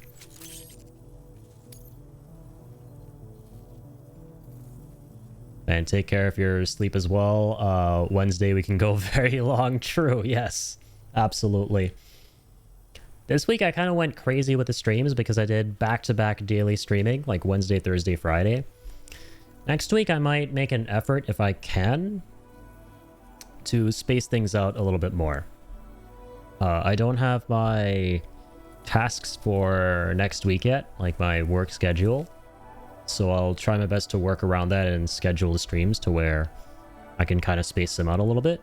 So maybe like Monday, Wednesday, Friday kind of thing. But we'll see. I absolutely will do my best to catch up on some sleep. Because I missed a lot of sleep earlier today, man. Oh my god, that's why I'm tired. Brother, that makes so much sense. Dude, I only slept 3 hours last night. I streamed 11 hours and only slept 3 hours. That's why I'm feeling so sleepy. I forgot I didn't catch up on that sleep. Oh my god, man. Schematic for a utility pouch you can attach to your backpack. Okay. Or, best of luck. Your utility pouch. Order completed. Well done. We were in Jane's stream for a long time. Yeah, it was fun. I was actually just like, you know, I set everything to render, then I lay down and I watched a little bit more of it and I chatted for a bit and I just like fell asleep because I had to like, you know, be up in 3 hours for my dog's appointment. I had to drop my dog off for his appointment and I completely forgot about that. I thought it was scheduled for the next day and I was like, oh shit, I can't sleep in today.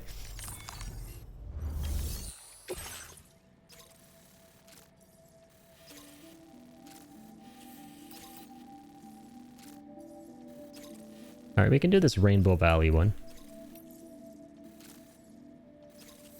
What's this?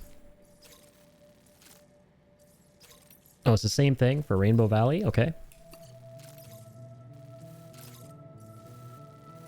Why the heckage not? Let's do it.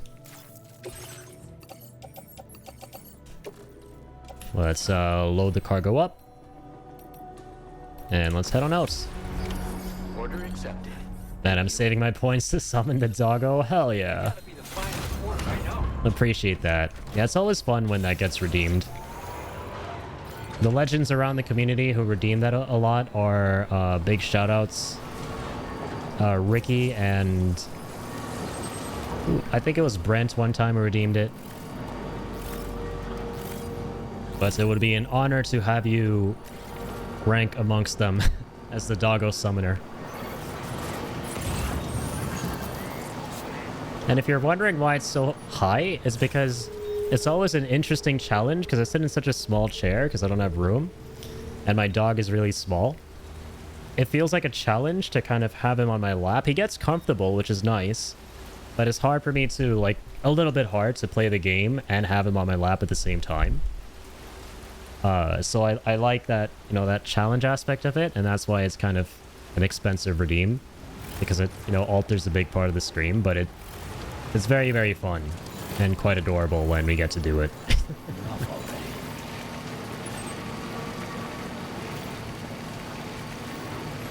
I'm getting there? Hell yeah. I need to brainstorm some more channel points too. I feel like there are some more fun redeems I can set up for you guys. Right now we have mainly sounds and the doggo and like the doodle thing that I do.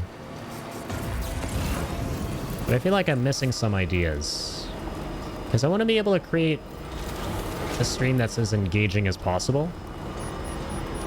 Oh, I have one in mind, by all means, please. I love this. I love all the suggestions. Those really help me out. Absolutely.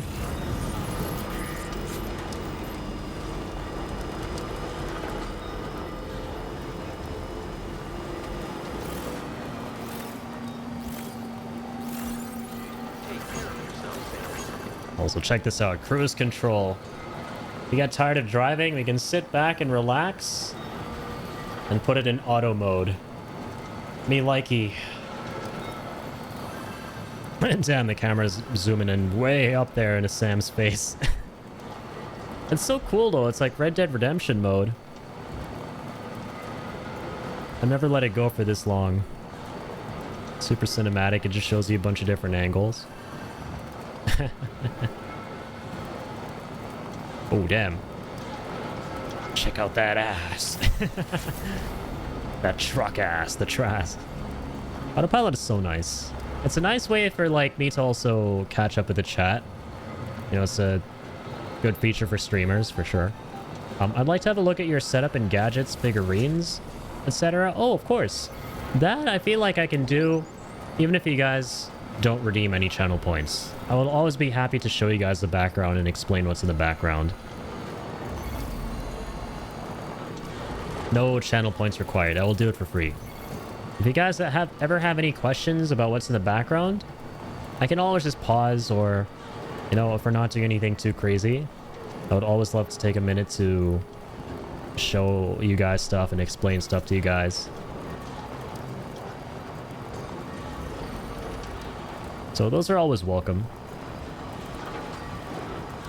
I did think about that at one point. I was like, should I put a channel redeem for show background and all this stuff? But I was like, no, I feel people shouldn't have to pay channel points to see something like that. Because sometimes they go full screen anyway, so... Damn, there's so many different angles, man. It's so cool. Look, that was... Wowzer! Where are we now? Oh, damn, he already overshot the animal shelter. What about your desk setup? I can show the desk setup, yeah. I also have a setup tour video on my YouTube channel if you're ever curious. I made a dedicated setup tour video. I haven't really changed anything for the desk setup. The background mainly has changed. Because I made a setup video on YouTube, but that was 2 years ago now. So some stuff in the background is different, but the desk is largely the same. Here, I can actually show you. I'll check the YouTube out. You can do that, yeah. I can also, I don't mind showing you very quickly. Basically, I have... Unless you need to go, because I think you said you had some important stuff to do, but I can kind of quickly show you what's going on. Because I have a little smaller webcam, but this is my keyboard. You know, I got basically 3 monitors. This is the main one. And that's the one I use to stream and look at the chat and everything.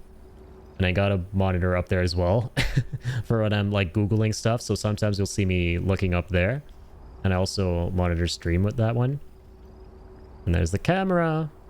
And then I got a bookshelf on the side. And the PCs. So this one is doing the streaming. And it's like my main PC where I do everything. That's the gaming PC. And that's the background as you have been seeing it. So that's kind of the gist of it. But yeah, I'm always happy to, you know, go into more details if needs be. Absolutely. That one we don't need to do channel redeem for. I'd be happy to explain all of it for free. No payment required.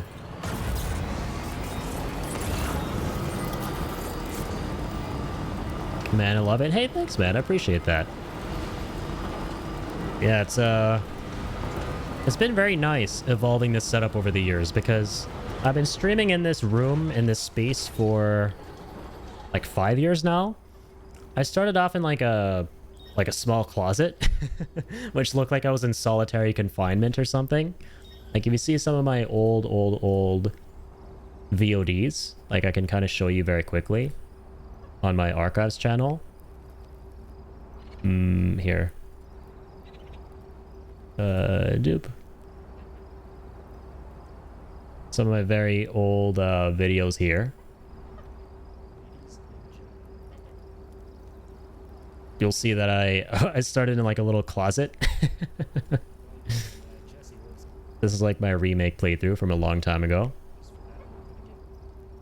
And that was like my first year of streaming. So it's been really fun to like kind of evolve everything over time and build up the setup. But yeah, there's basically nothing in my room. There's just a blank white solitary confinement prison space almost. And I think that's one of the most fun parts of streaming is if you get super invested into it, like just over time, adding more stuff, getting more things set up, and trying to make the experience more engaging.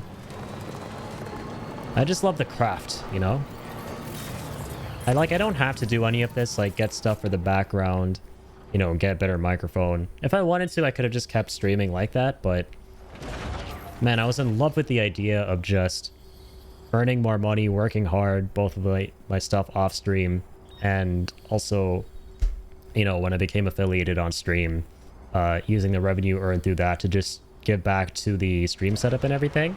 Like, obviously, I do not expect people to contribute money or anything like that. You know, that's not a goal of mine at all whatsoever. Like, please, nobody feel obligated, but I always like to, with what I earn, as much as I possibly can, invest into, you know, my hobby here. That's like my most favorite thing in the world.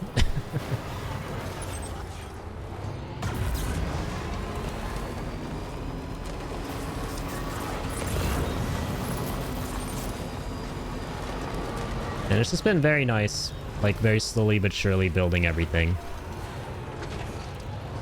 And it's one of my favorite aspects of streaming.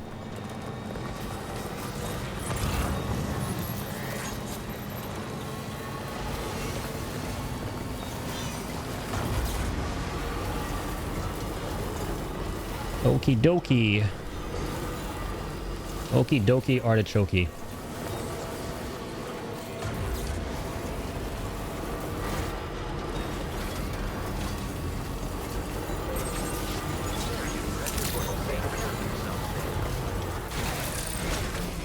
Let's get this delivery done.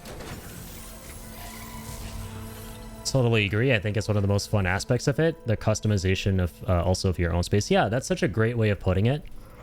You know, just like in video games, how it's very satisfying to like customize your own little environment or base or whatever, right? Or maybe even in real life, right? If you do home decoration and renovations and stuff, it always feels so nice. I feel the same way with like geeky stuff that I can set up and evolve the geekiness over time for the purpose of streaming and entertainment and that kind of thing. To me, it's all part of the craft of streaming, right? It's all kind of under that one package. Like the setup part of it is, to me, very important. Completely optional, redundant, not necessary, but I just love making things look more colorful, trying to make things look better or sound better all the time. However much I can and however much I can, you know, afford to do so, like however much is feasible for me.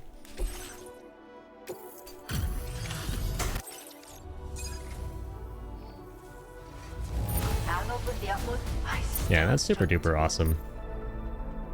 All right, that is almost 4.5. I love it. So, okay, what do you think about green screen? I think green screens are totally fine. Yeah, it's definitely a personal preference thing. I think green screens are totally okay. I just personally like having a background with cool stuff in the back. I love decorating a space full of, like, because when I was growing up, I never really felt like I had a space with a lot of, you know, memorabilia and collectibles and stuff that pertain to things that I'm a big fan of. And so streaming, I think, has given me an opportunity to finally live out that fantasy of being able to have just kind of like a man cave, right? Of all this geeky stuff I love in the background and being able to show that off and creating a space around that for my platform. So that's the reason I like having a background instead of a green screen. But I think green screens can be absolutely fine as well. In fact, I think they can also be very, very professional, you know, because especially if you're going for like a minimalist kind of approach where, you know, you'd want to keep things as clean as possible on the screen and you want it to just kind of be you in like a little corner somewhere on the screen and maybe you using a high quality camera or something, just you, nice and crisp, and then like the game. I definitely respect that as well. And it's definitely like a personal preference type thing. For me, of course, like I said, I love having an actual like background when I'm streaming and like a face cam. Like, before I started streaming, my favorite content creator, like if you want to know like a big content creator who inspired me like the most, like the content creator I saw and went, man, I would love to be able to do stuff like that if possible. It would be Maximilian Dude. He's probably my favorite content creator of all time in terms of the big boys. I started watching him a year or two before I started streaming. And when I started streaming and I started to like work towards my goals and everything like that, I slowly but surely tried to go, okay, how do I make, like, I was very much so inspired by his setup, the sound quality, how everything looked, and like just having a cool background of things you love behind you in your own space and kind of broadcasting that. And I was like, how can I build things up towards that? That really inspires me. So that's he's primarily a fighting game content creator, but he also plays a whole lot of other games. And one of the reasons he's my favorite creators is because actually his top 2 favorite games are the same as mine. He loves Final Fantasy VII and Bloodborne. And when I found out about that, I was like, wow, that's so cool. Like, what are the chances? So I really resonate with his stuff and his style. Blondish older guy, right? Yeah. He's that dude with the... He looks kind of like Nicolas Cage. According to a lot of folks in his community. He has like the blonde hair. And it's like long hair. Yeah, that dude. The Yo video games inspired me to stream once I had the proper equipment. Yeah, Soul is a fellow dude, fellow homie, who's also a big fan of Max Dude and the Yo video game stuff. I was like, damn, I love the professionalism of this. I love the setup, like the quality, and just like the vibes, like the community vibes that they've got going on with just being able to play games that they love, that they're passionate about, but making it feel like some kind of a big event. I think is really awesome and is very, very inspirational. And I'm like, I want to be able to create a community that feels like that, you know? That's so cool to me. He's also like the dude from Nickelback. Yeah, he's kind of like a he's kind of like a blend of Nicolas Cage and Chad Kroeger from Nickelback. I think that's his name, right? Look at this photograph. That guy.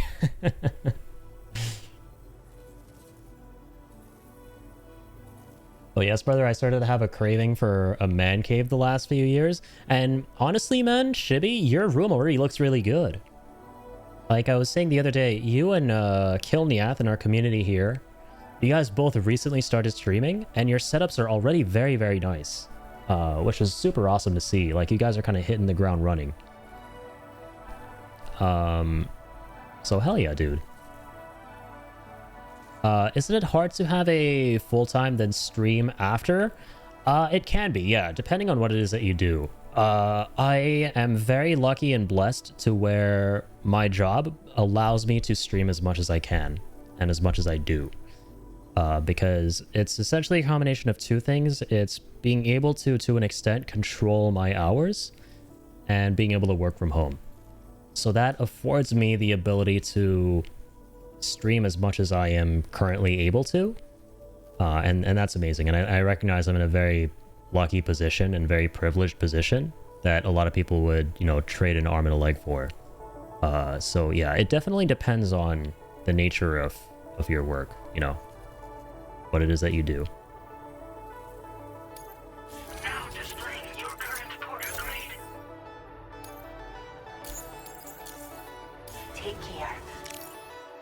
And try not to lose your way in the dark. Will do, madam. Order complete. Well done.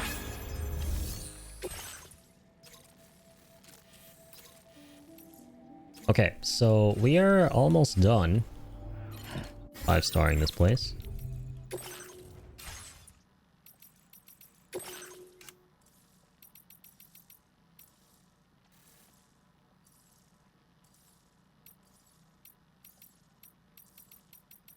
Oh, why am I doing it this way? We're already here. Okay, 4.5. Oops.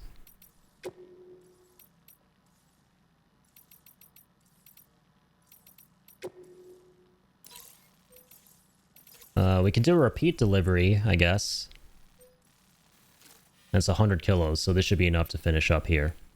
I think this might be the last thing I do tonight, because we've been going for like 8.5 hours, pretty much. We'll end by 5-starring the animal shelter, and that would have been some awesome progress, because, yeah, we finished up with Mexico today, which is really good. That's really big. And we'll have made a lot of progress with the roads. Some awesome progress we made with the roads tonight. And we'll have also 5-starred our first facility in Australia.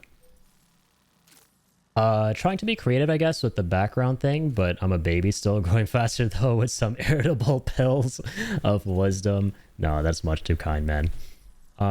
Yeah, it's definitely a brainstorm battle, right? You definitely have to like kind of, it almost feels like putting a puzzle together. Like, okay, where do I place this? How will this like look with that? How will this look with this? For when you're like decorating things and setting things up for your background. I feel like the easiest way to go about it for me, and the way I work towards, like if you watch my VODs over the years, you'll just notice this background getting more and more populated with stuff. The way I looked at it was, how can I occupy the space of the back as much as possible, right? How can I ensure that there is as little, you know, dead space, dead room as possible in the background? And what's something interesting and different that I can put there that could preferably relate to something else that I love that I haven't already shown off. So, for example, like this table here, that table there has some Final Fantasy VII stuff. And then that chair has like a Death Stranding BB, and I have like Goku. And I was like, you can try to have fun, be creative with it. You know, like that table over there, there's Sephiroth, and I made the lighting red. So it's like, okay, more Final Fantasy VII stuff. But over there we got the heroes, so the lighting's blue. Then we got the villain, so it's like red lighting. So just a little bit of fun that I could have there. And then, you know, I got some posters. Again, FF7 stuff, because I mainly love FF7, is my favorite game. And I got like Death Stranding, Bloodborne, FF Tactics, favorite movie. I was like, what could I put there? Oh, favorite movie, Blade Runner. Zelda, other favorite game, Final Fantasy IX. And recently from the collector's edition of Death Stranding 2, where you get these little photographs of the characters, I decided to put those up on the wall as well. And that little letter from Hideo Kojima. And then like I noticed there was some random like empty space there, so I just put like a number plate with all the Canadian flags over there. Like, I don't know, I'll probably put something else there at some point, but yeah, like I said, it's just, if you can find ways to, you know, just populate the background with a lot of stuff, I think you can make just any background look kind of fun. He's put together a super background setup. Thank you, man. Yeah, and it took a hell of a long time. Like I said, I was streaming in this room for like, I've been streaming in this room for 5 years. I can show you what it looked like when it was very, very bare, like when I was just starting out. If you want to kind of see where it started to like where we are at now, like the before and after. Let's see. 2020, what was okay, yeah, this is a great one to look at. Okay, it's gonna be kind of a jump scare because it'll be full screen, bad camera quality, and I'm gonna look extremely different. But bear with me here. This is my first affiliate stream, by the way, so it's kind of wholesome. This is when I became affiliate on Twitch. Like I said, it's a jump scare. But there's like kind of nothing. I just had the 2 posters. I didn't have any tables or anything. Well, I had the bedside table next to my bed, and I've always had that pug pillow. I didn't even make my bed, dude. Wow. So unprofessional. Very, very unprofessional. But yeah, there's kind of nothing there. So yeah. I feel like if you spend enough time, you can just make any background, any room look a lot better than it currently is for some kind of you know, streaming platform situation. I need to skim through your YouTube much more. Yeah, please feel free. It's so just to avoid any confusion, basically, I have 2 channels, and the one where you can see all of my streams is my second channel. And, you know, both of them are linked on my Twitch. So, yeah, the first one is, like, my main one where I, do like smaller form content and like more reviews and stuff. and like clips and everything. And the second channel is like my VOD archive. So it just has an archive of all the streams. Boy, where has the time gone by, right, Soul? Dude, it's crazy how time flies. You know, Mel reminded me today in the chat that it has been 6 years since Death Stranding 1 came out. And man, like, again, that's when I first started streaming. So I've been streaming for like over half a decade now, which kind of blows my mind. Oh, man. I feel like you might have been streaming longer than me though, right, Soul? I feel like you've been around for a while. I don't know how long you've been streaming, but you kind of gave me the vibe of you've been streaming for a long time, if you don't mind me asking. It really does feel like... I love having a VOD archive because it feels like a time capsule, you know? And that's my goal with streaming, is I just want to like save my journey with games for posterity, just to be able to look back on them in the future. So... Is that a kind of a Starry Night with FF characters in it? It's exactly that. Yeah. I'm glad you noticed. It's a very, very cool poster. That I found on, I forgot the website. Oh, I wish I remembered it. But yeah, it's basically a Van Gogh inspired Final Fantasy VII poster. But yeah. Good times, man. Feels good. Feels good, man.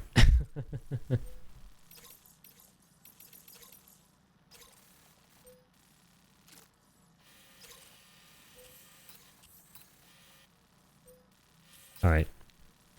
What do we have left to do? Well, yeah, let's go to West Fort Knot now.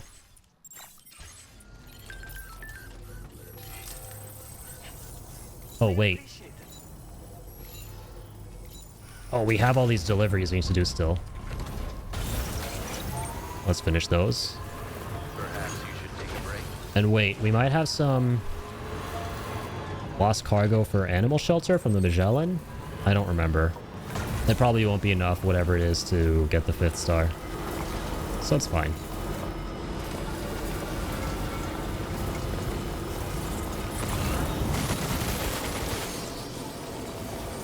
Let's get back on the road.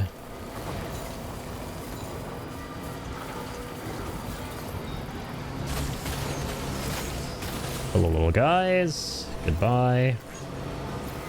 I really need to get that hoodie that I saw in the tips and tricks video you uploaded, where you can avoid the chiral creatures.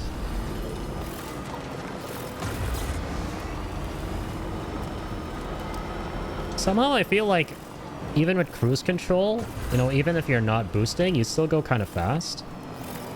No? It feels like you go a little bit faster, but maybe because I'm not doing anything on the controller, it feels like we're going faster since it doesn't feel like I'm putting in, you know, effort when driving. When you put effort into something, everything feels like it takes way longer. My god. I love his expression. Sam is just done with life. He's just done, man. Absolutely donezo.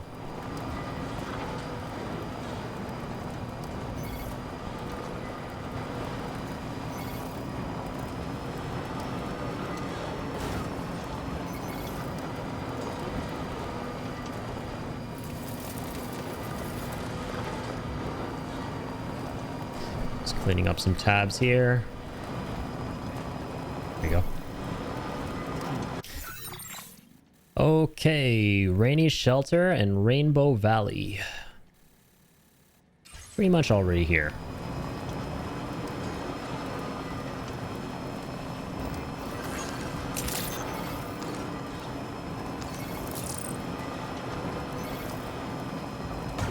Gosh, auto driving is seriously so nice. Okay, now for real, I'll get back to the semi-real world life. That's a chiral ro- Yes, that's what it's called. Thank you for reminding me. I'll need to watch your video again. Chiral rodent hat, very useful. Yeah, seems like it. Absolutely. And yeah, once again, thanks so much for being here, Shibby. And keep on keeping the hell on, man, as always. You absolute legend. I will catch you very, very, very soon. Good evening, Sam. Yeah, much love, brother. Hey.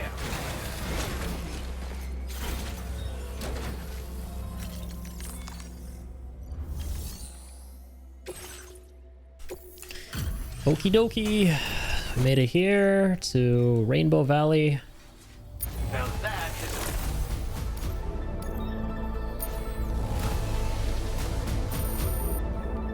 Let's go. Got the 3rd star. Oh, and like half the 4th one. On our behalf. We want you to have this data as thanks. Mini extra battery. Okay. Neat. Looks like a chocolate bar. Now I'm hungry for chocolate, man. I need to buy more chocolate. I forgot.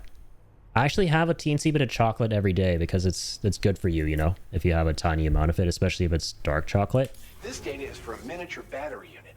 Clip it to your backpack to give your battery capacity a small boost. I've actually really started to like dark chocolate as of late. In the way of your other equipment. Test it out and see if it appeals to you. Good luck with everything. Thanks, man. Order completed. You the man. Okay, something for the musician. That's a recovery. Something for the fisherman. Wow, I forgot about this guy. That's right, we found him.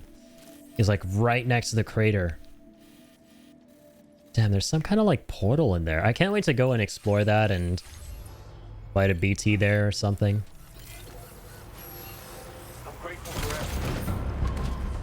It's gonna be so sick.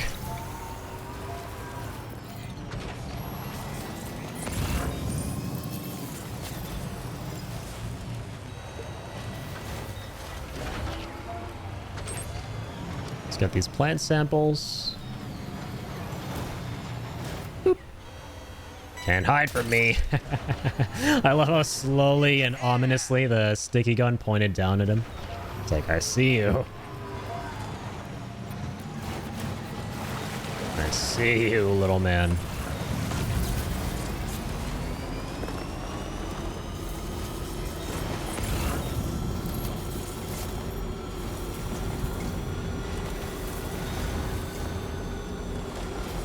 Ooh.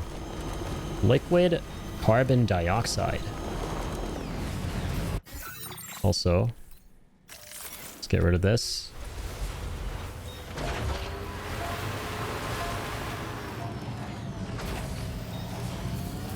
Oh, that dioxide is a little bit far away. Let's get to rainy shelter. Go about this a little bit quicker. Hang on.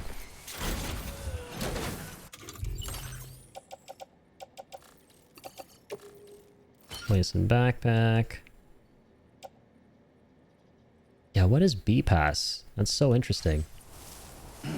Seems like some kind of facility in the mountains. Maybe one day you could meet the Yo Video Games at EVO one day. That would be really cool. I'm not like super big into fighting games, admittedly. And I think EVO is mainly a fighting game oriented kind of event, if I'm not mistaken. But shit, I would still love to go just to, you know, greet the Yo Video Games crew. Because that would be so amazing. Because, yeah, those dudes have had such a big influence on my channel. And they probably had, just like with you, they probably influenced you too a whole bunch. Well, I know they did, right? We're both fans. And they've influenced so many people without realizing it. So, I mean, I hope everyone who has been inspired in some way by the Yo Video Games crew gets to meet them, absolutely.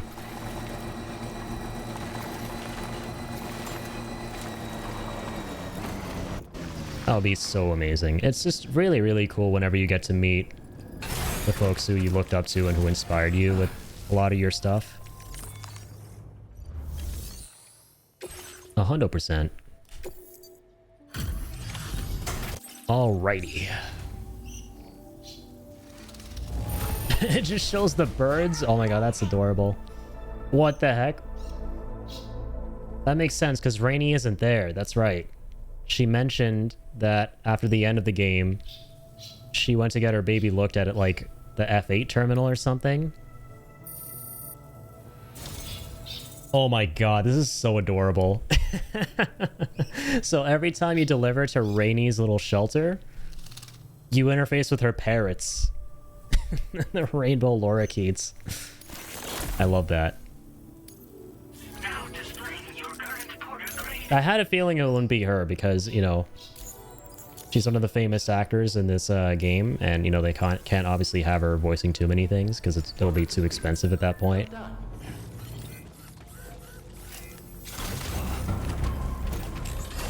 But that's such a creative way to kind of, you know, implement a character or concept into the shelter in place of her. I love it. It's even like the icon of the lorikeet. That is so wholesome, man.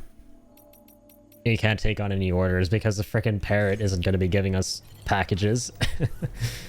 Come on, Addie. Think.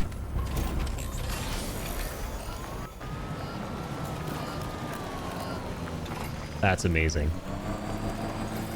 Well, there's another reason to love Rainey. She trained her parrots well. Her parrots are protecting her shelter while she's gone. If that's not the most adorable thing in the world, I don't know what is.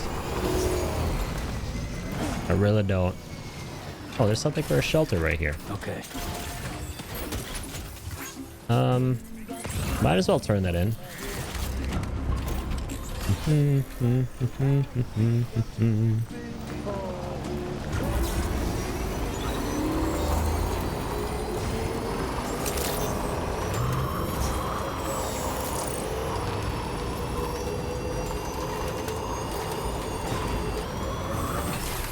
Just gonna turn this in real quick since I'm here.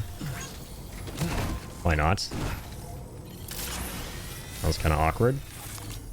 I feel like Rainey's shelter shouldn't take long at all to 100%. It would be funny if it did. Because I can see these parrots being very demanding. He's like, nice one. Oh, wow. Okay, never mind. We got like almost an entire star right there. Just for that medium package. That's crazy.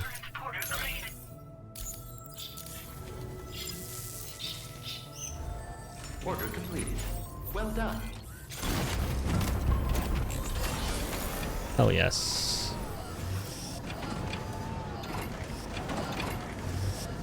Come on. Come on, buddy.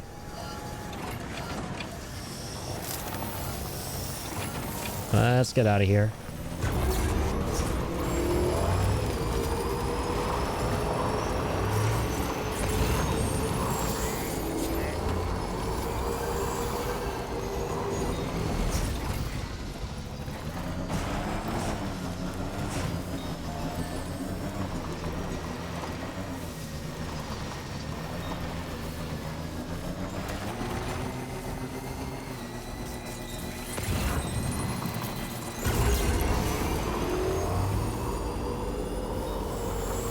Oh, I was wondering what this was. I didn't even realize it was my truck. Stretch my legs.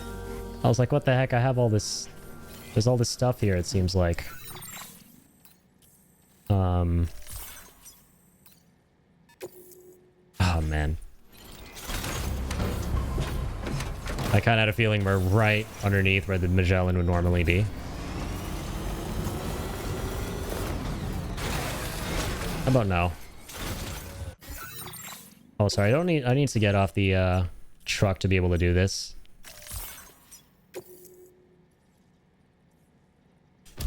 That's fine. Ba-da-ba-da-bum.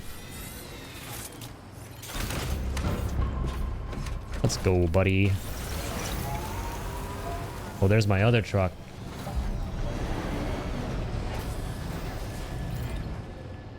Wait a minute.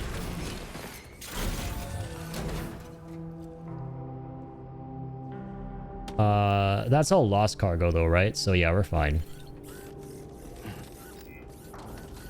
Ding dong, ding dong. Is that truck gonna get left behind if it's kind of at the... Yeah. At the doors. Not anymore, it's not. No truck left behind.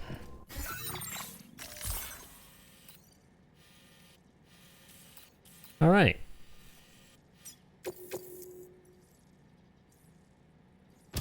Let's head to West Fort Knott.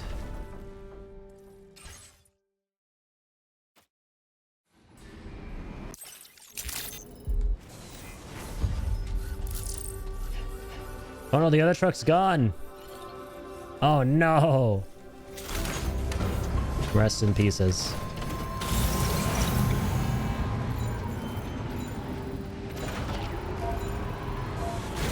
Let's do it this way.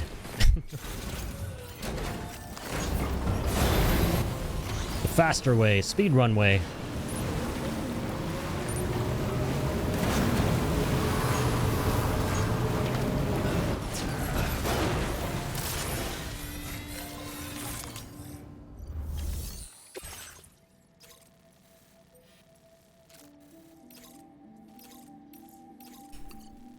$100 kilos.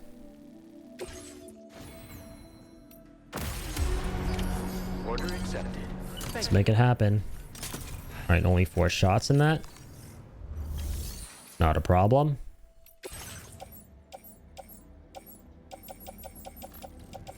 Maybe a slight problem. Not to craft it.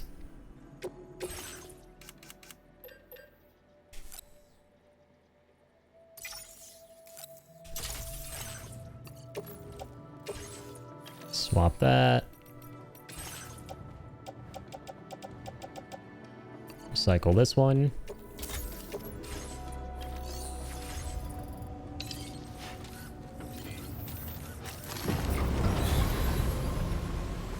And let's be off.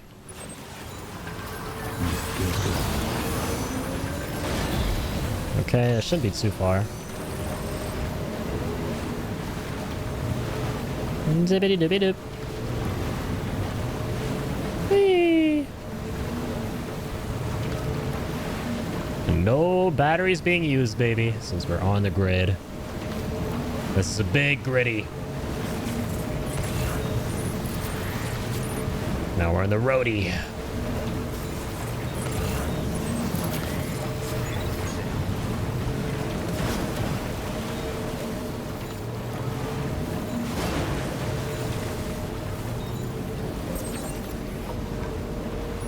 Oh man. I just realized. Yeah, we have to go like off-road for this. That's fine though.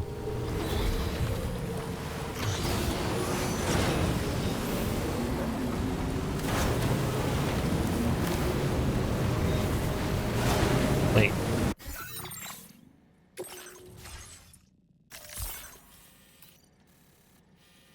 Yeah, there's nowhere we could have moved the Magellan. Right, in that area. Doesn't seem like it. Let's go, Coffin. Over the water. Also just remembered we can use the monorails as a zip line. Oh.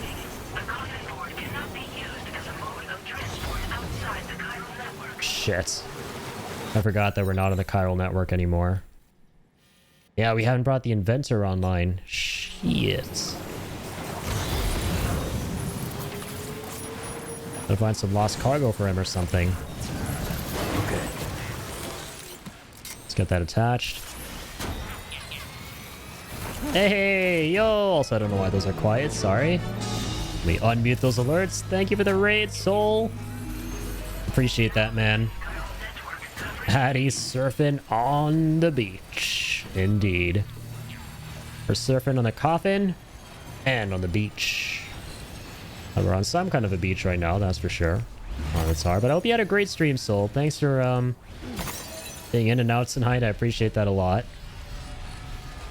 As always, man. What were you streaming tonight? Are you playing more Pokemon?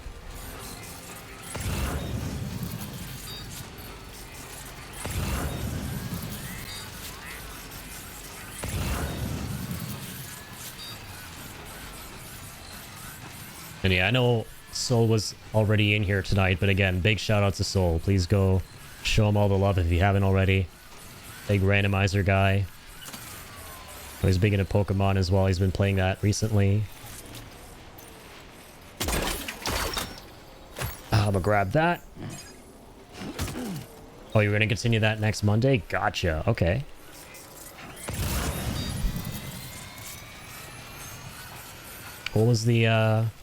What was on the menu for tonight? Let's grab that.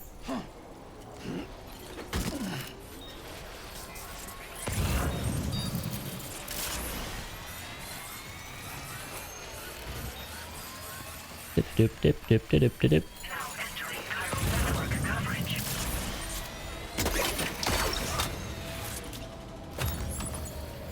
Cool beans.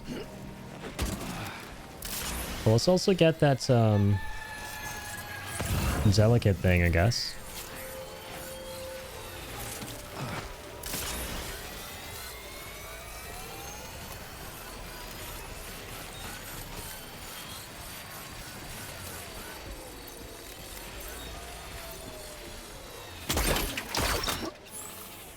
There we go. Was playing the demo for Shinobi Art of Vengeance. Oh wow. Then some City of the Wolves, CVS 2 and Tekken 8. Nice. That sounds like a great time, man. Especially Tekken 8. Hell yeah. Can never go wrong with some good old Tekken. I haven't actually played Tekken 8, but I played some Tekken 7. That was a great time. My brother and I really enjoyed that one.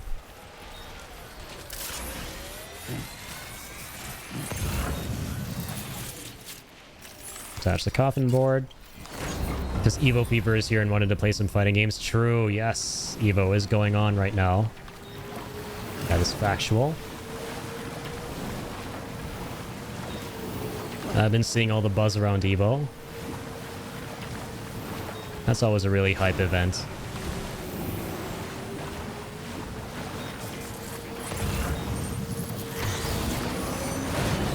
Oopsies. Oh, I forgot. They don't have bandwidth there. Gonna have to attach the board.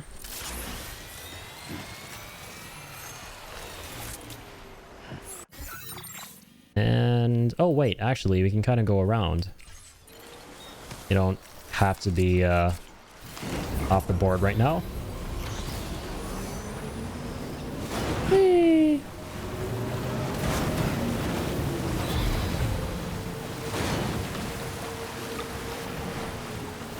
You're hoping to go to it next year? Oh hell yeah, dude.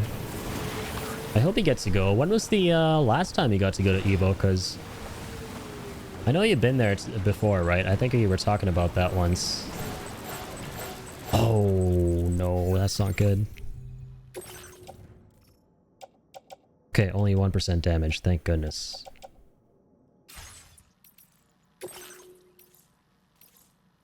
Oh dear, less than 5% damage. Phew.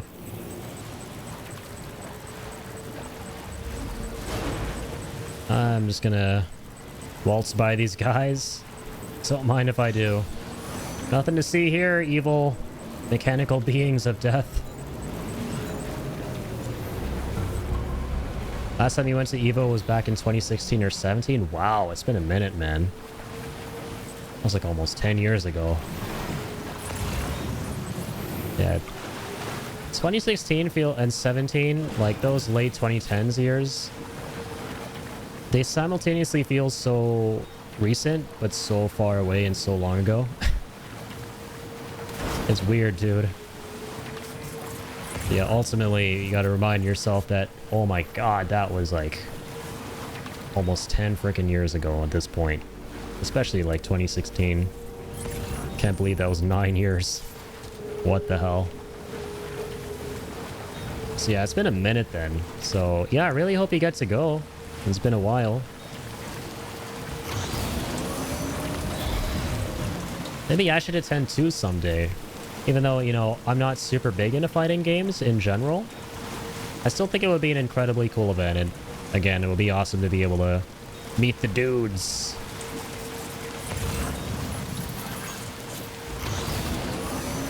Meet the dude bros. Give me a break. Potentially.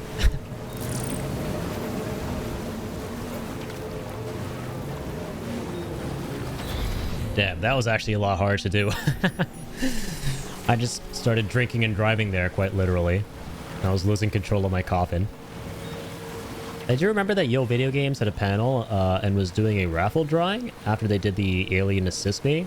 That's where I won the fake alien head costume. That's so cool. I think I remember you were telling me about that. You were showing me a couple of things in one of the first streams of yours that I watched. That you were saying were from... you had some like coasters and pins and stuff like that, I think. That you were saying were from Evo and getting those handed out to you by Yo Video Games. That's so freaking awesome, man. I'd be lying if I said I wasn't jealous. That's so cool.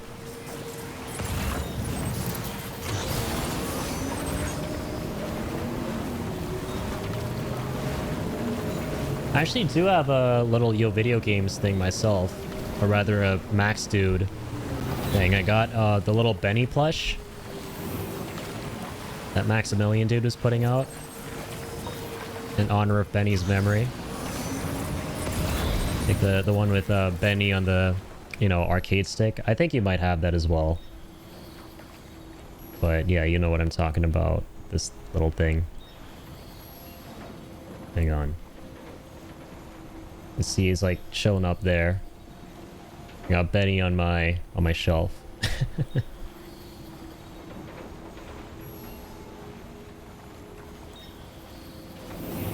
The pins and the posters, that's right.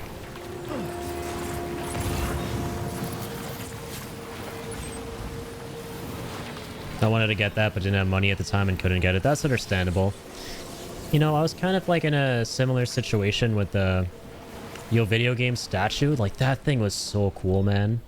You know, the one where it was like Max, and then I think it was Kenny and Steve. I forget what it kind of looked like, but it was like the three of them in like one statue, and it was very beautifully crafted. And I really wanted to get that, but I couldn't at the time. I kind of missed out on it, but at least I got the Benny plush. Don't forget Simmons, of course. Assist me, Doom. Good old Dr. Doom. Good old Simmons.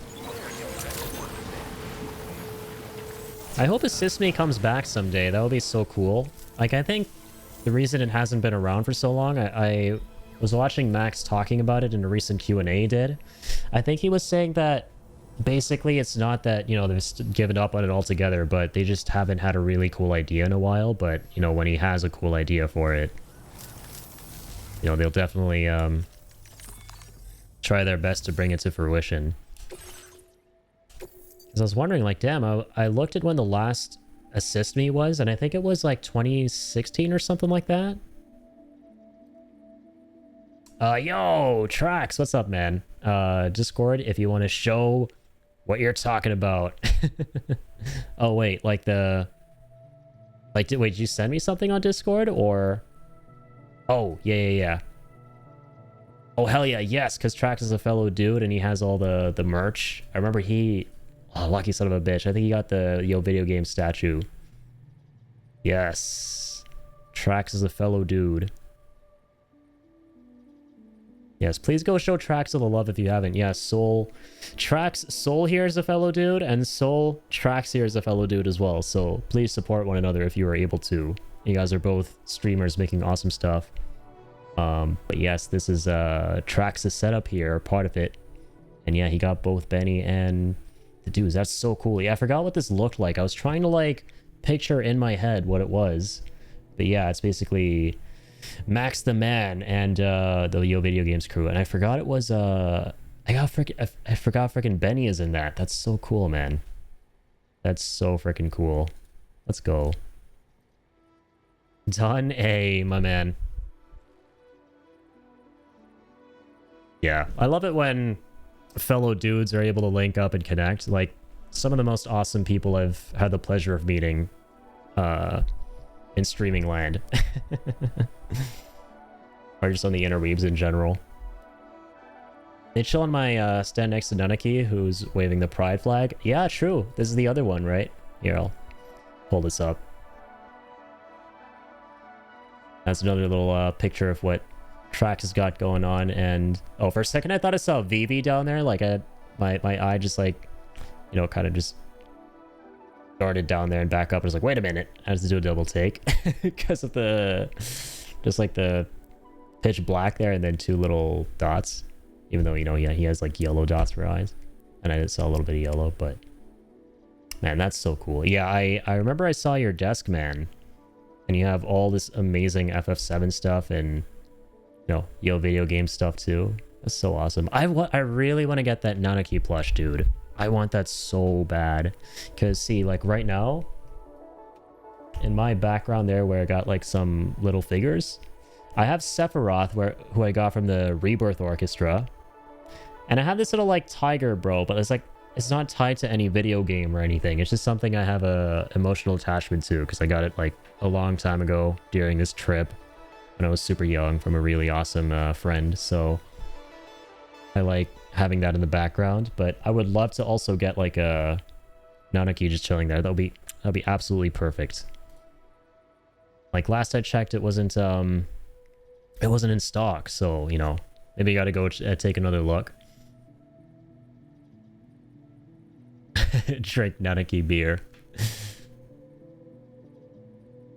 You have one I really want to? Oh, really? Never got Cloud from the Remake Collector's Edition. Oh, yeah, Cloud on the bike.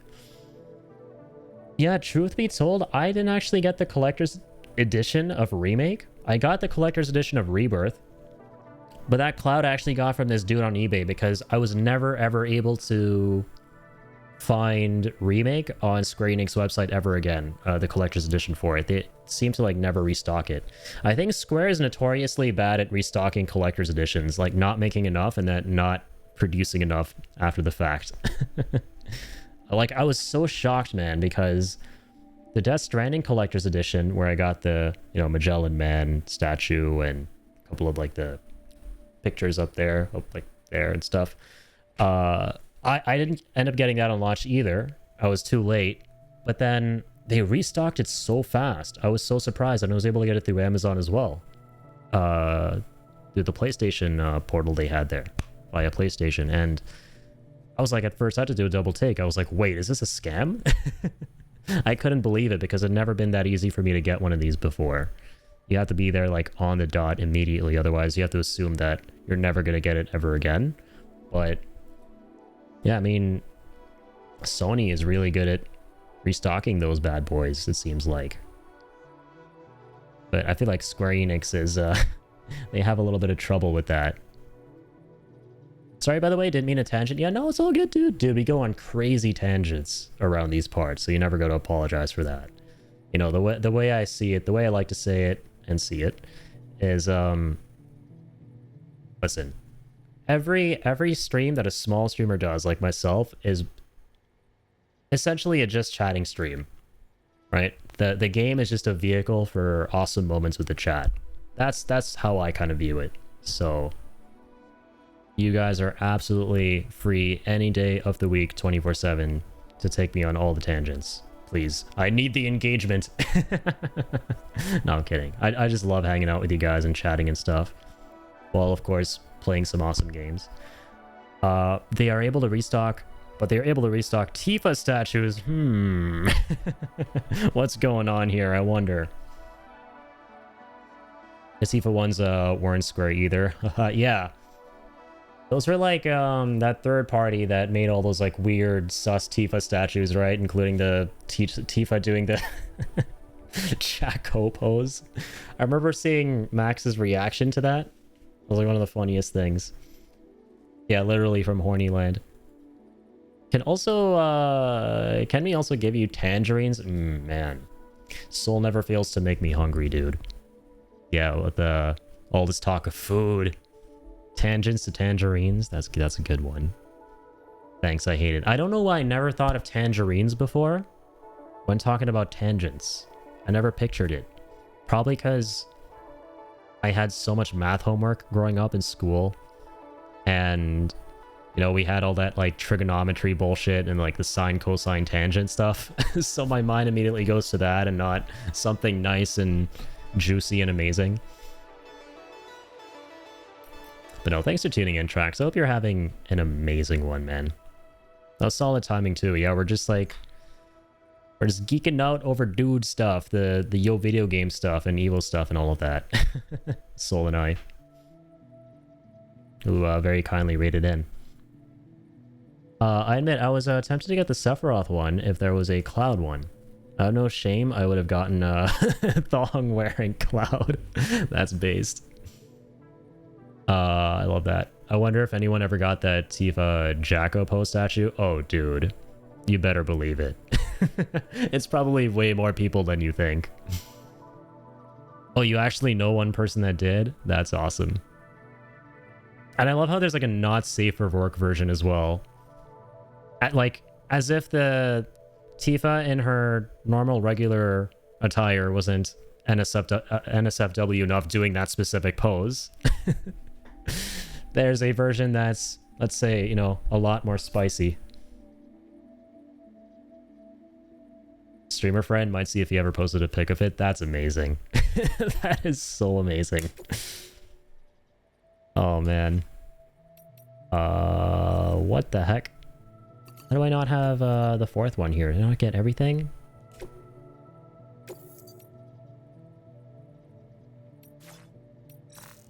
What? Alright, hang on. Let's store these away. Oh my lord.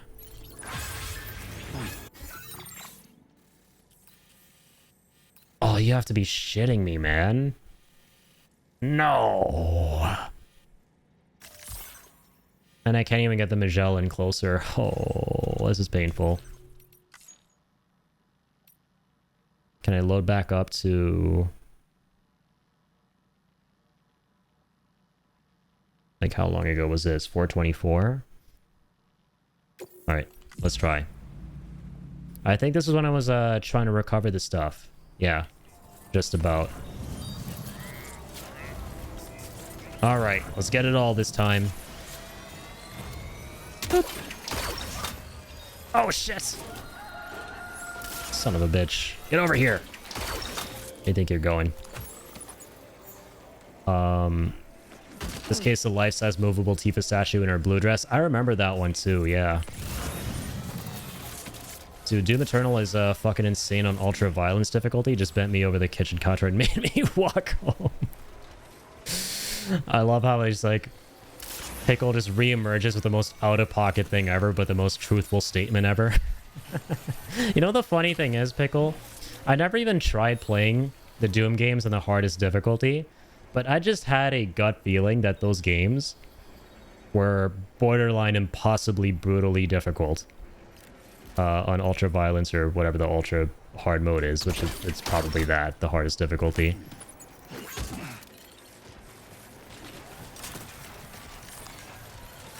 Yeah, you know what's funny? I kind of just realized this about myself. When it comes to like first-person shooter games that have difficulty settings, normally I love playing on the hardest setting, but whenever it comes to like first-person shooters, I normally never fuck with the hardest difficulty. It's the only genre in which I actually don't have fun playing on the hardest mode. That is not the case, however, for like action-adventure games and, you know, RPGs and what have you. I love being challenged in those ones. You've recovered everything then. Great.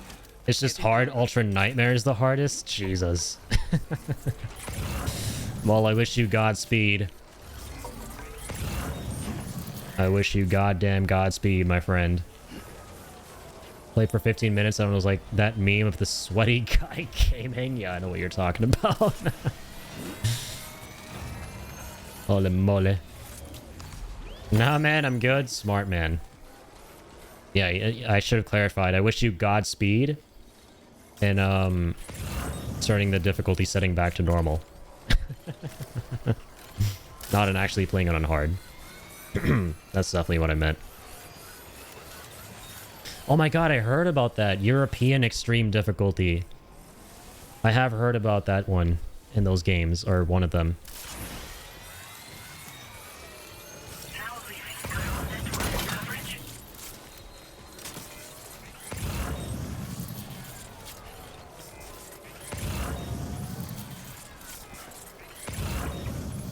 So, this time, have I gotten everything? I have. Okay. Beautiful. Yeah, isn't European Extreme Difficulty the hardest mode in one of the older Doom games, or is it in all of them still? It's called One Life Mode. Play the whole game right or start the fuck over. Oh my god, so it's like permadeath. Holy shit. That is crazy business. Couldn't find Frank's picture of the... Sorry. Of the Tifa statue. Remember he showed it on stream at one point? Okay, that's fine. That's awesome that he has it. That is absolutely jokes. That's amazing. This man Addy can play on that difficulty with no problems at all without dying once. You guys give me too much credit. I don't know where you guys are learning all this fake news from, but hey, it's gassing me up, so I'll take it. Oh, man. Listen, the only permadeath that I can do is roguelike. That's it. No more, no less. If there's some form of, like, meta progression where it's like you die and you come back and there's, like, a little bit you keep and you get incrementally stronger over time, like, me likey. That's the only permadeath me likey. Didn't Bioshock, for those of you who played it, have, like, something similar where it's, like, you can do a mode where you can't rely on the bathyspheres at all, or whatever they were called, to, like, save the game and rejuvenate? I can't even... I remember when I first played Bioshock, dude, I couldn't even dream of playing on that mode or trying that challenge. It was something like that.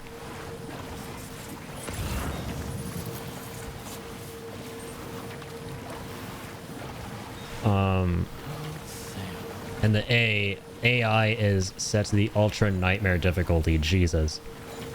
Once the game reaches a point of frustration, it's removing the fun of it for me. I want to struggle, but I won't enjoy the struggle. Yeah, I can kind of... I absolutely resonate with what you're saying.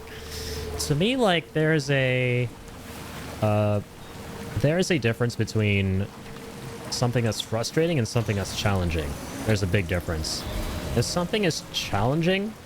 and something is really challenging, that's really good. I like being challenged, but I don't like being frustrated. If I feel myself getting frustrated, to me that signals that there may be something wrong in the game's end and not mine. You know, something maybe overtuned or something maybe unfair or working against me. But if I feel like, damn, I died, I failed, I messed up, but that's on me, and I just gotta respect the game's rules and respect what I gotta do to win, and if I know, and if I do that, I know I'm going to win, then that's like more on the side of like challenge, and I love that. Like that I love. Like I'll give you a great example of something that, in my personal opinion, borders into frustration. Wukong. I loved Wukong. It's a great game, don't get me wrong. But I think it had one too many moments that bordered more into the vein of frustration than challenge. There were more moments in that game that made me go, man, I wish this wasn't like this. I wish the pacing for the bosses was a little bit better and it gave me a little bit more time to breathe and this, that, and the other. Then I felt like, oh, you know what? I died a couple times, but that's totally fair. That's totally fine. That's okay. We're gonna eventually get it. Most of the time, if not almost all of the time in that game, whenever I would beat a boss, I wouldn't feel triumphant or euphoric. I would feel like, oh man, it's finally over. Thank God. It was still an amazing game though, don't get me wrong. Doom on medium is perfect.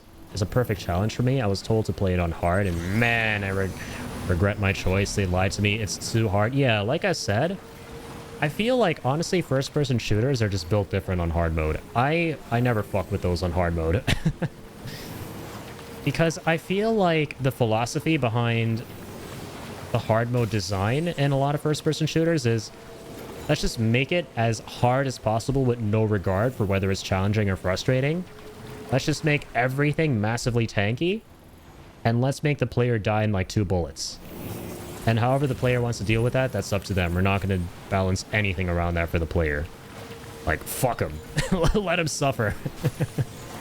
That's the impression I get. And sometimes it feels like a big meme, right? Like in some of the newer Call of Duties where for the campaign you now have like realistic difficulty instead of just veteran, like in the old school CODs. There's one above that now where it's like you will die in 1 shot. Doesn't matter where you got shot, doesn't matter how you get shot, no matter what shoots you, you are dead. Have fun, jackass. Some water. Wukong's last boss looked absolutely miserable. He took your gourd. Yeah, he stole my gourd.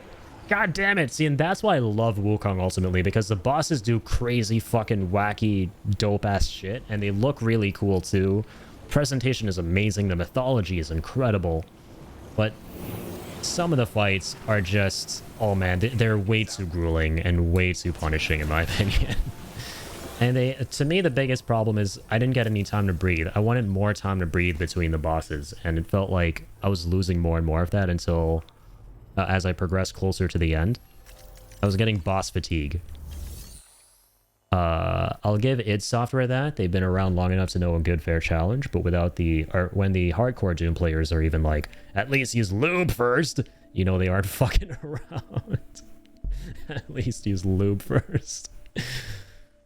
Wukong kind of lost points to me. When you had to find that object to make a boss easier, that was a bit wonky and an optional item, mind you. Yeah, I remember that one Scorpion Lord boss, right? And how he goes into phase 2 and like the whole arena turns into this like yellow interdimensional sort of zone where you have to fight him and then like he's freaking borderline impossible if you don't have the secret item. But the game doesn't really, I don't think, and I apologize if I'm mistaken, but from what I remember, it doesn't really telegraph to the player in any way that there is a way to get past that if you get that secret item. It just wants you to suffer for the sake of suffering, from what I remember. Like, it wasn't until you mentioned it to me in the chat that I was like, wait a minute, I can go get that thing? What the fuck? Yeah, I remember you were saying your brother was working through it, yeah. That's like Bloodborne, Elden Ring, and Dark Souls in a nutshell. Yeah, the thing I like, though, about Soulsborne games that I think Wukong doesn't have, because Wukong, I would say it has elements of Souls-likes and Soulsbornes, and it's like approach to level design, where you got these like checkpoints where you can kind of like debrief, improve your character, that kind of thing. It doesn't have like the punishing loop of, you know, when you die, you lose everything, and you have to go to where you died to get everything back. That's not a part of the game. But it does have like difficult boss fights. Like that's very similar to the Souls-likes and Soulsbornes. But the thing that separates them ultimately is that the Soulsbornes just have beautiful, epic fucking gameplay design behind the bosses. There's a reason From Software are considered the greats in this regard.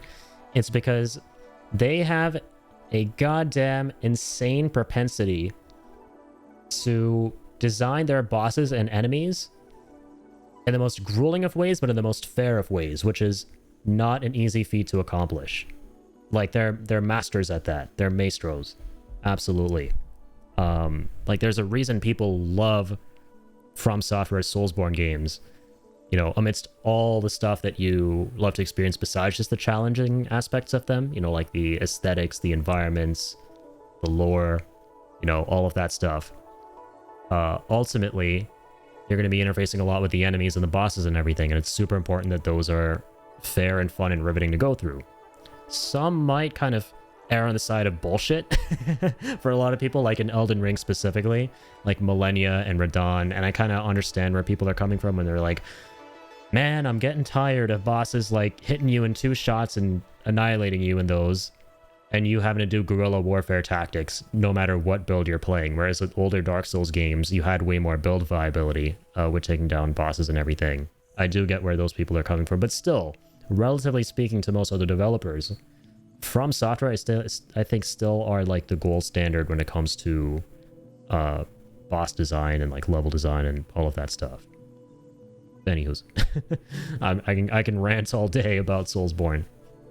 I love that stuff too much. Ready or not, that game is brutal. 1 or 2 shots and that's it. Start over, lean around a corner, and pop dead. Yeah, I hate that. Fuck that, man. Oh god. He saved that boss fight. Absolute legend. I'm glad he gave you that intel. I have your brother to thank for that. Ultimately, I push buttons till I win. That's my Dark Souls experience. Honestly, that's a mood for a lot of people. Yeah. I think that's a lot of people's experience. You need to take better care of yourself, Sam. You look rough. Anyway, let's see about those orders. Wow, that's pretty rude, man. Shut up and give me my 5th star. Everything we need. Come on. Find this. Come on! You son of a bitch! I've worked my ass off for this. I'll have you know. You must be pretty tired. Yeah, I am. I'm tired of your bullshit. Whatever, I'll get some rest. I was hoping to 5-star him. Whatever, I can't be too mad at them. They take care of animals, and the animals are absolutely adorable and amazing in this game. Order completed. Okay.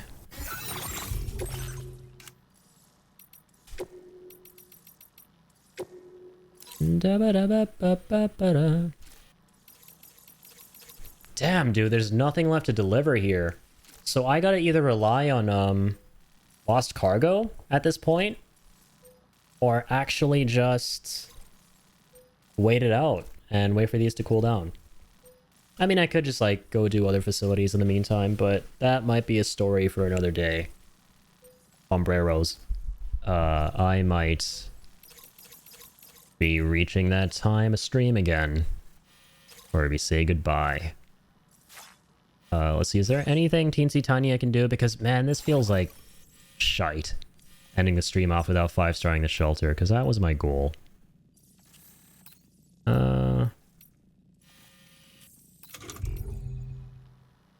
Is there anything lying around here? Let me call the Magellan. At least. Get the Magellan here. Jedi Fallen Order is the only Souls-like game I beat on hard. That was rough, but the lightsaber combat got so good on the higher difficulties. I loved Jedi Fallen Order and Survivor on hard mode. I think I played Survivor on hard mode too. Yeah. Incredibly fun. Man, the lightsaber combat is second to none in the Jedi games. I honestly think it's the best lightsaber combat in any Star Wars anything I've ever played. And especially when you play on hard mode, you just absolutely, you lock in, you freaking feel like a goddamn Jedi and force sensitive, and you know, you really feel like you're experiencing those high stakes lightsaber duels of the movies and stuff and in the cartoons. Like, it's amazing. It's wonderful. In both Fallen Order and Survivor. I remember in Fallen Order, I think the hardest boss for me on hard was probably Taron Malicos, if that's how you say his name. I'm trying to remember. That guy was a bitch. He took me a little minute. He wasn't terrible, but he was definitely a bit of a challenge. And then in Survivor, what was the toughest challenge for me in that one? Oh yeah, probably Dagon. I love that character, dude. The stories are so good in Fallen Order and Survivor. I think they're up there with some of the Star Wars material that's been coming out that has been rivaling a lot of the really not so great stuff and has been putting a lot of that to shame. You know, like Andor and that kind of stuff. Really, just Andor. I still need to watch Season 2, brother. Like, I don't know if you guys have seen Season 2 of Andor, because Andor is peak. I can't wait to watch it, and I've heard from a lot of people who saw it that it's as good, if not better, than Season 1. But I gotta wait for my mom to visit to watch it with her, because she is a big Star Wars fan. She grew up with the Star Wars movies. So, and she loved Andor Season 1, because, like, to her, the reason why it was so good is why I think it was so good for so many people is because it's the closest thing to the aura that the original films had, and the vibe the original films had, and the great of the universe. And it's the first time in a very long time we've seen that in general. Like, there's been nothing else that's recaptured the essence of that era of Star Wars, like that grittiness of Star Wars, right? So she loved Andor season 1. So I can't watch the second one without her, man. I gotta like wait for my mom for that. Andor's mad to me, couldn't get into it. That is a wild opinion, but I respect your opinion. I respect any and all opinions. Oh, here. Mandalorian also got mad for me too. Mandalorian sucked, brother. Season 1 of Mandalorian was good. Season 2, were there 3 seasons? I don't even remember, dude. The ending was so trash for Mandalorian. I'm sorry. I'm just being honest. The ending was so balls to Mandalorian that I can't even be bothered to remember what the fuck even happened, how many seasons there were. Like, I think it was 3 seasons total, yeah. How did, like, season 2 had a great ending, actually. Yeah, season 2 was good. Season 1 was good. Season 2 was great. The season 3 was just cheeks, man. Something definitely changed behind the scenes. After I busted my nut when Boba showed up, the rest couldn't compare to that. The Boba Fett show was ass, dude. It was the most disappointing piece of shit I've seen in a long time. I'm sorry, that's just my opinion. It was pretty fucking bad. They made Boba Fett feel like a side character in his own show, which is just the most wild thing I've ever seen. Homeboy got cucked in his own show, man. Like, they make a show about Boba Fett, and to be very real with you, I never really gave a shit about his character, but I was like, okay, I'll play along, because my brother likes Boba Fett a lot, so we watched it together.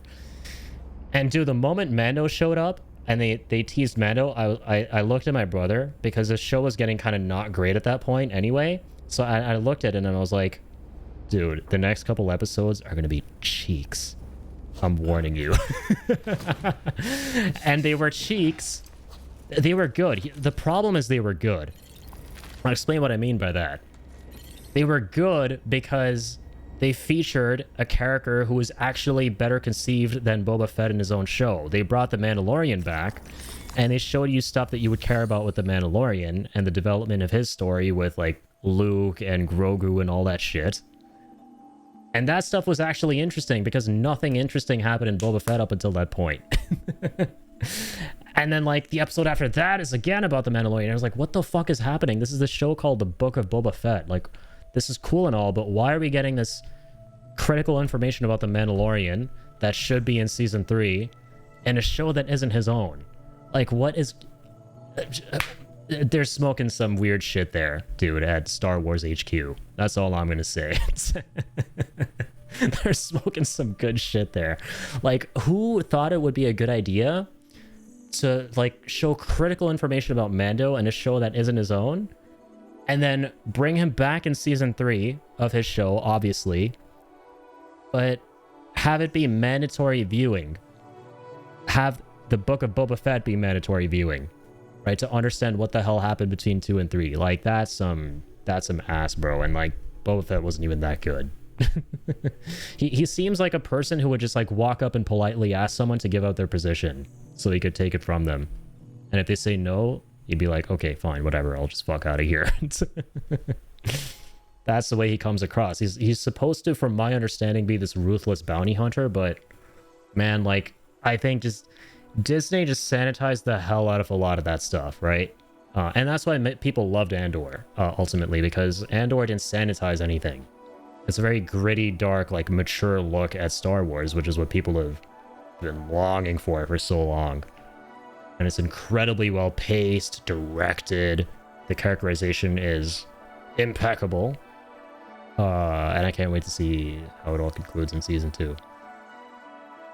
But yeah, I mean, I think they're two very different kind of like subsets of Star Wars fans. They're like the ones who want to see a lot more of the colorful action lightsaber aesthetic, and then there are the folks who kind of like want to see the more grounded, you know, ground level kind of stories of the Star Wars universe with stuff like Andor and everything, the slow pace, like politicking, all of that. I loved it. I didn't even think I would. I was like, what the like, I had zero interest going into it. I was like, why are we interested in the story of this one guy from Rogue One? Which I thought Rogue One was great, by the way. But still, I was like, do we need this? And boy, did I feel like we needed that after I watched it. His appearance in Jedi Survivor was a better version of Boba than we have gotten in ages. Oh, that's right, he wasn't Survivor. I never did all the side content in that game. I never ended up getting around to that, but it seemed really cool from what was, you know, presented. That in Legend is fucking insane, dude. That man is fucking sick. They turned him into a sniveling bitch. They ruined him. Yeah, man, they really did. And again, I never really had a crazy attachment to the character like most people do. So, I mean, it didn't bother me. I was just bothered that I didn't find anything entertaining about the goddamn show. And to me, that signaled that, damn, if I, who isn't even a fan of Boba Fett, don't give a shit about what I'm watching, and I don't like it because I don't give a shit about it, then I'm imagining the people who are big fans of Boba Fett and what they must be going through. Like, my brother was so disappointed, dude. Like, I remember the episode where they, like, Boba gets his gang and they have all these, like, colorful, like, Hot Wheels-esque freaking racers, and that's, like, the whole episode, and he was like, okay, he was, like, on some hard cope. He really wanted to like it, but he couldn't. Like, I saw a man just collapse in real time watching that show. Boba is my top character in all of pop culture. That's awesome, dude. Yeah, he's definitely an iconic dude who means a lot to a lot of people, and I can see why, right? I mean, Star Wars was like in 1979, like it brought back fun and enjoyment and electricity to like cinema, you know? It was basically like the birth of like the modern popcorn action entertainment movie. And so there were bound to be just so many, and I know he wasn't in that one, but still, in that entire trilogy, right, there were bound to be many iconic, you know, characters that would imprint on a lot of people because of how cool they were, right? Because it was like meant to be the epitome of cool, and Boba Fett was basically that from what I understand.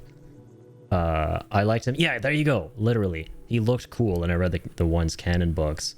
It spiraled from there. Yeah, Speeder Chase was ass, dude. They were going 10 miles per hour. Yeah, dude, I don't even. Yeah, it was bad. His design was going to be the next evolution of the Stormtrooper in Empire Strikes Back, but they just made him his own character. His first appearance, he was all white. I see. I like the lore of Boba Fett, man. I like what they set up for him, you know, and it's like from what we saw in Attack of the Clones and stuff. Like, I don't know anything about the Star Wars Legends material and all of that. Like, I'm not a big Star Wars, you know, aficionado, like lore nut, super fan or anything. But from what I've seen of Boba Fett in the movies, I thought his backstory was cool. Like, he's a clone, you know. They're all Samuel Morrison. I think that's how you say the actor's name. And I thought that was really, really interesting. And Boba Fett was one of those Stormtrooper clones, like the same dude. And his story is that his dad is killed, right? Jango Fett by Obi-Wan. And then he becomes a bounty hunter. He, like, dedicates his life to that, like a bounty hunter type.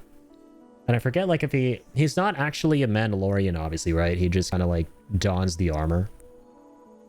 He's like that drifter type character. Just like a cool, cold badass who just like gets the job done.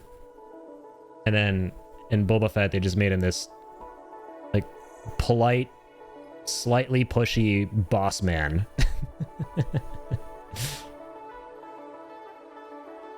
Jango was a foundling. Oh, okay, I see. So yeah, he did have deeper ties then to the Mandalorians.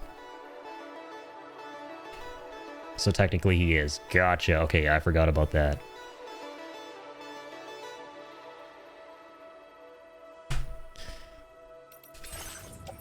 Yeah, man. Star Wars is like... I mean, I don't care as much when I see an aspect of Star Wars that isn't as entertaining or isn't as, you know, good, for lack of a better term, than other pieces of Star Wars media that I've experienced or seen. But when there is something that's really, really good in the Star Wars franchise, I love that shit, you know? Like, I wouldn't consider myself, once again, like a Star Wars hardcore. So when things are bad, I'm like, whatever, that sucked. Big whoop. But, you know, whenever there are things that are really, really good, I'm like, dang, man, Star Wars is fucking awesome. Like, I really love the Jedi games, for example. Andor was amazing.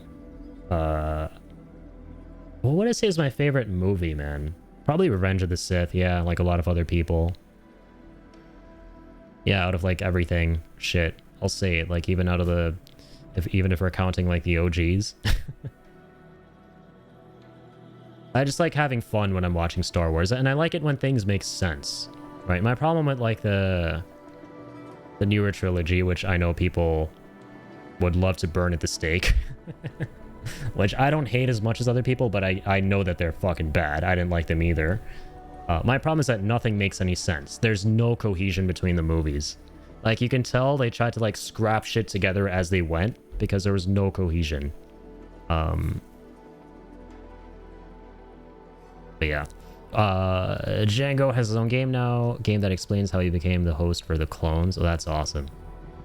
Which recently got a remaster for modern platforms. Damn, there's so many new games and shows and stuff. 1313 would have been so good. I remember back in the day when people were really hyped about it and then it got scrapped. Yeah, that sucks. They fly now? Somehow Palpatine has returned. Dude, I love how the actors were all so fucking jaded after those movies. Like, if you see the interview with Pedro Pascal, I'm sorry, not Pedro Pascal. If you see the interview with Oscar Isaac, I mix up their names, where he's talking about whether or not he'd go back to Star Wars. This was like an older interview back in like 2020 or something like that. His answer to that was, yeah, if I need another house or something, probably.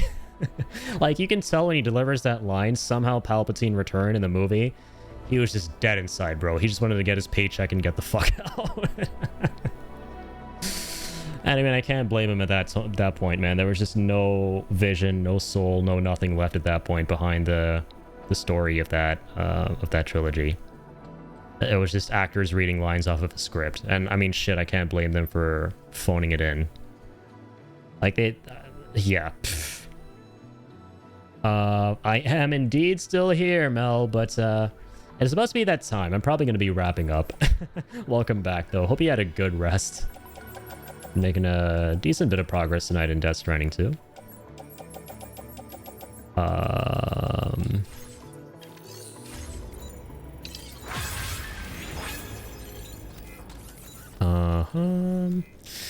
Yeah, I think I was trying to check if I have any lost cargo. That's what I was trying to do for the animal shelter. Because I'm trying to get it to 5 stars and I'm super close. I am a soupsa-doopsis closest. It doesn't look like there's anything there. Oh, dude, I could probably capture an animal or something around here. I forgot about that.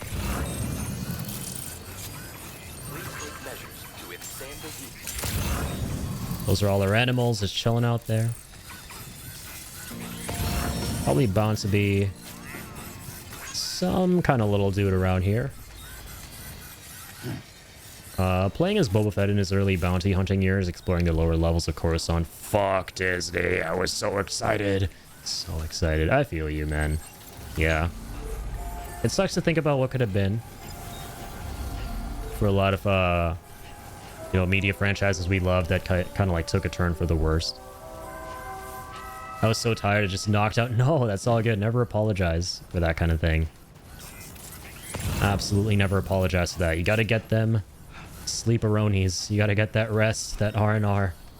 Do all the important, healthy human being things. Don't be like me. A very unhealthy human being, clearly.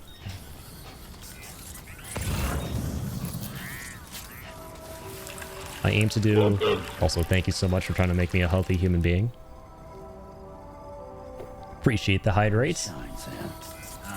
I aim to do a lot of things with my streams, but one thing I don't aim to do is lead by example. I do not want to exemplify being unhealthy.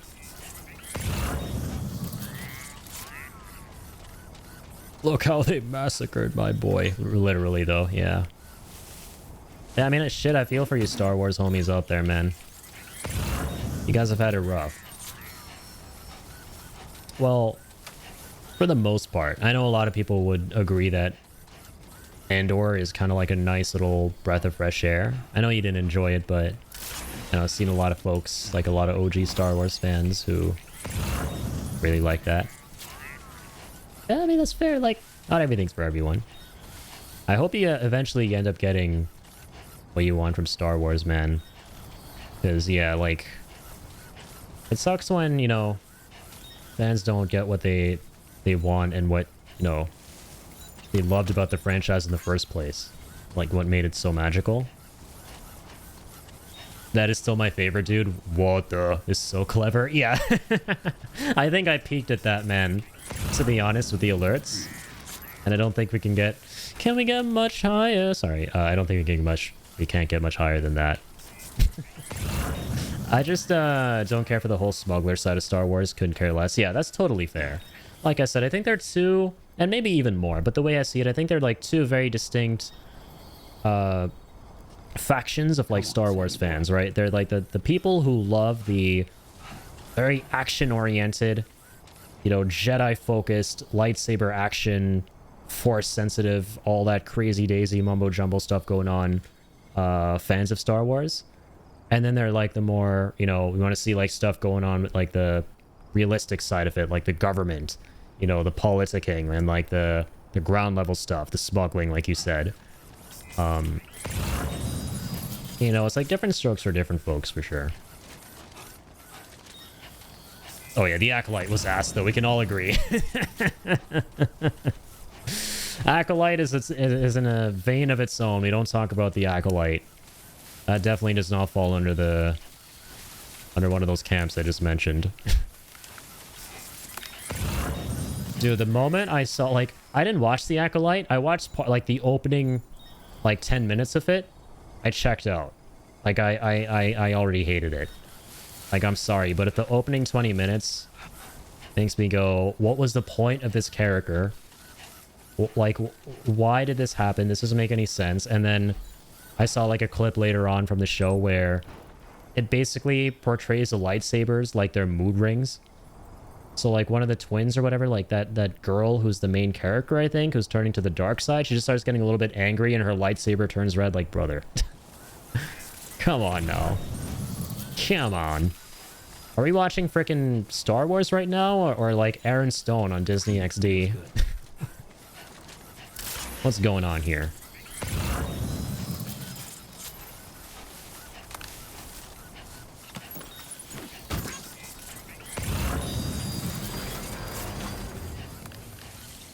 That was legit brain rot. They basically just completely ruined Anakin in the first few episodes. It legit made him not special. Yeah, it wasn't like that was the biggest problem I remember. Like, dude, it was so bad what I was seeing of the show that I just forgot about it.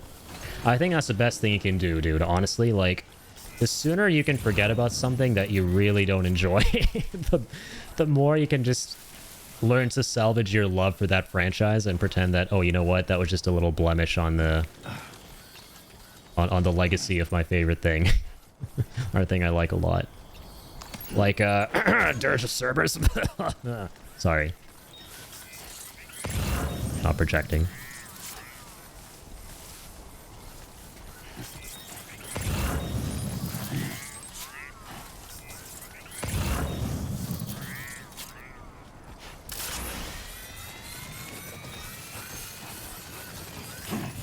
It ruined Anakin Skywalker's significance by suggesting the Force can create other individuals with similar abilities. Oh yeah, that's what it was.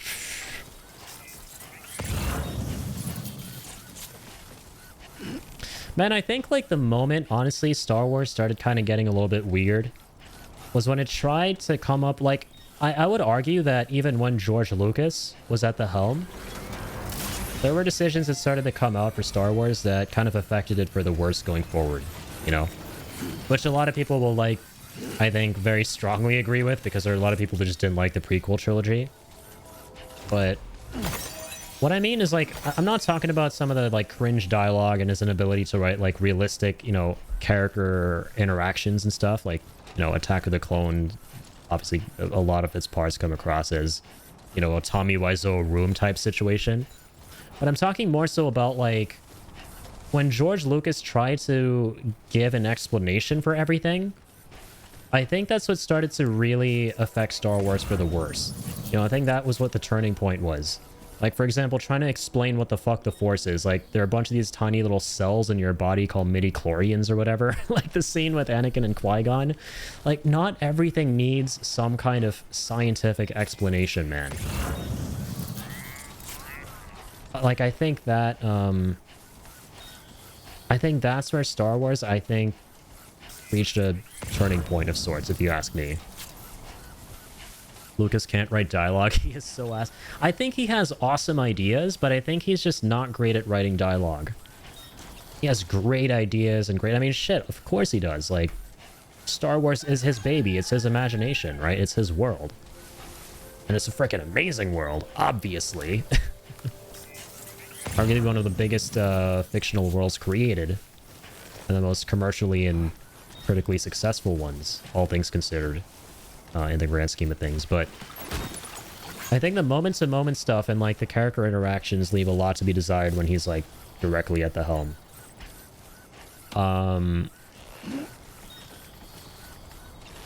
Keep the change. Hi, doggy.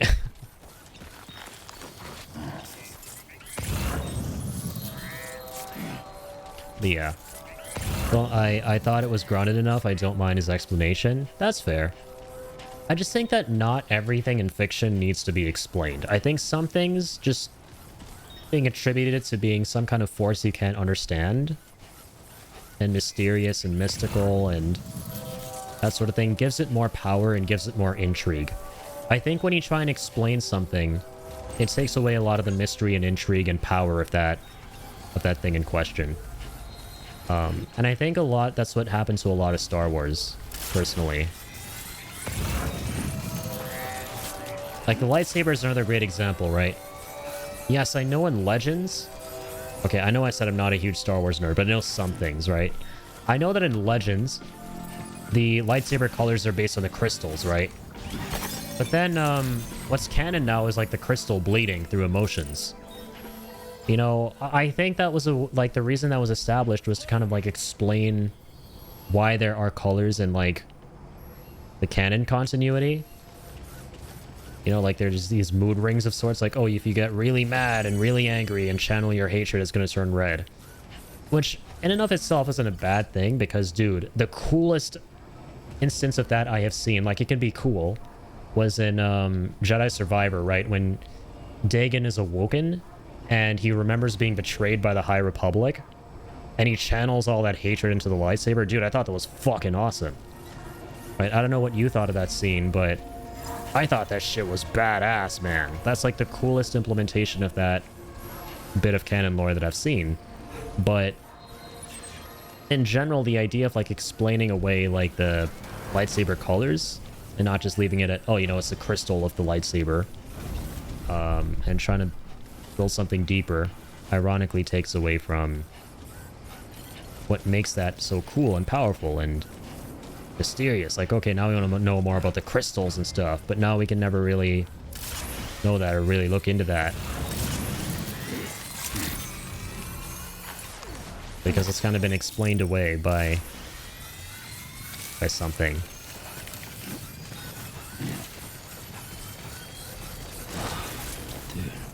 Alright, this should be enough. That scene when Cal goes to the dark side was so sick, dude. That was amazing. Wish they gave you the option to explore that more with Cal. That was the one tiny thing I was kind of disappointed with about that game. Was that they didn't explore Cal's dark side enough. But you know what? I'm holding on to hope that they do that for the third game, right? The inevitable third one. I think they might kind of... I think they foreshadowed that.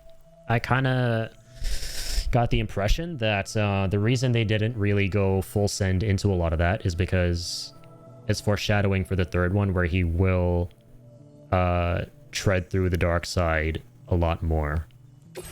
But it was very cool, the little snippets you got, and I was like really hoping, like, especially in that final fight, oh man, I was like, damn, is he fully going to embrace it now and like, no, fuck up this, I'm not going to name the character because, you know, in case someone out there hasn't played it and is going to, I don't want to spoil it. It's a big twist, and it's a really cool twist, but that final boss fight, there was a moment where I was like, dude, Cal is definitely gonna fucking snap. Thanks for coming to Is this cargo what I think it is? That was a really cool moment in the game. Now displaying your current Still not 5 stars. Yeah, damn it. Order completed. Well done. Anyone know where I can find a big kangaroo? Hello? Do there be big kangaroos? Sorry, hang on. There we go. I didn't trust that fellow from the get-go. I saw it coming. That's crazy. Man, I had no... That shit freaking shook me, dude. That was one of the coolest twists for me. Because to me, there was like no fucking indication that that mother flipper was force sensitive. Oh shit, and now I feel like I'm saying too much now, but yeah. That was what like really blew my mind about that twist, dude. Like you're freaking super genius if you saw that coming. For me, it was like, what the fuck? Like the force sensitive aspect of it was the big, you know, kicker. Oh, like, oh, I know what you mean. You know, you kind of knew he was just sketchy and that kind of thing. Yeah, I think that could have been kind of predictable. I don't know if I kind of saw that coming, but I'd like to say no.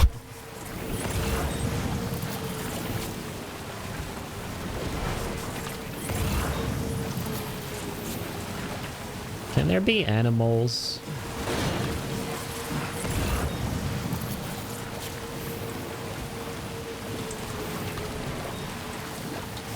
Or animal shelter cargo?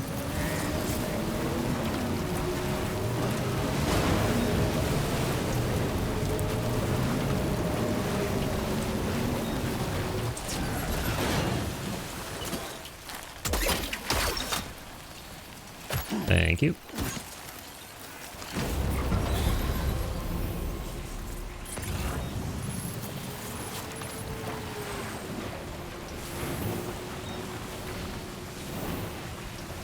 Ain't no way Cal is pulling Marin, by the way.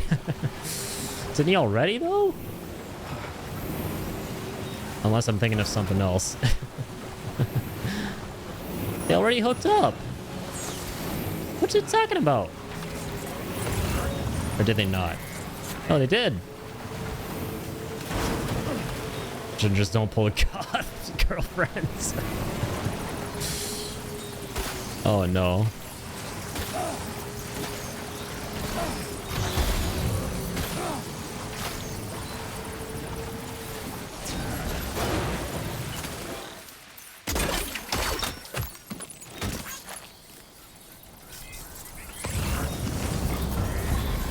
Ding dong. These guys get away from me. Oh god, I can't reverse up there. Okay, this is very, very screwed up. Get the hell out of my way!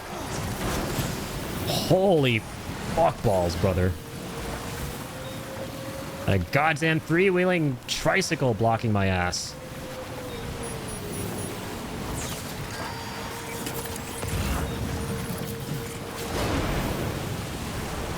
I need battery. What the fuck? Come on now. Cargo's goddamn damaged. I'm gonna get less stars. It's even more damaged. You're kidding me.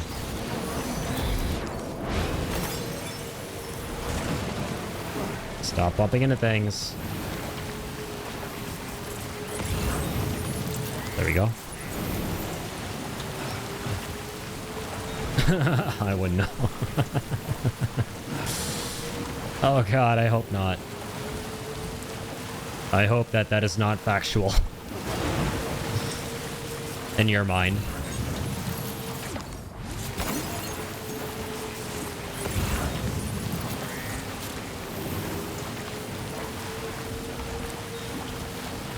Alright, sweet, there's another coffin.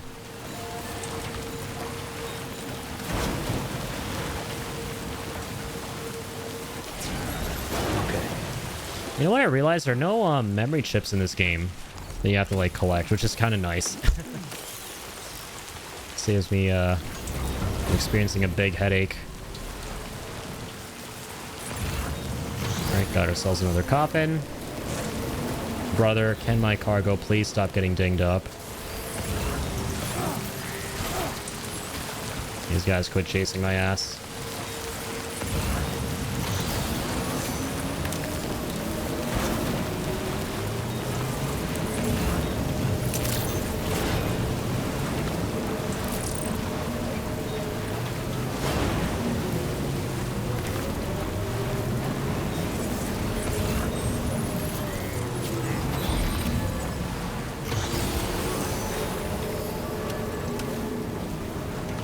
Oh my god.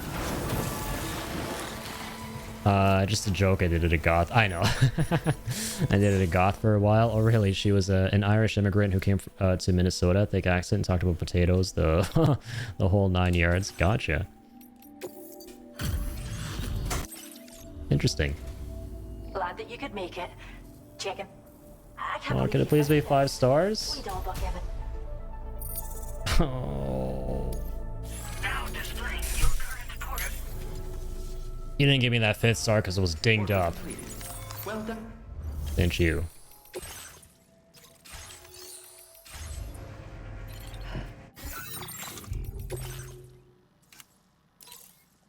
Anything cool down?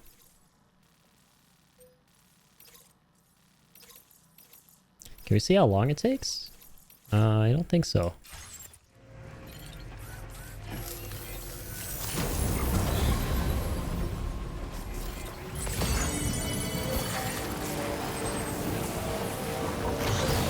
So this way.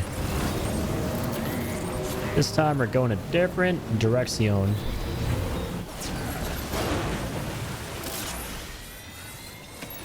Let's grab that.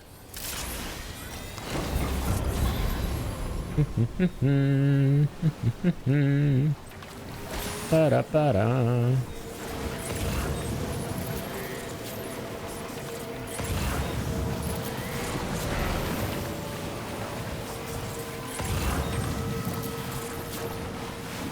Damn it.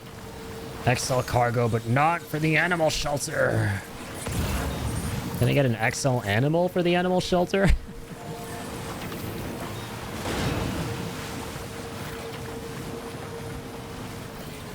Not joking. I'm not kidding, man. We were poking fun and she was like, we don't need potatoes. And when my brother left, she said, I don't want to say anything, but we have sacks of potatoes, legit sacks full in the pantry. That's funny. Funnier with the accent.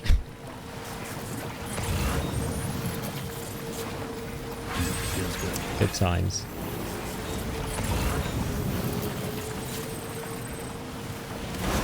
Good times.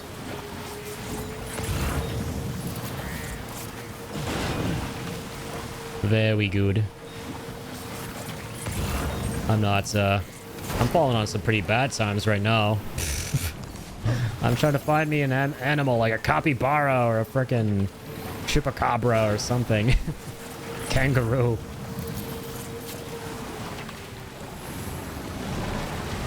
Oh, this is so much easier a little second ago.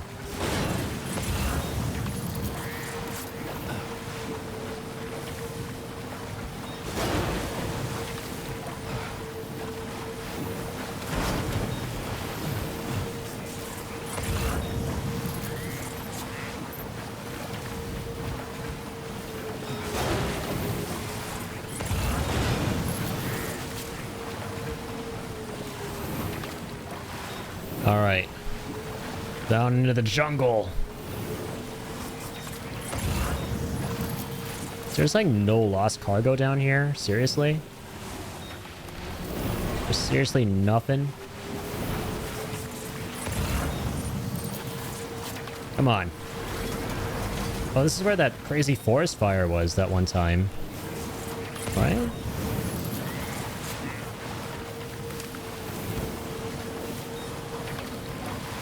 I believe so.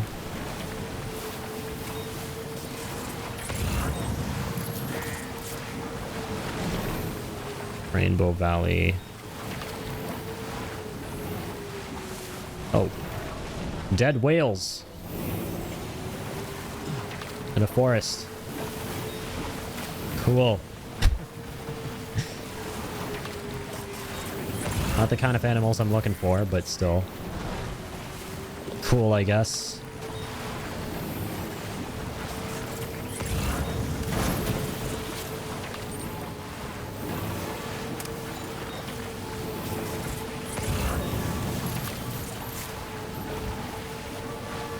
Okay.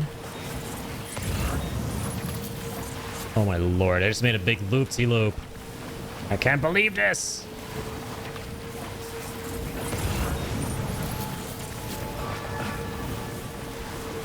Oh my lord.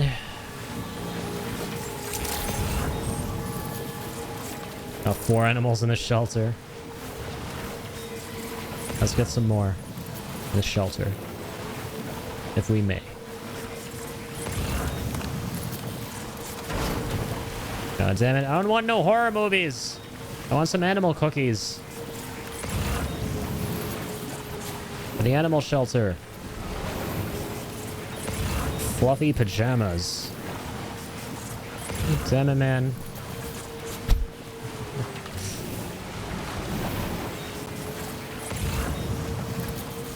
Yeah, dang it. God dang it, dang it. Dang it, dang it, dang it. We're so close. Oh my god, an animal! Holy shit! Animal spotted! Quickly now! Let's go! Let's go, let's go, let's go! There may be light at the end of the tunnel after all. Oh, oh, oh, oh, oh! Time to accelerate! Come on, little guy. You are worth 50 gazillion stars, homie. You hear me? You're the goddamn best. Let's get this 5th star.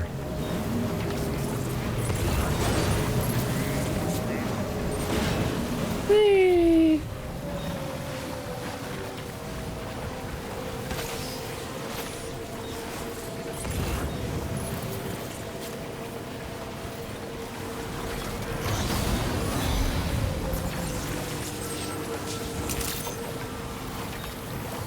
Alright, here we are.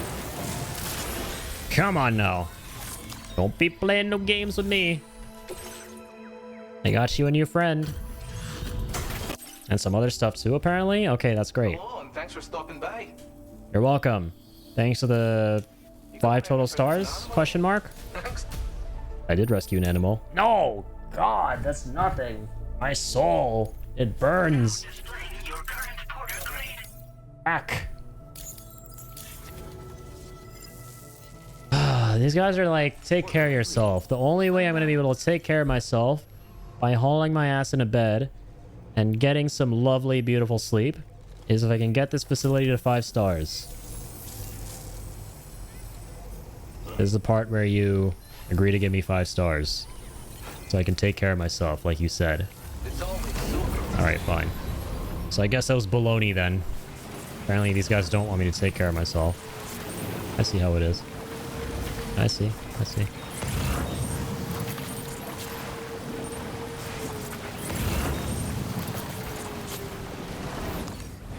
What is this? There we go. These chiral crystals? Right, they're like smaller ones.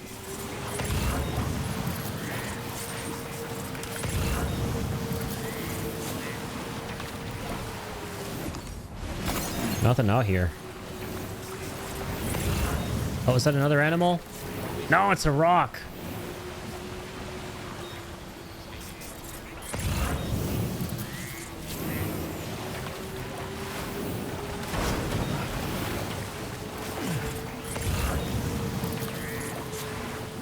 All right, let's kind of like curve around here.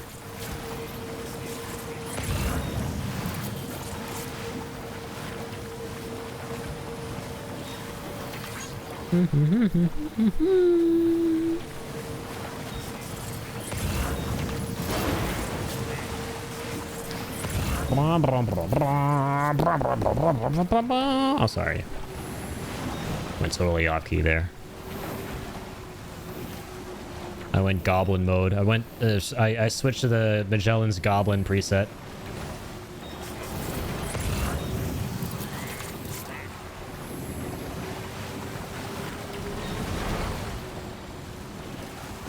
My homie in a chocolate bar.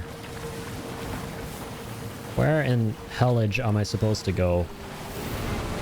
Probably nowhere around here. I don't think we'll ever find any cargo at this point around here. in the animal shelter. I think we've exhausted this place. I'm kind of wasting my time just living on copium here. You know, before you guys say it, no. Not to bed. Not yet. That's not where I'm going. I will go there eventually, though. Don't worry. Chlorobiote. Wait, what are these again? Wait, what do the chlorobiotes do?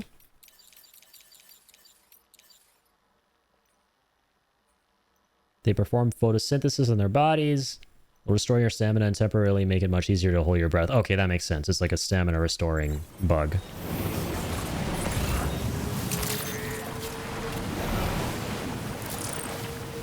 What about cryptobiotes and just the biotes in general taste like?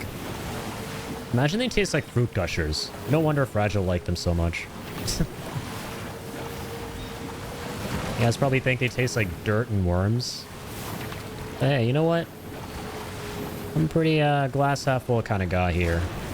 I like to imagine they taste like fruit gushers. Why not? Let's go! All right, we're going down. Whee!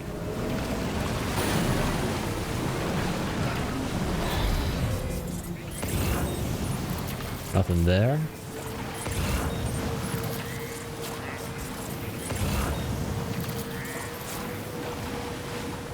Ba ba da ba da ba ba ba ba ba ba ba.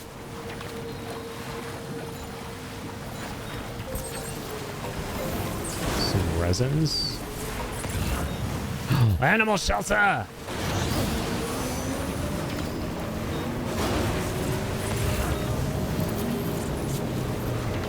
Let's grab it.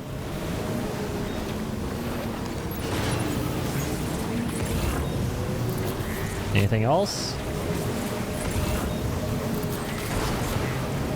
Nothing so far. Well, let's use this watchtower. We're blessed. Okay. Man, if there's a watchtower up there, I should have used it. My bad. Not surprised it didn't, because I tend to not do things that I should do, because I am myself. I am me. Me being me.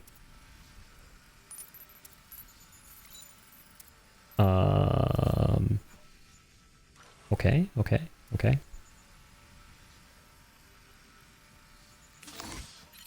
West Fortnite. Fortnite! Sorry. Dude, I forgot to set up my Fortnite sound alert. No. No. Keep it up. Keep it up. Thanks, Sammy.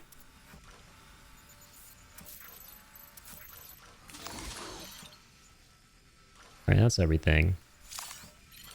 What's the heat map? Interesting. Okay. Shows you where other players have been spotted by enemies. So basically, frickin' nothing out here. And at least find an animal. In these dirty deadlands.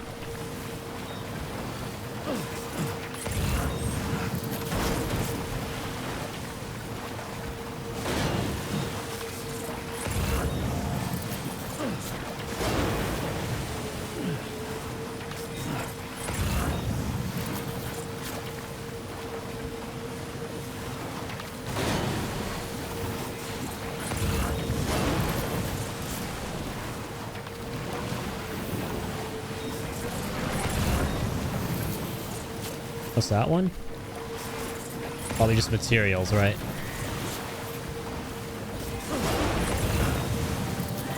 Seriously, what is that? Who is that? What is that? Sorry.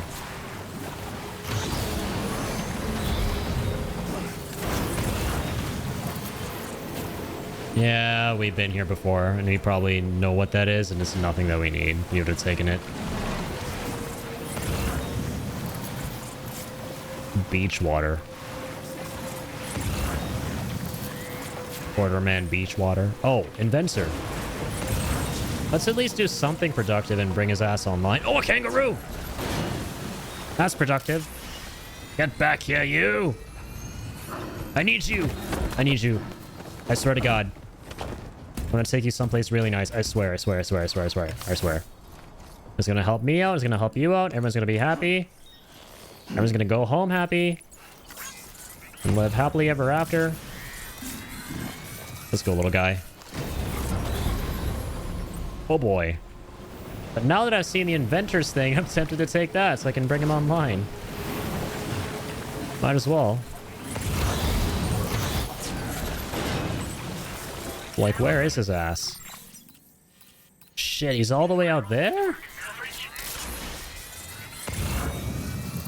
Dude, it's all deep. How am I meant to get to him? Wait, there's kind of like a shallow strip. This is so interesting. I'm sure there's like some kind of science behind it that he's gonna explain. Like where we're able to like kind of tread. Oh, there's probably a bridge beneath us, like some kind of man-made thingy, right? Come on. Hopefully he comes online immediately so I can frickin' get out of here fast. Oh, fuck me. Pardon my French, which wasn't French at all. This is not the ideal way of doing it. There's a monorail that goes directly above him. So, and we're pretty freaking far. Okay, we're not doing this right now. Sorry, guys. Stay tuned for next time on Death Stranding Z, where we figure out what the hell that stupid idiot is doing on water instead of being on land.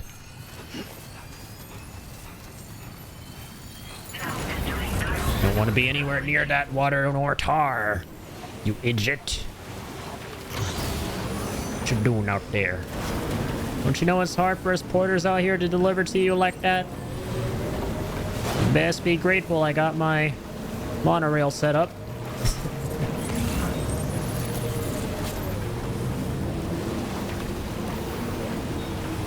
Alright, this kangaroo. The fate of humanity rests on this kangaroo's shoulders. Oh god! Please don't tell me I damaged the kangaroo.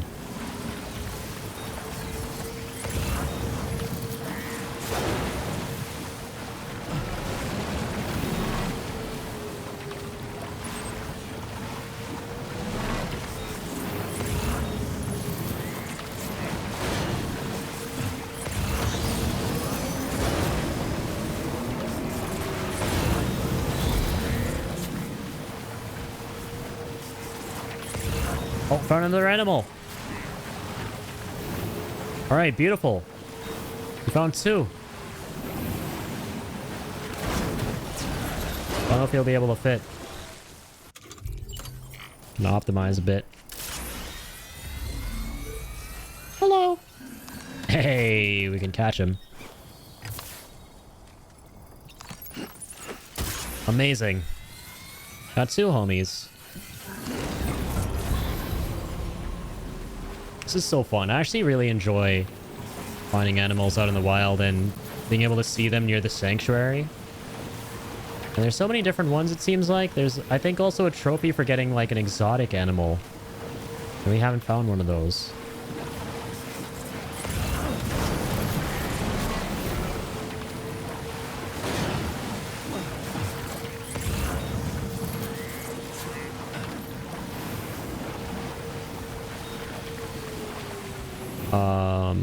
Yeah, that's where I want to go.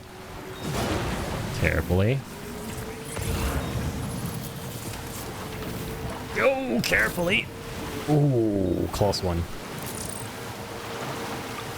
Supposed to be like another animal, but that's my... Oh! That's my sanctuary. God damn it, I've hurt my kangaroo. Shit. Okay, we have enough things though. So where I think we can get this last star. Please, please, please, please, please. Please, please, the cherry on top. I like cherries. Do you guys like cherries? We all like cherries. Alright, cherries on top. For the power of cherries. The power of cherries compels you to give me the 5th star. Come the heck on. Hey there, Sam. Hello. Wow. Let's go. Another wee animal for the reserve. Thank Yes, you. ma'am. Let's go. Yeah, the 10th star. There you go. Can't speak after a certain point in time. We're like 2 hours and 49 minutes past the no brain mode hour. So I'm saying 10 stars instead of 5 stars. But yes, we got the 5th star. Never known a kinder man than you, Sam. Let's go. I hope this serves to show how grateful we are. Now rest and recover at this facility. Oh, gee golly, that's amazing. Totally wanted to do that. I like could have rested at like a 10 gazillion other places here. Including my Magellan, which is parked out back.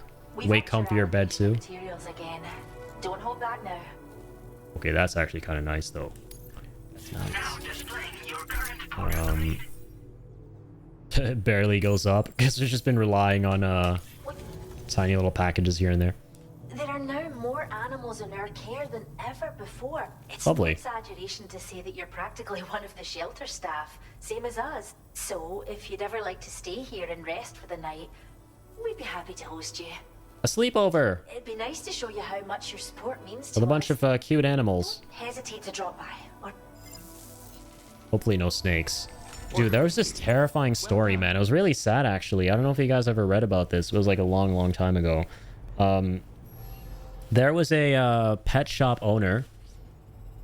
I think this was like... Was this in Thailand or something? Like, I think it was somewhere in Southeast Asia. There was a pet shop owner who had, like, snakes. And his son was hosting a sleepover. And their house was, like... Their home was connected to the pet shop. And you can imagine where the rest is going. That's all you guys need to know. I won't say the rest. I realized I gave you guys enough to go off of. If you know the story, you know the story. And combine what I said with the fact that it was sad, it had a not happy ending. Yeah. So I don't know if I want to do no sleepovers here. I think I'm good. I'll pass on that. I'm gonna crash in my own humble abode. I started. Let's go. Beautiful. Well, this is where we save the game. And I save my sleep. I need to catch up on sleep, man. You know, like I was saying earlier on the stream. Man, it hit me why I was feeling so sleepy. It's because, dude, I freaking... I slept only like 2 or 3 hours yesterday. No freaking wonder. So let me not try to absolutely destroy myself due to a lack of sleep and go get sleep now. I just heard pet shop and sleepover disaster. Oopsie. Welcome back, Shibby. Yes, it is that time of day, time of stream again, where we are about to say goodbye to the world here for now, the world of Eerieland, the irritable community. I don't even know what I call my own community. Just a group of awesome folks. Ladies and gentlemen, boys and girls. That's what I call you guys sometimes. Whatever. Dudes and dudettes. Peeps and peepses. I don't know what I'm saying. Good night, my friend. Have a great night, Trax. Thanks for being here, man. Trax, Shibby, Pickle. Glad you could tune in, man. Mel for being here as well. Oh, that rhymed. Ian, of course. The man, the myth, the ingenious. Engine Goose. Man, I can't not think of that since you mentioned it that way the other day. Soul as well. And thank you for the raid, Soul. It was super awesome of you. PDA came in with the resub as well. Big shout out there. Jane was here for a bit as well. Thank you all so much. And again, dude, I'm still not over the fact that I got followed by Tommy Earl Jenkins. That's amazing. Highlight of my day. Highlight of the stream. Die Hardman is my friend on TikTok. That's incredible. Yeah.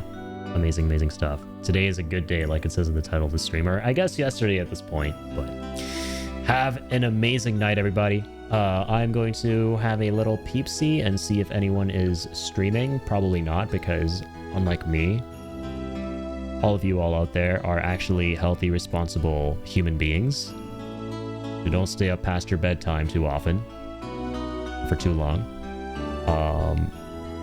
Oh, say less. Wait a minute. Apparently Lagger is streaming and we've never rated. I've never even been to one of his streams before, dude. I have never actually been to one of Lagger's streams. He's playing some Elden Ring. Yeah, let's go show him all the love. Lagger has been supporting the streams a bunch recently, and this community of folks has a bunch of streamers, and I see him popping in and out between a lot of them showing love. So let's show him some love too. All right, we're gonna go make his night here. He's hopping around on Torrent right now. Let's go give him the morale boost he needs to take down whatever boss he needs to take down in the lands between. Okay, so let's go raid Laggernaut. Call it a night here, and link up next week. I will keep you guys posted in the Discord about the stream schedule, and I'll update the schedule tab on Twitch itself, on my Twitch page, for what that's going to look like for next week. But one thing is for sure, I will be back on Wednesday to play more Night Rain with the man, the myth, the Shibby, and potentially Ian, if Ian is down too. But I know Shibby for sure is, so that's going to be really fun. Stay tuned, guys. And until next one, keep on keeping on.